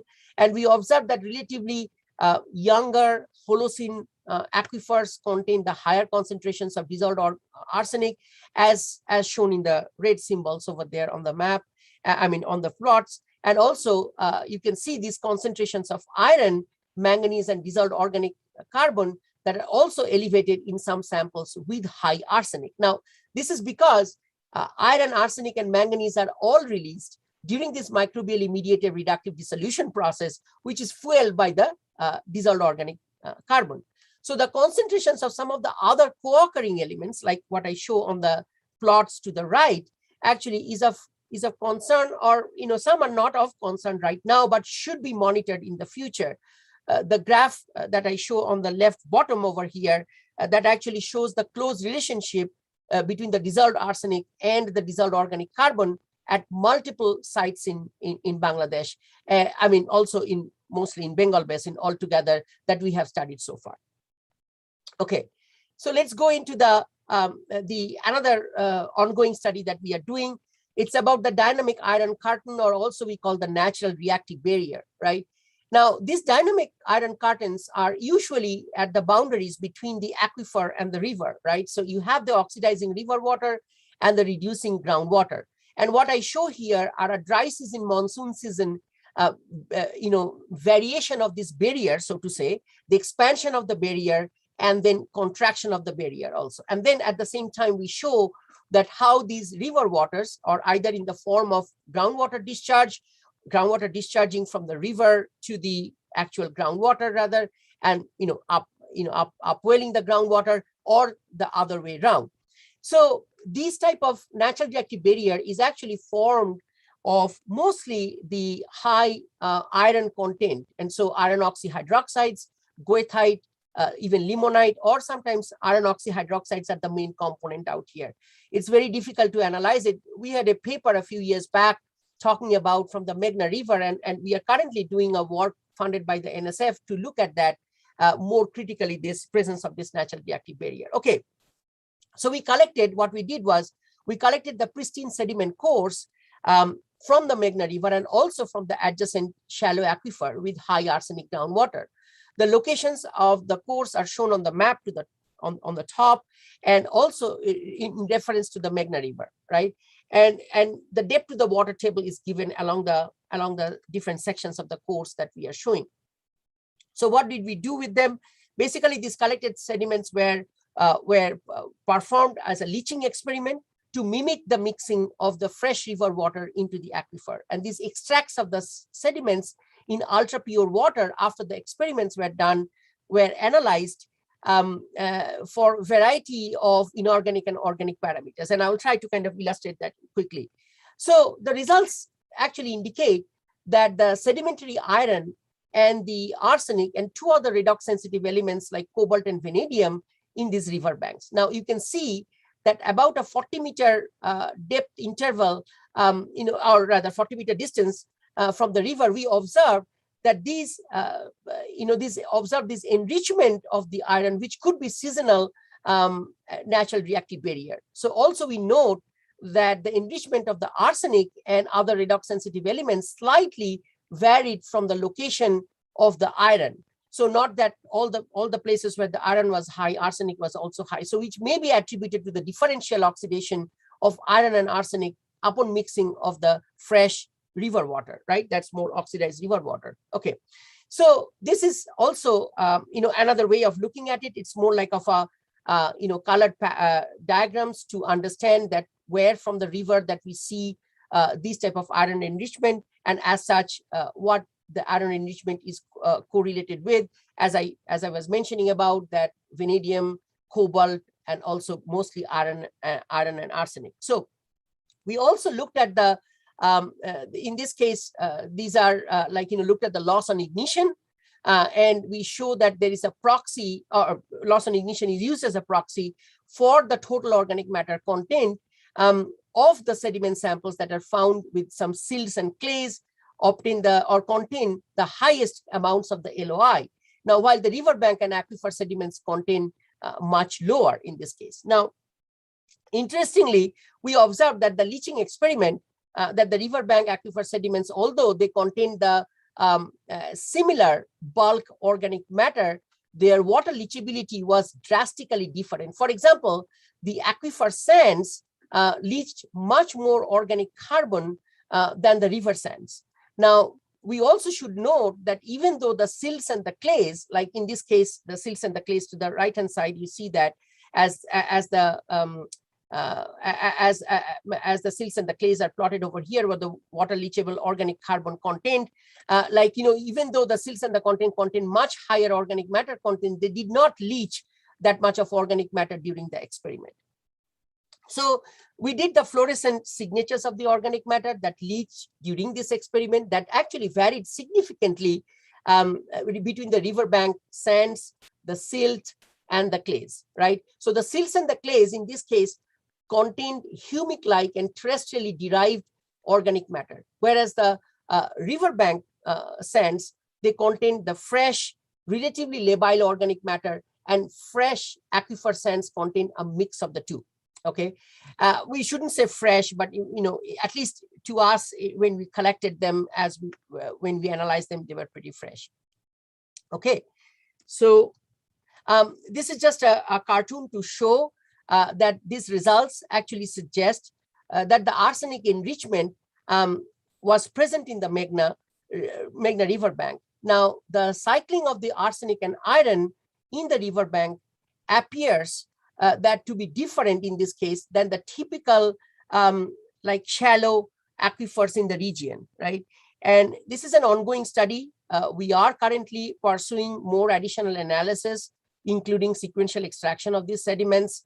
Some synchrotron analysis is going on, and also quantifying this natural organic matter and this iron arsenic complexes in the sample as much as we can. So this is where we would like to have a summary of our findings so far. Surely we see that the microbes do play a vital role in the cycling of the redox sensitive elements, in this case iron and arsenic, which in this case arsenic at least is an important human health factor, and to some extent iron too. And then we did confirm that the microbial cycling of the iron is influenced by the presence and characteristics of the natural organic matter, right? And the natural organic matter that reacts with the arsenic and iron in several ways, as I said, aqueous complexation or competitive sorption, or even with the microbes via the electron shuttling. So in the riverbanks of mostly the seasonally fluctuating rivers, like I showed in case of Meghna, partly Ganges is like that too. And these are all meandering rivers. The presence of the iron cartons are quite a bit, I would say, interesting to point out. And they actually show a strong influence on the hydrology that controls the iron and arsenic cycling. All these caps that you saw as the barriers, these are enriched in iron minerals.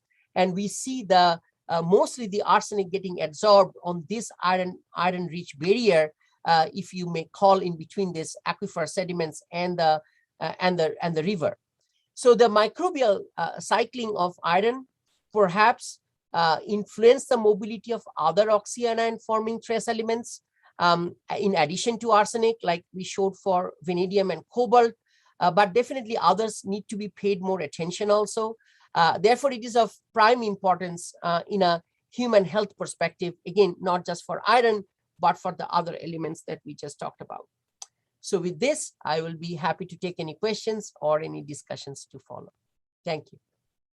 Thank you, Professor Dutta. That was a very interesting talk, and definitely very interesting for me. I work on a similar line.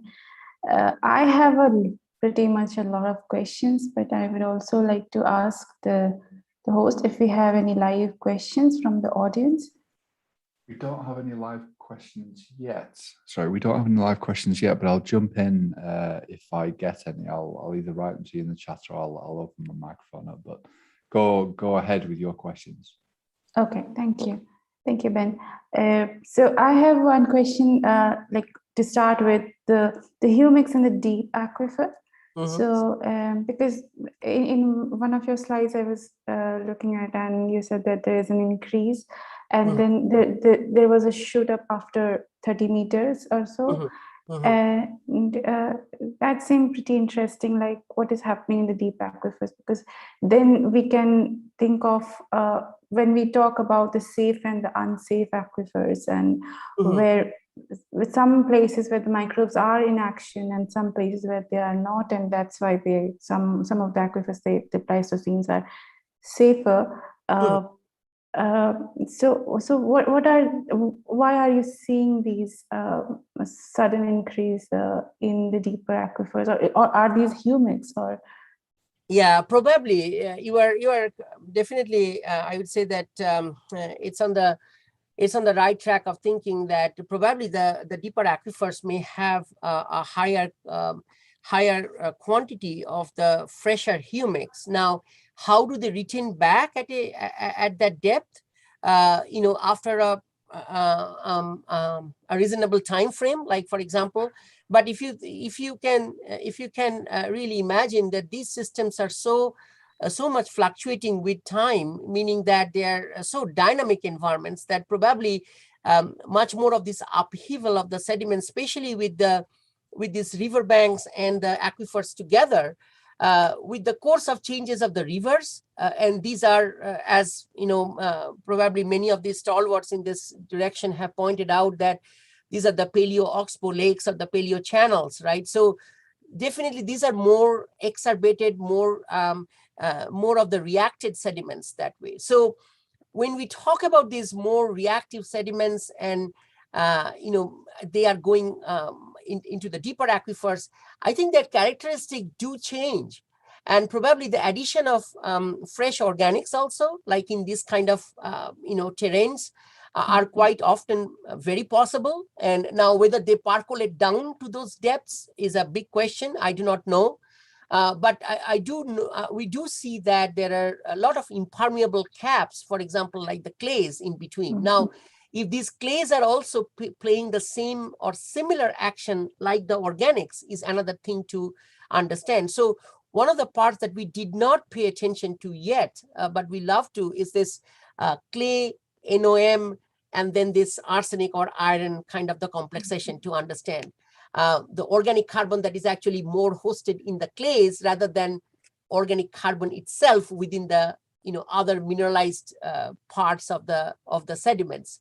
So yeah, with that in mind, I think that's I think a lot more work can be done on this direction. Very good question. Yeah. So this was a very interesting talk, and something that really caught my mind was the dynamic iron curtain. So yeah, this is really interesting what you're seeing in the riverbeds, and I would definitely like to explore more. I mean, right after just this talk, I think I would start reading on that. So do you see methanogenesis in Yeah, not to that extent of a complete methanogenesis. No, it's not a complete, but we do see signs of methanogenesis do start to happen in some of these sediments. One of the things that we did do is we haven't been able to analyze them yet because of all the pandemic upheaval.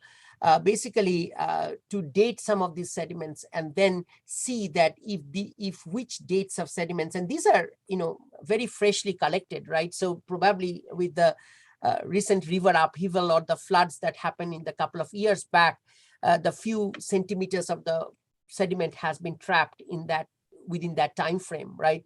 So I would say that in our geologic time span and the sediments, I mean, these are fairly recent sediments, right? But the proportion of the organic carbon is different. So we kind of diversified that to see that how much organic carbon or type of organic carbon. And then now we are going to date these sediments to see that, if these are really, and probably the C13 also will help us to understand, and also C14, that whether there is any correlation of this freshness of the sediment, right? And whether they are, whether really this reactivation of these sediments can lead to so-called making the sediments old enough to either retain or make the organics inactive. Now, I do not completely believe that it's a case, but I have seen in papers that they are analyzing. I mean, they are postulating for, like our natural reactive barrier work. I mean, there are multiple of work that has been done in other countries and other riverbanks, and they are seeing the same thing. The only difference probably is the proximity to the river. Sometimes, like we did pretty much a transect from the river to the aquifer, like a 80 meter, almost an 80 to 85 meter transect we did from the actual riverbank to the aquifer, right? So we do see a very prominent sediment characteristic, and along with that organic matter characteristic varying. When we had to sample the river, the river bottom sediments, I mean, the organic carbon basically is, I mean, it's full of organic carbon, let's put it that way, right? And these are heavily populated areas, so all things to be taken considered, right? But these are still on the so-called the river banks. We studied only the magna in this study, but we did also study with my Columbia colleagues up in the Brahmaputra, not on the very source area, but more towards the delta. And we did see much less of this iron barrier being forming. Magna is critically important in this. I have not seen much studies on the Bhagirathi or the Ganges that way.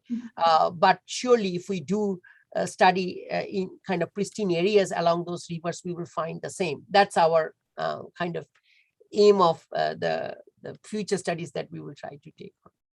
Right, great. Thank you. Thank you so much, Professor Datta.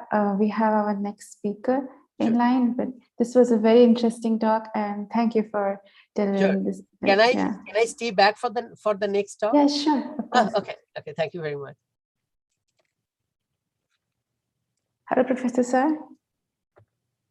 Good morning. You are muted. I think you have to unmute yourself. Yes. Can you hear me now? Yeah, we can hear you. Okay, so let me share my screen and please, shall I go ahead? Yeah, I will. So I will introduce our next speaker to the audience. Our next speaker, Professor Pinaki Sar, and he's from Indian Institute of Technology, Kharagpur. And he is in Kharagpur since 2004. And before that, he was the Bio-crust fellow at Rice University. And then he also worked in some other institutes in India. He's also one of the leading arsenic iron microbiologist globally. And he has been working in this field for a pretty long time. So I have been following his work for, I don't know, since I started my PhD. So with that, I would like to welcome you, Professor Sar, on the International Microorganisms Day at FEMS. So, thank you, Dr. Ghosh, for your nice introduction. And it is indeed a matter of great privilege to talk about the arsenic microbiology in this International Day of Microbiology. So I'm going to share my screen. So please let me know that if you are able to see my screen.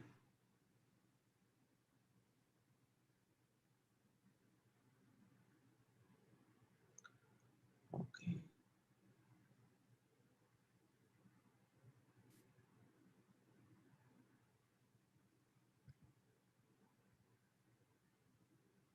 Are you able to see my screen?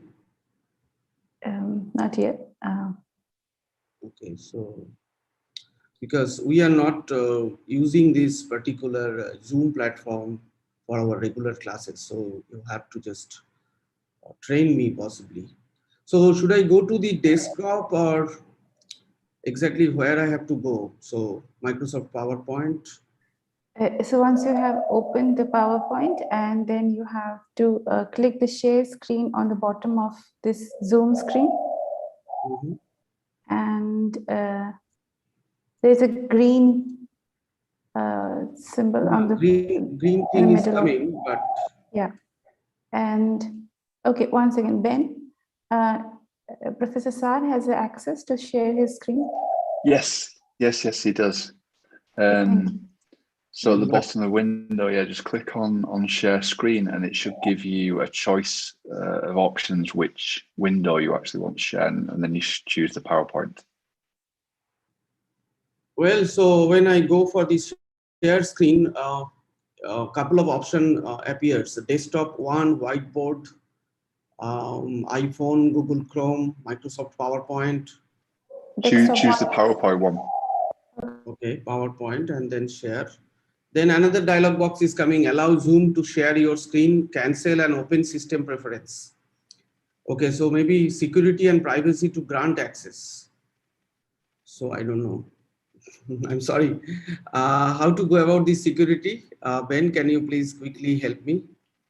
So you'll have to allow access. So when it gives you any options to do that, you need to allow access for Zoom to share the screen. So if you accept that, it should let you. Okay. So how do I give this access actually? Is there an allow button somewhere? No. Maybe you can share your desktop and open the. Files and folders.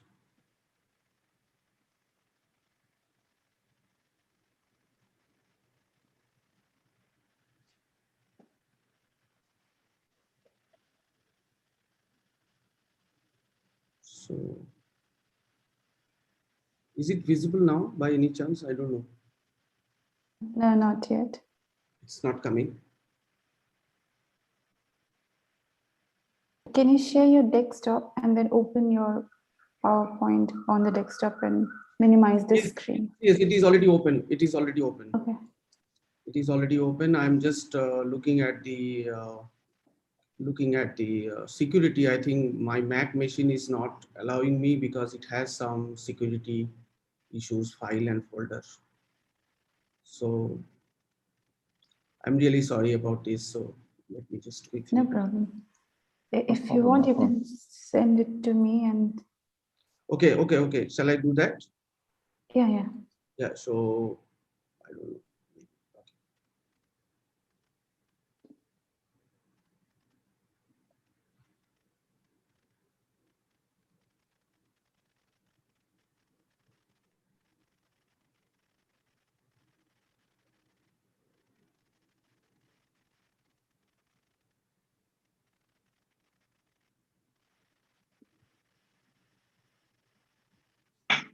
So we're going into a break after this session, so we can go over by 5 minutes or something like that, so we can get the time back. That's no problem.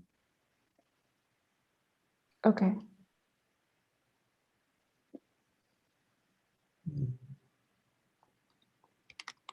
The file is very big, so I have to go by Google Drive.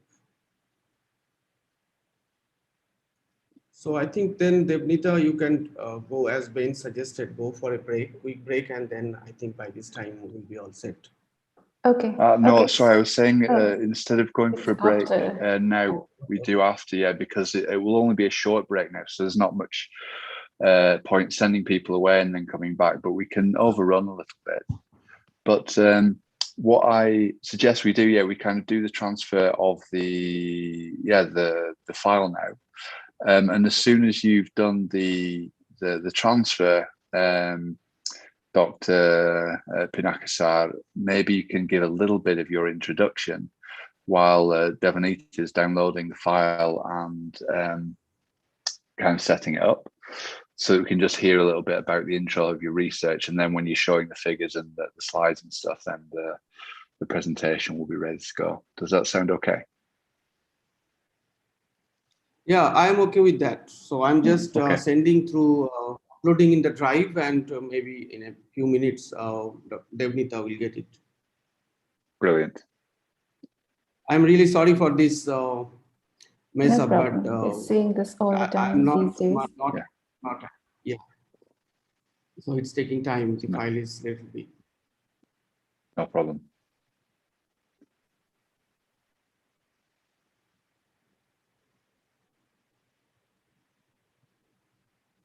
Definitely for a while, I'll just keeping myself mute and I'll try if I can do something. So, Devanita, maybe you can tell us a little bit about your work and your research in the meantime. I mean, yeah, you're the host, but we don't get very much opportunity to hear from the host always. So that would be nice. Right.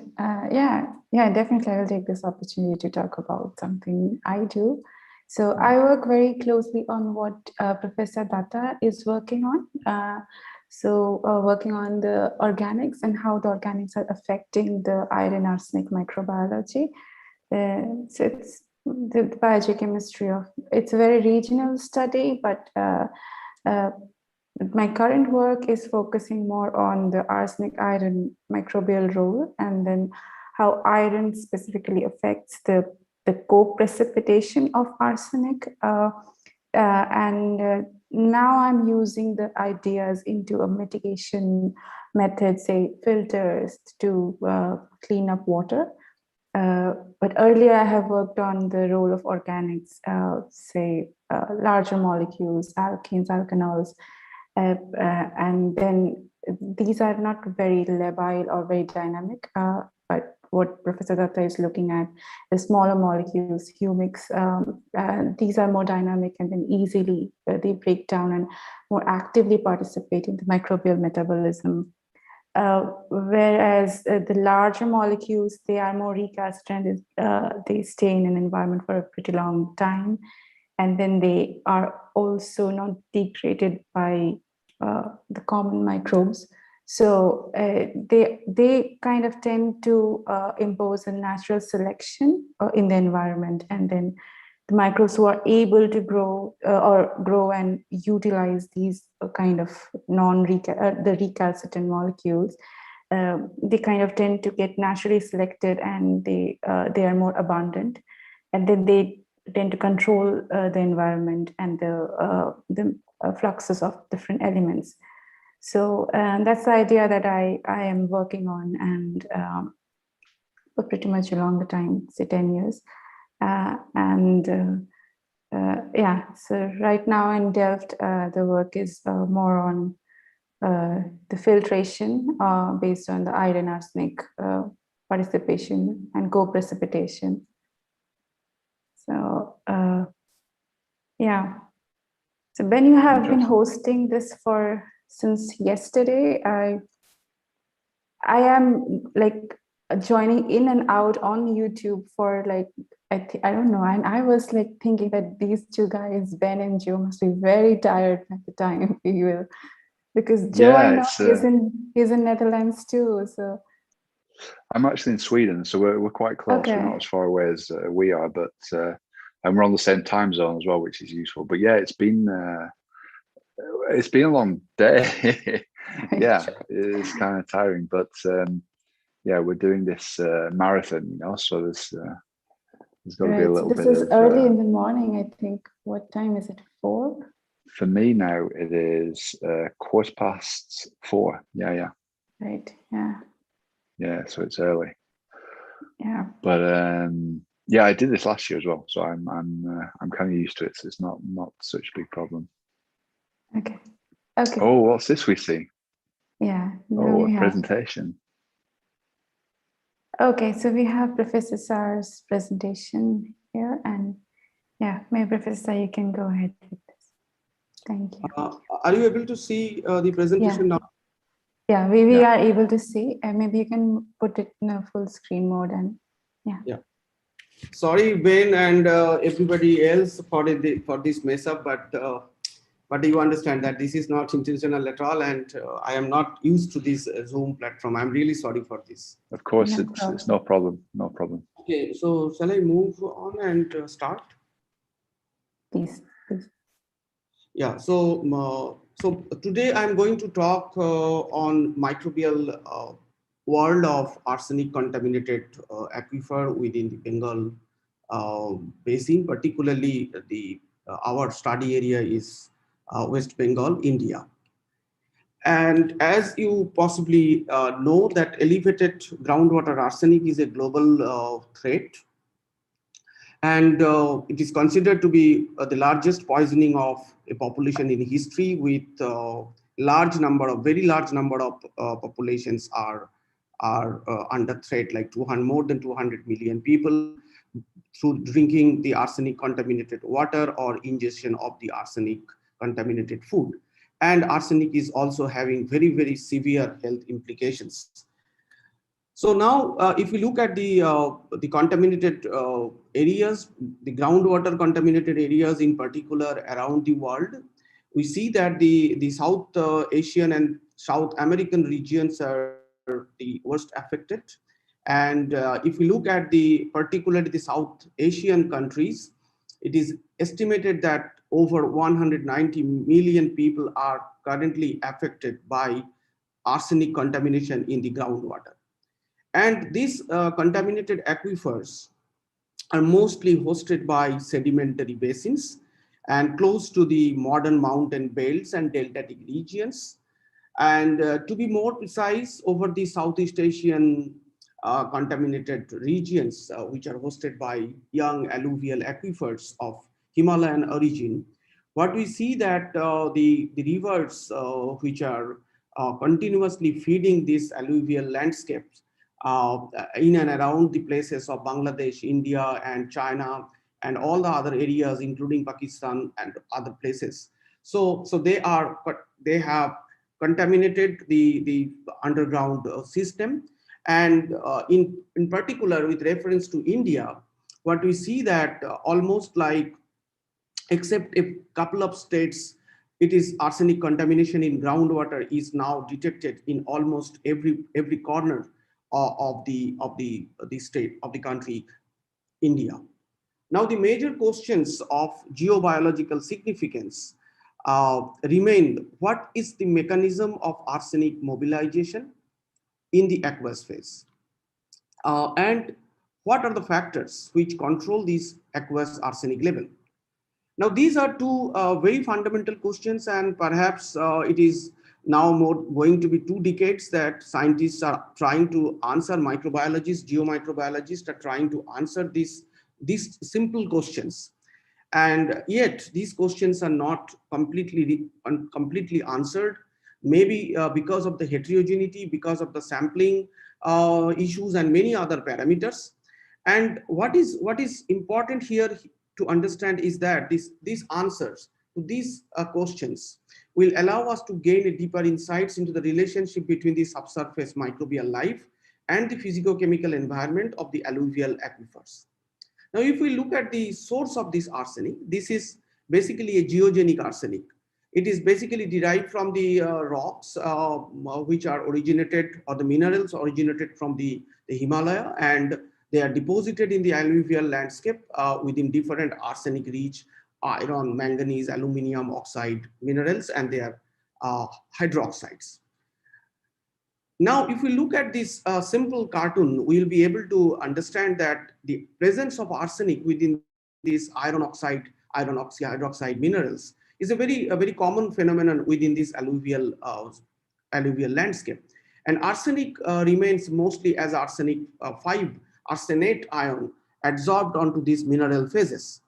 Now, over the years, what we have also learned that the microorganisms, they play a very critical role in transforming this arsenic, which is bound to iron, either directly by transforming arsenic itself or by transforming the iron molecule present within it.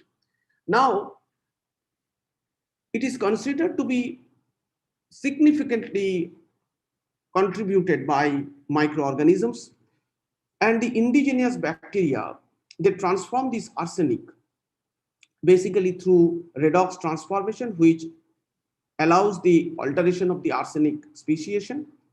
And arsenic 5, that is the arsenate, which adsorbs strongly on the mineral surfaces, gets into the aqueous phase as soon as it is reduced because of the microbial activities. Now, when we look at this particular process, though originally the arsenic is from these volcanic rocks and other through the weathering and erosions, it is now a part of the alluvial landscape. And this arsenic, which is deposited at within the secondary source, we called, because it is not the primary source of arsenic. However, this arsenic which is present at the secondary source is continuously being transformed by the microorganisms who are present in these alluvial aquifers. And these transformations, both the oxidative and reductive transformations, they carry out the relevant reactions which facilitate the release of arsenic under the conducive biogeochemical conditions. So the cartoon itself explains that these microorganisms of diverse types, they colonize, they naturally live within these arsenic hosting minerals. And these process of arsenic we call geocycling by these microorganisms. They are highly constrained by chemical and physical factors. And this could be one of the reasons that the complete role of a complete picture of the arsenic geomicrobiology, or the role of microbes in arsenic contaminated aquifer, iron arsenic transformation, is not completely elucidated because of the spatial and temporal variations which we encounter in these aquifer regions. Now, what has been clearly established that there is a complex interplay of geomicrobiological processes in arsenic mobilization. So here you can see that the iron oxide hydroxide minerals, they host the arsenic mostly as arsenic 5, and primarily the iron reducing bacteria, which are also sometimes called as IRB, they reduce this iron as a terminal electron acceptor and allowing the arsenate to be mobilized or dislodged into the aqueous phase. These arsenic 5 is subsequently reduced by bacteria who are called arsenic reducing bacteria, because these bacteria, they contain a particular enzyme which is called cytosolic arsenic reductase that allow these bacteria to reduce arsenic 5 to arsenic 3. On the other hand, there are dissimilatory arsenic reducing prokaryotes which can directly reduce the arsenic 5 as a part of their respiratory metabolism and lead to the release of arsenic 3 into aqueous phase. In both cases, the arsenic 3 is released into the aqueous phase, and possibly that is one of the reasons that the aqueous arsenic is coming through the microbial activities. This is pretty well known for past, at least past decades. But here is another process which actually takes the process in the reverse, like arsenic oxidizing bacteria. They utilize arsenic 3 plus, they oxidize arsenic 3 and converts this arsenic 3 to arsenic 5, and arsenic 5 get adsorbed onto the mineral surface again. So essentially, this is a kind of very intricate and complex process where both iron and arsenic reducing bacteria, iron and arsenic oxidizing bacteria play a role or play their roles in the heterogeneous aquifer environment. However, this kind of reductive dissolution that is actually shown in this cartoon, it necessitates the absence of oxygen, because if oxygen is there, possibly iron and arsenic is not going to be reduced, at least in the dissimilatory process. Supply of organic carbon is required because thermodynamically otherwise the process will not be feasible. And of course, we must have appropriate biocatalytic bacteria who can, especially bacteria, because role of archaea is yet to be clearly revealed in this kind of aquifer environment. So the presence of these appropriate bacterial strains are also very much important. So we initiated this piece of study, this particular part of the study, in order to investigate the role of the groundwater microbiome, because throughout the last 2 decades at least, we see that there are some attempts to take into account the larger populations which are present in the environment. However, most of the studies were done using selected bacterial strain or selected bacterial groups. Microbiome or community level interaction studies were relatively rare. So we took these arsenic bearing sands from the alluvial aquifer and allow the groundwater microbiome to interact with this. Now this possibly allows us to elucidate the nature and extent of the geochemical alterations impacted or imparted by the groundwater microbiome. And for the purpose of today's lecture, I am going to highlight how this groundwater microbiome would actually show us that how the taxa recruitment, different organisms are recruited specifically to facilitate this interaction with the arsenic, and also the role of organic carbon in that. So what we did, we took the water the arsenic contaminated groundwater, and we collected the entire pool of microorganisms. That is, we call it the microbiome is extracted, and the microbiome was allowed to interact with the aquifer sediment under laboratory anaerobic microcosms, and with no organic carbon added, middle one, and with organic carbon added. Now, this extraneous organic carbon that we have added is actually a mixture of lactate, benzoate, and pentadecane, because in our earlier studies, we have found that these aquifers are often having this low concentration of these aromatic and aliphatic hydrocarbons, and the microorganisms also have their potential to degrade different type of aromatic and aliphatic hydrocarbons. So following a 2 months incubation, what we observed that there is a significant change in the dissolved oxygen as well as the redox potential. So the dissolved oxygen showed that the conditions become more anaerobic, and the redox potential data suggested that it becomes truly an anoxic environment as the EH value goes to like close to a minus 60 millivolt or so, particularly when we have the organic carbon added into this microcosm. So this was coupled with significant bacterial growth, particularly if we look at the bacterial and archaeal growth through a gene transcript assay by extracting the RNA from these microcosms. You can see there is a two orders of magnitude increase in bacterial numbers from 10 to the power 6 to 10 to the power 8 in organic carbon added sediment incubation, whereas in no organic carbon added sediment also there has been some increase, but not very significant. The number of archaea, however, did not change very significantly under the similar conditions. Now, this change in the DO, change in the reduction potential and the microbial growth, all these things were found to be well connected to the release of iron, particularly as Fe2+ within the organic carbon added sample, although no organic carbon sample also showed some amount of iron release, but considering the presence of the scenario where we have organic carbon added, the concentration of Fe2 release was very significant. And with arsenic, the data was very interesting, because with respect to arsenic, we found that sediment with organic carbon led to a very, very high amount of arsenic release.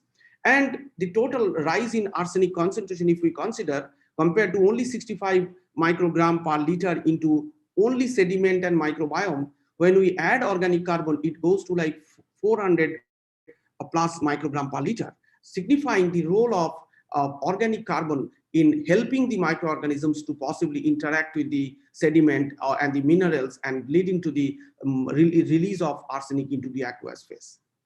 Now, when we look into the speciation of arsenic, over a period of time, we observed that initially, particularly in organic carbon added sample, the arsenate and arsenite was these two levels were showing some interesting trend.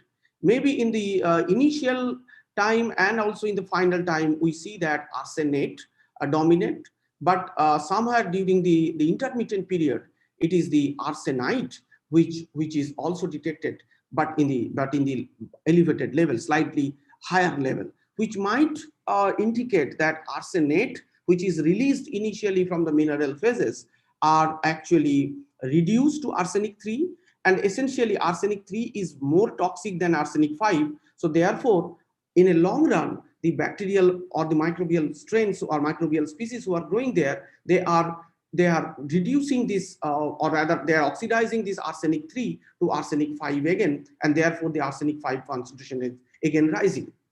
Now, when we look at the solid phase of this sediment, we found that the iron oxide minerals, particularly oxides, along with the iron and arsenic, indicate significant changes. So I'm not going into detail of this, particularly the XRD data, which suggests the mineralogical changes, indicate that the highest release of arsenic is from the crystalline and amorphous, because we did a sequential extraction of arsenic from the different phases of the solid phase arsenic minerals, iron minerals, and we found there is a strong impact of the groundwater microbiome on arsenic iron oxide minerals like hematite, geotite, etc., as you can see with the XRD data.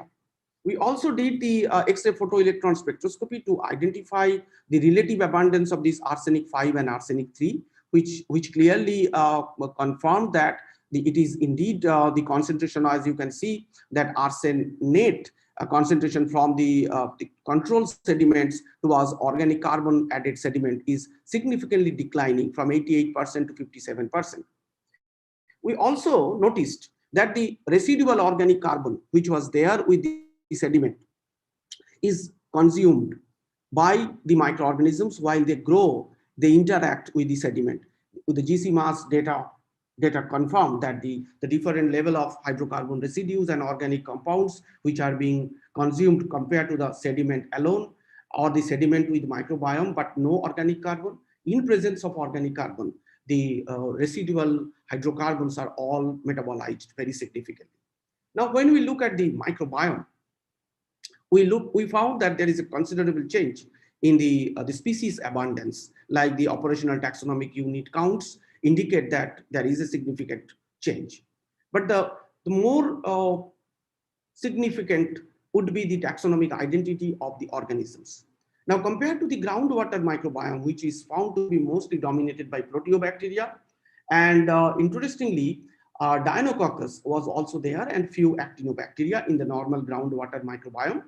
But following incubation with sediment, the gamma and alpha proteobacterial abundance declined significantly compared to the normal groundwater microbiome. However, the abundance of bacteroidetes, which are anaerobic, known to be hydrocarbon and organic carbon metabolizing, but we did not add any organic carbon in this set, particularly only sediment and groundwater microbiome were allowed to interact. And finally, within the organic carbon amended set, it showed entirely different set of organisms, particularly the alpha proteobacterial members were found to be highly enriched or highly abundant, along with few members of Firmicutes, actinobacteria, and some other members. So if we look at the data at the genus level, we will be able to find out that compared to the control sediment, which was having some members like Acinetobacter, Brevundimonas, Sideroxidans, etc., the sediment microbiome, when microbiome was allowed to interact with the sediment, the archaeal member, Thomarchaeotas, Sphingopsis, and some other members, Pseudomonas, etc., were enhanced. Particularly when the sediment microbiome, groundwater microbiome, was amended with organic carbon, the presence of rhizobium along with E. coli, Pseudomonas were found to be very, very, very abundant. It was very interesting to note that the members of the rhizobiomes were not generally found in the groundwater microbiome, at least at a significant level, neither when they interact with sediment alone, but they emerge as a major abundant, superabundant population when organic carbon is available. Now, we tried to find out the correlation with the observed geochemical or physicochemical parameters that we measured into the microcosms. With the major members, major operational taxonomic units, what we observed that the members like rhizobium and E. coli, they correlated very strongly, positively with arsenic, iron, and also with DO and ORP.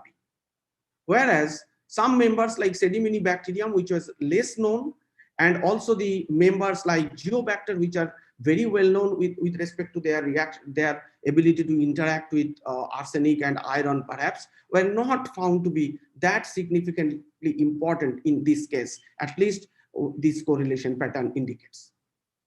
Now, the quantitative assessment of the qPCR of different functional gene transcripts from the extracted RNA indicated the expression level of various arsenic homeostasis gene, as you can see, particularly the cytosolic arsenic reductase like ARSC, gone up to like 2 order of magnitude increase, and also the efflux, arsenate efflux pump, and also the cytosolic and the periplasmic arsenate reductase has also shown significant increase. The BSSA-like gene, which is involved in the metabolism of the hydrocarbons, was found to be very highly expressed, And this could be attributed because of the presence of the hydrocarbons that we added through the organic carbon amendment. It is also found that the alpha proteobacterial member like Rhizobium that we found over there, Rhizobium belongs to alpha proteobacteria. The alpha proteobacterial members were indeed very active, metabolically very active, because again, a 2 order of magnitude in copy number only for alpha proteobacteria was noticed. Now the phylogeny of these major OTUs from both the sediment microbiome set as well as the organic carbon amended set were analyzed. So this is the phylogenetic analysis of the selected top OTUs from the groundwater microbiome sediment incubation. And these, the small black circle indicates the relative abundance of these. So the summary of this phylogenetic analysis is that the iron, manganese, and other metal reducing geobacter and rhodonula type of organisms predominate when the groundwater microbiome is interacting with the sediment alone. Lactate, acetate, formate, fermenting. So fermentative microorganisms are also playing important role when the sediment is exposed to the microbiome, but of course, no additional organic carbon is there. Short chain fatty acids, C1 compounds, and different monoaromatic compounds utilizing organisms are prevalent, and ammonia oxidizing or nitrate reducing strains or species were also found to be abundant within this group of organisms which are possibly recruited by the microbiome when they are exposed with the iron oxide type of minerals. Now, the similar analysis done with the groundwater microbiome sediment organic carbon amended set indicates something very interesting, that the Rhizobium type of members that we found. So most of the abundant OTUs are affiliated to Rhizobium. So a bunch of OTUs which are very abundant, up to 10% like that, you can see they are all Rhizobium. And what is more evident that these Rhizobium-like OTUs are closely related to two other Rhizobium species previously reported from different arsenic contaminated and selenium metabolizing ability. So this was very interesting, that facultative anaerobic arsenic, iron, and selenium reducing and hydrocarbon utilizing Rhizobium species were surely there playing a very important role.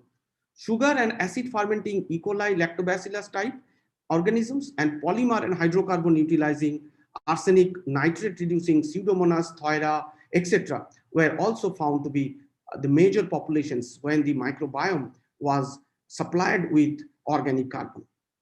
Now, we have also isolated a number of strains in order to validate that indeed these Rhizobium type of members, they play a role in arsenic mobilization or in interaction with the arsenic bearing sediment.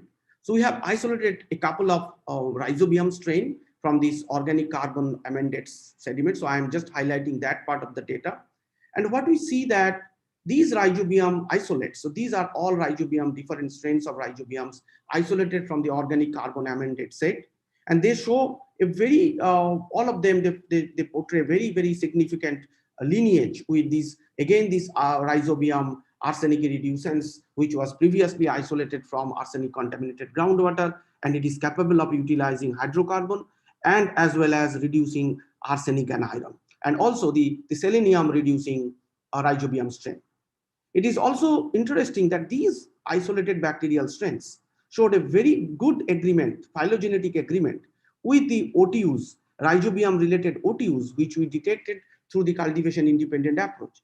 Thereby, we were able to actually claim that we are now cultivating those organisms which actually predominate the community when they are allowed to interact with the sediment in presence of organic carbon.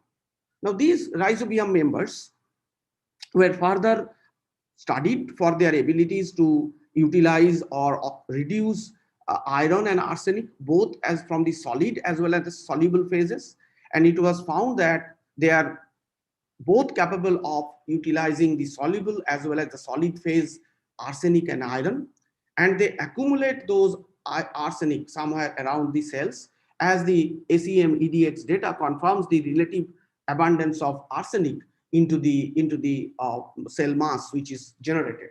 So particularly the Rhizobium species, those are tested, found to have the ability to almost like 80% reduction of the soluble Fe3 and AS5 and 40% reduction of the solid phase arsenate and iron, particularly when we provide the organic carbon as a source, carbon and energy source in the microcosm.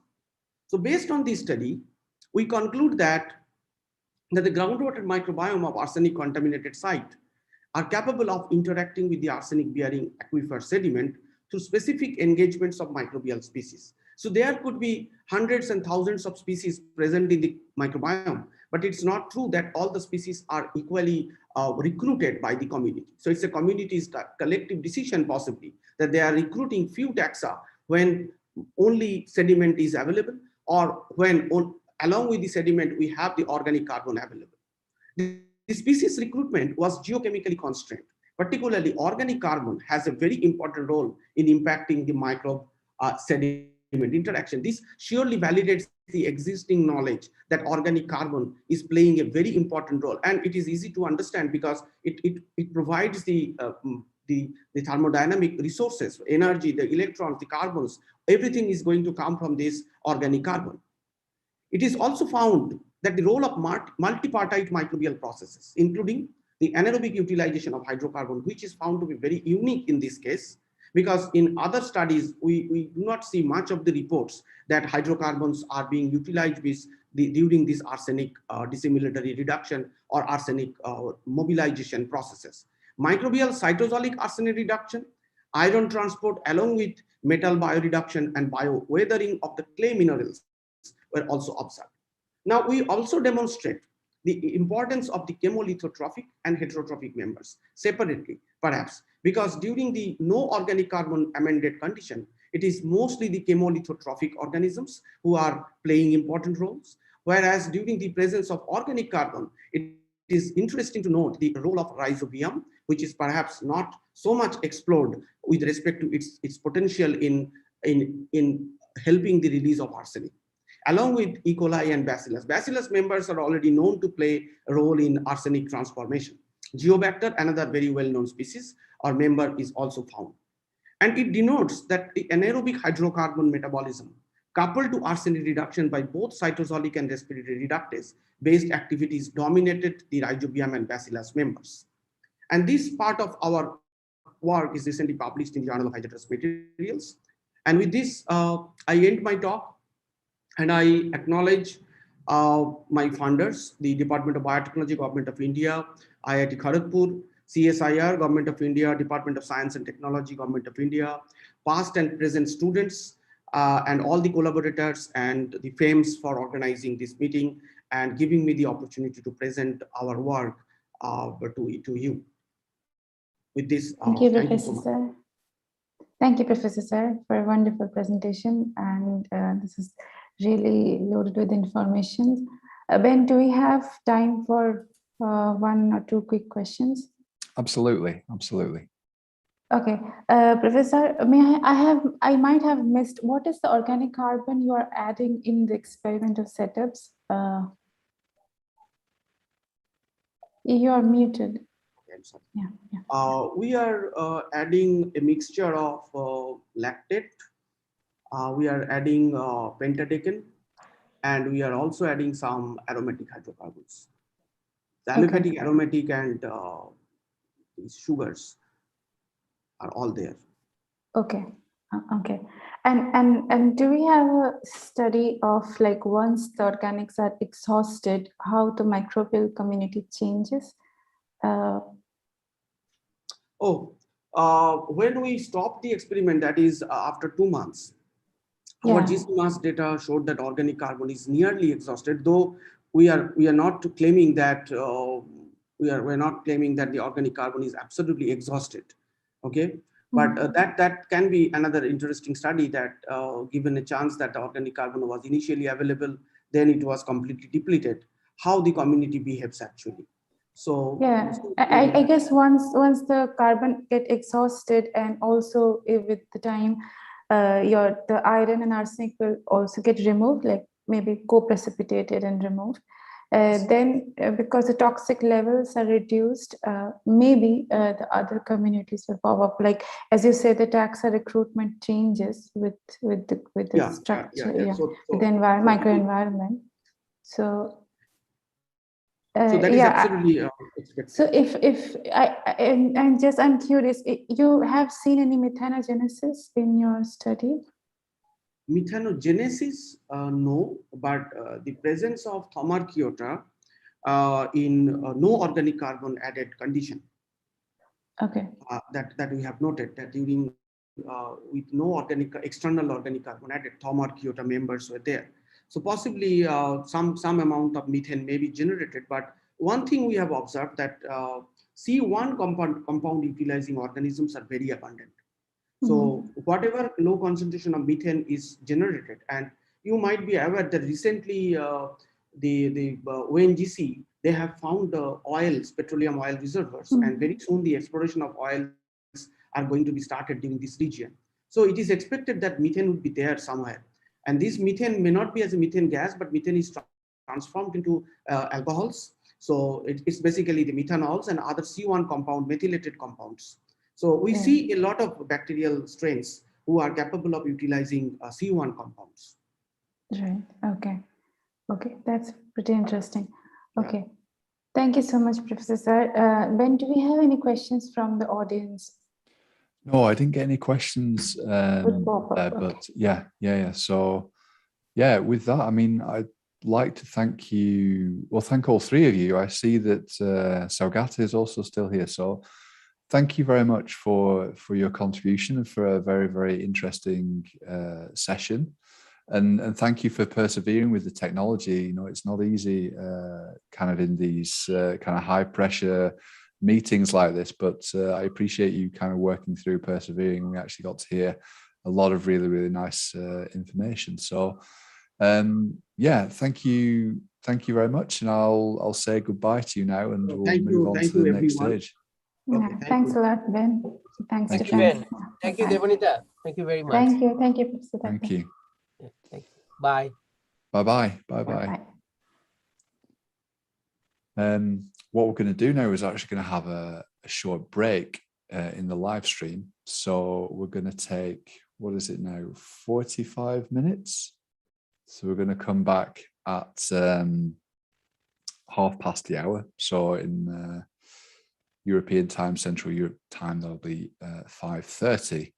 And we'll be back with a new host, Jason Tetro, who hosts the Super Awesome Science Show, and he is going to be discussing some very interesting, very, very new scientific data with a panel that he has chosen. So I'm very, very, very much looking forward to that.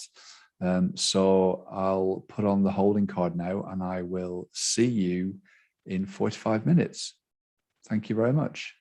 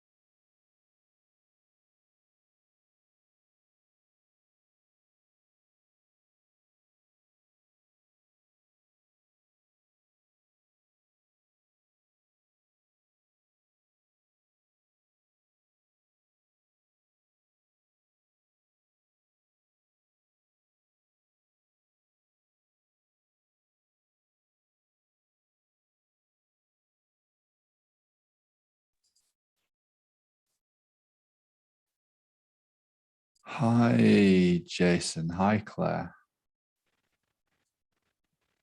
Can you hear me? Hello there. Hello, hello. Can you see me? Can you hear me okay? Yes, I can see you and I can definitely hear you. How are you? Fantastic. I'm good, thanks. How are you? I am very good. How has Microbiology Day been coming along?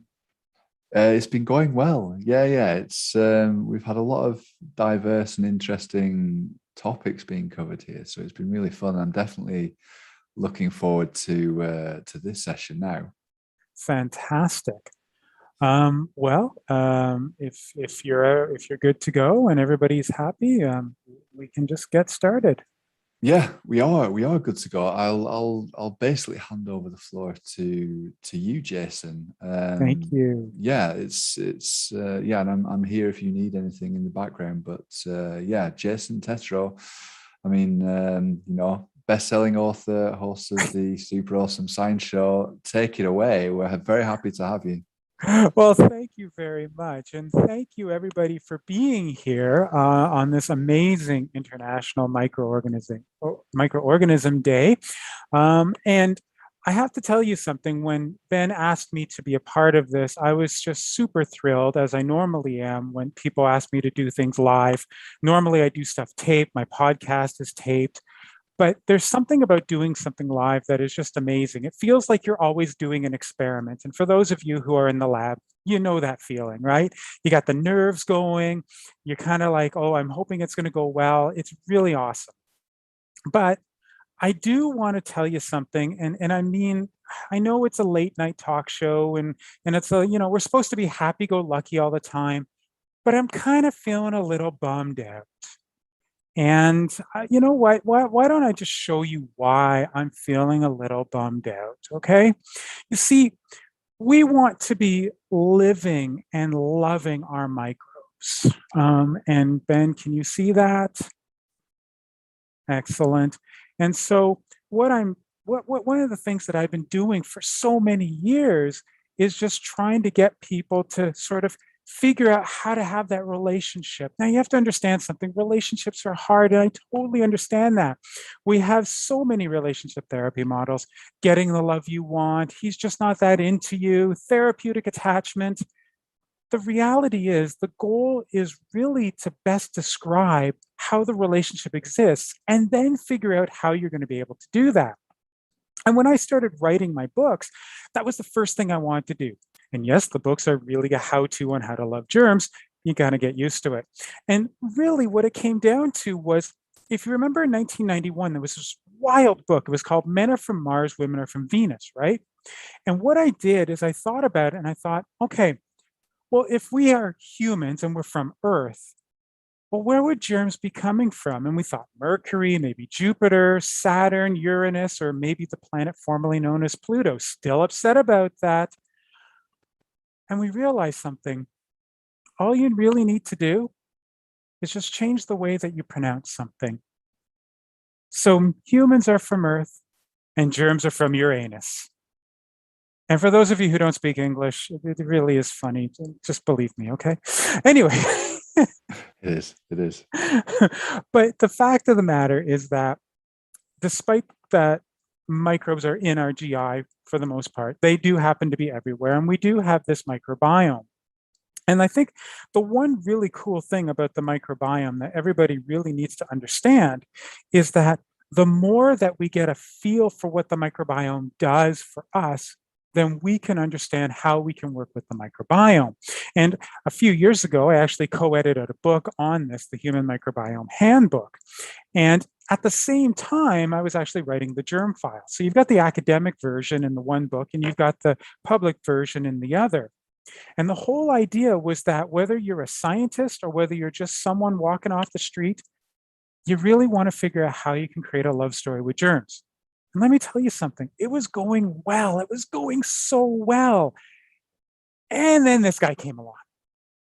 I'm sure all of you know who that happens to be.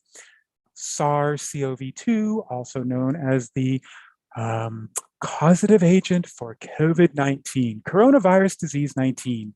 Well, this thing just kind of messed everything up. It's a late night talk show, still not going to swear. But what ended up happening was that the masses of people who truly were starting to understand the relationship, truly understanding how we can love microbes, started running away. And where did they run away to? Well, yes, the underground, otherwise known as we hate microbes. But I'm showing the underground for a different reason. And that was after COVID came out, there was this very interesting paper that was published in the New England Journal of Medicine, which talked about how the virus could possibly survive on surfaces for a very long time. Interesting, I used to do the exact same type of research. It was a laboratory controlled study, but it kind of blew up in the media. And all of a sudden, well, we had people wandering around looking like Ghostbusters, except they were germ busters. And they were going around spraying everything. And the whole point was to try and spray everything that we were touching in the hopes of getting rid of COVID-19. There was only one slight problem with that. I know that we're probably blocking it a little bit, but if you look over here, you're going to see a little animal holding a hand sanitizer bottle. The reason this is important, that's a Banksy. Now remember, Banksy has sold paintings for like millions and millions of dollars prior to shredding them, but anyways, and the fact is that they actually got rid of Banksy paintings while they were doing this hygiene theater of trying to disinfect surfaces. It was a nightmare. But more importantly, it took away the one thing that we should have been paying attention to, which was the fact that the rats were showing us what we really should have been afraid of. Now, when I first showed this, I actually called them droplets. We now understand that it's probably airborne. So I'm just going to use the term aerosols, but by the same respect, it all means the same thing. Surfaces, airborne, absolutely. And of course, we did eventually figure out how to protect ourselves, right? And of course, you know, it is England, so they're going to protect themselves any way they possibly can. But the fact is that you have to understand that when you see this happening, you realize, okay, I've got to start thinking about how I'm going to be able to protect myself, but also do it in a proper way, which is, of course, the whole idea that I'm talking about when we're falling in love with our microbes. And here's where it gets really, really scary. I don't know about you. Have you ever taken out something from a restaurant and it goes into this takeout bag, otherwise known as a takeaway bag? Did you know that this poses a risk for you to get COVID-19? Why? Yes, according to that New England Journal of Medicine article, it does. But let me tell you something. If we do a risk assessment, it's a very low touch surface. It has no contact really other than the handles. And it doesn't really know, it's not really known to have any surface transmission from one person to another. But the most important thing you need to know is that it's not the bag itself that poses a problem, it is the food. Foodborne infections are the most common type of infections that we face. And that's one of the reasons why we have food hygiene ratings when it comes to restaurants, but I don't know about you, I've never seen a takeaway bag rating. This is what it means to have some kind of relationship with microbes. And just so you know, if we do end up actually getting a takeaway bag rating, it probably will be Germ Guy approved. And that's one of the reasons why I find myself so bummed out. And now the really interesting thing that you have to think about is the fact that when we do talk about our relationship with microbes, we do figure that it really is about us and the species that cohabitate that three-dimensional space with us. And we are going to get into that a bit later. But I do want to ask you all whether or not you believe that these microbes can have an effect not on our human to microbe relationship, but our human to human relationships. Now, this is a question that I asked someone a while ago, and it was in a very different context. But what I did is we talked about it on the show, and it was one of the best segments that we ever had. Like, it was just so good. I had people writing me going, oh my God, who is this person? We love her. And thankfully, not only was she loved in Florida, but she was also loved in the great state of Tennessee. And so I've asked her back for this particular show so that we can have a discussion about the aspect of relationships that germs have, not necessarily with us, but what the effect is on us and how that creates a relationship with others. And it's for one very important thing. Are you sure? It's the way we smell. Please help me welcome to the program, Middle Tennessee State University Assistant Professor, Dr. Jessica Gaby. Hi, Jessica. Hi. How are you? Great. How are you? I am absolutely fantastic. Thank you so much for joining us on the show.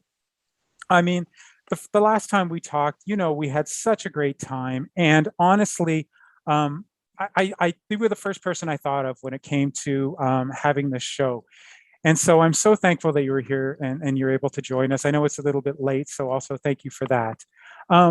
Now, one thing I do want to bring up is that normally when I introduce people, sometimes I give them a little bit of a background on the history, et cetera, et cetera. And I just called you an assistant professor. And the reason I did that is because I want to start off our conversation with a very important point. You're not a microbiologist. I am not. Tell us, no, exactly. So tell us about your research program. Yeah, so I study how the way that we smell impacts our social relationships with one another. And specifically, I'm interested in platonic relationships. So a lot of the studies that look at body odor have been done on mate choice, but that is such a small percentage of our daily interactions. I'm really trying to look at how does the sort of odor personality that we build for ourselves in real life impact other people's impressions of us. And so I've looked at that from a couple of different perspectives. I've looked at how perfume might impact it. I'm currently working on a study looking at how diet might impact that. And I mean, yeah, come on, diet should already do that. Regardless of microbes, you eat garlic, it's going to be hard to really, you know, well, see, you would think that. You would think that, but the only study that has been done on the influence of raw garlic on body odor showed that people like the body odor more after people ate raw. It was men. It was women smelling men. So again, caveat that it's like a specific subset of judgments, right? But they found that the body odor of the men was rated as like more pleasant and more attractive after they ate, like, I don't know, I think it was something like 4 cloves of raw garlic. I almost feel like I should have read the book Perfume before I started talking with you again. But before we get into any of the discussions about that, I do want to go back a little bit back to your PhD thesis from 2017. And the reason I want to do this, people, is because this is what it actually is called. Invisible Influence, the Role of Human Social Olfactory Cues in Ecologically Relevant Interactions. I don't even know what the heck that means, but I love it. So can you please just sort of take us through what that means and what it was that you actually sort of found out during that research? Yeah, so, you know, I mentioned earlier that I study these platonic interactions, right? And one of the main reasons that I do that is because I'm really interested in how these cues are functioning in real interactions, right? Because the majority of body odor research has focused on axillary sweat, so armpit sweat collected on either t-shirts or pads. And then sometimes it's even the body odor, the sweat of like multiple individuals combined. And when you come into the lab, so when you come into the lab, what you're smelling is just armpit sweat. And you would have to know someone pretty well to get unadulterated armpit sweat, because this is not just regular armpit sweat. This is, I asked you to stop wearing deodorant for 2 weeks, and then I took your armpit sweat, right? This is giving me memories of that movie Flirting with Disaster, where the guy literally had a fetish of licking armpits. So well, you mentioned that movie Perfume. If you want to get into like weird small fetishes, that's the one. That's a good point. Yeah. Also late night television, guaranteed. Okay.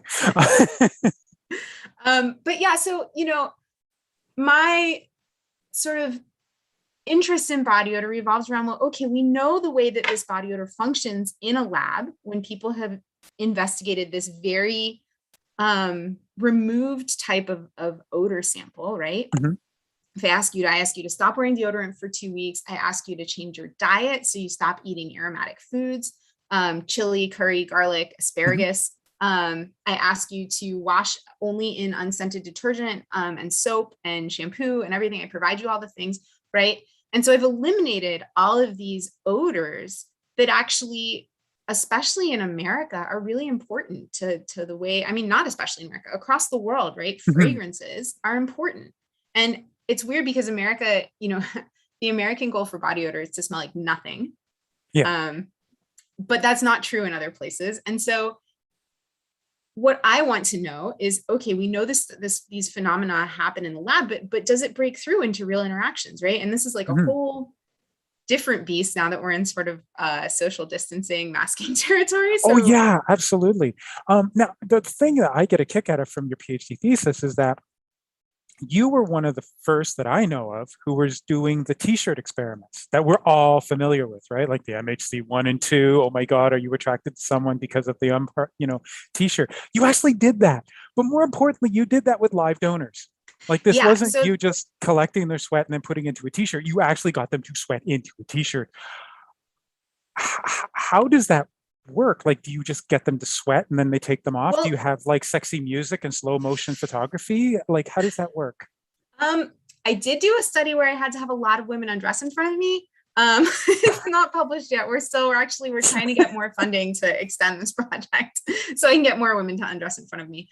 In that study, that study is actually a really great one for the topic tonight, but I want to just briefly cover. So the 2017 study, what's unique about it isn't the fact that we use t-shirts. What's unique about it is that we had people smell each other in real life, right? So we had a bunch of individuals in separate rooms, and they had blindfolds and earplugs, and they got a series of visitors who would come and sit down next to them. So they would cross in front of each person, sit down next to them for a minute, and then cross in front of them again and leave. And then the person would take off their blindfolds and answer a bunch of questions about the visitor that was just there.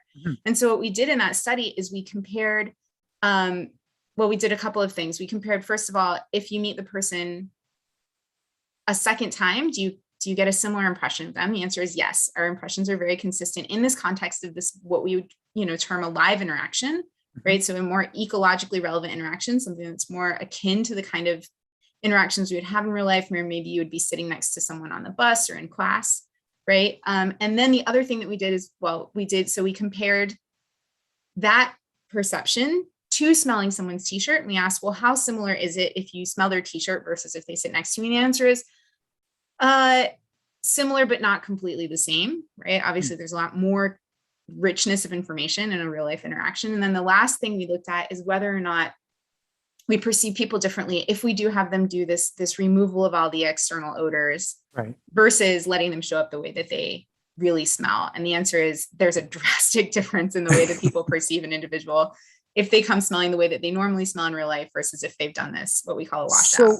So in this, what I called in the show speed smelling instead of speed dating, do you feel that may actually have a much more influential perspective when it comes to not necessarily finding a mate, but as you said, just platonically hanging around one another?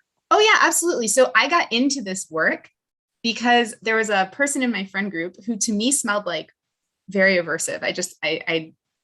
I was never able to develop a close emotional relationship with this person because they smelled so bad to me that I couldn't get physically close to them, right?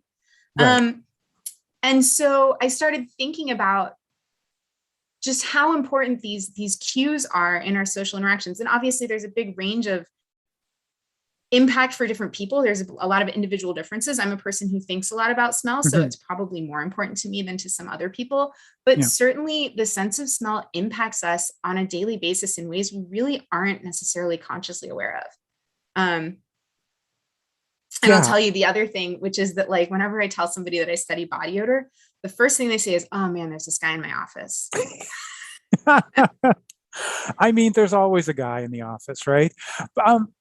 That sort of brings me to the next question. I want to get to the women undressing in a second, but before we do, you are so passionate about this. Like even now, just talking with you, I'm just listening, completely enwrapped.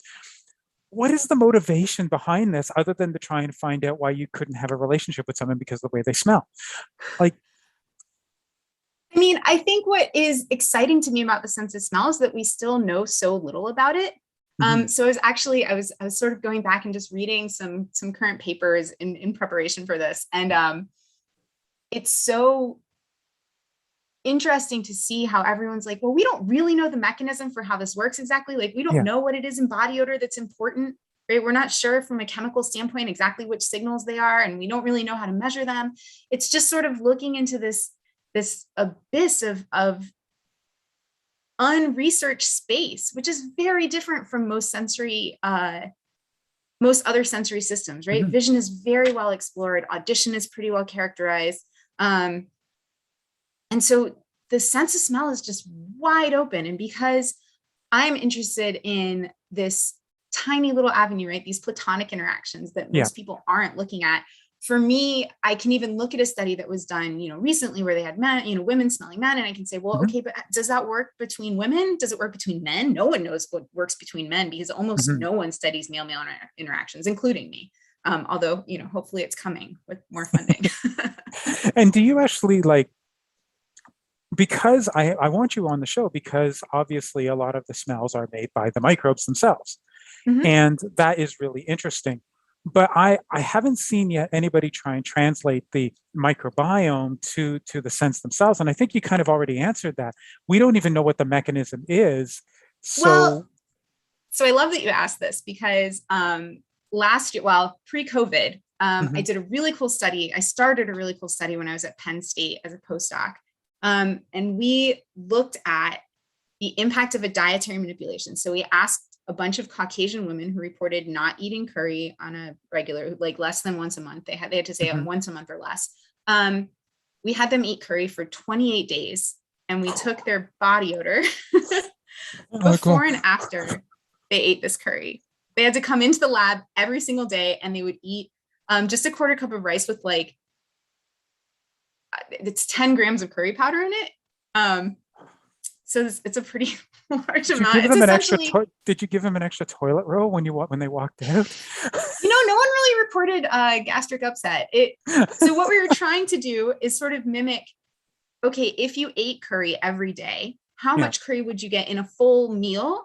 And we wanted to not impact people's dietary intake because that might have its own influences. So we sort of tried to condense that into the smallest serving size possible that was still kind of, again, ecologically relevant. So we fried the curry powder in butter to make a curry paste, and we mix it with rice, which is mimicking at least some of the preparation steps that you would do if you were going to really make a dish of curry.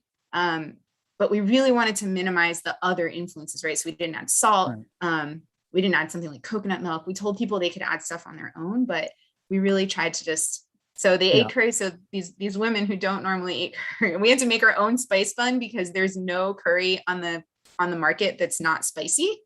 And I was worried that if these women weren't eating curry, they would also not like spicy food. I didn't think I would be able to get them to eat a bunch of spicy curry every day for a month.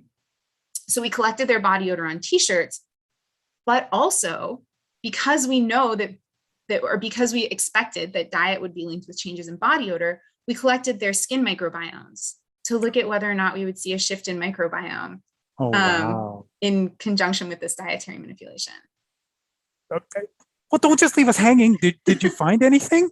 We got 2 minutes. We got 2 minutes left. I wanted to get to the naked ladies and also to the vanilla. So these are the naked ladies. So every time, we actually took their body odor every week, and every week what they would do is they would come into the lab, and I'd apply. So we were also trying to collect skin volatiles, which it turns out is just really difficult to do, and we weren't very successful in measuring it.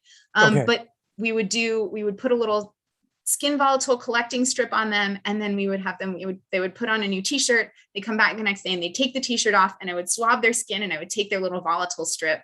And so every week, all of these women would have to come in and undress in front of me. And I was doing it, in a space. And anyway, what we found is that honestly, our results are inconclusive, and that's why we're applying for more funding. We found a borderline influence where people who hadn't eaten the curry.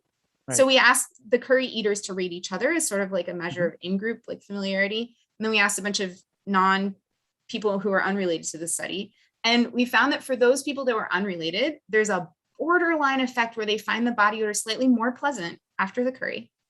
And then what we saw is some shifts in consistent shifts in microbiome from pre to post, but it's just, we need more data. We just need more data.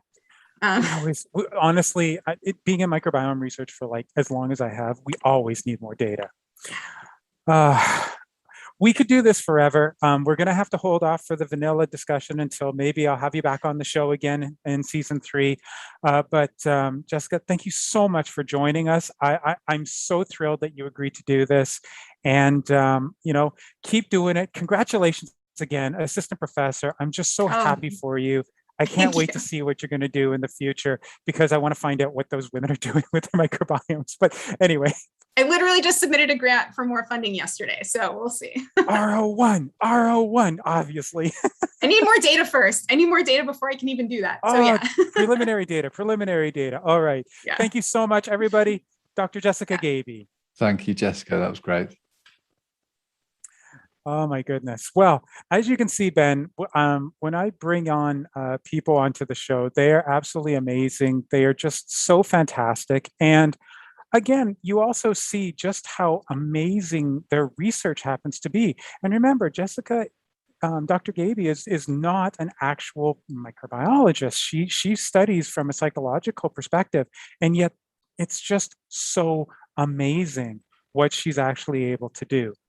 Now, the other thing that I wanted to be sure of is that when we start talking about the relationships, one of the things that people have been discussing from day one is, you know, what does make a normal microbiome? What does make a healthy microbiome? And the fact is yes, indeed, we need more research. We need more data.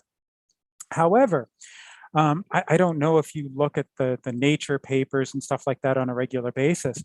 I actually found some incredibly fascinating research about the persistence of microbes in the first year of life. Now, for anyone who's done microbiome research, you actually know that this is like one of the most controversial things. So if anybody actually comes up with some data that shows us what it's like in the first year of life, it's amazing, okay? Because honestly, when you think about it, we normally associate that to perhaps the mother, maybe to the family, possibly to a pet. But that's not really the most scientific type of analysis that we can have. And so when I saw this paper, I knew I had to bring her on as my next guest. And because she has been studying the infant microbiome, and her results are amazing. Now, she's going to be showing us some slides that are probably going to be able to give us a little bit more understanding. I've looked at them. They're incredibly awesome.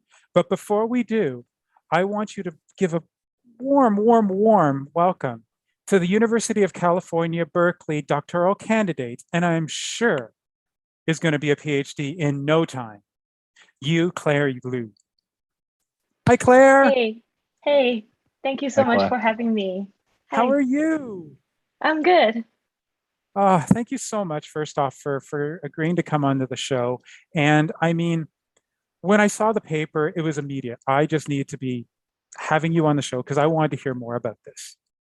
And I was just so fascinated that, you know, not only was it years and years of work, but it actually answered questions. Seriously, if I had you around when the microbiome handbook was being written, it would have been so much better. So first off, thank you so much that you've taken this type of research. To start off our discussion, before we get into the slides, when I asked you sort of how to, you know, what to call you and that type of thing, you actually said that you use computational biology to study the infant gut microbiome. And so before we get into that, how did you go from computational biology over here, which is really systems biology, as we used to call it when I was young and, you know, had hair, to infant microbiomes? It's absolutely fascinating. Can you sort of give us a little bit of that journey? Yeah, totally. So I actually, this all happened when I was undergrad at Berkeley. So I stayed at my institute for a PhD. And then I have always been fascinated with healthy diet. And the one thing I kept asking myself was like, why do I have to eat fiber, even though, like, knowing the fact that, you know, my body can't digest that. And then I also, and then I interned at a couple food companies, and I asked people around and no one really know. And then I also struggled with stomach problem for the longest time. And it's kind of like a very kind of funny story where like I went to Tibet with my parents, and then we went to this temple and I saw this monk, and then he gave my parents this kind of kefir grain. And that was the first time I learned about kefir or kefir. And my parents actually made our own kefir at home. And I would say after maybe about 5-6 months, my kind of struggle with stomach would just kind of disappeared. And later I learned it's because like, you know, kefir is like microbes and probiotic. Yeah. So that got me really excited about this whole microbiome field. And I read some books and watched this documentary Cooked by Michael Pollan, based on his book. And then I decided that I want to study microbiome. So I switched my major to microbiology and then applied for a PhD to just study infant microbiome. It's just unbelievable. Now, as I said, we never had that kind of research when I was editing the book. So you have to understand, I am incredibly excited to find out about your experimental and analytical approach. So if you don't mind, can you bring us in and let us know what you were doing? Yes. So I think maybe easier if I just like pull out a slide here. Let me just get my setup going and then I'll share my screen. Sure. Okay. So I'm Nice. all right, can you see my screen? Yeah. Awesome. So I'm very curious about like, you know, what constitutes early life microbiome and where the microbes coming from, and if they come, what's their fate?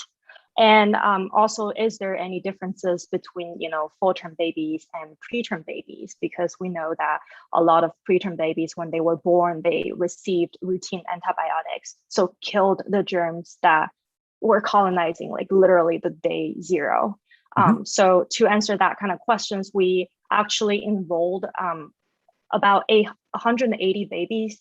And then in the end, we were able to follow 42 babies from birth until age 1. And then we literally collected their poop every month for the first 4 months. And then after that, every 4 months, we collect poop from them. And then we do what is called genome resolved metagenomics. Basically, you sequence the poop and then you look at who's there and what kind of things they're doing. So I was able to track what's there for the 1 year and also compare that between full-term and preterm babies. And when you were doing this, and I was looking through the paper, you were talking about this idea of de novo constructed microbial genomes.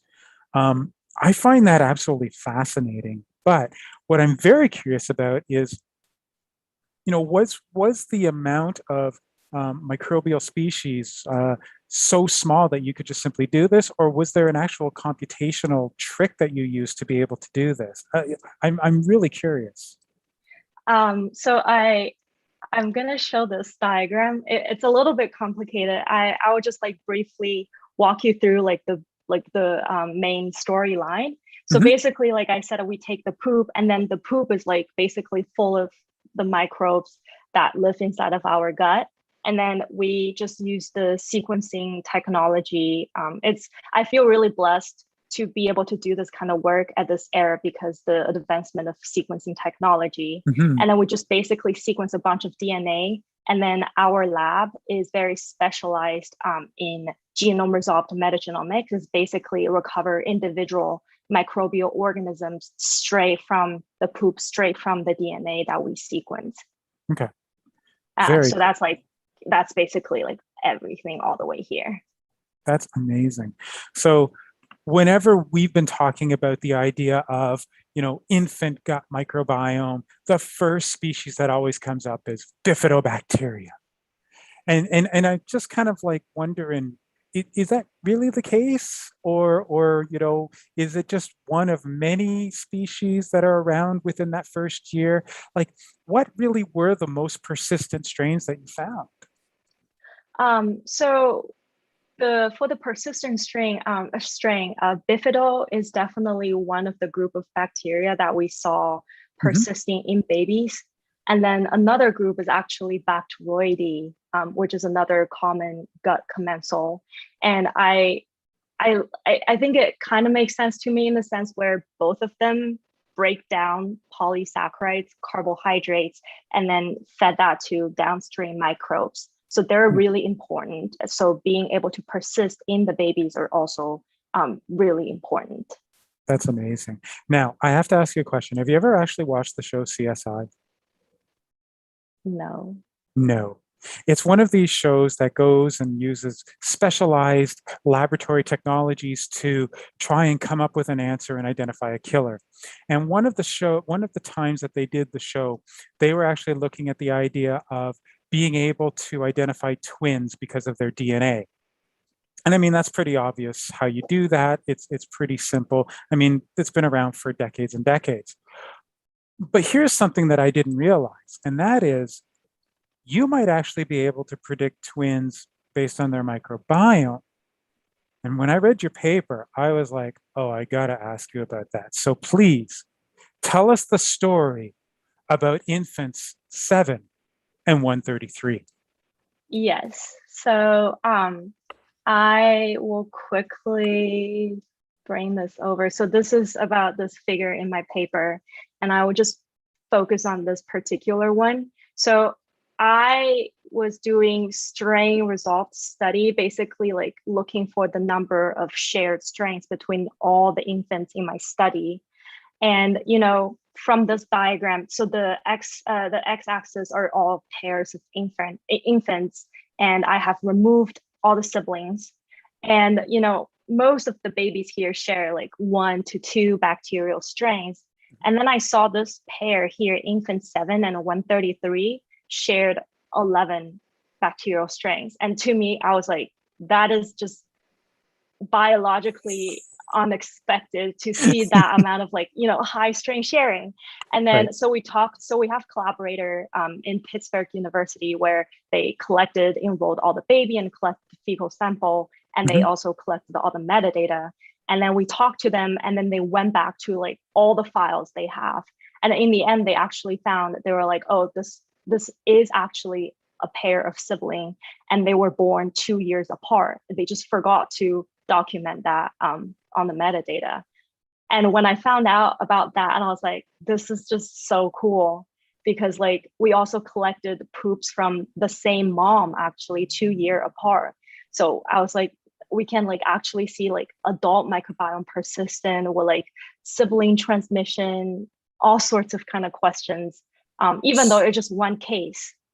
But what you're telling me is that they're not even twins. They're siblings. No, siblings, actually. Wow. It really does make you think about it, that the microbial species that happen to be within an environment are really that predictable that you can pick people out who happen to be related to one another. I think that's incredible. But more importantly than that, I think it brings up this whole question of, you know, genetics versus environment. And it definitely seems to suggest that perhaps it is the environment, because they aren't twins, so they don't have the exact same genetic makeup. Does that make sense to you? Yeah, definitely. I think environment definitely plays a very important role in terms of like the microbial, who's going to colonize the gut, and also how long that kind of species are able to colonize the baby's gut. Like one thing I spend a lot of time on is maternal transmission, and how strains are vertically transmitted from the mother. How long can they stay in baby, and is this kind of transmission, you know, continuous throughout the first year of baby's life? And this is a lot of stuff going on, but just focus on like the kind of line. At this time point, it's like the first time point where we detect a particular strain. And, you know, if they are detected all the way until age 1, you're going to see them cross all the way down. And these are all the strains that's maternally transmitted. And one take-home message here is just like, you can see this kind of maternal strains appeared in baby throughout different time points. And some of them, you know, they can stay with the baby for the first year of their life. And the orange one are actually referred to the Bacteroidetes, the Bacteroides strain that we found to be one of the most common bacterial species to persist in baby. Wow. That is just amazing. But it's also so small. It's funny, not small in terms of size, but small in terms of the number. We always talk about diversity, diversity, diversity. That's the one thing. But perhaps maybe it isn't necessarily as diverse as it needs to be, but you have to have the right diversity in the gut, as opposed to just Exactly. a massive amount of diversity. So how many species are we talking about? Like in total, did you find really were persisting? Oh, in total, we're persisting. So in total, I found like about 11% of everything that I looked at ended up persisting in babies. Very small amount.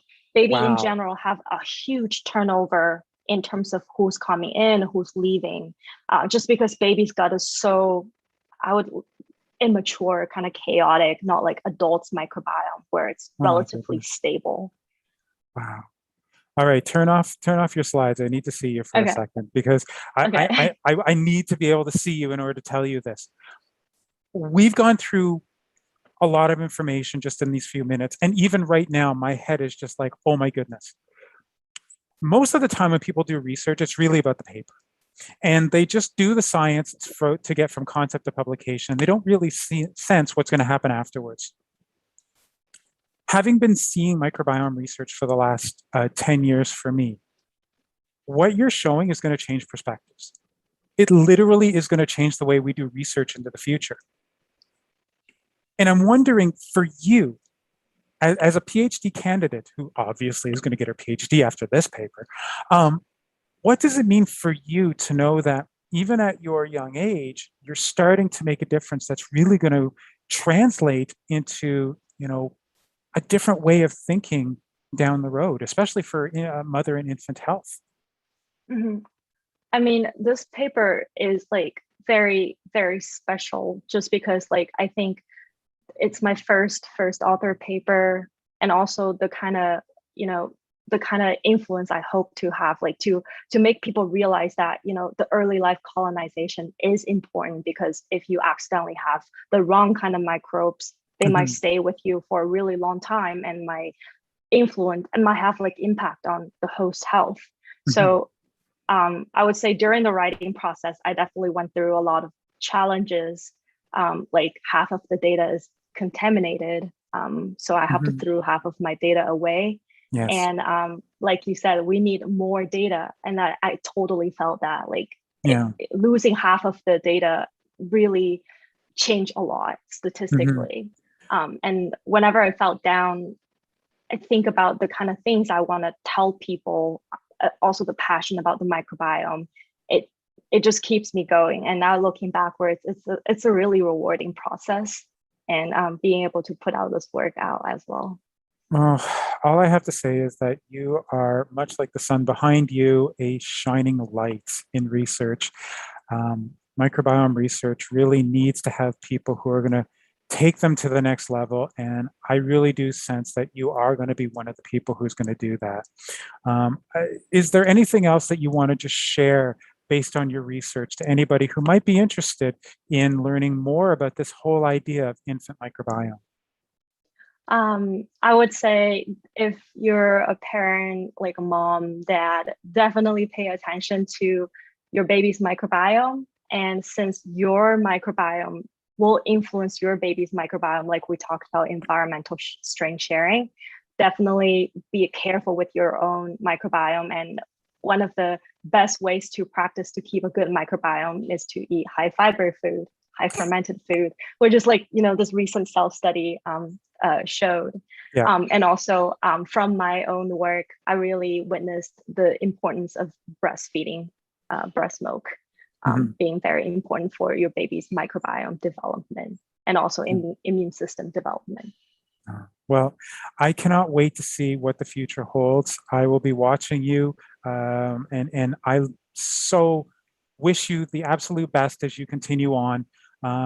Like I said, you are going to be a shining light for microbiome research, and I'm sure that the people who are watching the show are not going to forget you anytime soon. So once again, thank you very much, everybody. Soon to be Dr. Claire Liu Yu. Thank you. Thank you. Thank you for inviting me.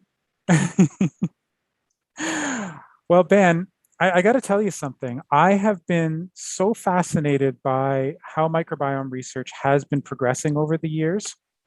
And in the last, I'd say 2 to 3 years, we've seen some incredible research that's come out, and how it relates to not just our own humanity in our relationship with microbes, but also how we can look to not necessarily the human, because I mean, clinical trials, especially when it comes to poop, it's not always the easiest, and you're not going to get funded all the time. But we do have cousins. And I think that maybe we should be looking at those cousins in order to be able to give us some ideas. Thankfully, well, actually, no, not thankfully, because I would love to go to Kenya, but we do know someone who actually has done this.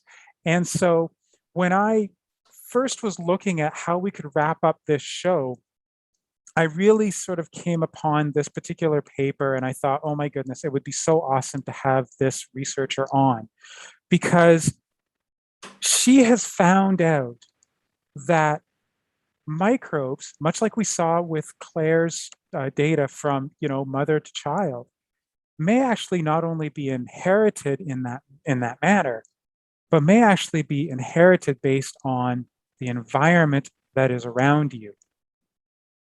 But unlike what Claire has done, the person we're about to talk to has done it in baboons, which to me is unbelievable and is why I needed her on the show. So I want to welcome to the show the most awesome postdoctoral fellow you're ever going to meet out of the University of Minnesota, Dr. Laura Greenison. Hi. Hi, Laura. Hi, guys. It's great to meet you. How are you? I'm doing well. Thank you once again for joining us on the show. And I'm serious, when I saw the article, I was just completely and utterly fascinated. The thing that I found so amazing was that you were doing this type of work, which for all of us, we were thinking we need to do either in hospitals or going into different communities, remote and urban, and doing all of this. You went to Amboseli National Park in Kenya. It's like, that's amazing. So before we go into any of your work, can you sort of give us an idea of what that felt like, what that was like going into this type of a habitat to do this type of research? Yeah, sure. So I did my PhD studying the wild baboons in Amboseli National Park in Kenya. And this is a really cool project because it's called the Amboseli Baboon Research Project.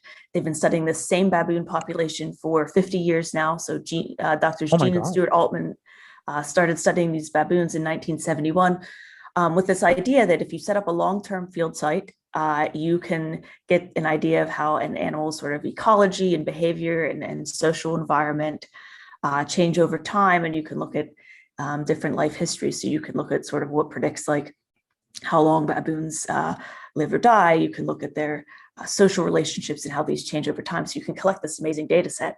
And so what that meant for me as a graduate student joining Dr. Beth Archie's lab at Notre Dame is that I got to fly out to Kenya and go to this national park to do research, which was extremely cool. And Amboseli National Park, it's right near the Kenya and Tanzania border. And so you can look up and you can actually see Mount Kilimanjaro. So to study the baboons, there's a full-time Kenyan field research team who lives there. That they do the majority of the animal behavior observations year-round. And so they're scientists from various universities of the US and also with the Kenya Wildlife Service and also at University of Nairobi, who are also doing work here. But this field team is sort of like the core, collection group. And so, we'd get up at before dawn, get into the jeeps, drive out, find the baboons, because there's a few baboons that are radio collared in every social group. And so remember, the field team would be out with their sort of antennas standing on top of the car, looking to detect the signal.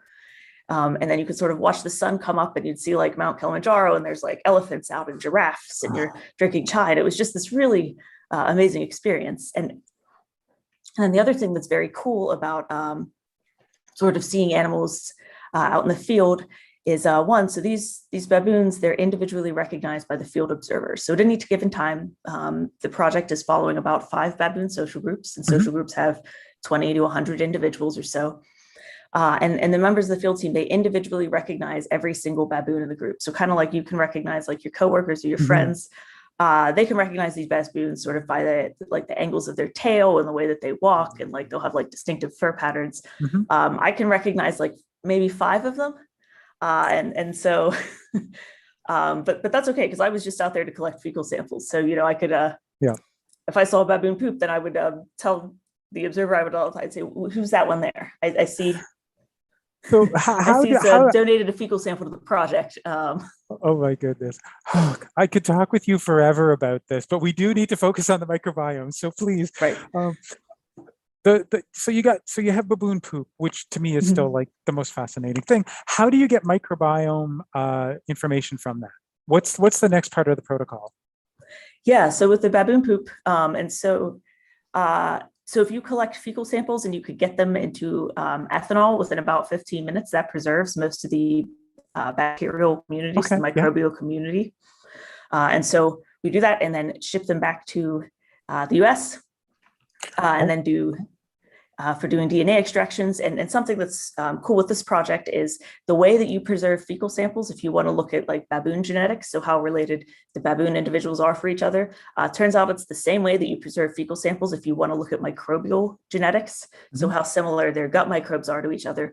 And so that means with this project, they have decades and decades of fecal samples, the freezer that were collected to use baboon genetics, 20,000 samples. And it just so happens that we could also use this for microbiome work. So when microbiome research started to become a thing, you know, a lot of the PIs on the project were like, oh, well, let's get together. If we get a whole bunch of grant funding, we can sequence the microbiomes of 20,000 baboon samples that are from these individually recognized baboons that we have all this life history information from them. We know who they're related to. We know, you know, sort of who they socially interact with, so who their friends are. We know what their diet is. We know what's happening in the environment at the time. And so there's just this incredible longitudinal data set that really doesn't exist in humans yet and doesn't exist in many other species, because microbiome research hasn't been around long enough that we have like 40 years of fecal samples, you know, from an individual person or something. And that to me is just unbelievable, because that brings up 2 very, very important questions. One is that heritability, like I talked about off the top, but more importantly, that means that you can get a really good perspective as to the genetics and whether or not that plays an influence on how that heritability goes, or whether it really is environmental, like Claire, who we just talked to, actually showed us. I have to ask you, what is it? Right. So like anything, whenever you're asking a nature versus nurture question, the answer is always, well, both. But the environment's playing a much stronger role, we found. And part of that is, so as Claire was discussing, the microbiome changes a lot over time. And so a lot of human and other studies that have looked at this idea of heritability are based on just a few time points. And because the microbiome is just fluctuating, you know, on the scale of hours and days and weeks, depending on what you're eating and where you are and what you're doing, and if you're stressed out or not, it can be hard to find sort of these overall genetic signatures. But if you have, you know, up to 100 samples from an individual over their lifetime, and you have this over several hundred individuals, you can sort of tease apart, like say, okay, well, controlling for these changes in diet and controlling for social relationships and controlling for who your mom is, because as Claire pointed out, right, we do see maternal transmission. Do we still see that individuals who are more closely related to each other have more similar microbiomes? And we found out that yes, that is the case for most of the microbial taxa that we tested. But this genetic variation is like very, very small compared to environmental variation. So on average, although we did find that almost all the microbes have this element of heritability, so they have this element of host genetic effects, host genetics is only explaining like 6.5% of the total variation of the abundance of each microbe. So this paper, right, in a way, it's very cool because it's consistent with what we know about the microbiome, is that there are these overwhelming environmental effects. But it's neat because we could find sort of this low persistent underlying genetic signature. And the reason that that's interesting is it suggests that when we have selection on sort of the baboon genome and potentially on the human genome, we also are seeing natural selection that could be exerting influence on our microbiomes as well. So, right, so you have the selection on the host, it's also sort of manifesting also as selection on your microbes. which is just a very neat concept, right? That That these are is, sort of part of you, but not part of you. somehow I would just love to see you and Claire work together. Now, when I did some research into your background, I actually came across something that for me was very important. You know, I am of a you know, of a minority in terms of who I am. I know that I have my own health concerns and that I actually have to worry about my microbiome, and that's one of the reasons why I went into microbiology in the first place. An adenovirus can kill me, like seriously, forget about COVID. And when I saw something that you're involved in, I had to bring it up because I want you to talk a little bit about it. It's called the Microbes and Social Equity Working Group, or MSE. And from what I understand, it's about bringing equality across the board of humanity. Now, you're already talking about this from the baboon perspective. We've done a lot of non-human primate translation into humans, but maybe we can do this in a social perspective as well. So I'm wondering if you can just give us a little bit of background on MSE and tell us, you know, how the audience can gain more information about this. Sure. So MSC is the, as you said, it stands for the Microbes and Social Equity Working Group. And this was founded by Dr. Sue Ishak at the University of Maine in, I think, 2018, but it may have been 2019. And the idea is that, right, so there's a lot of us who are studying the microbiome out there, and we would like our research, you know, to be used and sort of applied to looking at sort of human health concerns and human social equity concerns. But that's not really like our field. Like I'm coming into this from like ecology. I don't really know how what I do could necessarily apply to social policy. Sort of make these meaningful social changes. Let me just cut you off right there. What you are doing will inevitably have perspective on policy development. I've been involved in policy development. It is amazing where we pull stuff from. But yes, sorry, continue. Right. Okay. Well, I think the idea, right. So I guess it could have, you know, policy implications at some point, but the idea of this group is to say, okay, well, how can we sort of link policymakers with microbiome scientists, like in a more immediate sense? And so one way, if you want to learn more about this group, is that we do have, there's a mailing list and there's a website, which I don't know if I can send you the link and you could post that with the show or something. And there's a group newsletter. And we also have a journal collection coming out.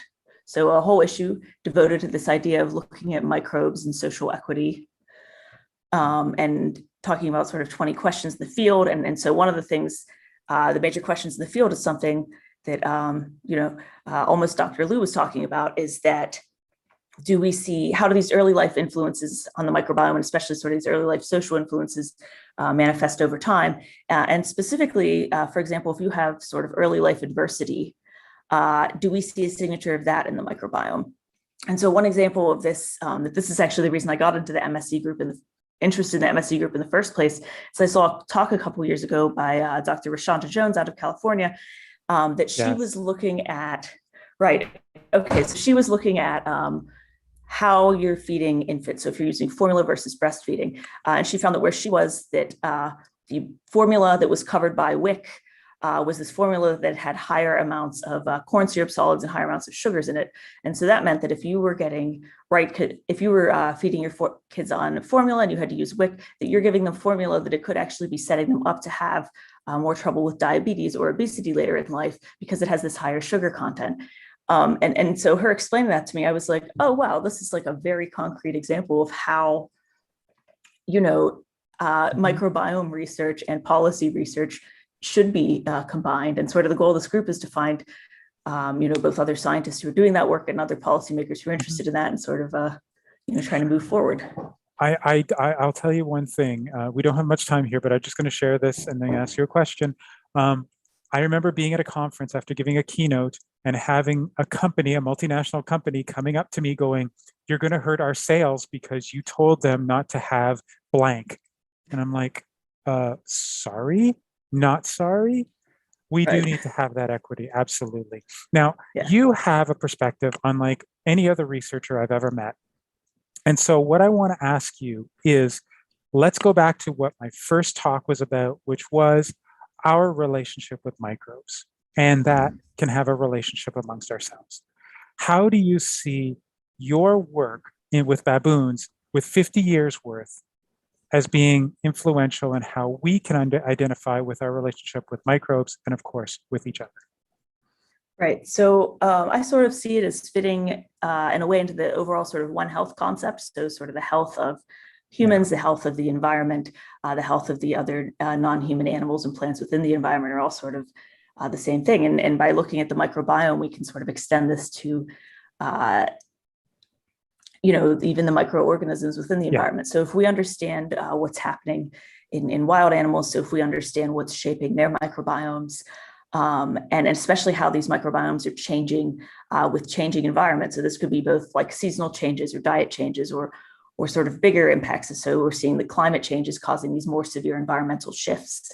And so if we can see how that's affecting microbes and by extension, the health of individual organisms, that'll help give us sort of insight into the future to how that could affect human health, other aspects of environmental health, because, I study animal-associated microbiome communities, but there's a lot of microbes that are associated with plants and the environment and crops and other aspects that as we see climate change happening and more environmental change happening, we're probably going to see some shifts in those microbes too. And that might not be ideal.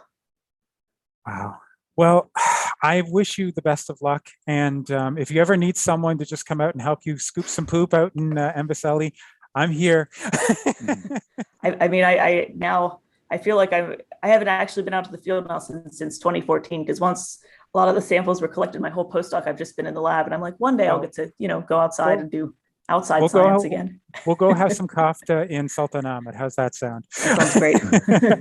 Anyways, ladies and gentlemen, Dr. Laurel Greeneisen, thank you so much. Thanks. Thank you. Thank you very much indeed, Laura. And thank you to you too, Jason. It's been an absolutely fantastic session. Thank you for hosting absolutely. It. And I want to give you a special shout out both to you and also to Joseph Shuttleworth for making this day possible. Microbes are everywhere, but you two simply have covered it all. And anyone who's ever listened to my show knows that I want everybody to just enjoy the rest of the presentations, enjoy microbial diversity. And as always, well, make sure to show them some sass. Good night, everybody. Thanks, Jason. See you next time. Bye. All right. So next on the agenda is traveling to Australia, where we're going to be having a tour of the Yangara vineyard. Is that where we are now, Susie? It is indeed. Wow. Fantastic. Hi there, Pete. How are you? Hi, how are you, Ben? Good to see you.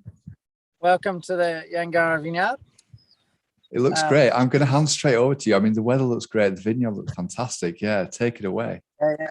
It's a bit windy, so I hope the noise isn't too bad. It's like a beautiful kind of 23 degrees, and we're in kind of the beginning of spring. The vines are starting to bud burst. This is kind of probably the most amazing block on the estate. Roughly about 95 hectares, and behind us is about a 2 hectare, 1.7 hectare little block planted in 1946. This is our High Sands Grenache vineyard. So we're looking at vines that are nearly 80 years old. Wow. I suppose we're here to talk about not so much the vineyard, but the microorganisms that kind of play a really big role in actually growing grapes. And also later on, we're going to go down to the winery and talk a bit about microorganisms that are, integral part, good and bad, of making wine. So in about 2007, we started talking about organic biodynamic farming. We were all very, I suppose, conservative, soft, gentle kind of in our farming approaches. In 2008, we talked about that we wanted to basically remove all synthetic chemicals, and primarily they are in the form of herbicide. So glyphosate is being the number one kind of enemy of plant life and also those microorganisms in the soil, and then also your heavy-handed kind of diammonium phosphates, the high nitrate synthetic fertilizers. And so this vineyard has now been farmed since 2008 without any synthetic fertilizers, chemicals, and it's been certified since 2011, organic and biodynamic. Our organic biodynamic principles is based around a lot of different types of farming, very practical approach, both in permaculture, regenerative farming, all those types of things that are. We've got all sorts of practical ways that we like to do it, but it all forms around, I suppose, this really alive soil, where we're really promoting the microbes, the microorganisms in the soil to be doing a lot of the work for us. And within that, we're in beneath the soil here, which is actually sand, is 70 million year old geology. So amazing old rocks, and rocks all have their own personality with their own minerals. And what we want to do is the vines having access to those minerals that are native to that parent rock or that geology. And microorganisms are the kind of pillar for enabling that, which effectively the French use a word called terroir, and we want to kind of enable it the best way we can. So that's kind of the guts of why and what we do. And I'd like to hand over to our vineyard manager, Michael Lane. Come and join me, Michael. Michael's been managing this vineyard for 20 years. His off-sider, Sam Rogers, who's assistant vineyard manager and viticulturalist. So they're going to kind of talk about some of the microorganisms and things that are good and bad in the vineyard. So I'm going to hand over to them. Hi, I guess with microorganisms, we're trying to enhance and use the beneficial microorganisms and minimize our disruptive microorganisms. Some of our beneficial microorganisms, mycorrhiza, cell mycorrhiza, trichodermas, etc., for nutrient uptake. But then I guess some of our biggest challenges are negative microorganisms. So a really common one is Eutypa lata, which is a dieback, which spreads about 2 centimetres per annum. And this is basically a dead piece of wood.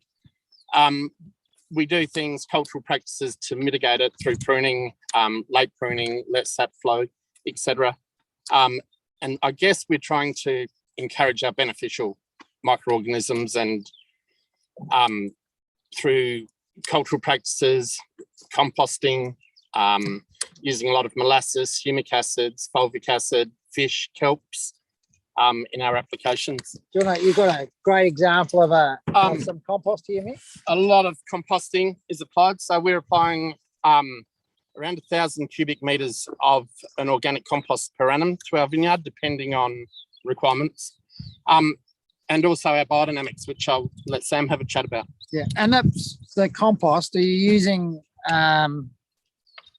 wort as well as? So a combination of both our winery waste through vintage. We'll compost that down and bring in, we always carry over an inoculum each year and incorporate that with our winery waste and keep building on that each year. Yeah. So this is our biodynamic preparation called 500, and it's a composted cow manure, and we use it as an inoculum in the vineyard to help promote diversity and beneficial bacteria and fungi around. So we also add to our compost, on-site composting, minor preparations, and they're essentially used for a similar purpose to build up the diversity and in our soils.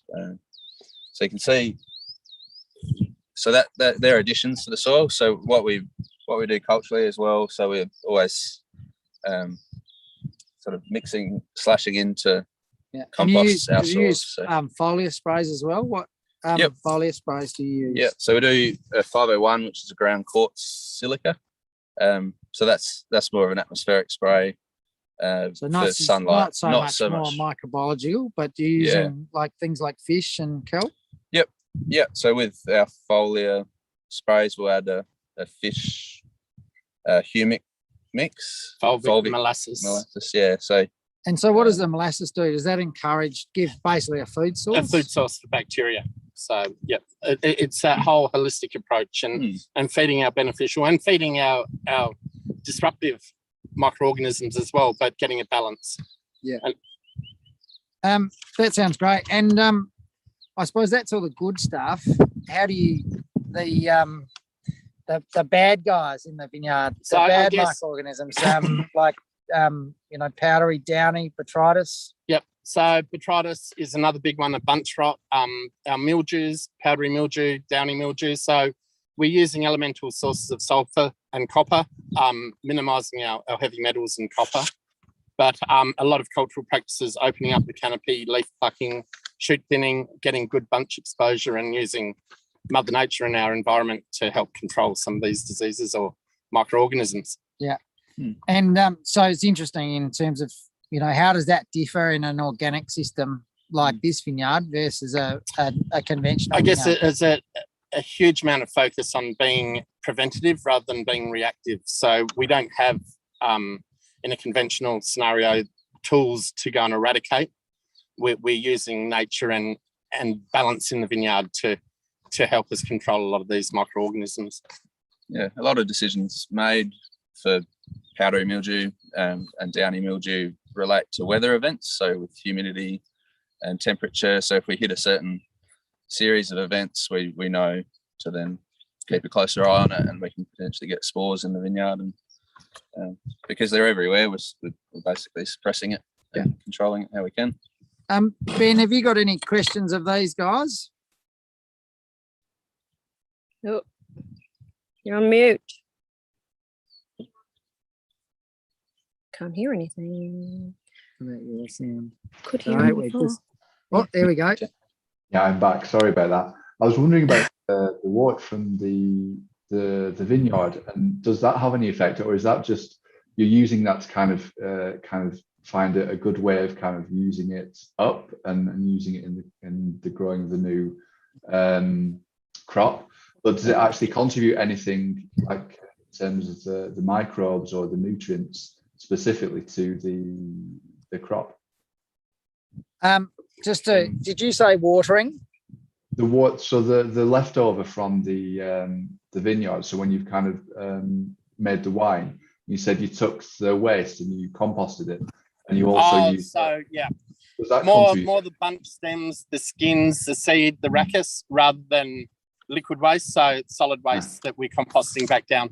Yeah, and what's interesting is you can see behind you this is a dry growing, a non-irrigated vineyard. So this is relying completely on the rainfall. Predominantly, we don't get a lot of summer rainfall. So these vines have roots down at least about 1 metre. And so they're sourcing quite deep from within this sandy soil. And one of the things that we didn't mention is that we are very aware of distributing our compost across the vineyard. Some vineyards, they ban compost directly under the vines, mainly because it probably suppresses weeds a bit. But we feel like if we spread it across the whole soil, that that compost is kind of in some ways inoculating the soil and promoting more microbiological activity in the root masses in the right across the whole vineyard, not just where the trunk of the vine starts, because as we all know that the roots of the vine are three-dimensional, and it's a bit of a human kind of nature thing is to think a bit two-dimensionally, and we tend to want to kind of put them in a single row versus kind of spreading it. Treating the whole site as one rather than Yep. Yeah. We've got a couple of other things that I'll probably jump back into screen. I wanted to talk about the microorganisms that come in to making the wine that come from the vineyard. So on the outside of a bunch of grapes, those who remember kind of probably don't get to see wine grapes very often, but those of you who buy table grapes will see there's a white bloom, especially on the dark. It's very obvious on the dark coloured grapes. And that bloom is the yeast and predominantly, and it's those yeast when the grapes are split or broken are basically fermenting the wine for us. And at probably in quite commercial wine, New World wine, the practice is to add packet yeast, but a lot of old world wineries in Europe and now around the world are wanting to use the native yeasts in the that come from the vineyard to actually make the wine. So there's this kind of makeup of the flavors from the organisms in the vineyard contributing to the flavors of the wine. And there's things that are very important to manage what microorganisms survive and thrive. So if the alcohol is too high, i.e. the sugars are too high, some of the good yeasts actually will have troubles converting all the sugar to alcohol, and you'll end up with residual sugar, which can end up providing a home to all sorts of spoilage organisms like Brettanomyces and other spoilage yeasts and bacteria. And so the other part that is also one of the very critical things that we do to manage these microorganisms in a natural way is picking the grapes at the right time when the natural acidity is there, which also then manages the types of yeast that are activated. Now we're going to head down to the winery, and what we might do is take some questions while we're driving down to the winery, and just a bit of change of scenery, and we can answer some questions. So give us 20 seconds. Great. We'll pile up all in the car, and cool. You can ask us questions. Could you just spin us around before you go and just show us a bit of a panoramic of the vineyard there so we can see it? It looks spectacular. Wow.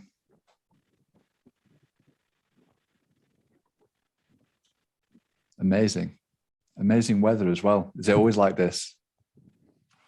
We wish. So you had some summer rain as well. But right. Great. You can go out the back window. So any questions from that so far, Ben? Yeah. So you said you've got to pick the grapes at a very specific time, when the acidity is right. So how do you do that? Presumably it's a lot of testing. And what acidity do you need, and is it about reducing the sugar content? So as a grape ripens, it accumulates more and more sugar. That's measured in a few different ways in various different countries. We use a measurement called Biomedical. In a simple term, most wine is somewhere between about 12 and 15%. Approximately 12 Biomedical would equal 12% alcohol. This is a very simplistic explanation. 15 Biomedical would equal 15% alcohol. 15% is generally the upper limits of yeast tolerance. So you really don't want to be picking, and I actually prefer, and native yeasts that are coming in off the grapes generally don't like much more than 13.5 Biomedical or 13.5% alcohol. And then while that sugar's accumulating, the berry metabolizes it's an acid called naturally forming acid called tartaric acid, and as that's being metabolized, it's also exchanging hydrogen ions with potassium ions, and the pH will start at around 3, and it will head north and head probably towards 4 Biomedical, a pH of 4. And basically at less than 3.4, 3.5, and above 3 is a very favourable place for a yeast strain called Saccharomyces cerevisiae, and there's a few others, Baianus strains, that actually are very naturally occurring on the grapes, and those yeasts thrive in that acidity, and they are able to convert the sugar to alcohol without producing, I suppose, spoilage flavours like, or things like volatile acidity, which is, basically nail polish remover in high levels, acetic acid, which is vinegar, and other flavours, that are more complex and more detailed. But if you set the conditions right, you will end up with a lovely clean ferment with lovely flavours, and also they also produce some higher alcohols that have lovely mouthfeel and textural characters within the wine. So that's all the things that if you set it up right, you can have Mother Nature do her thing. Great. And by doing that, does that give you consistency? Because you would automatically think, I guess, wild yeast would kind of produce a lot of variability. How do you manage that, or is that not the case? It's normally quite consistent. I think, like I said, if you set up the parameters right, those native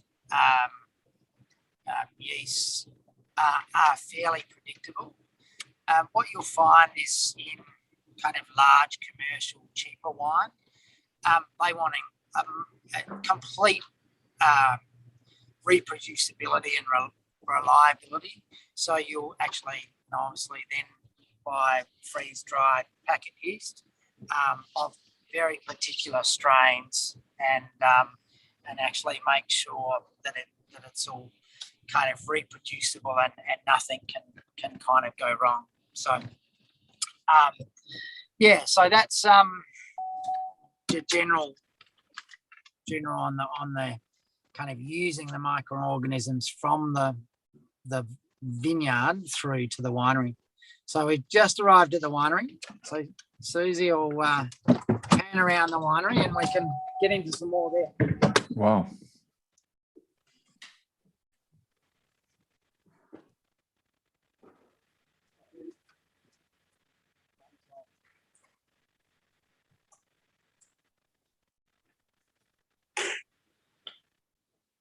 I'm guessing these are filled with wine. Wow. So this is kind of roughly where the fermentation happens. These are open top fermenters. We basically, where the yeast are converting sugar to alcohol, and at that same time extracting flavour out of the skins, especially for red wine, primarily red wine making. And we're about to go into our barrel store, which has got all sorts of barrels. We also use amphoras and ceramic eggs, which are very interesting in themselves. Right. What are the differences between those? Why would you choose a barrel or an amphora or an egg? It's interesting. They all provide different flavours. When a wine's maturing, it's basically the enemy of wine is oxygen. So it's important that the wine is contained in an oxygen-free environment. But when I say free, it actually also needs to have a little bit of oxygen. So at a micro level, so a barrel is great because air travels across the oak medium, and the same with these amphoras. There's some oxygen transgress that enables that to the wine to kind of continue to be alive.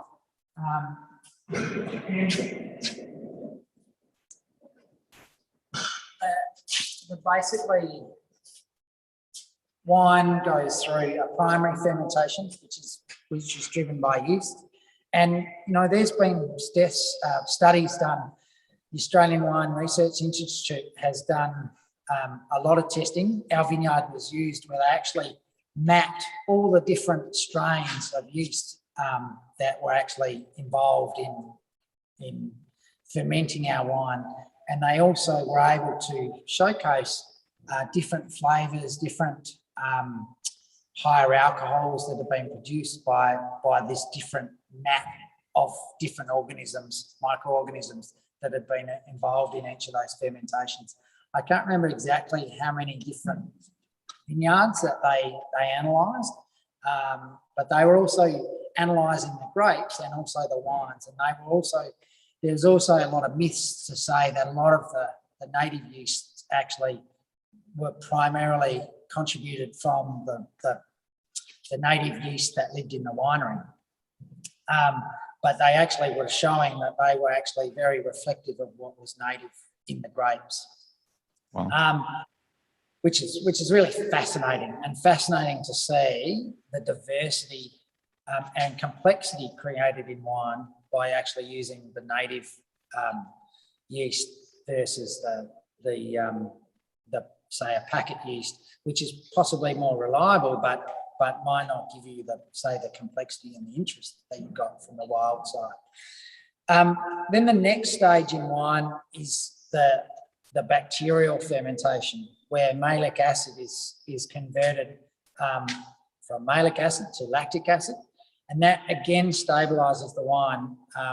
There was probably something only discovered in the early 1900s. I might be not quoted on that exact, but my vague memory is that it was a relatively new thing discovered 70 years ago, let's say. And that basically stops the wine, having another fermentation in bottle, which could actually spoil the wine if it happened when it was in the bottle. That also softens the wine, but is also responsible so that malolactic fermentation from those lactic acid bacteria, they, in a Chardonnay, for example, produce a buttery, waxy kind of smell and flavours. And also very useful in cool climate grapes where the acidity might be very high, and it helps to soften the flavours of the wine. In red wine, it's also very important because it literally stabilises the wine and sets it up for a long life. So fascinating how many all those things. I have one other thing, and then we could probably, because we're starting to run out of time, is some of the spoilage, guys. That Brettanomyces is a scourge on wine. And it's actually, you see it, I'm quite sensitive to it because we're always looking out for it. And it thrives in higher pH wine. It thrives in higher temperature, and it thrives in dirty barrels. So if you don't clean your barrels, wine throws something called tartrates, which is like a crystalline formation. And Brettanomyces loves living in tartrate in old barrels. And like I said, warm cellars, and also stuck fermentations. So if you don't get everything lined up in the early part of your winemaking, Brettanomyces will come and hunt you down and make you look bad, because your wine will stink like horses and Band-Aids. So those of you who come across that smell, it's all about the Brettanomyces. But for the most part, there's a few other complex ones that mainly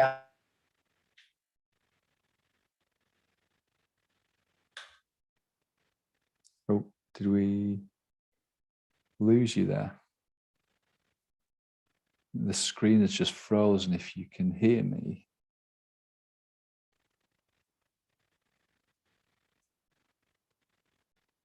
Hello? Hello, hello, hello. Are you there?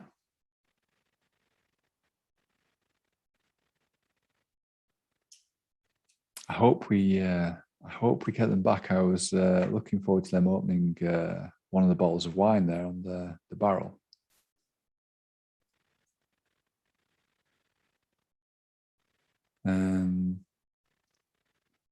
They've just gone, so maybe they come back just to kind of sign off, because we're going to be handing over very quickly to the next session.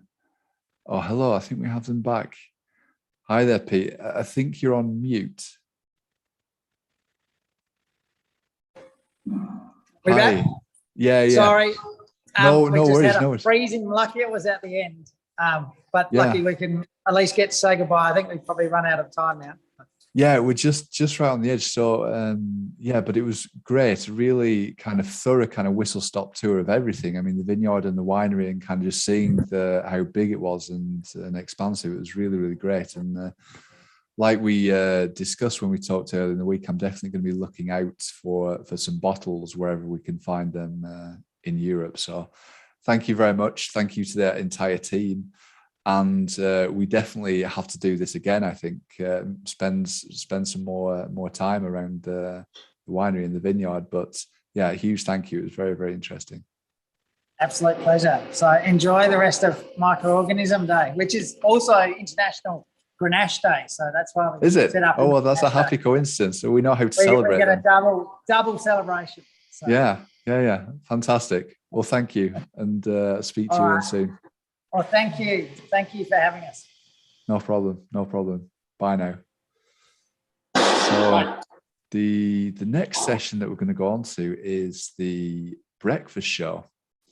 So we're going to be handing over to Joe, who is in the studio there. Good morning. You can hear me all right then? Yep. Yeah. Here. Happy International Microorganism Day, Ben. It's now. Happy International Microorganism Day. I was checking the time zones all night. I think most of us are there now. I just have another quick look. So we're waiting. No, the East Coast of America is now in International Microorganism Day. So it's just the West Coast that needs to catch up. Come on, West Coast. Wonderful. We're here. The day has arrived. Yeah. It is International Microorganism Day. I have my coffee. We have my co-host, Michael Sawyer. Okay. Well, then I'll bid you a happy Microorganism Day, International Microorganism Day. And I'll bid you farewell, and I'll watch in the shadows the rest of the... Thanks a lot. I enjoyed the wine tour. I caught bits and pieces of it, but it was fun to see it. Yeah, it was indeed. Well, thank you both, and enjoy the breakfast show. Thanks very much. Right, Michael. I think we need to unmute you. We have you. How are you? Good morning. How are you? Yeah, not bad. I've had about 5.5 hours of sleep, which is better than none. But I wake up on International Microorganism Day of all days. So that is a fantastic place to start, isn't it? How are you? I'm good. I just woke up. I had my coffee, and now I'm really excited about fungi. Yeah, great. Because this year, you're my co-host for the breakfast show. Because last year, you were a guest of mine, and we talked about beer and yeast and baking and sourdough. And you had like a live sourdough culture on the table for us that we looked at. Now, this year, we're going to be looking through, lots of different things. And I'll just talk a little bit about how our breakfast show is going to commence, and then we can get on with it. But basically, we're going to be looking at our top 10 fungi. I mean, we might even have more than 10, but we're going to be working through a list of our favorite fungi for the first part. Then we have a couple of guests coming up. Our first guest will be Maria Martinova, who joins us from New York. So she's actually going to be joining us at nearly 2 a.m. there. But she's going to come talk to us about probiotics in yogurts. And also the Microbites platform, which is like an online kind of website, blog space platform of content for microbe lovers. Then we're just going to have a little recap of our favorite parts of the live stream so far. Celebrate the winners of the Microbe Art Contest. And then I think we've got a guest that you've lined up, Michael. Is it Paola Branduradi? Exactly. Yeah. And do you want to tell us a little bit about her background and what she's going to talk to us about? Yes, she is from University of Milano Bicocca in northern Italy, but she actually is in Trieste now, traveling for a conference, so she will join from Trieste. She's a yeast specialist working on chemical production with yeast, and she knows a lot about really weird yeast. So it's very fun talking to her. Well, that's going to be fun. I mean, yeast and fungi seem to be some of the weirdest microorganisms, at least in my experience so far. There seem to be lots of strange ones that do interesting and bizarre things. And yeah, I can't wait to discover more of them across the course of this show. But yeah, you joining us from Vienna, Michael? Yes, right now, actually, I'm joining you from the western parts of Austria, but I am working in Vienna. So usually I'm in Vienna, working also at university there. But now I'm home at my parents' place. So when I watch out of my window, I see Switzerland, actually. Oh, wow. So what town are you in now? Oh, it's a tiny place called Meda. Okay. Is it anywhere near Salzburg? No, it's much farther west. Further west. Essentially the westernmost point of Austria. Yeah, okay. And yeah, how has Austria been treating you this past year and a half? I mean, it's been a very difficult year and a half, but have you been basically based only in Austria, unable to leave for the past few months, or did you manage to get some travel in over the summer? Well, over the summer, I did some traveling. Yes. Yeah. I went to the mountains. I went a little bit to the sea, but otherwise, that essentially was the first travel I did the last 1.5 years. Yeah. Yeah. Okay. Wow. Yeah. Just about. Home. Yeah. Well, you know, Austria is not a bad country to be. One of the most beautiful places I've been. But yeah, I'm just going to recap to anyone who's joined us. What is International Microorganism Day? Well, it's a celebration of microbes for those who love microbes, whether you're a microbiologist, a student, or just someone who thinks they're cool. And the day was introduced by the Portuguese Society for Microbiology, and then the organization I work for and that Michael is involved in, FEMS, the Federation of European Microbiological Societies, have joined forces with the Portuguese Society to help try and internationalize it as much as possible. The date, 17th of September, which most people are now in, was chosen because it was the date that the first letter from Anthony van Leeuwenhoek reached the Royal Society, describing for the first time microorganisms that he'd observed with his homemade microscopes. So it's kind of, you know, the human discovery of microorganisms, I suppose, that we celebrate today. Although they have been used by humans, right, throughout all of human history, pretty much going back to the point of agriculture, I think. People have found, you know, beer brewing from thousands of years ago, fermented foods from thousands of years ago. They've obviously lived inside us and on us and, you know, amongst our livestock and plants for the whole of human history. So they're super important. We're here to celebrate them. If you're waking up somewhere in Europe or across the world today, drinking your tea or coffee or even having your dinner, thank you for joining us on The Breakfast Show. I guess we shall just move into our first section because we've got just over 30 minutes before our first guest comes, which doesn't give us long per fungi, but we have a list of our top 10 fungi, and we're going to work through it today and discuss some of the finer aspects of these organisms. So, are you ready, Michael? Are you ready for our top 10 fungi? Okay, so we put this list together, and I don't think we fully decided which were our top 10. So we might have a bit of argumentation or debate across the course of the next half hour about which should make it into the list. But for me, the first one on the list that I think is worth a mention is the cordyceps fungus. Now, are you familiar with this fungus? Yes, a little bit. A little bit. It's so weird that I also looked into that one. Yeah, because it is one of the weirdest fungi that I've ever read about. So if you haven't heard about cordyceps, let me just explain a tiny little bit about it. So this is a species of fungi that basically infects insect species, and it starts to grow inside the insect and replace the insect tissue with fungus tissue and hyphae and so on. But it doesn't just sort of rot the microorganism, it actually takes control of its brain and nervous system. And in a little minute, I'll have a couple of images for you, but what it essentially does is control the insect so that it starts to do strange things like walk up a tree or a plant and bite down into the top of the plant. And then once the insect's dead, the cordyceps fungus fully replaces the internal size of the flesh and then bursts out through the insect body with its fruiting bodies. So it's kind of a zombification fungus that also manages to control and then digest the organism. Do you have any fun facts about cordyceps, Michael, before I show us a small video? Well, a fun fact that I recently came across is how wonderful evolution works, because exactly as you said, so it takes control, it makes the end go up to the tree, what the end naturally would never ever do, and then it bites there. And why does it do so? Of course, the fungus wants, let's say, to spread the spores as high as possible to get, you know, a large area. And usually they are from tropical areas. So that's where they evolved, and there the ants bite into leaves. But they spread actually in areas where more colder weather is. And there it's not good to be at the leaf, because the leaf might fall down at the wrong time. And so actually it would be better to bite in a little, you know, woody part of the tree. And actually it evolved that way. So there are cordyceps which make the ant go up the tree, but bite into woody parts and not into the leaf. And that's completely weird, because that means that this fungus can really control not only how the ants behaves, but also where the ants is. So depending on the climate. And they are found everywhere, or in lots of different environments, right?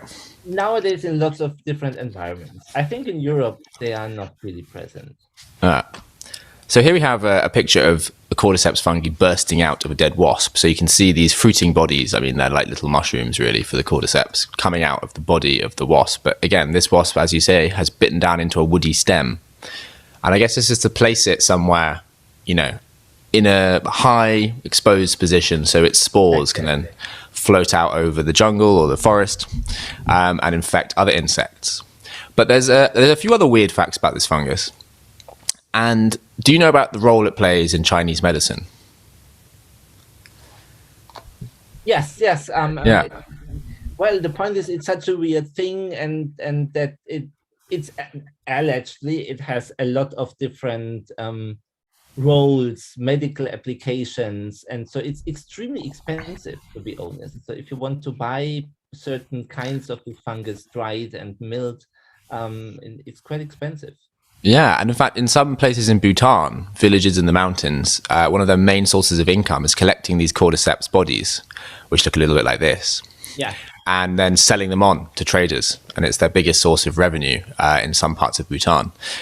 This is a paper, actually, from our journal, FEMS Microbiology Letters, that looks into the use of cordyceps fungus in Chinese medicine. But one of the things they highlight is that, yeah, like you say, they're so expensive and worth money that people have actually begun faking the cordyceps fruiting bodies. So of these 4 here,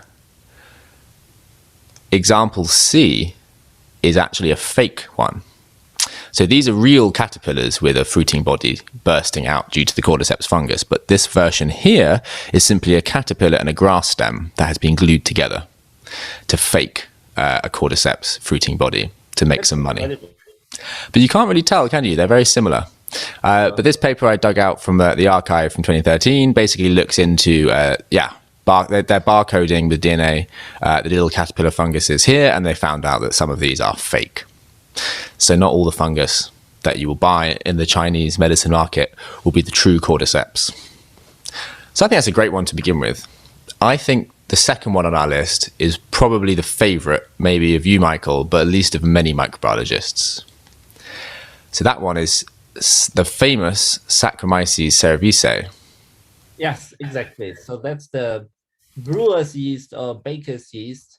And the point is, first of all, I think it's good to talk about it after the creepy one, because that's the one that gives us lots of good things. So it gives us beer, it gives us wine, it gives us bread, and it's very useful. And actually, that's what microbiologists tend to call the conventional yeast, because when they talk about other yeasts than baker's yeast, they talk about unconventional yeast. I think it's kind of funny. that only one is conventional. But that's why we know a lot about it. So we've got one conventional yeast, and then everything else is unconventional. Is considered unconventional, exactly. Fair enough. And then we have a lot to thank, right? I mean, so we have beer, wine, which just had a vineyard tour. So there would be no wine without Saccharomyces cerevisiae. Bread, it's involved in some way, yeah. I mean, I'm British, so... Pizza. Sorry, say that again? Lots of cakes and also pizza. Pizza, cake, pizza, yeah, okay. All of the delicious things, it seems, are thanked. We can thank this yeast for. And I was going to say, I'm British, so I love Marmite on my toast in the morning, which is made from the boiled up yeast bodies of the brewing process. So I think they boiled up all of the yeast at the end of the brewing process. They dehydrate it into a delicious, sticky black mess, full of salt and vitamin B12 and tons of other good nutrients. Oops. So here we have a little video again of Saccharomyces cerevisiae. So you can see, you know, it's fairly simple looking, isn't it, under a microscope? It's just a little budded yeast cell, which forms these little sort of colonies almost of grouped cells. But here we can see the budding process, right? So it doesn't reproduce like our cells or bacteria. It does a slightly different process. So I wondered if you could tell me a little bit about the budding reproductive cycle. Yeah, that is extremely interesting. The point is the budding is an asymmetrical process. So it's not like bacteria usually divide in the middle and then you have two equal parts. And this is also quite philosophic because bacteria in this sense live eternally because, you know, every part can divide again. But in yeast, this thing already became asymmetrical. So what you can see here is that a little part is budding from, let's say, the bigger part. So the little part is the young part, we call it the daughter cell, while the bigger part is the mother cell. And so it's really not only asymmetrical in size, but also like the molecules are divided. Let's say all the new ones are going to the daughter and the older ones are sticking to the mother. And that means already that here the eternal life ends because the mother can only divide a certain number of times and then it dies. So yeasts do not live eternally. They have daughters and they go on, of course, but the mother is doomed at one point because it accumulates, let's say, the old stuff.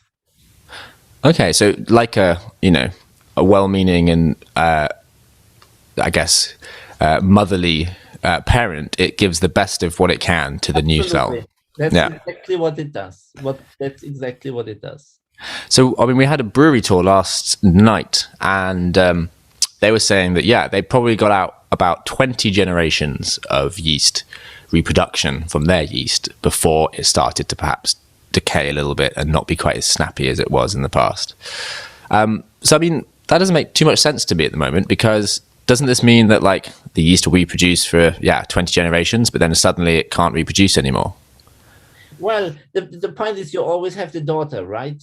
Okay, so it's just the original cell. The mother, exactly. The original cell at one point eventually dies, but the daughter then becomes a mother herself and will start to bud again herself. And so you still reproduce, you still get more and more and more. So one can do it like 30 times. So you get, unlimited amounts of yeast cells, so to say. Yeah. But if you look at the individual, then there's a difference between bacteria and these yeast cells. So, and it's interesting because it's like growing from the really simple ones to the really complicated ones. Humans, at one point, age becomes a thing. And these cells age, and you can see aging, and you can study aging with yeast cells.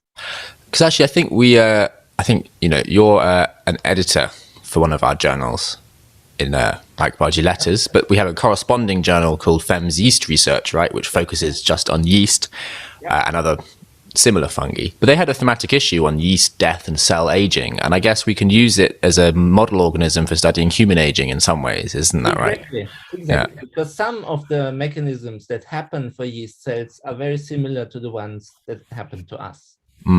So hopefully, not only can yeast provide us with all the wonderful foods and drinks that we love, but maybe it will unlock the key to immortality, and it will make us live forever. Exactly. I think number 3 on our list is another yeast, which I didn't know about. So you've added this one. So that's Saccharomyces pasteuranius.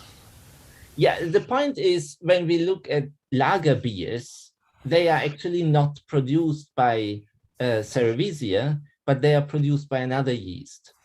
And the interesting story behind that is that this yeast is kind of cold tolerant. So lager beer is brewed as a lower temperature than ales, for example. But the yeast has to be efficient. So selection actually led to a hybrid cell. So that's also kind of a zombie existence. So what happened is that 2 yeast cells fused and, let's say, built a new entity in the end. And what was known very early when we studied these lager yeast cells is that one part was Cerevisia. So that's the part that brings in the good fermentation and the aromas and all this stuff. But Cerevisia is not cold tolerant.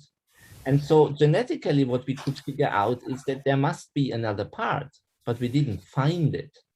And many people were looking long time until it was found actually the first time in Patagonia.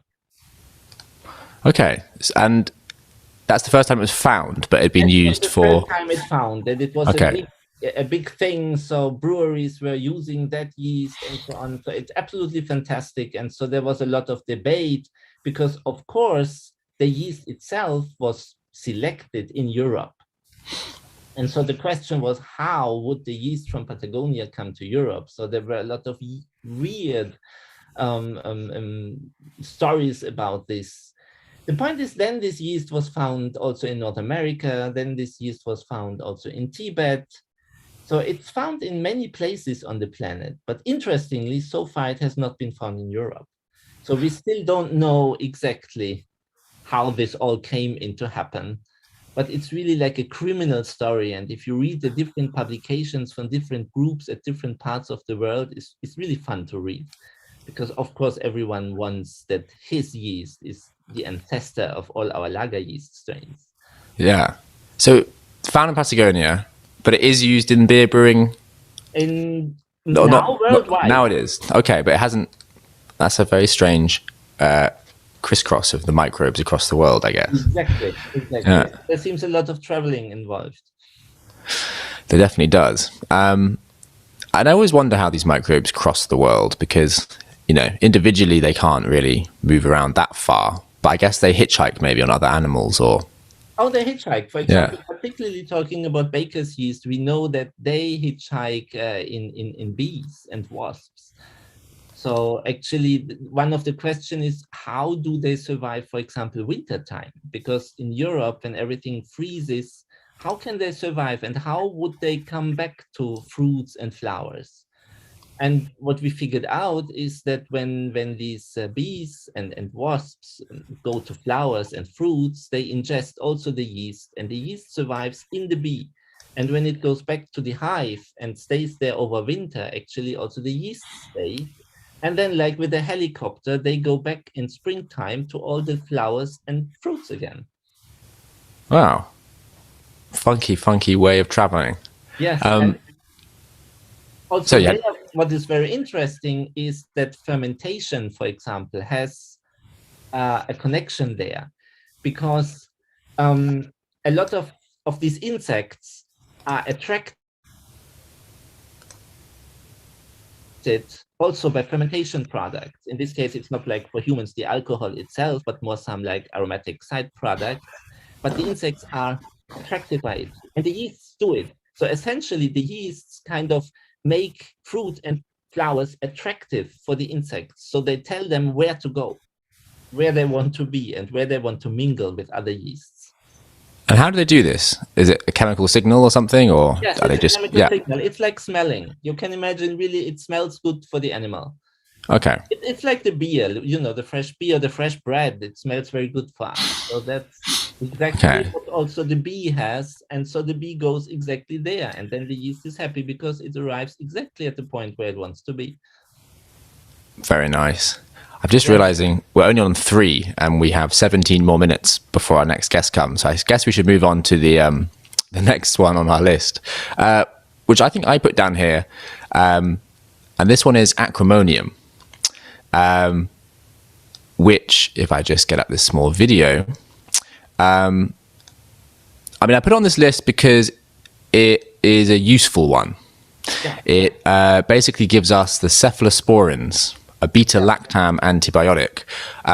You said to me that this might be a bit boring, but I think it's cool because in general, it provides us with, such a useful group of antibiotics. I mean, I think in terms of the biology, it's a fairly mundane fungi, right? It has spores and hyphae, and there's nothing super crazy about the way it lives its life.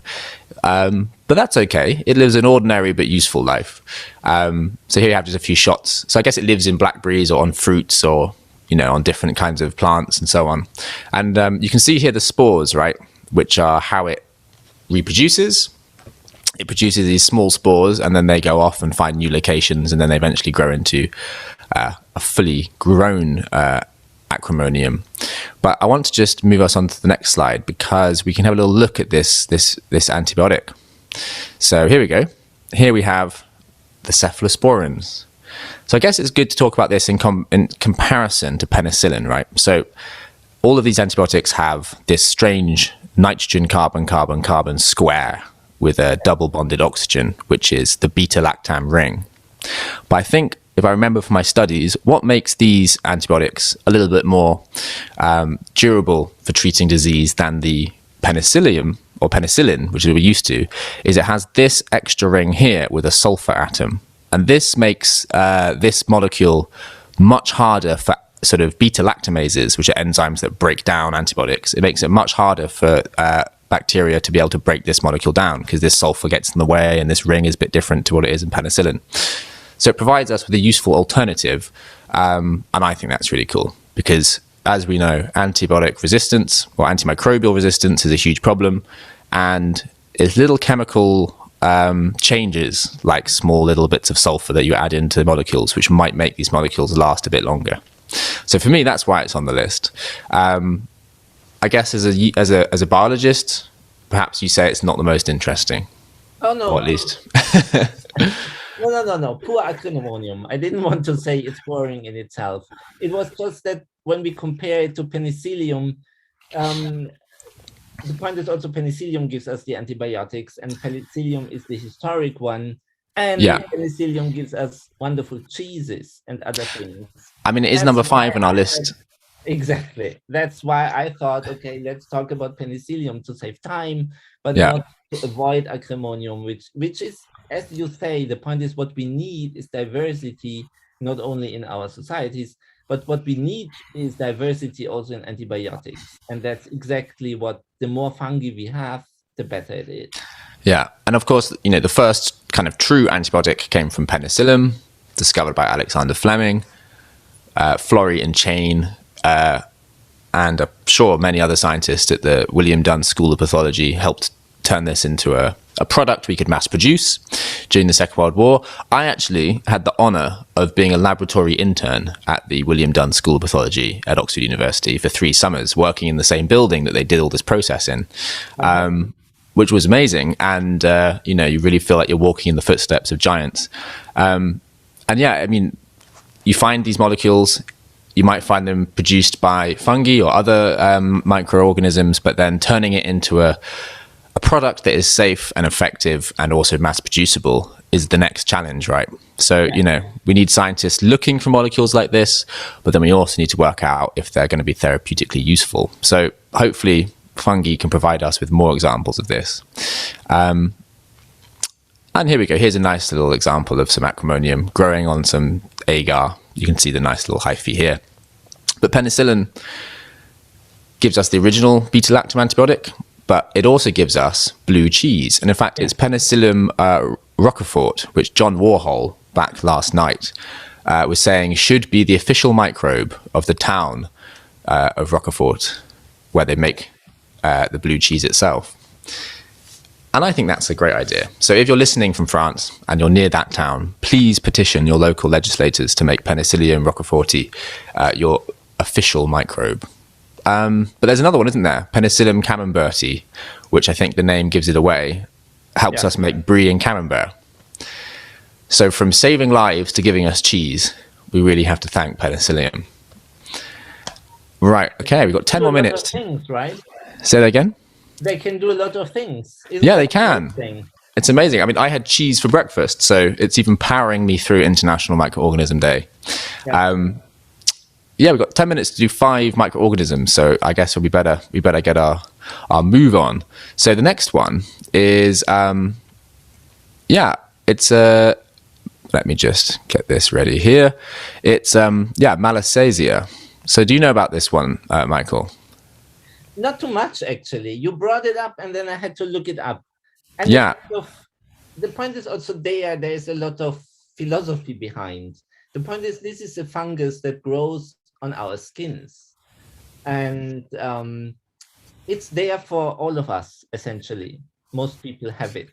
But then the question is, what happens? Yeah, exactly. Exactly, the film. And it grows on our skin, and usually it's beneficial. And much like yeast, it does budding as its process for reproduction, and we can see a nice image here under some scanning electron microscope. But when this fungus gets out of balance, I guess, with its neighbors, you can see a little more images here, it can cause some problems with your skin. So one of the things it can do is it can start to change the pigmentation of your skin. And if you have a weakened immune system, or some kind of perhaps nutritional deficiency, it can cause hypopigmentation, which is a reduction in the pigmentation of your skin, or hyperpigmentation, an increase in the pigmentation. So I just think that's a very strange and local fungus, which can have a huge effect on people's complexion and skin. So it's a very human-centric way of looking at it, but it is quite an amazing thing that it can do. So that's why it's on my list, because it can, completely change the color of your skin, and it's normally living on everybody, right? So it's something that we all have somewhere on our skin, in our hair, and so on. You can see a little bit more of the structure here. It has a thick capsular layer and thick cell wall, so it's pretty well defended against the things around it.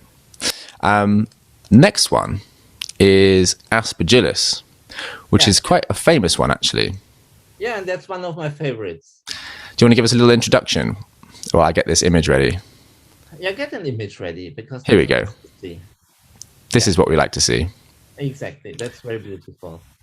Yeah, Aspergillus can also do a lot of things, but one of the things that it's really useful for is for citric acid production. So when you drink a lemonade, or when you cook your jams or something like this, and you add citric acid, that's actually usually not extracted from lemons anymore, but produced with an Aspergillus strain.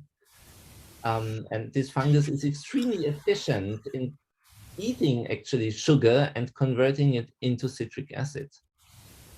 And that's what hardly anybody knows. Wow, okay. So, I mean, just to put it in context for anyone listening, citric acid is that kind of tang-fastic flavor that you get on sweets. So if you ever have a very sour, tangy sweet, it's usually been dusted in citric acid. But our bodies use it, right, in their metabolism in many different ways. Everywhere. It's absolutely everywhere. Yeah. And so they turn sugar into citric acid. Okay, that's a cool fact I didn't know.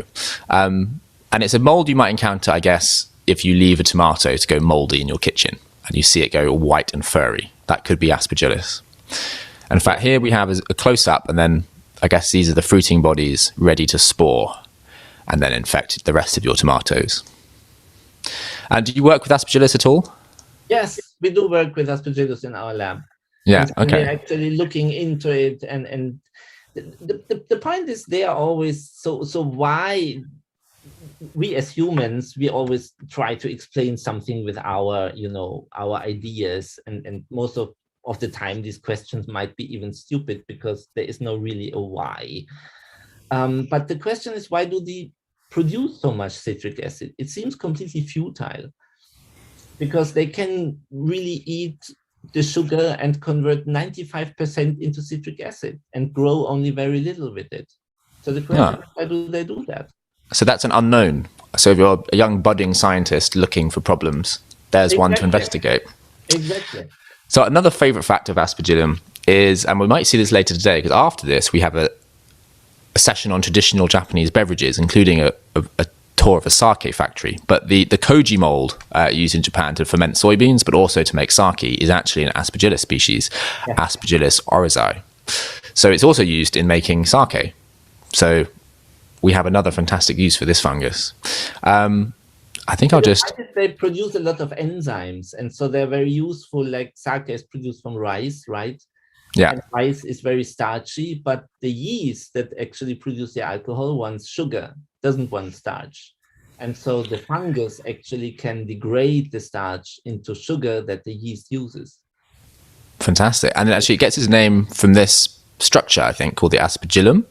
Is that right? Yeah, which is the fruiting body. You can see all the spores here in this close-up. Okay, that's number 7 on our list. We have a few to pick from. Do you want to pick a top 3 or the next one from this list? And we'll try and get through the last 3 in the next 5 minutes.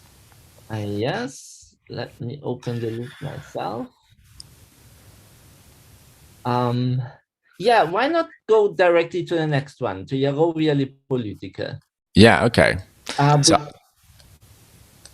I don't have a video of this, but if you could give us a little introduction, that would be great. Yes, because Yarovia, we talked about like when yeast gets not eternally living anymore. So there are a lot of these steps how organisms develop. And Yarovia is kind of a thing. Yeah, there you see it. You see actually that the middle picture is fantastic. Ooh, let's go back. This one? The one below, this one. This one. Good, yes. What you can see here is that the cell can grow as a yeast, like you saw it before from baker's yeast. So you have these little cells and they are budding and they look exactly like the yeast that we saw. But then you see this long hyphae also, right? Yeah, I can see. Much more like the acremonium or like the aspergillus. And so Yarovia is kind of an in-between on the way between yeast and filamentous fungi. So it can do both. Depending on the conditions, it can completely grow as yeast, or it can completely grow as hyphae, or it can do both at the same time. Wow. Okay. It's cool to study because also we don't understand how exactly that's regulated. And so that's a good thing to study it. Okay, so at some point, some genes are getting switched on and off in different environments, and we don't quite know the process. Exactly, and the hyphae cling to something. The other really fun fact about this is lipolytica already tells you a little bit. So it can actually degrade fats and oils and grow on them, what is special. Many things cannot. So it might have a role to play in clearing up oil spills, perhaps, or something, although it's not aquatic, but it can definitely eat lipids. Yes, it can eat lipids, which is biotechnologically interesting. And for example, in our lab, we are working with a strain that has been isolated from the tank of an airplane. Wow, okay. So it's living in there somehow. Exactly, it's living in there, and it can even degrade something like kerosene. Whoa. So it can survive off jet plane fuel. Yes. And it can pretend to be a yeast type thing or a hyphae type thing. Exactly. Okay, that's definitely number 8. So we've got 3 minutes to do 2 fungi. So any on this list that you really, really want to get to? So let me look. Wait a second. Well, later on we have Zygo, so that we can. So let's go to Trichoderma very briefly. Which one? This one. Number 10. Yeah. Let's see if we can find us a nice image. Because again, fungi give us a lot of molecules like antibiotics, but also a lot of enzymes. And in our quest to produce things, for example, from woody biomass, we need enzymes to degrade wood, for example. Yeah. And this one is one of the best producers of enzymes degrading wood. And it has been found actually in the Second World War from American soldiers on the Solomon Islands, because what they realized is that their canvas and their paper was falling apart under their hands. There was something growing on it and degrading it. And it was actually this fungus. And then we figured out that it has fantastic enzymes. And with these enzymes, we can degrade a lot of things in our environment and we can use it. And so from looking at some damage somewhere, we could get a strain that is now one of the worldwide #1 producers for enzymes. Whoa, okay. So from degrading soldiers' papers in World War II, it's now an industrial giant. Yeah. So here we have a little image of, it growing under the microscope, but then this is a more macroscopic sort of big spore colony thing with fruiting bodies as well. Okay, we've got 1 minute, one fungus. What's our 10th fungus on this list? The things let's go to Exophiala dermatidis. Yeah. It's black yeast, and that's a cool one because it's so sturdy. It grows extremely slowly, but it grows everywhere. So there's hardly any condition that it cannot grow in. It's black, it's cool, it really looks nice, I think. And it can grow, for example, in your dishwasher. So you wash your dishes with 90 degrees, you have very, very aggressive dishwashing agents, but this yeast can survive that and it will not die, it will grow. It can grow on glaciers, it can grow everywhere. And that makes it very interesting for us because really life is everywhere. Whoa. So it can grow in dishwashers at 90 degrees. It can grow in glaciers at minus whatever. Yes. Okay, that is a hardy fungi. Be happy. The point is that's a problem, of course, because you don't want a yeast in your dishwasher. So, but for the yeast, obviously, it's cool. I mean, that's a huge range of environments that it's happy in. And it's this. So, does it make these black colonies, these black kind of groups? Exactly. Whoa. Are they cool? They are really cool. I didn't know about this one, so I thank you for adding it to the list. Unfortunately, we've run out of time. I mean, we could go on talking about fungi, it seems, for hours. And we've just managed to cover 10 in the last half an hour. We have our next guest arrived in the call. So I'll just invite her and stop sharing my screen. And we'll just check that all of her equipment is working. But yeah, that was fantastic. I mean, we could have gone on for hours, I believe. We really had to rush through just a very small group of fungi. There are just so many cool fungi out there. So we have coming up now Maria Martinova, who I think is based in New York, although I think she's originally Russian, who's come to talk to us about probiotics in yogurts and also to talk to us about the Microbites initiative. So we'll just wait a few moments to see if she can join our call. I think it's taking a little longer than normal, but we'll see. But yeah, we're going to sort of have a look at some other uses of microorganisms in what could be your breakfast. So probiotic drinks, yogurts, and so on, all require microorganisms. And I'm trying to think what other breakfast foods. Well, I mean, yogurts. There's a particular kind of yogurt here in the Netherlands called quark, which is a very thick yogurt, which again is going to have its own fermentation process. And obviously, cheeses. I mean, what I love about cheese is that it can be made by so many different microorganisms, and yet we still call it cheese, even though it's kind of an entirely different organism working around it. What is your favorite cheese, Michael, if you had to pick one?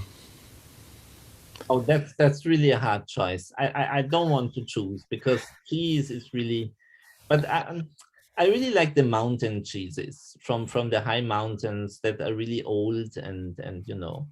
Yeah. Okay. Do you mean they've been matured for a while, or they have been? Yeah. You see, again, I think it is hard to choose a favorite cheese, but one I've really got a lot of love for is Comté from France.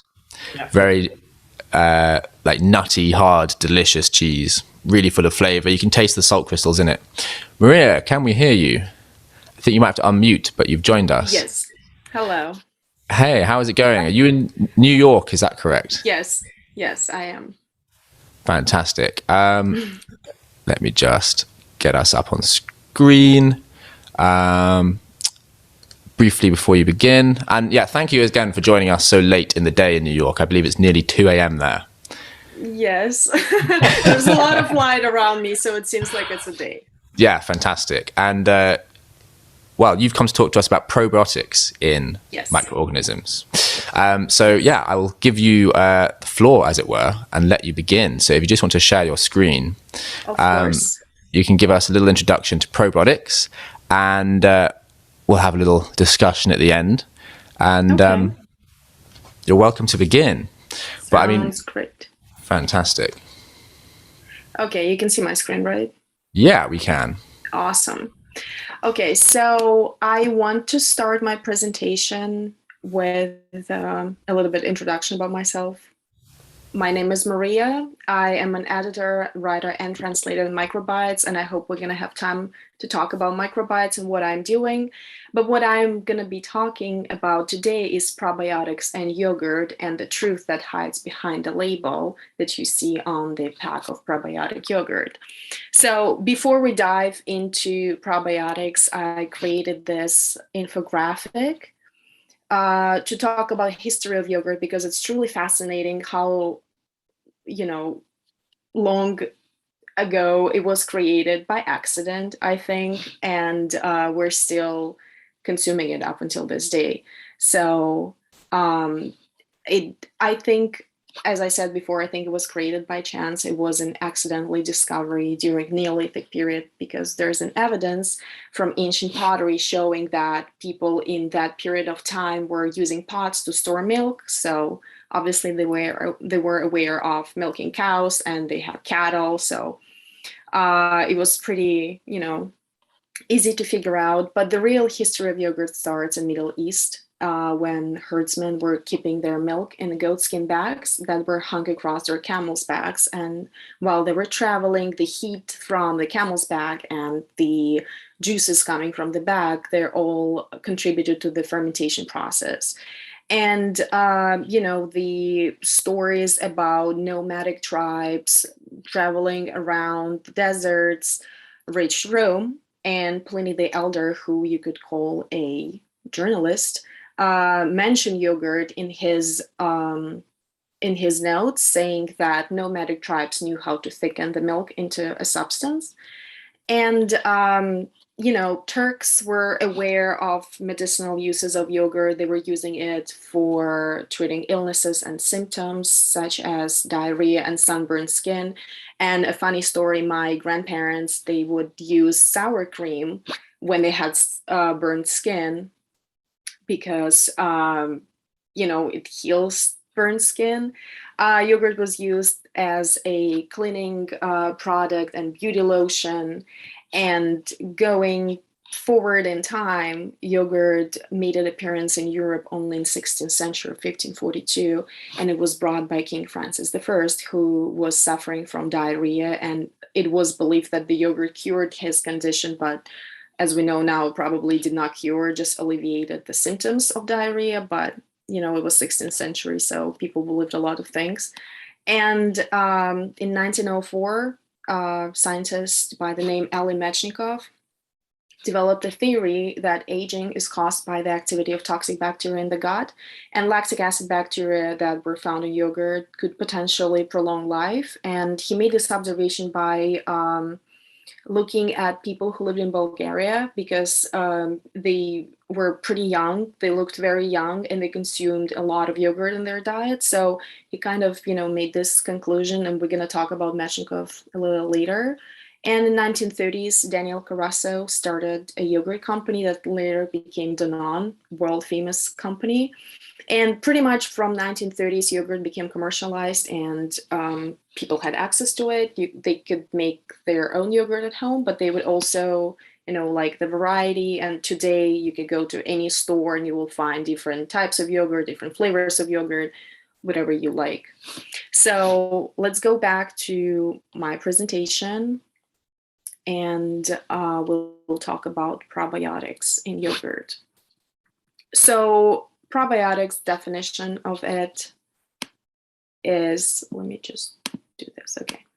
So probiotics is, probiotics defined as live microorganisms, which when administered in adequate amounts confer a health benefit on the host. Pretty much any organism can be probiotic, but it's a really tricky definition, because in order for an organism to be defined as probiotic, it has to go through many, many stages of identification and defining properties, health properties. But usually in usually it's considered lactobacillus, genus lactobacillus and genus bifidobacterium are considered as probiotics. Probiotics must be alive when administered and must have documented health benefits. Now, when I talk about health benefits, it either means drug type effect or food type effect. And drug type effect means, for example, alleviate symptoms of diarrhea. So it's something similar to when you take a medication for diarrhea, for example. And health type benefits, for example, it helps your immune system to fight diseases. So doesn't mean that everything is a probiotic. The short answer is no. The long answer is absolutely not. It does not mean that everything that has some sort of bacteria in it means that it's probiotic. A lot of people think that probiotic equals live active culture, which is not true. Live active cultures are used in fermentation, and unless those cultures that are used for fermentation define as probiotics, these two things cannot be equal to each other. Same with native beneficial bacteria. They cannot be really native because probiotics usually taken orally through yogurt or through medication. So they're not really native to our bodies, but they are greatly digestible. You know, we readily, unless you're lactose intolerant or, you know, any other condition that you have, but probiotics usually easily digestible in our bodies. And probiotic must be defined, and it's a really long process of defining probiotic on a bacterial species, on a genus species. Plus, if a scientist decides to say that certain bacterial strain is probiotic, so it means it has probiotic properties, this bacterial species needs to be added in an international bacterial collection, so other scientists would be able to reproduce the results that the first scientists received. So it's a really long process. So this is a brief history of probiotic history, timeline of probiotic history. We can see that probiotics came to play around 160 years ago.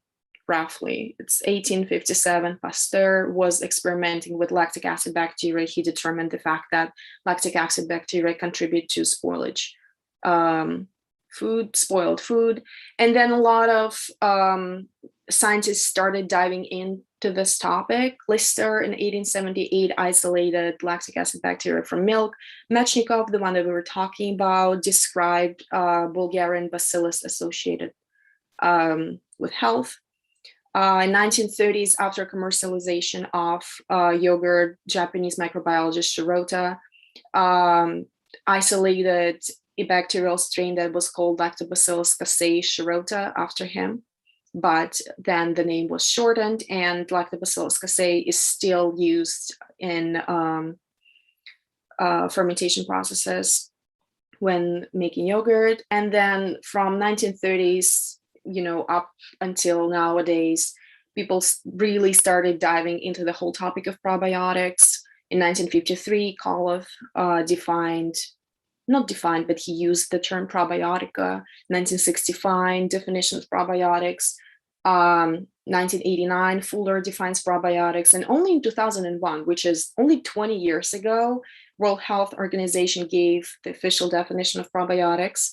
And then in 2003, when people started applying genetic tools, sequencing bacteria, all that stuff, the first genome sequence of a probiotic bacterium was done only in 2003. So it's 18 years ago. Knowing that lactic acid bacteria were known for 160 years, and only 18 years ago, they actually started to, sequencing stuff. That's interesting. So I would like to quickly talk about yogurt market in Europe and the US because it's quite interesting. I grew up in Russia, so I'm really familiar with Europe yogurt market. But in the US, it's quite interesting to see that not a lot of people consume yogurts here. They consume a lot of cheese, that's for sure. But it's not yogurt, and definitely not a probiotic yogurt. Pretty recently, people became more aware of health benefits that yogurt has, and they started to consume Greek yogurt and regular dairy yogurt. Top brands in Europe are Danone, Lactalis, I think that you're more aware of them than I am, but even in the US, Danone is something that people consume. Chobani is a very interesting brand that we're going to talk about in the next slide. And leading market in Europe is Germany. And in the US, it's New York State and California. These two states consume the most amount of yogurt, so they produce the most amount of yogurt. So what is interesting about Chobani, when you go to their website, is the amount of product that they have. If you look at it, they have 0 sugar yogurts, they have milk, they have yogurt, they have creamers, they have fermented plant-based drinks, aka probiotic, they even have cold brew coffee, which is a lot. And what is interesting about this brand is that it takes 45% of the whole market, of dairy market in the United States, which is a lot compared to the previous brands that I talked about over here, 45%, and the rest is shared by these 3 brands. So what is interesting, again, about this brand is the way they advertise their products. They have a great variety of products. They're very appealing to an eye. They write this really big labels. Oh, this is a probiotic yogurt, like here, peach mint flavor. I haven't seen really a lot of those in the market. They have very colorful bottles, and it's just interesting to see the marketing of it. So based on the marketing alone, there was this study done in 2012. And the goal of the study was to determine what makes a consumer buy dairy products, because they're heavily advertised, and obviously people buy them for their health benefits, but they also buy them because they're advertised properly. So it was determined that individual attitudes and beliefs towards health have become important factors in food purchasing and consumption decisions. And these are components of the belief, of the model called health belief model. It was proposed by Eugene Rosenstock in 1990s. He was a social psychologist who studied consumer's choice, and he studied why people tend to choose certain things out of the whole variety on the market. And it turns out there's many reasons for milk consumption and yogurt consumption. HBM believes, oh, I want to be healthy, that's why I consume yogurt. Or, oh, I think that food plays a great role in my diet, so I will be consuming yogurt, so I will be healthier. Or people who believe that they don't consume enough yogurt, for example, they are willing to pay more for additional nutrition information and vitamin enhancement in yogurts. For example, additional calcium. Sometimes you see on the package, oh, it has additional calcium, oh, it has billions of bacteria. And people who don't do their research and maybe who don't know a lot about probiotics and yogurt tend to buy it. And there are many more other reasons listed in that paper for why people buy certain products. And what is interesting is, despite the advertisement and proclaimed health benefits, do probiotics actually work?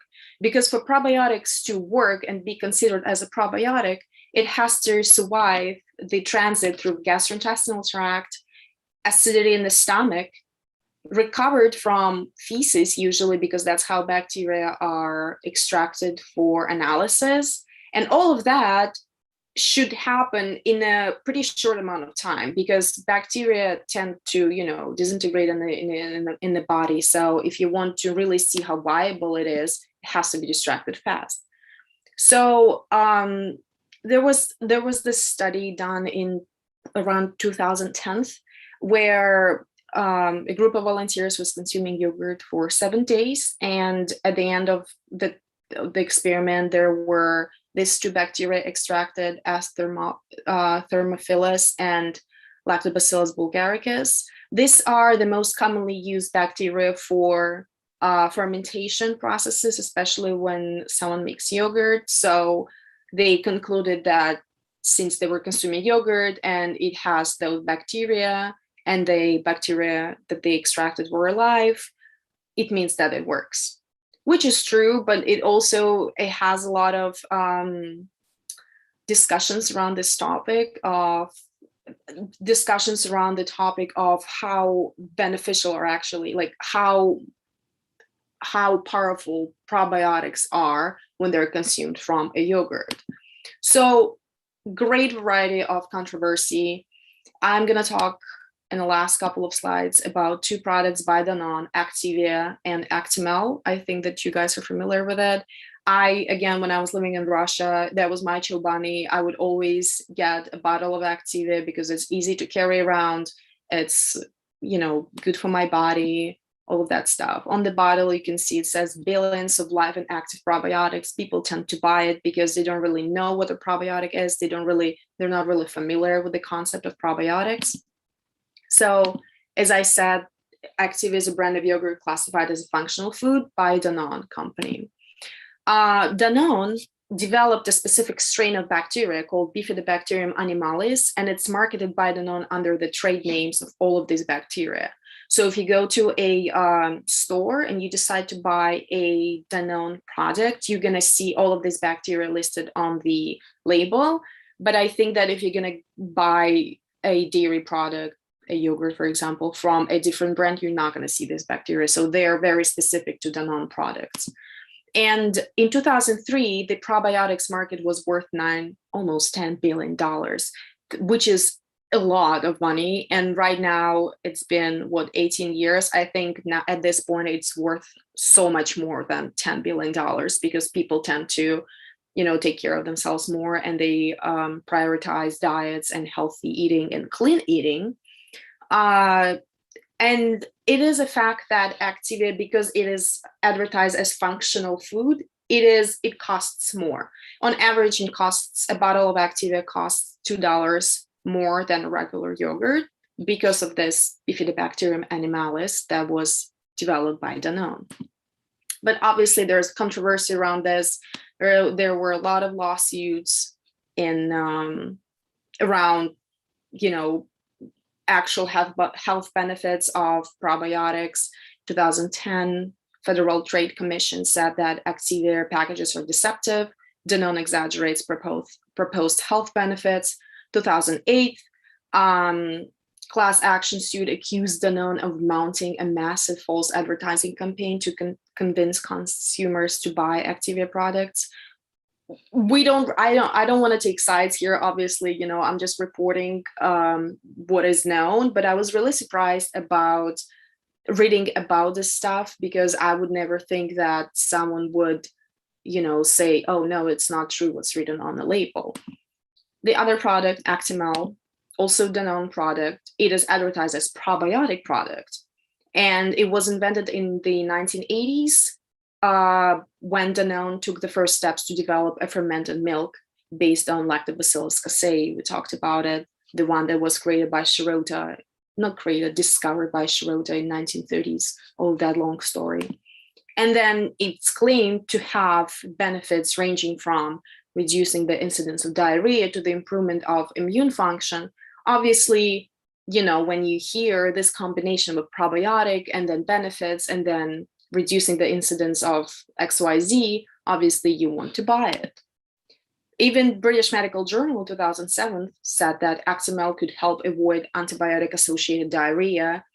We all know, antibiotics have a tendency to disrupt our gut microbiota. So obviously the sales for Actimel skyrocketed because no one wants to deal with consequences from taking antibiotics. But again, there's a controversy around it. Alexa Mayer, who works in the Department of Nutritional Sciences in the University of Vienna, compared Actimel drink with a normal yogurt and found no significant difference in the effect of Actimel and normal yogurt. Moreover, she said that if a person would regularly wash their hands, take care of themselves, exercise, eat healthy, and consume normal yogurt every single day, that would have exactly the same benefit as Actimel. So you don't have to spend extra money on Actimel drink because you can get it for free, just by taking care of yourself. But again, another controversy in 2005, group of scientists said that there is a measurable health effect measurable health benefit linked to the presence of live Streptococcus thermophilus and Lactobacillus bulgaricus in yogurt. So it's really hard to say where the truth is. In my opinion, I just want to say my last words: eat your yogurt, do your own research, do not solely rely on advertisements. If you would like to choose a yogurt for your special health benefits, for example, you want to improve your digestion, maybe you have to look up for some interviews with dietitians and nutritionists, and they will help you to choose the right yogurt brand, or maybe will help you to learn how to study the label on the yogurt. And that's it from me about yogurt. Well, thank you, Maria. I hope you're doing okay over there, because it is now 2 a.m. But it does mean that you're in International Microorganism Day, just about by a couple of hours. So congratulations, happy International Microorganism Day. And thanks for delving into the murky world of probiotics, because I guess it's one of those situations where you have big business, but also perhaps quite a useful supplement. So there's always going to be a bit of back and forth between the truth, but also there is a lot to get out of it. One question I had was, why don't Americans eat that much yogurt?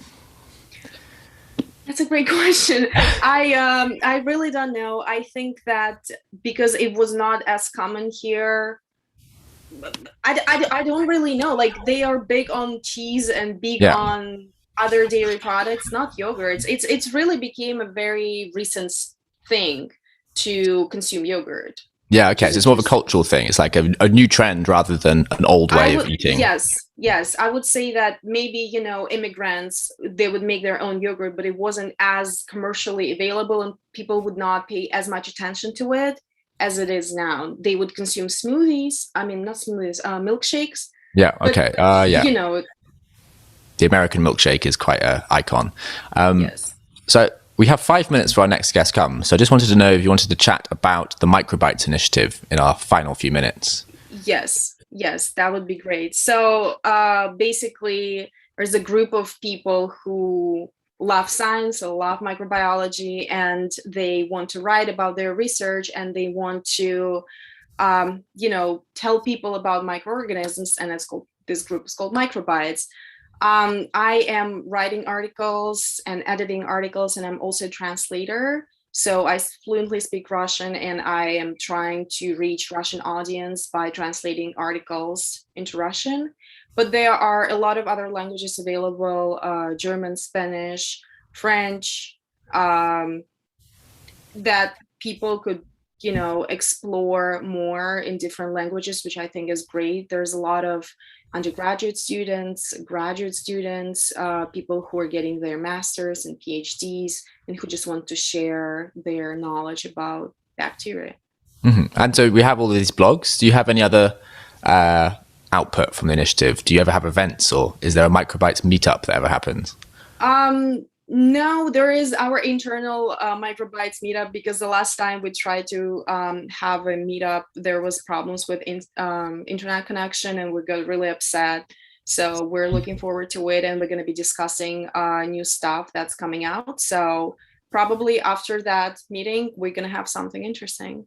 Okay, great. And what's your plan for International Microorganism Day? When you wake up tomorrow, how are you going to celebrate? I'm gonna, I don't know. That's a good question. Probably gonna get probably gonna eat a bowl of yogurt. I have this beautiful new yogurt that I bought, and I'm dying to try it. So can't wait. And what brand of yogurt's this one? Oh, there is this store called Trader Joe's. I don't think you've ever I've heard of it. I've never been. Oh, no. Okay. So what I like about it is that they sell their own produce only. They don't really have other brands, and they have their own yogurt. And as a microbiologist, I studied the back of the yogurt. Yeah. And I really like it. So. But any good species in there that we should know about in this yogurt? I would say Lactobacillus casei. That's the one that, usually stands out. I also take probiotics, like pills, like individual every single day, because I don't think I consume enough yogurt, and I don't want to pay extra money for extra nutrition in the yogurt. Fair enough. I've just seen our next guest arrived. Maria, you're welcome to hang around in the call for the discussion at the end, but I appreciate if you need to sneak off because it's late in New York. I might have to, yeah. So thank you so much for coming and giving Thank us you. such a good overview of probiotics in yogurt. I hope I get to eat some yogurt today and have a fantastic time. Sleep well and enjoy International Microorganism Day. Thank you so much. It was a pleasure. No worries. We'll hopefully do some blogs or something for IMD and Microbites crossing over somewhere. That would be really cool. I will pass it by. Yeah, awesome. Right. Thank you. Bid you farewell. Have a fantastic International Microorganism Day. Our next guest, Paola Branduardi, or Branduardi even, joins us from Milan, I believe. So we'll just bring her into the call. And she's here to talk to us about a very, very hardy and tough yeast. So we'll just check we can hear and see her. Hi, can you hear me? Yeah, we can. How are you doing, Paola? Good morning. Good morning. Happy International Microorganism Day. Thank you. Same for you. So you're here today to talk to us about a very, I don't know, tough, hardy, bizarre yeast. And I'm going to let you get on with it because you're the expert here. But you're going to give us a very fascinating talk and then stick around at the end to just chat about fermented food in the final few minutes of the breakfast show. But I just want to check with you, have you had your breakfast this morning? Not yet. No. What will you eat when you get round to it? Yeah, I don't know, but yeah, I mean, it was a good opportunity anyhow. And so, you know, when you wait a little bit longer, then you will enjoy even better. So yeah. This is what I will do later on. So, I mean, I had cheese. I also have to attend a project, so they will, okay. Cool, okay. Well, let's pop ourselves. Same. Yeah, saved okay. my breakfast for after the show. Yeah, and then you will really deserve it. Forward to it. Exactly. Nice. Okay, well, we'll get out your way, Paola. And if you want to share your screen, if you have slides, then you can tell us all about this yeast. Yeah, well, thank you. And let's see, I mean, I have some slides, but let's see how it goes. I mean, I'm also in your hands because, yes, I want to talk about this yeast, but also, I mean, you said before, it's also a story of a yeast and a human. So, you know, it's really connected in a sense. And you said before that I'm expert in this yeast. I would say more that I'm beginners with this yeast because I keep on learning from this yeast every day. So I'm not sure I'm really an expert because it's... But compared to others, it's 20 years we are laughing it's about only that this sentence. Is putting me I love the modesty corner of scientists. more or less every day. So this is why maybe... yes, sorry. Yeah, you were a little bit frozen. Yeah, maybe it's my connection. I think we have you back. Yeah, you froze a little bit, but we have you again. But like I said, I love how modest scientists will be. They'll study something for 35 years and be like, oh, I'm just a beginner in this subject. Forgetting, of course, that no one has anywhere close to the knowledge that you have about this organism. So let me see if I can pronounce the name of this organism. So is it Zygosaccharomyces bailey? Yeah. Or Bailey, I don't know. Okay. But Bailey, yes, it's only. I mean, it's all accepted. Let's put it in this way. He, in a sense, I mean, he will not complain. So no, but what I want to say also is that let's say very often with a microbiologist, it's also, well, let's say I talk about me now. It's a story of prejudice also. And I want to shortly say that I became a microbiologist despite my initial idea. And so this is what I think I like most of my job now, because it was a discovery. It was like, you know, serendipity. I would have never guessed to be so fascinated about a microorganism. I was studying, let's say, the development and differentiation of neuronal systems before approaching to yeast. And so for me, it was just a continuous discovery. And then the part on metabolism came in the scenario even later. And that was also another discovery. So what I'm saying is that what I like about microorganisms is that they put myself in front of my tendency to have prejudice, despite I'm thinking that I'm an open person. And so this is what I like most of my job. So just let's say message that I wanted to give you. And yes, so I mean, I can also try to show my screen because, yeah, I don't know if you can. Yeah, I don't know, but I prepared that. Oh, wicked. Yeah, we can see those well. You can see my, yeah. Yes, So, but I prepared that just because, the story with me with this yeast, it's also a story of friendship because of this yeast, I met Michael. So in a sense, I have to say that the first picture is for him because we always laughed a lot about the point that this yeast has been isolated from pickles. And for us, it was always very funny. And indeed, because this is known as a spoilage yeast. So it was also isolated from other food. And then you might say that our initial question of having breakfast with Zygosaccharomyces bailey maybe is not a good idea because it will spoil our breakfast very soon, in a sense. And it can also spoil our evening, let's say, pleasure moments, because it can also spoil wine. You know what I mean? So then this is how it starts. And also, this is why I said it's also a story of prejudice, because, this is only our vision of a story. I mean, this yeast is happy when it's spoiling our food because it's eating. And so obviously, if you stop thinking about the damage that you have to your food, to your drinks, then you would say, yeah, this is a bad yeast. And, it's always obviously an attitude that you can have with many microorganisms, because first you think that they are dangerous or they can bring some, pathology and so on.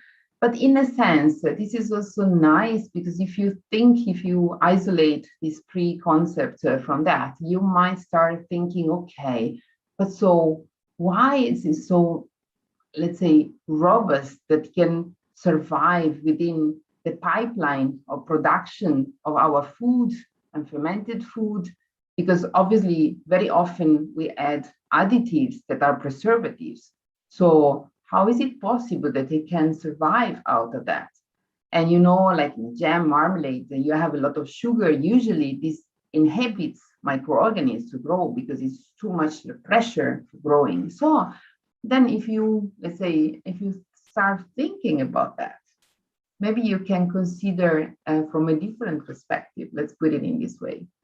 And to add another image that I think is my favorite funny image, this yeast is so good in fermenting, very fast food, even when there is a lot of sugar, is that produce a lot of gases, and it can be even exploding can containing food. So this is another funny concept that I always found. And, so when I started to work with this yeast, I was thinking, okay, but is it dangerous? What happened when I start my kinetics? But then, as I said, I think it's very nice to think that if you consider that it is recognized as the most preservative-resistant organism known, then you can think what these preservatives are. And could it be that we can turn, the coin to our favorite side? And this is what comes my story and also the story of Michael, actually, because we started to work together with this yeast. And we started to think, but can we turn this potential foe into a friend? And why am I saying that? Because Michael and we are really fascinated about the point that these microorganisms, you mentioned before, you were talking about citric acid before. So these microorganisms can produce this chemical platform. This is what we call them, because, it's like these Lego pieces. And with these things, we can do so many things. And if you think about producing them from oil or from other fossil resources, then this means that you are depauperating the resources of the planet and producing, a lot of impacts on the environment while you are producing, while you are, let's say, processing them, and also at the end of life of these products. But if you think back about what I said before, that these microorganisms can really eat a lot of things, produce a lot of things, and then these things goes back to nature. So then maybe we can really think about it in a different way. And this is why we were thinking about using these yeast as a small cell factory, and possibly engineering it, and then maybe Michael might have produced a lot of these organic acid that you mentioned before, because you can see they are different, but they can really go in different sectors that are really important for our society. So if you can convince this yeast eating, maybe we can think later on what this eating is, then you can produce a lot of organic acids, and then these you can use. And so this is what I somehow meant. The message was that very often we consider microorganism, let's say from our point of view, but our point of view very often is limited to the things that we are doing in that moment. But if we try to enlarge our vision and then to see, then you can really even turn things in a different way, and you can learn a lot. And what I mentioned before is that you keep on knowing these yeast. And what I can tell you is that at one point we thought, okay, we understood. So we can start manipulating this yeast, engineering that. And then from our collection, we took out our favorite one, because these microorganisms have many different strains, and then everyone had his own favorite. But then it turned out that our favorite strain was a hybrid. And he was laughing to us, because every time that we were trying to engineer that, at the very beginning, we were completely puzzled. And it's just because obviously his genome was like a mess. And this is where we are now. We understood that. So we understood another point. Let's put it in this way. And I think that this is, I can even skip. I think that anyone is a little bit bored about having presentations, but I think that some images were nicer than my face. But the message is that it's really a way in which we are, let's say, looking at microorganisms. And also another thing that it's funny to think is that, for example, you have a microscope in front of you. That it's really the instrument that is, it was the way in which Molloy made our unknown unknowns evident, because before we didn't know what we didn't know. And so you go really in the very, very, in the world of the very, very little. But then you can only understand microorganisms if you can have at the same time the very big picture. And this is also another lesson from one of, let's say, the more relevant scientists of our field, that is Winogransky. So he was saying you cannot understand anything if you bring one microorganism in your lab and you just look at these microorganisms isolated from everything else. And so I think that the lesson that I learned more from microorganisms is to always have like a narrow bell ringing against prejudice. And this is what I wanted to say. I mean, that's part of why we're here today, is to try and remove any prejudice people have against microorganisms. So I wanted to know, is this yeast, Zygosaccharomyces bailey, present in all pickled jars, or is it just we have found it in pickles and that's cool? Or does it love living with pickles, or would it rather be somewhere else? Well, obviously this I cannot really know, and it's even not the only one. It belongs to a genus where you have a lot of other yeast that are resilient against, for example, high concentration of salts. But what it is true is that obviously it might happen that during the pipeline of production, you have this kind of infection. And this is why they are really, let's say, considered like spoilage. And there is a lot of research actually trying to understand which their, let's say, weak points, because then when they start entering in the production chain, then you have, I don't think that, yeah, it's so common that if you have your own pickles at home, you might have that in. But yeah, it's also a story of competition, you know, because very often it was also found in fruit together with Saccharomyces cerevisiae. You mentioned it before. And so how they can cope with that. So Saccharomyces cerevisiae goes first. It ferments first, but then you have also some bacteria and they accumulate acids. And so Saccharomyces cerevisiae has to stop. And then this is when Bailey comes. And so it's really a question of balancing and evolution, and also how they evolved. For example, sugar transporter. Bailey prefers fructose. So yeah, and cerevisiae prefers glucose. So this is, yeah, nice story of how they can combine in nature and create niches. That is what makes our life possible. Yeah, it's fascinating. I want to know, does this particular yeast, has anyone tried using it to brew anything or to make products that we could drink or eat or anything like that? Well, yeah, there is something around. Actually, there was a company in one of our European projects that was interested to try something. Also because you know that, yeah, there is a moment, some concerns about the fact that because of the climate change, a lot of times then you have grapes, when they are good to be collected, then they have a very high ethanol content. So you might be interested in brewery or in winery, I don't know the term, in producing wine with some yeast that produces not so much ethanol as cerevisiae. And so Bailey is something in the middle, let's put it in this way. So there is some interest, but at the very moment, I don't think there is a product produced with that. Okay, well, maybe one day. And I wanted to know, is there a thorough understanding of the mechanism it uses to remain hardy? Or are there parts of it that are still under investigation that a young scientist could decide, this is my thesis area? Yeah, I mean, if someone is thinking about that, yes, please come to my lab. Yes, there is still a lot to do.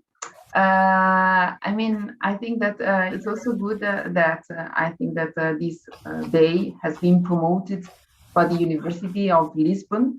And there is a professor that is Isabel Sacoreia, and she is one of the most, one of the experts on this yeast, and she worked also a lot. And so it's also, that is also nice because phenomena like robustness are something that we as scientists define like emerging properties, which means that are properties of the system. So if you isolate the single pieces, you cannot understand. So you understand one part of the problem, but then you cannot reproduce it. So this is the beauty. So you just have to understand how the different pieces belonging together then develop this trait. And this is robustness. So there is something related to the membrane. There is something related to some enzymatic activities that preserve something.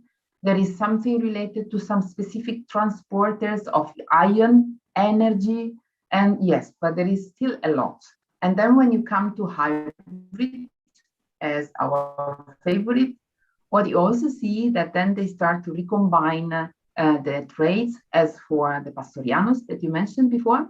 And this is also something that we are at the very moment investigating, because then the two genomes contribute differently under different stressful situations. So yes, that is a lot to do. So yeah. Fantastic. Michael, do you have any questions for Paola?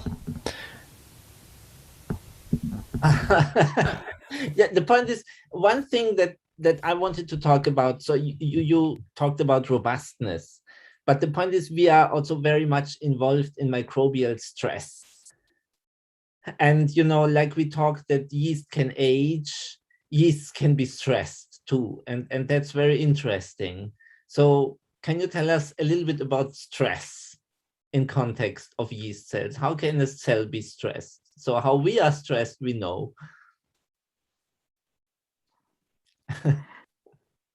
Yes, so the point is that, again, let's put it in this way. You can look at this question from, let's say, looking at yeast staying in nature, and then if you think about using these yeast as cell factories, as we want to do. So obviously, if we look at in nature, so we know already that they had to face stresses, and especially it's because of competition, so they have to try to find their own niche. And so their genome has already adapted, or the potential that was in the genome was already expressed to counteract this stress. And again, if we compare that to what is happening to us, is like really a moment that, when you acquire this kind of trait, is not a continuous moment. It's one of these jump off, you know, it's like we talk a lot in this year about resilience. And so the resilience in principle is the capability to grow within the stressful condition. If you have some abilities. So it's really the moment in which there is something that emerged. And this is nice because if we keep this concept in our industrial processes, then we know that we are stressing the cells in a way that is completely different from the stress that they have in nature. Because, for example, we want them to eat like, yeah, you can still hear me because my connection, it seems a little bit weak. Yeah, Ooh, I hope we get you back. Yeah, we've just lost you for a moment. But this is the way with live streams. As you have people jumping in and out from all over the world, you might expect a little bit of a technical delay, but I think we've still got you. Yeah, okay. You're back. Good. There she is. Okay, sorry, but yeah. And yeah, there is also a thunderstorm. So here in Trieste, oh, wow. Yeah. So then the point is, for example, when we go for industrial bioprocesses, we want to have something that is sustainable. So usually we want these yeast to eat what we discard out of our. They are not in ideal condition because maybe we want a specific temperature, pH, or whatsoever. And then we want them to produce one specific product at a very, very high concentration. So it's really something that they are not used to. So it's all a stress. And so if we manage to balance in a way that the stress can evoke something that is in the genome without killing them, so then maybe we can make one of these jump and produce something that was hidden in the genome, but we can, let's say, make appearing with our processes. I don't know if I was, that was in the direction of your question, Miguel. Yes, exactly. The point is that's very similar to what happens to us, right? So instead of roaming around in nature and be happy, we are sitting in an office under really unnatural conditions, and we should be productive and, for example, write a single report all day long. And so then still people think we should be efficient. So that is stressful. And that's exactly what we do to our microbes. Yeah. So we're living in our equivalent of a strange petri dish, I suppose. Exactly. So I just wanted to move us into the final part of the breakfast show, which is when we're going to discuss fermented foods. And one thing I wanted to share, because it is so relevant, is that we have a blog on the FEMS website, in the FEMS Micro blog, called What's in Your Kombucha? So kombucha is this fermented tea drink which comes from the East. And one of the things I wanted to draw our attention to is the microbiome of kombucha. So it is a yeast bacteria hybrid or a mixture. And the kind of slimy, rubbery surface gloop that forms is usually called SCOBY, which I think is an anagram for something like surface, blah, blah, blah. I can't exactly remember it. We can Google that in a second. But one thing I wanted to draw your attention to were the species that they find. So there was a study put together here, which I think we might get. But anyway, and they looked at the different species in kombucha. And this study found Candida was the highest prevalence, but in another study, they identified many fungal species, including Zygosaccharomyces bailey. So it sits there in our kombucha, helping to ferment this tea into a delicious drink. And then another one, which I have a lot of love for, is Schizosaccharomyces pombe. And the reason I love this particular one is the name. So this species of yeast was discovered in East Africa, and pombe is the Swahili word for beer. So that's why it was named Schizosaccharomyces pombe. What are your guys' favorite fermented foods or drinks? I mean, kombucha is kind of a new one. We looked at yogurt earlier on in the breakfast show, and I just had one more thing to show you about yogurt, which is to remind everybody that for International Microorganism Day, we have had produced a wonderful set of education resources.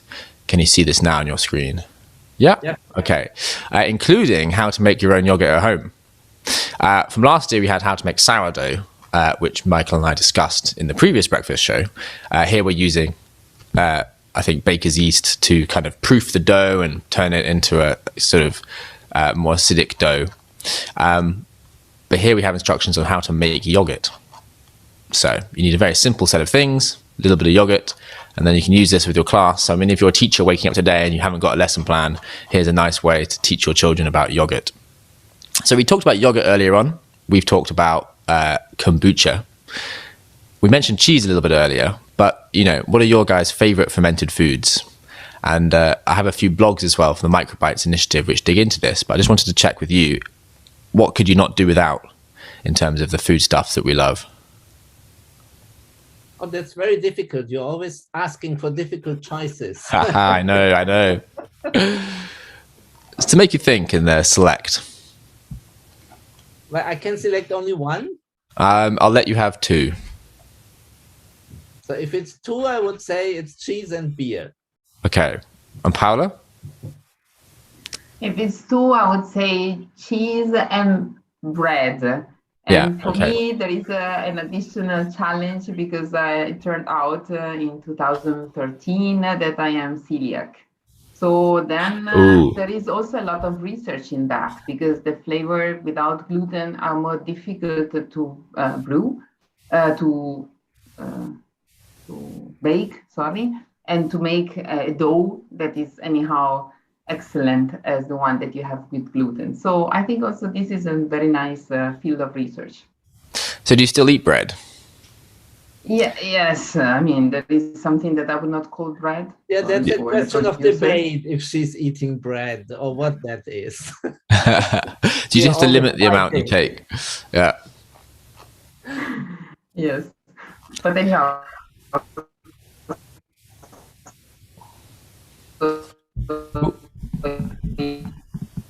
Yes, so bread and whatever is around bread, let's put it in this. So we just lost you for a second, but I think we've got you back. So again, we heard from the Microbites initiative earlier on in the call, and they have a series of wonderful blogs actually on sourdough bread and its aromatic microbes. And this is the process that we know and love now about making sourdough, a big craze during lockdown, but it produces all of the gas and raises the sourdough bread. And we have here a nice little infographic on, I guess, both our foods involved beer and bread from your choices. They all use Saccharomyces cerevisiae. So at this point, we are still looking at the yogurt thing. Yeah, well, we have it over here. Wait, oh, sorry then, I haven't switched over. This is always the way with all the windows I have available. Here we go. Here we go. Yeah, there we are. So this was the Microbiotics website. Maria from earlier helped put together the Russian section, which unfortunately I can't read, but it looks very nice. There's no Italian section, Paola. I'm sorry. Maybe you could help them put together one. But yeah, so we have some nice infographics here about creating sourdough and the active starter culture. And yeah, a nice little infographic about Saccharomyces cerevisiae. So there's some cool facts here. And yeah, I mean, its age of use is fascinating. So if it dates back to 7000 BC, it's been used for over 9,000 years, which is probably one of the oldest microorganism-human relationships that we've cultivated. And not only do they have it on sourdough, they have it on cheese, which I think you both chose as one of your favorite foods. So there's plenty of information here. And then there's a few more interesting and perhaps lesser well-known facts about fermented foods. One I found very interesting was that you have to be careful about bacteriophages, because if too many bacteriophages get into your culture, they can kill off all the bacteria. Now, I know that bacteriophages affect bacteria, but Paola, is there a yeast equivalent? Is there some kind of yeast virus that you have to be careful of when you're looking at brewing things with yeast?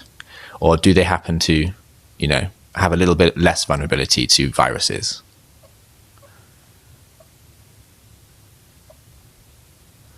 Ooh, could you hear me? I think you might have frozen. Michael, do you know the answer? Oh, we've got Paolo again. Yeah. Yeah. Yes, no, they are less sensitive to that. Usually this is typical for bacteria, but then this is usually one point that is in favor of the people that work with yeast when they suggest to use them as cell factories for production, because they are less sensitive. So usually, really, this is something that distinguishes bacteria and yeast. And let's say implemented yeast, there are no, let's say, examples of phages that attacked that. So, but again, also, yeah, I mean, I think at the very moment anyone knows, but also the story of phage infection turned into something that we now can use, because the story of this immune system that the bacteria has against the virus turned into the discovery of the CRISPR system. And so now that we know that together with these endonucleases can be used for targeted editing of genome. So again, it's another example of something that can turn into something useful, or something that can open our mind to new things. Okay. So yeah, in yeast's favor, their ability to survive viruses, which are a bit better than bacteria then. Yeah, it is relevant. So for example, like after World War II, there were a lot of fermentations for butanol production with bacteria. And so there were different reasons why we are not doing it anymore. But one of the reasons was phage infections, because if a production plant was once infected with a phage that would kill the production organisms, it would be hardly possible to take this plant into action again, because they couldn't get rid of these phages. They would always disturb the production. And that actually does not happen with yeasts. So for example, for baker's yeast, I don't think anything is known that could do that. No, okay. Never heard about that. That's nice. Good, healthy yeasts. We had a talk last night by John Warhol, and an initiative he was trying to get off the ground is the idea that every location should have an official microorganism. So I wanted to know, Paola and Michael, in the area you're in Milan and Vienna, where you normally are, Michael, what makes the most sense to be the official microorganism of that city or that province? Well, I think for Vienna is quite clear. It should be baker's yeast. Okay, yeah, from all the beer brewing and bread making. The point is like special, like lager beer brewing, a special way was actually invented in Vienna. So then, like how to produce yeast for bread making, the system to make these cubes, you know, that was invented in Vienna. And like many specialties of the city, like Vienna is a city of wine, so that's not possible without yeast. And there's a special cake that is produced with yeast. So actually, what we tried since some years is to get a monument. I want to erect a monument in Vienna to commemorate the yeast and how important yeast is for our society. So far, we didn't get the money together to do that, but we are still working on it. I want the monument for yeast in Vienna. That would be very cool. Would it be, in your mind, a kind of giant sculpture of yeast? Like a huge yeast cell? The point is, I'm a scientist, so my mind would be to find a good artist and talk to these people and let them decide how that should look. Fair enough. I mean, if you do get this together, let us know, and perhaps you can bring them on the science art session next year. Paula, did you have an idea for Milan's official microorganism?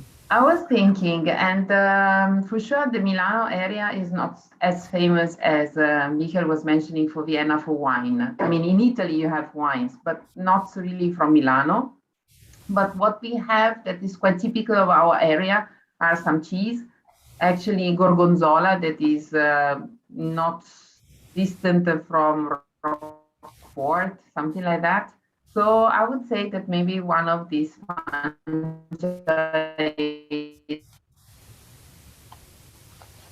So it would also be a fungus. Producing this blue vein.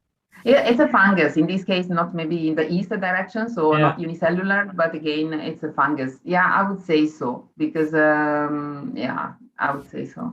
You see, I have a small idea for what the Netherlands could choose. I remember reading that Antoine van Leeuwenhoek observed Volvox cells at 1701 in the canals of Delft.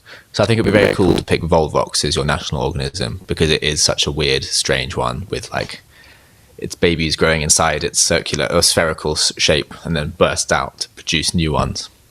So I think Volvox for the Netherlands. It's, by the way, the same thing with aging. Here you have now the concept that someone has to die to give birth to the new ones. Yeah. And this is very much how it does its reproductive cycle in Volvox. Yeah. So earlier on, Michael, we did a top 10 of different fungi.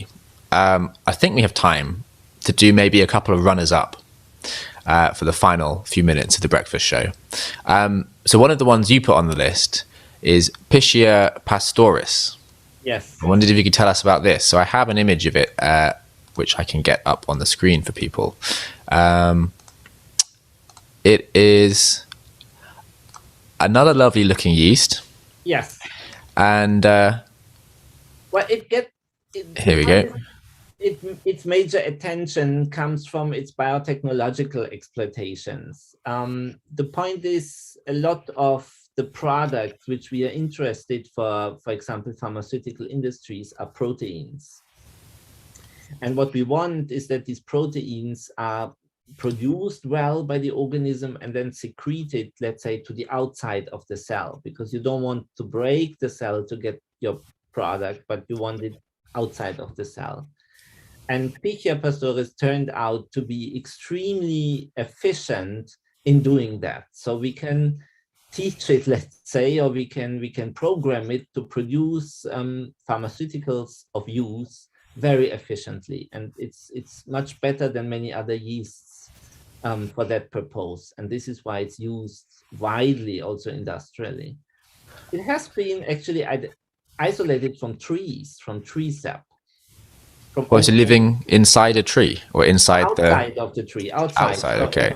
So if there's a wound or something to the tree, for oak trees, then you can, or even in the bark, you can find it. And since particularly the lab of my colleague is totally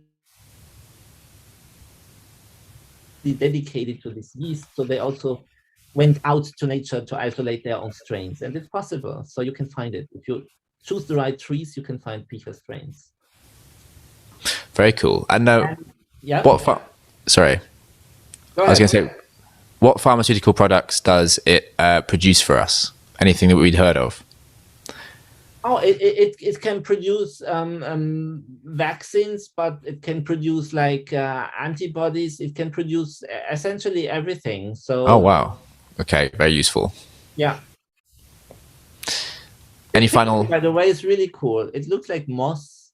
Yeah, it does look cool, doesn't it? It's got this lovely texture, and you can kind of see the budding formation here, which has been highlighted in red. Well, actually, that's the bud scar. That's what remains. Oh, that's the scar. Ah. Yeah, so you see, if you look at the upper cell, so on the left side, you have that one, exactly. That's the daughter cell. And on the other side of the cell, you have the scar, what remains when the daughter cell left the mother cell. And does that stick around? Yes, or does it yeah. does stick around. And that already tells you that this, for example, the one in the middle, the big one, is the oldest one. So this has already budded at least 4 times. So I don't know what is on the back side of the cell. So 4 times. So this is older. And there you can see that it can't go on forever, because if it's full of scars, it cannot bud anymore. Okay, so does it cover its surface in scars and then that's it? No more reproduction? Yeah, I think it will stop before it's completely covered. But yes, essentially you can see it that way. Oh, that's amazing. And I guess that's just the beginning of a budding formation. Then you've got a couple here fairly midway through. Yes, yes. And then this one's nearly done. Yes, exactly. In fact, over here you've got one that's basically just about to leave, isn't it? Yes. And then probably a scar will form there. Do we know much about the ring structure and how this scar is structured? I guess we know, but I don't know. Do you know anything about it, Paula? Well, yeah, there is it is known that in this moment where you need to have the division, there are some specific molecules that accumulate. And this accumulation is somehow guided by a concerted mechanism between, let's say, the cell wall and what is like the cytoskeleton inside.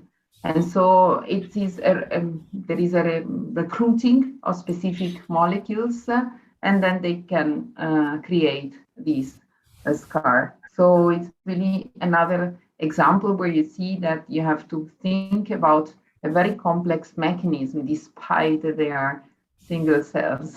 So it's also fascinating the fact that for budding yeast, you see that, as Michael was mentioning before, there is an old mother inside, and every generation the mother becomes a little bit bigger of the generation before.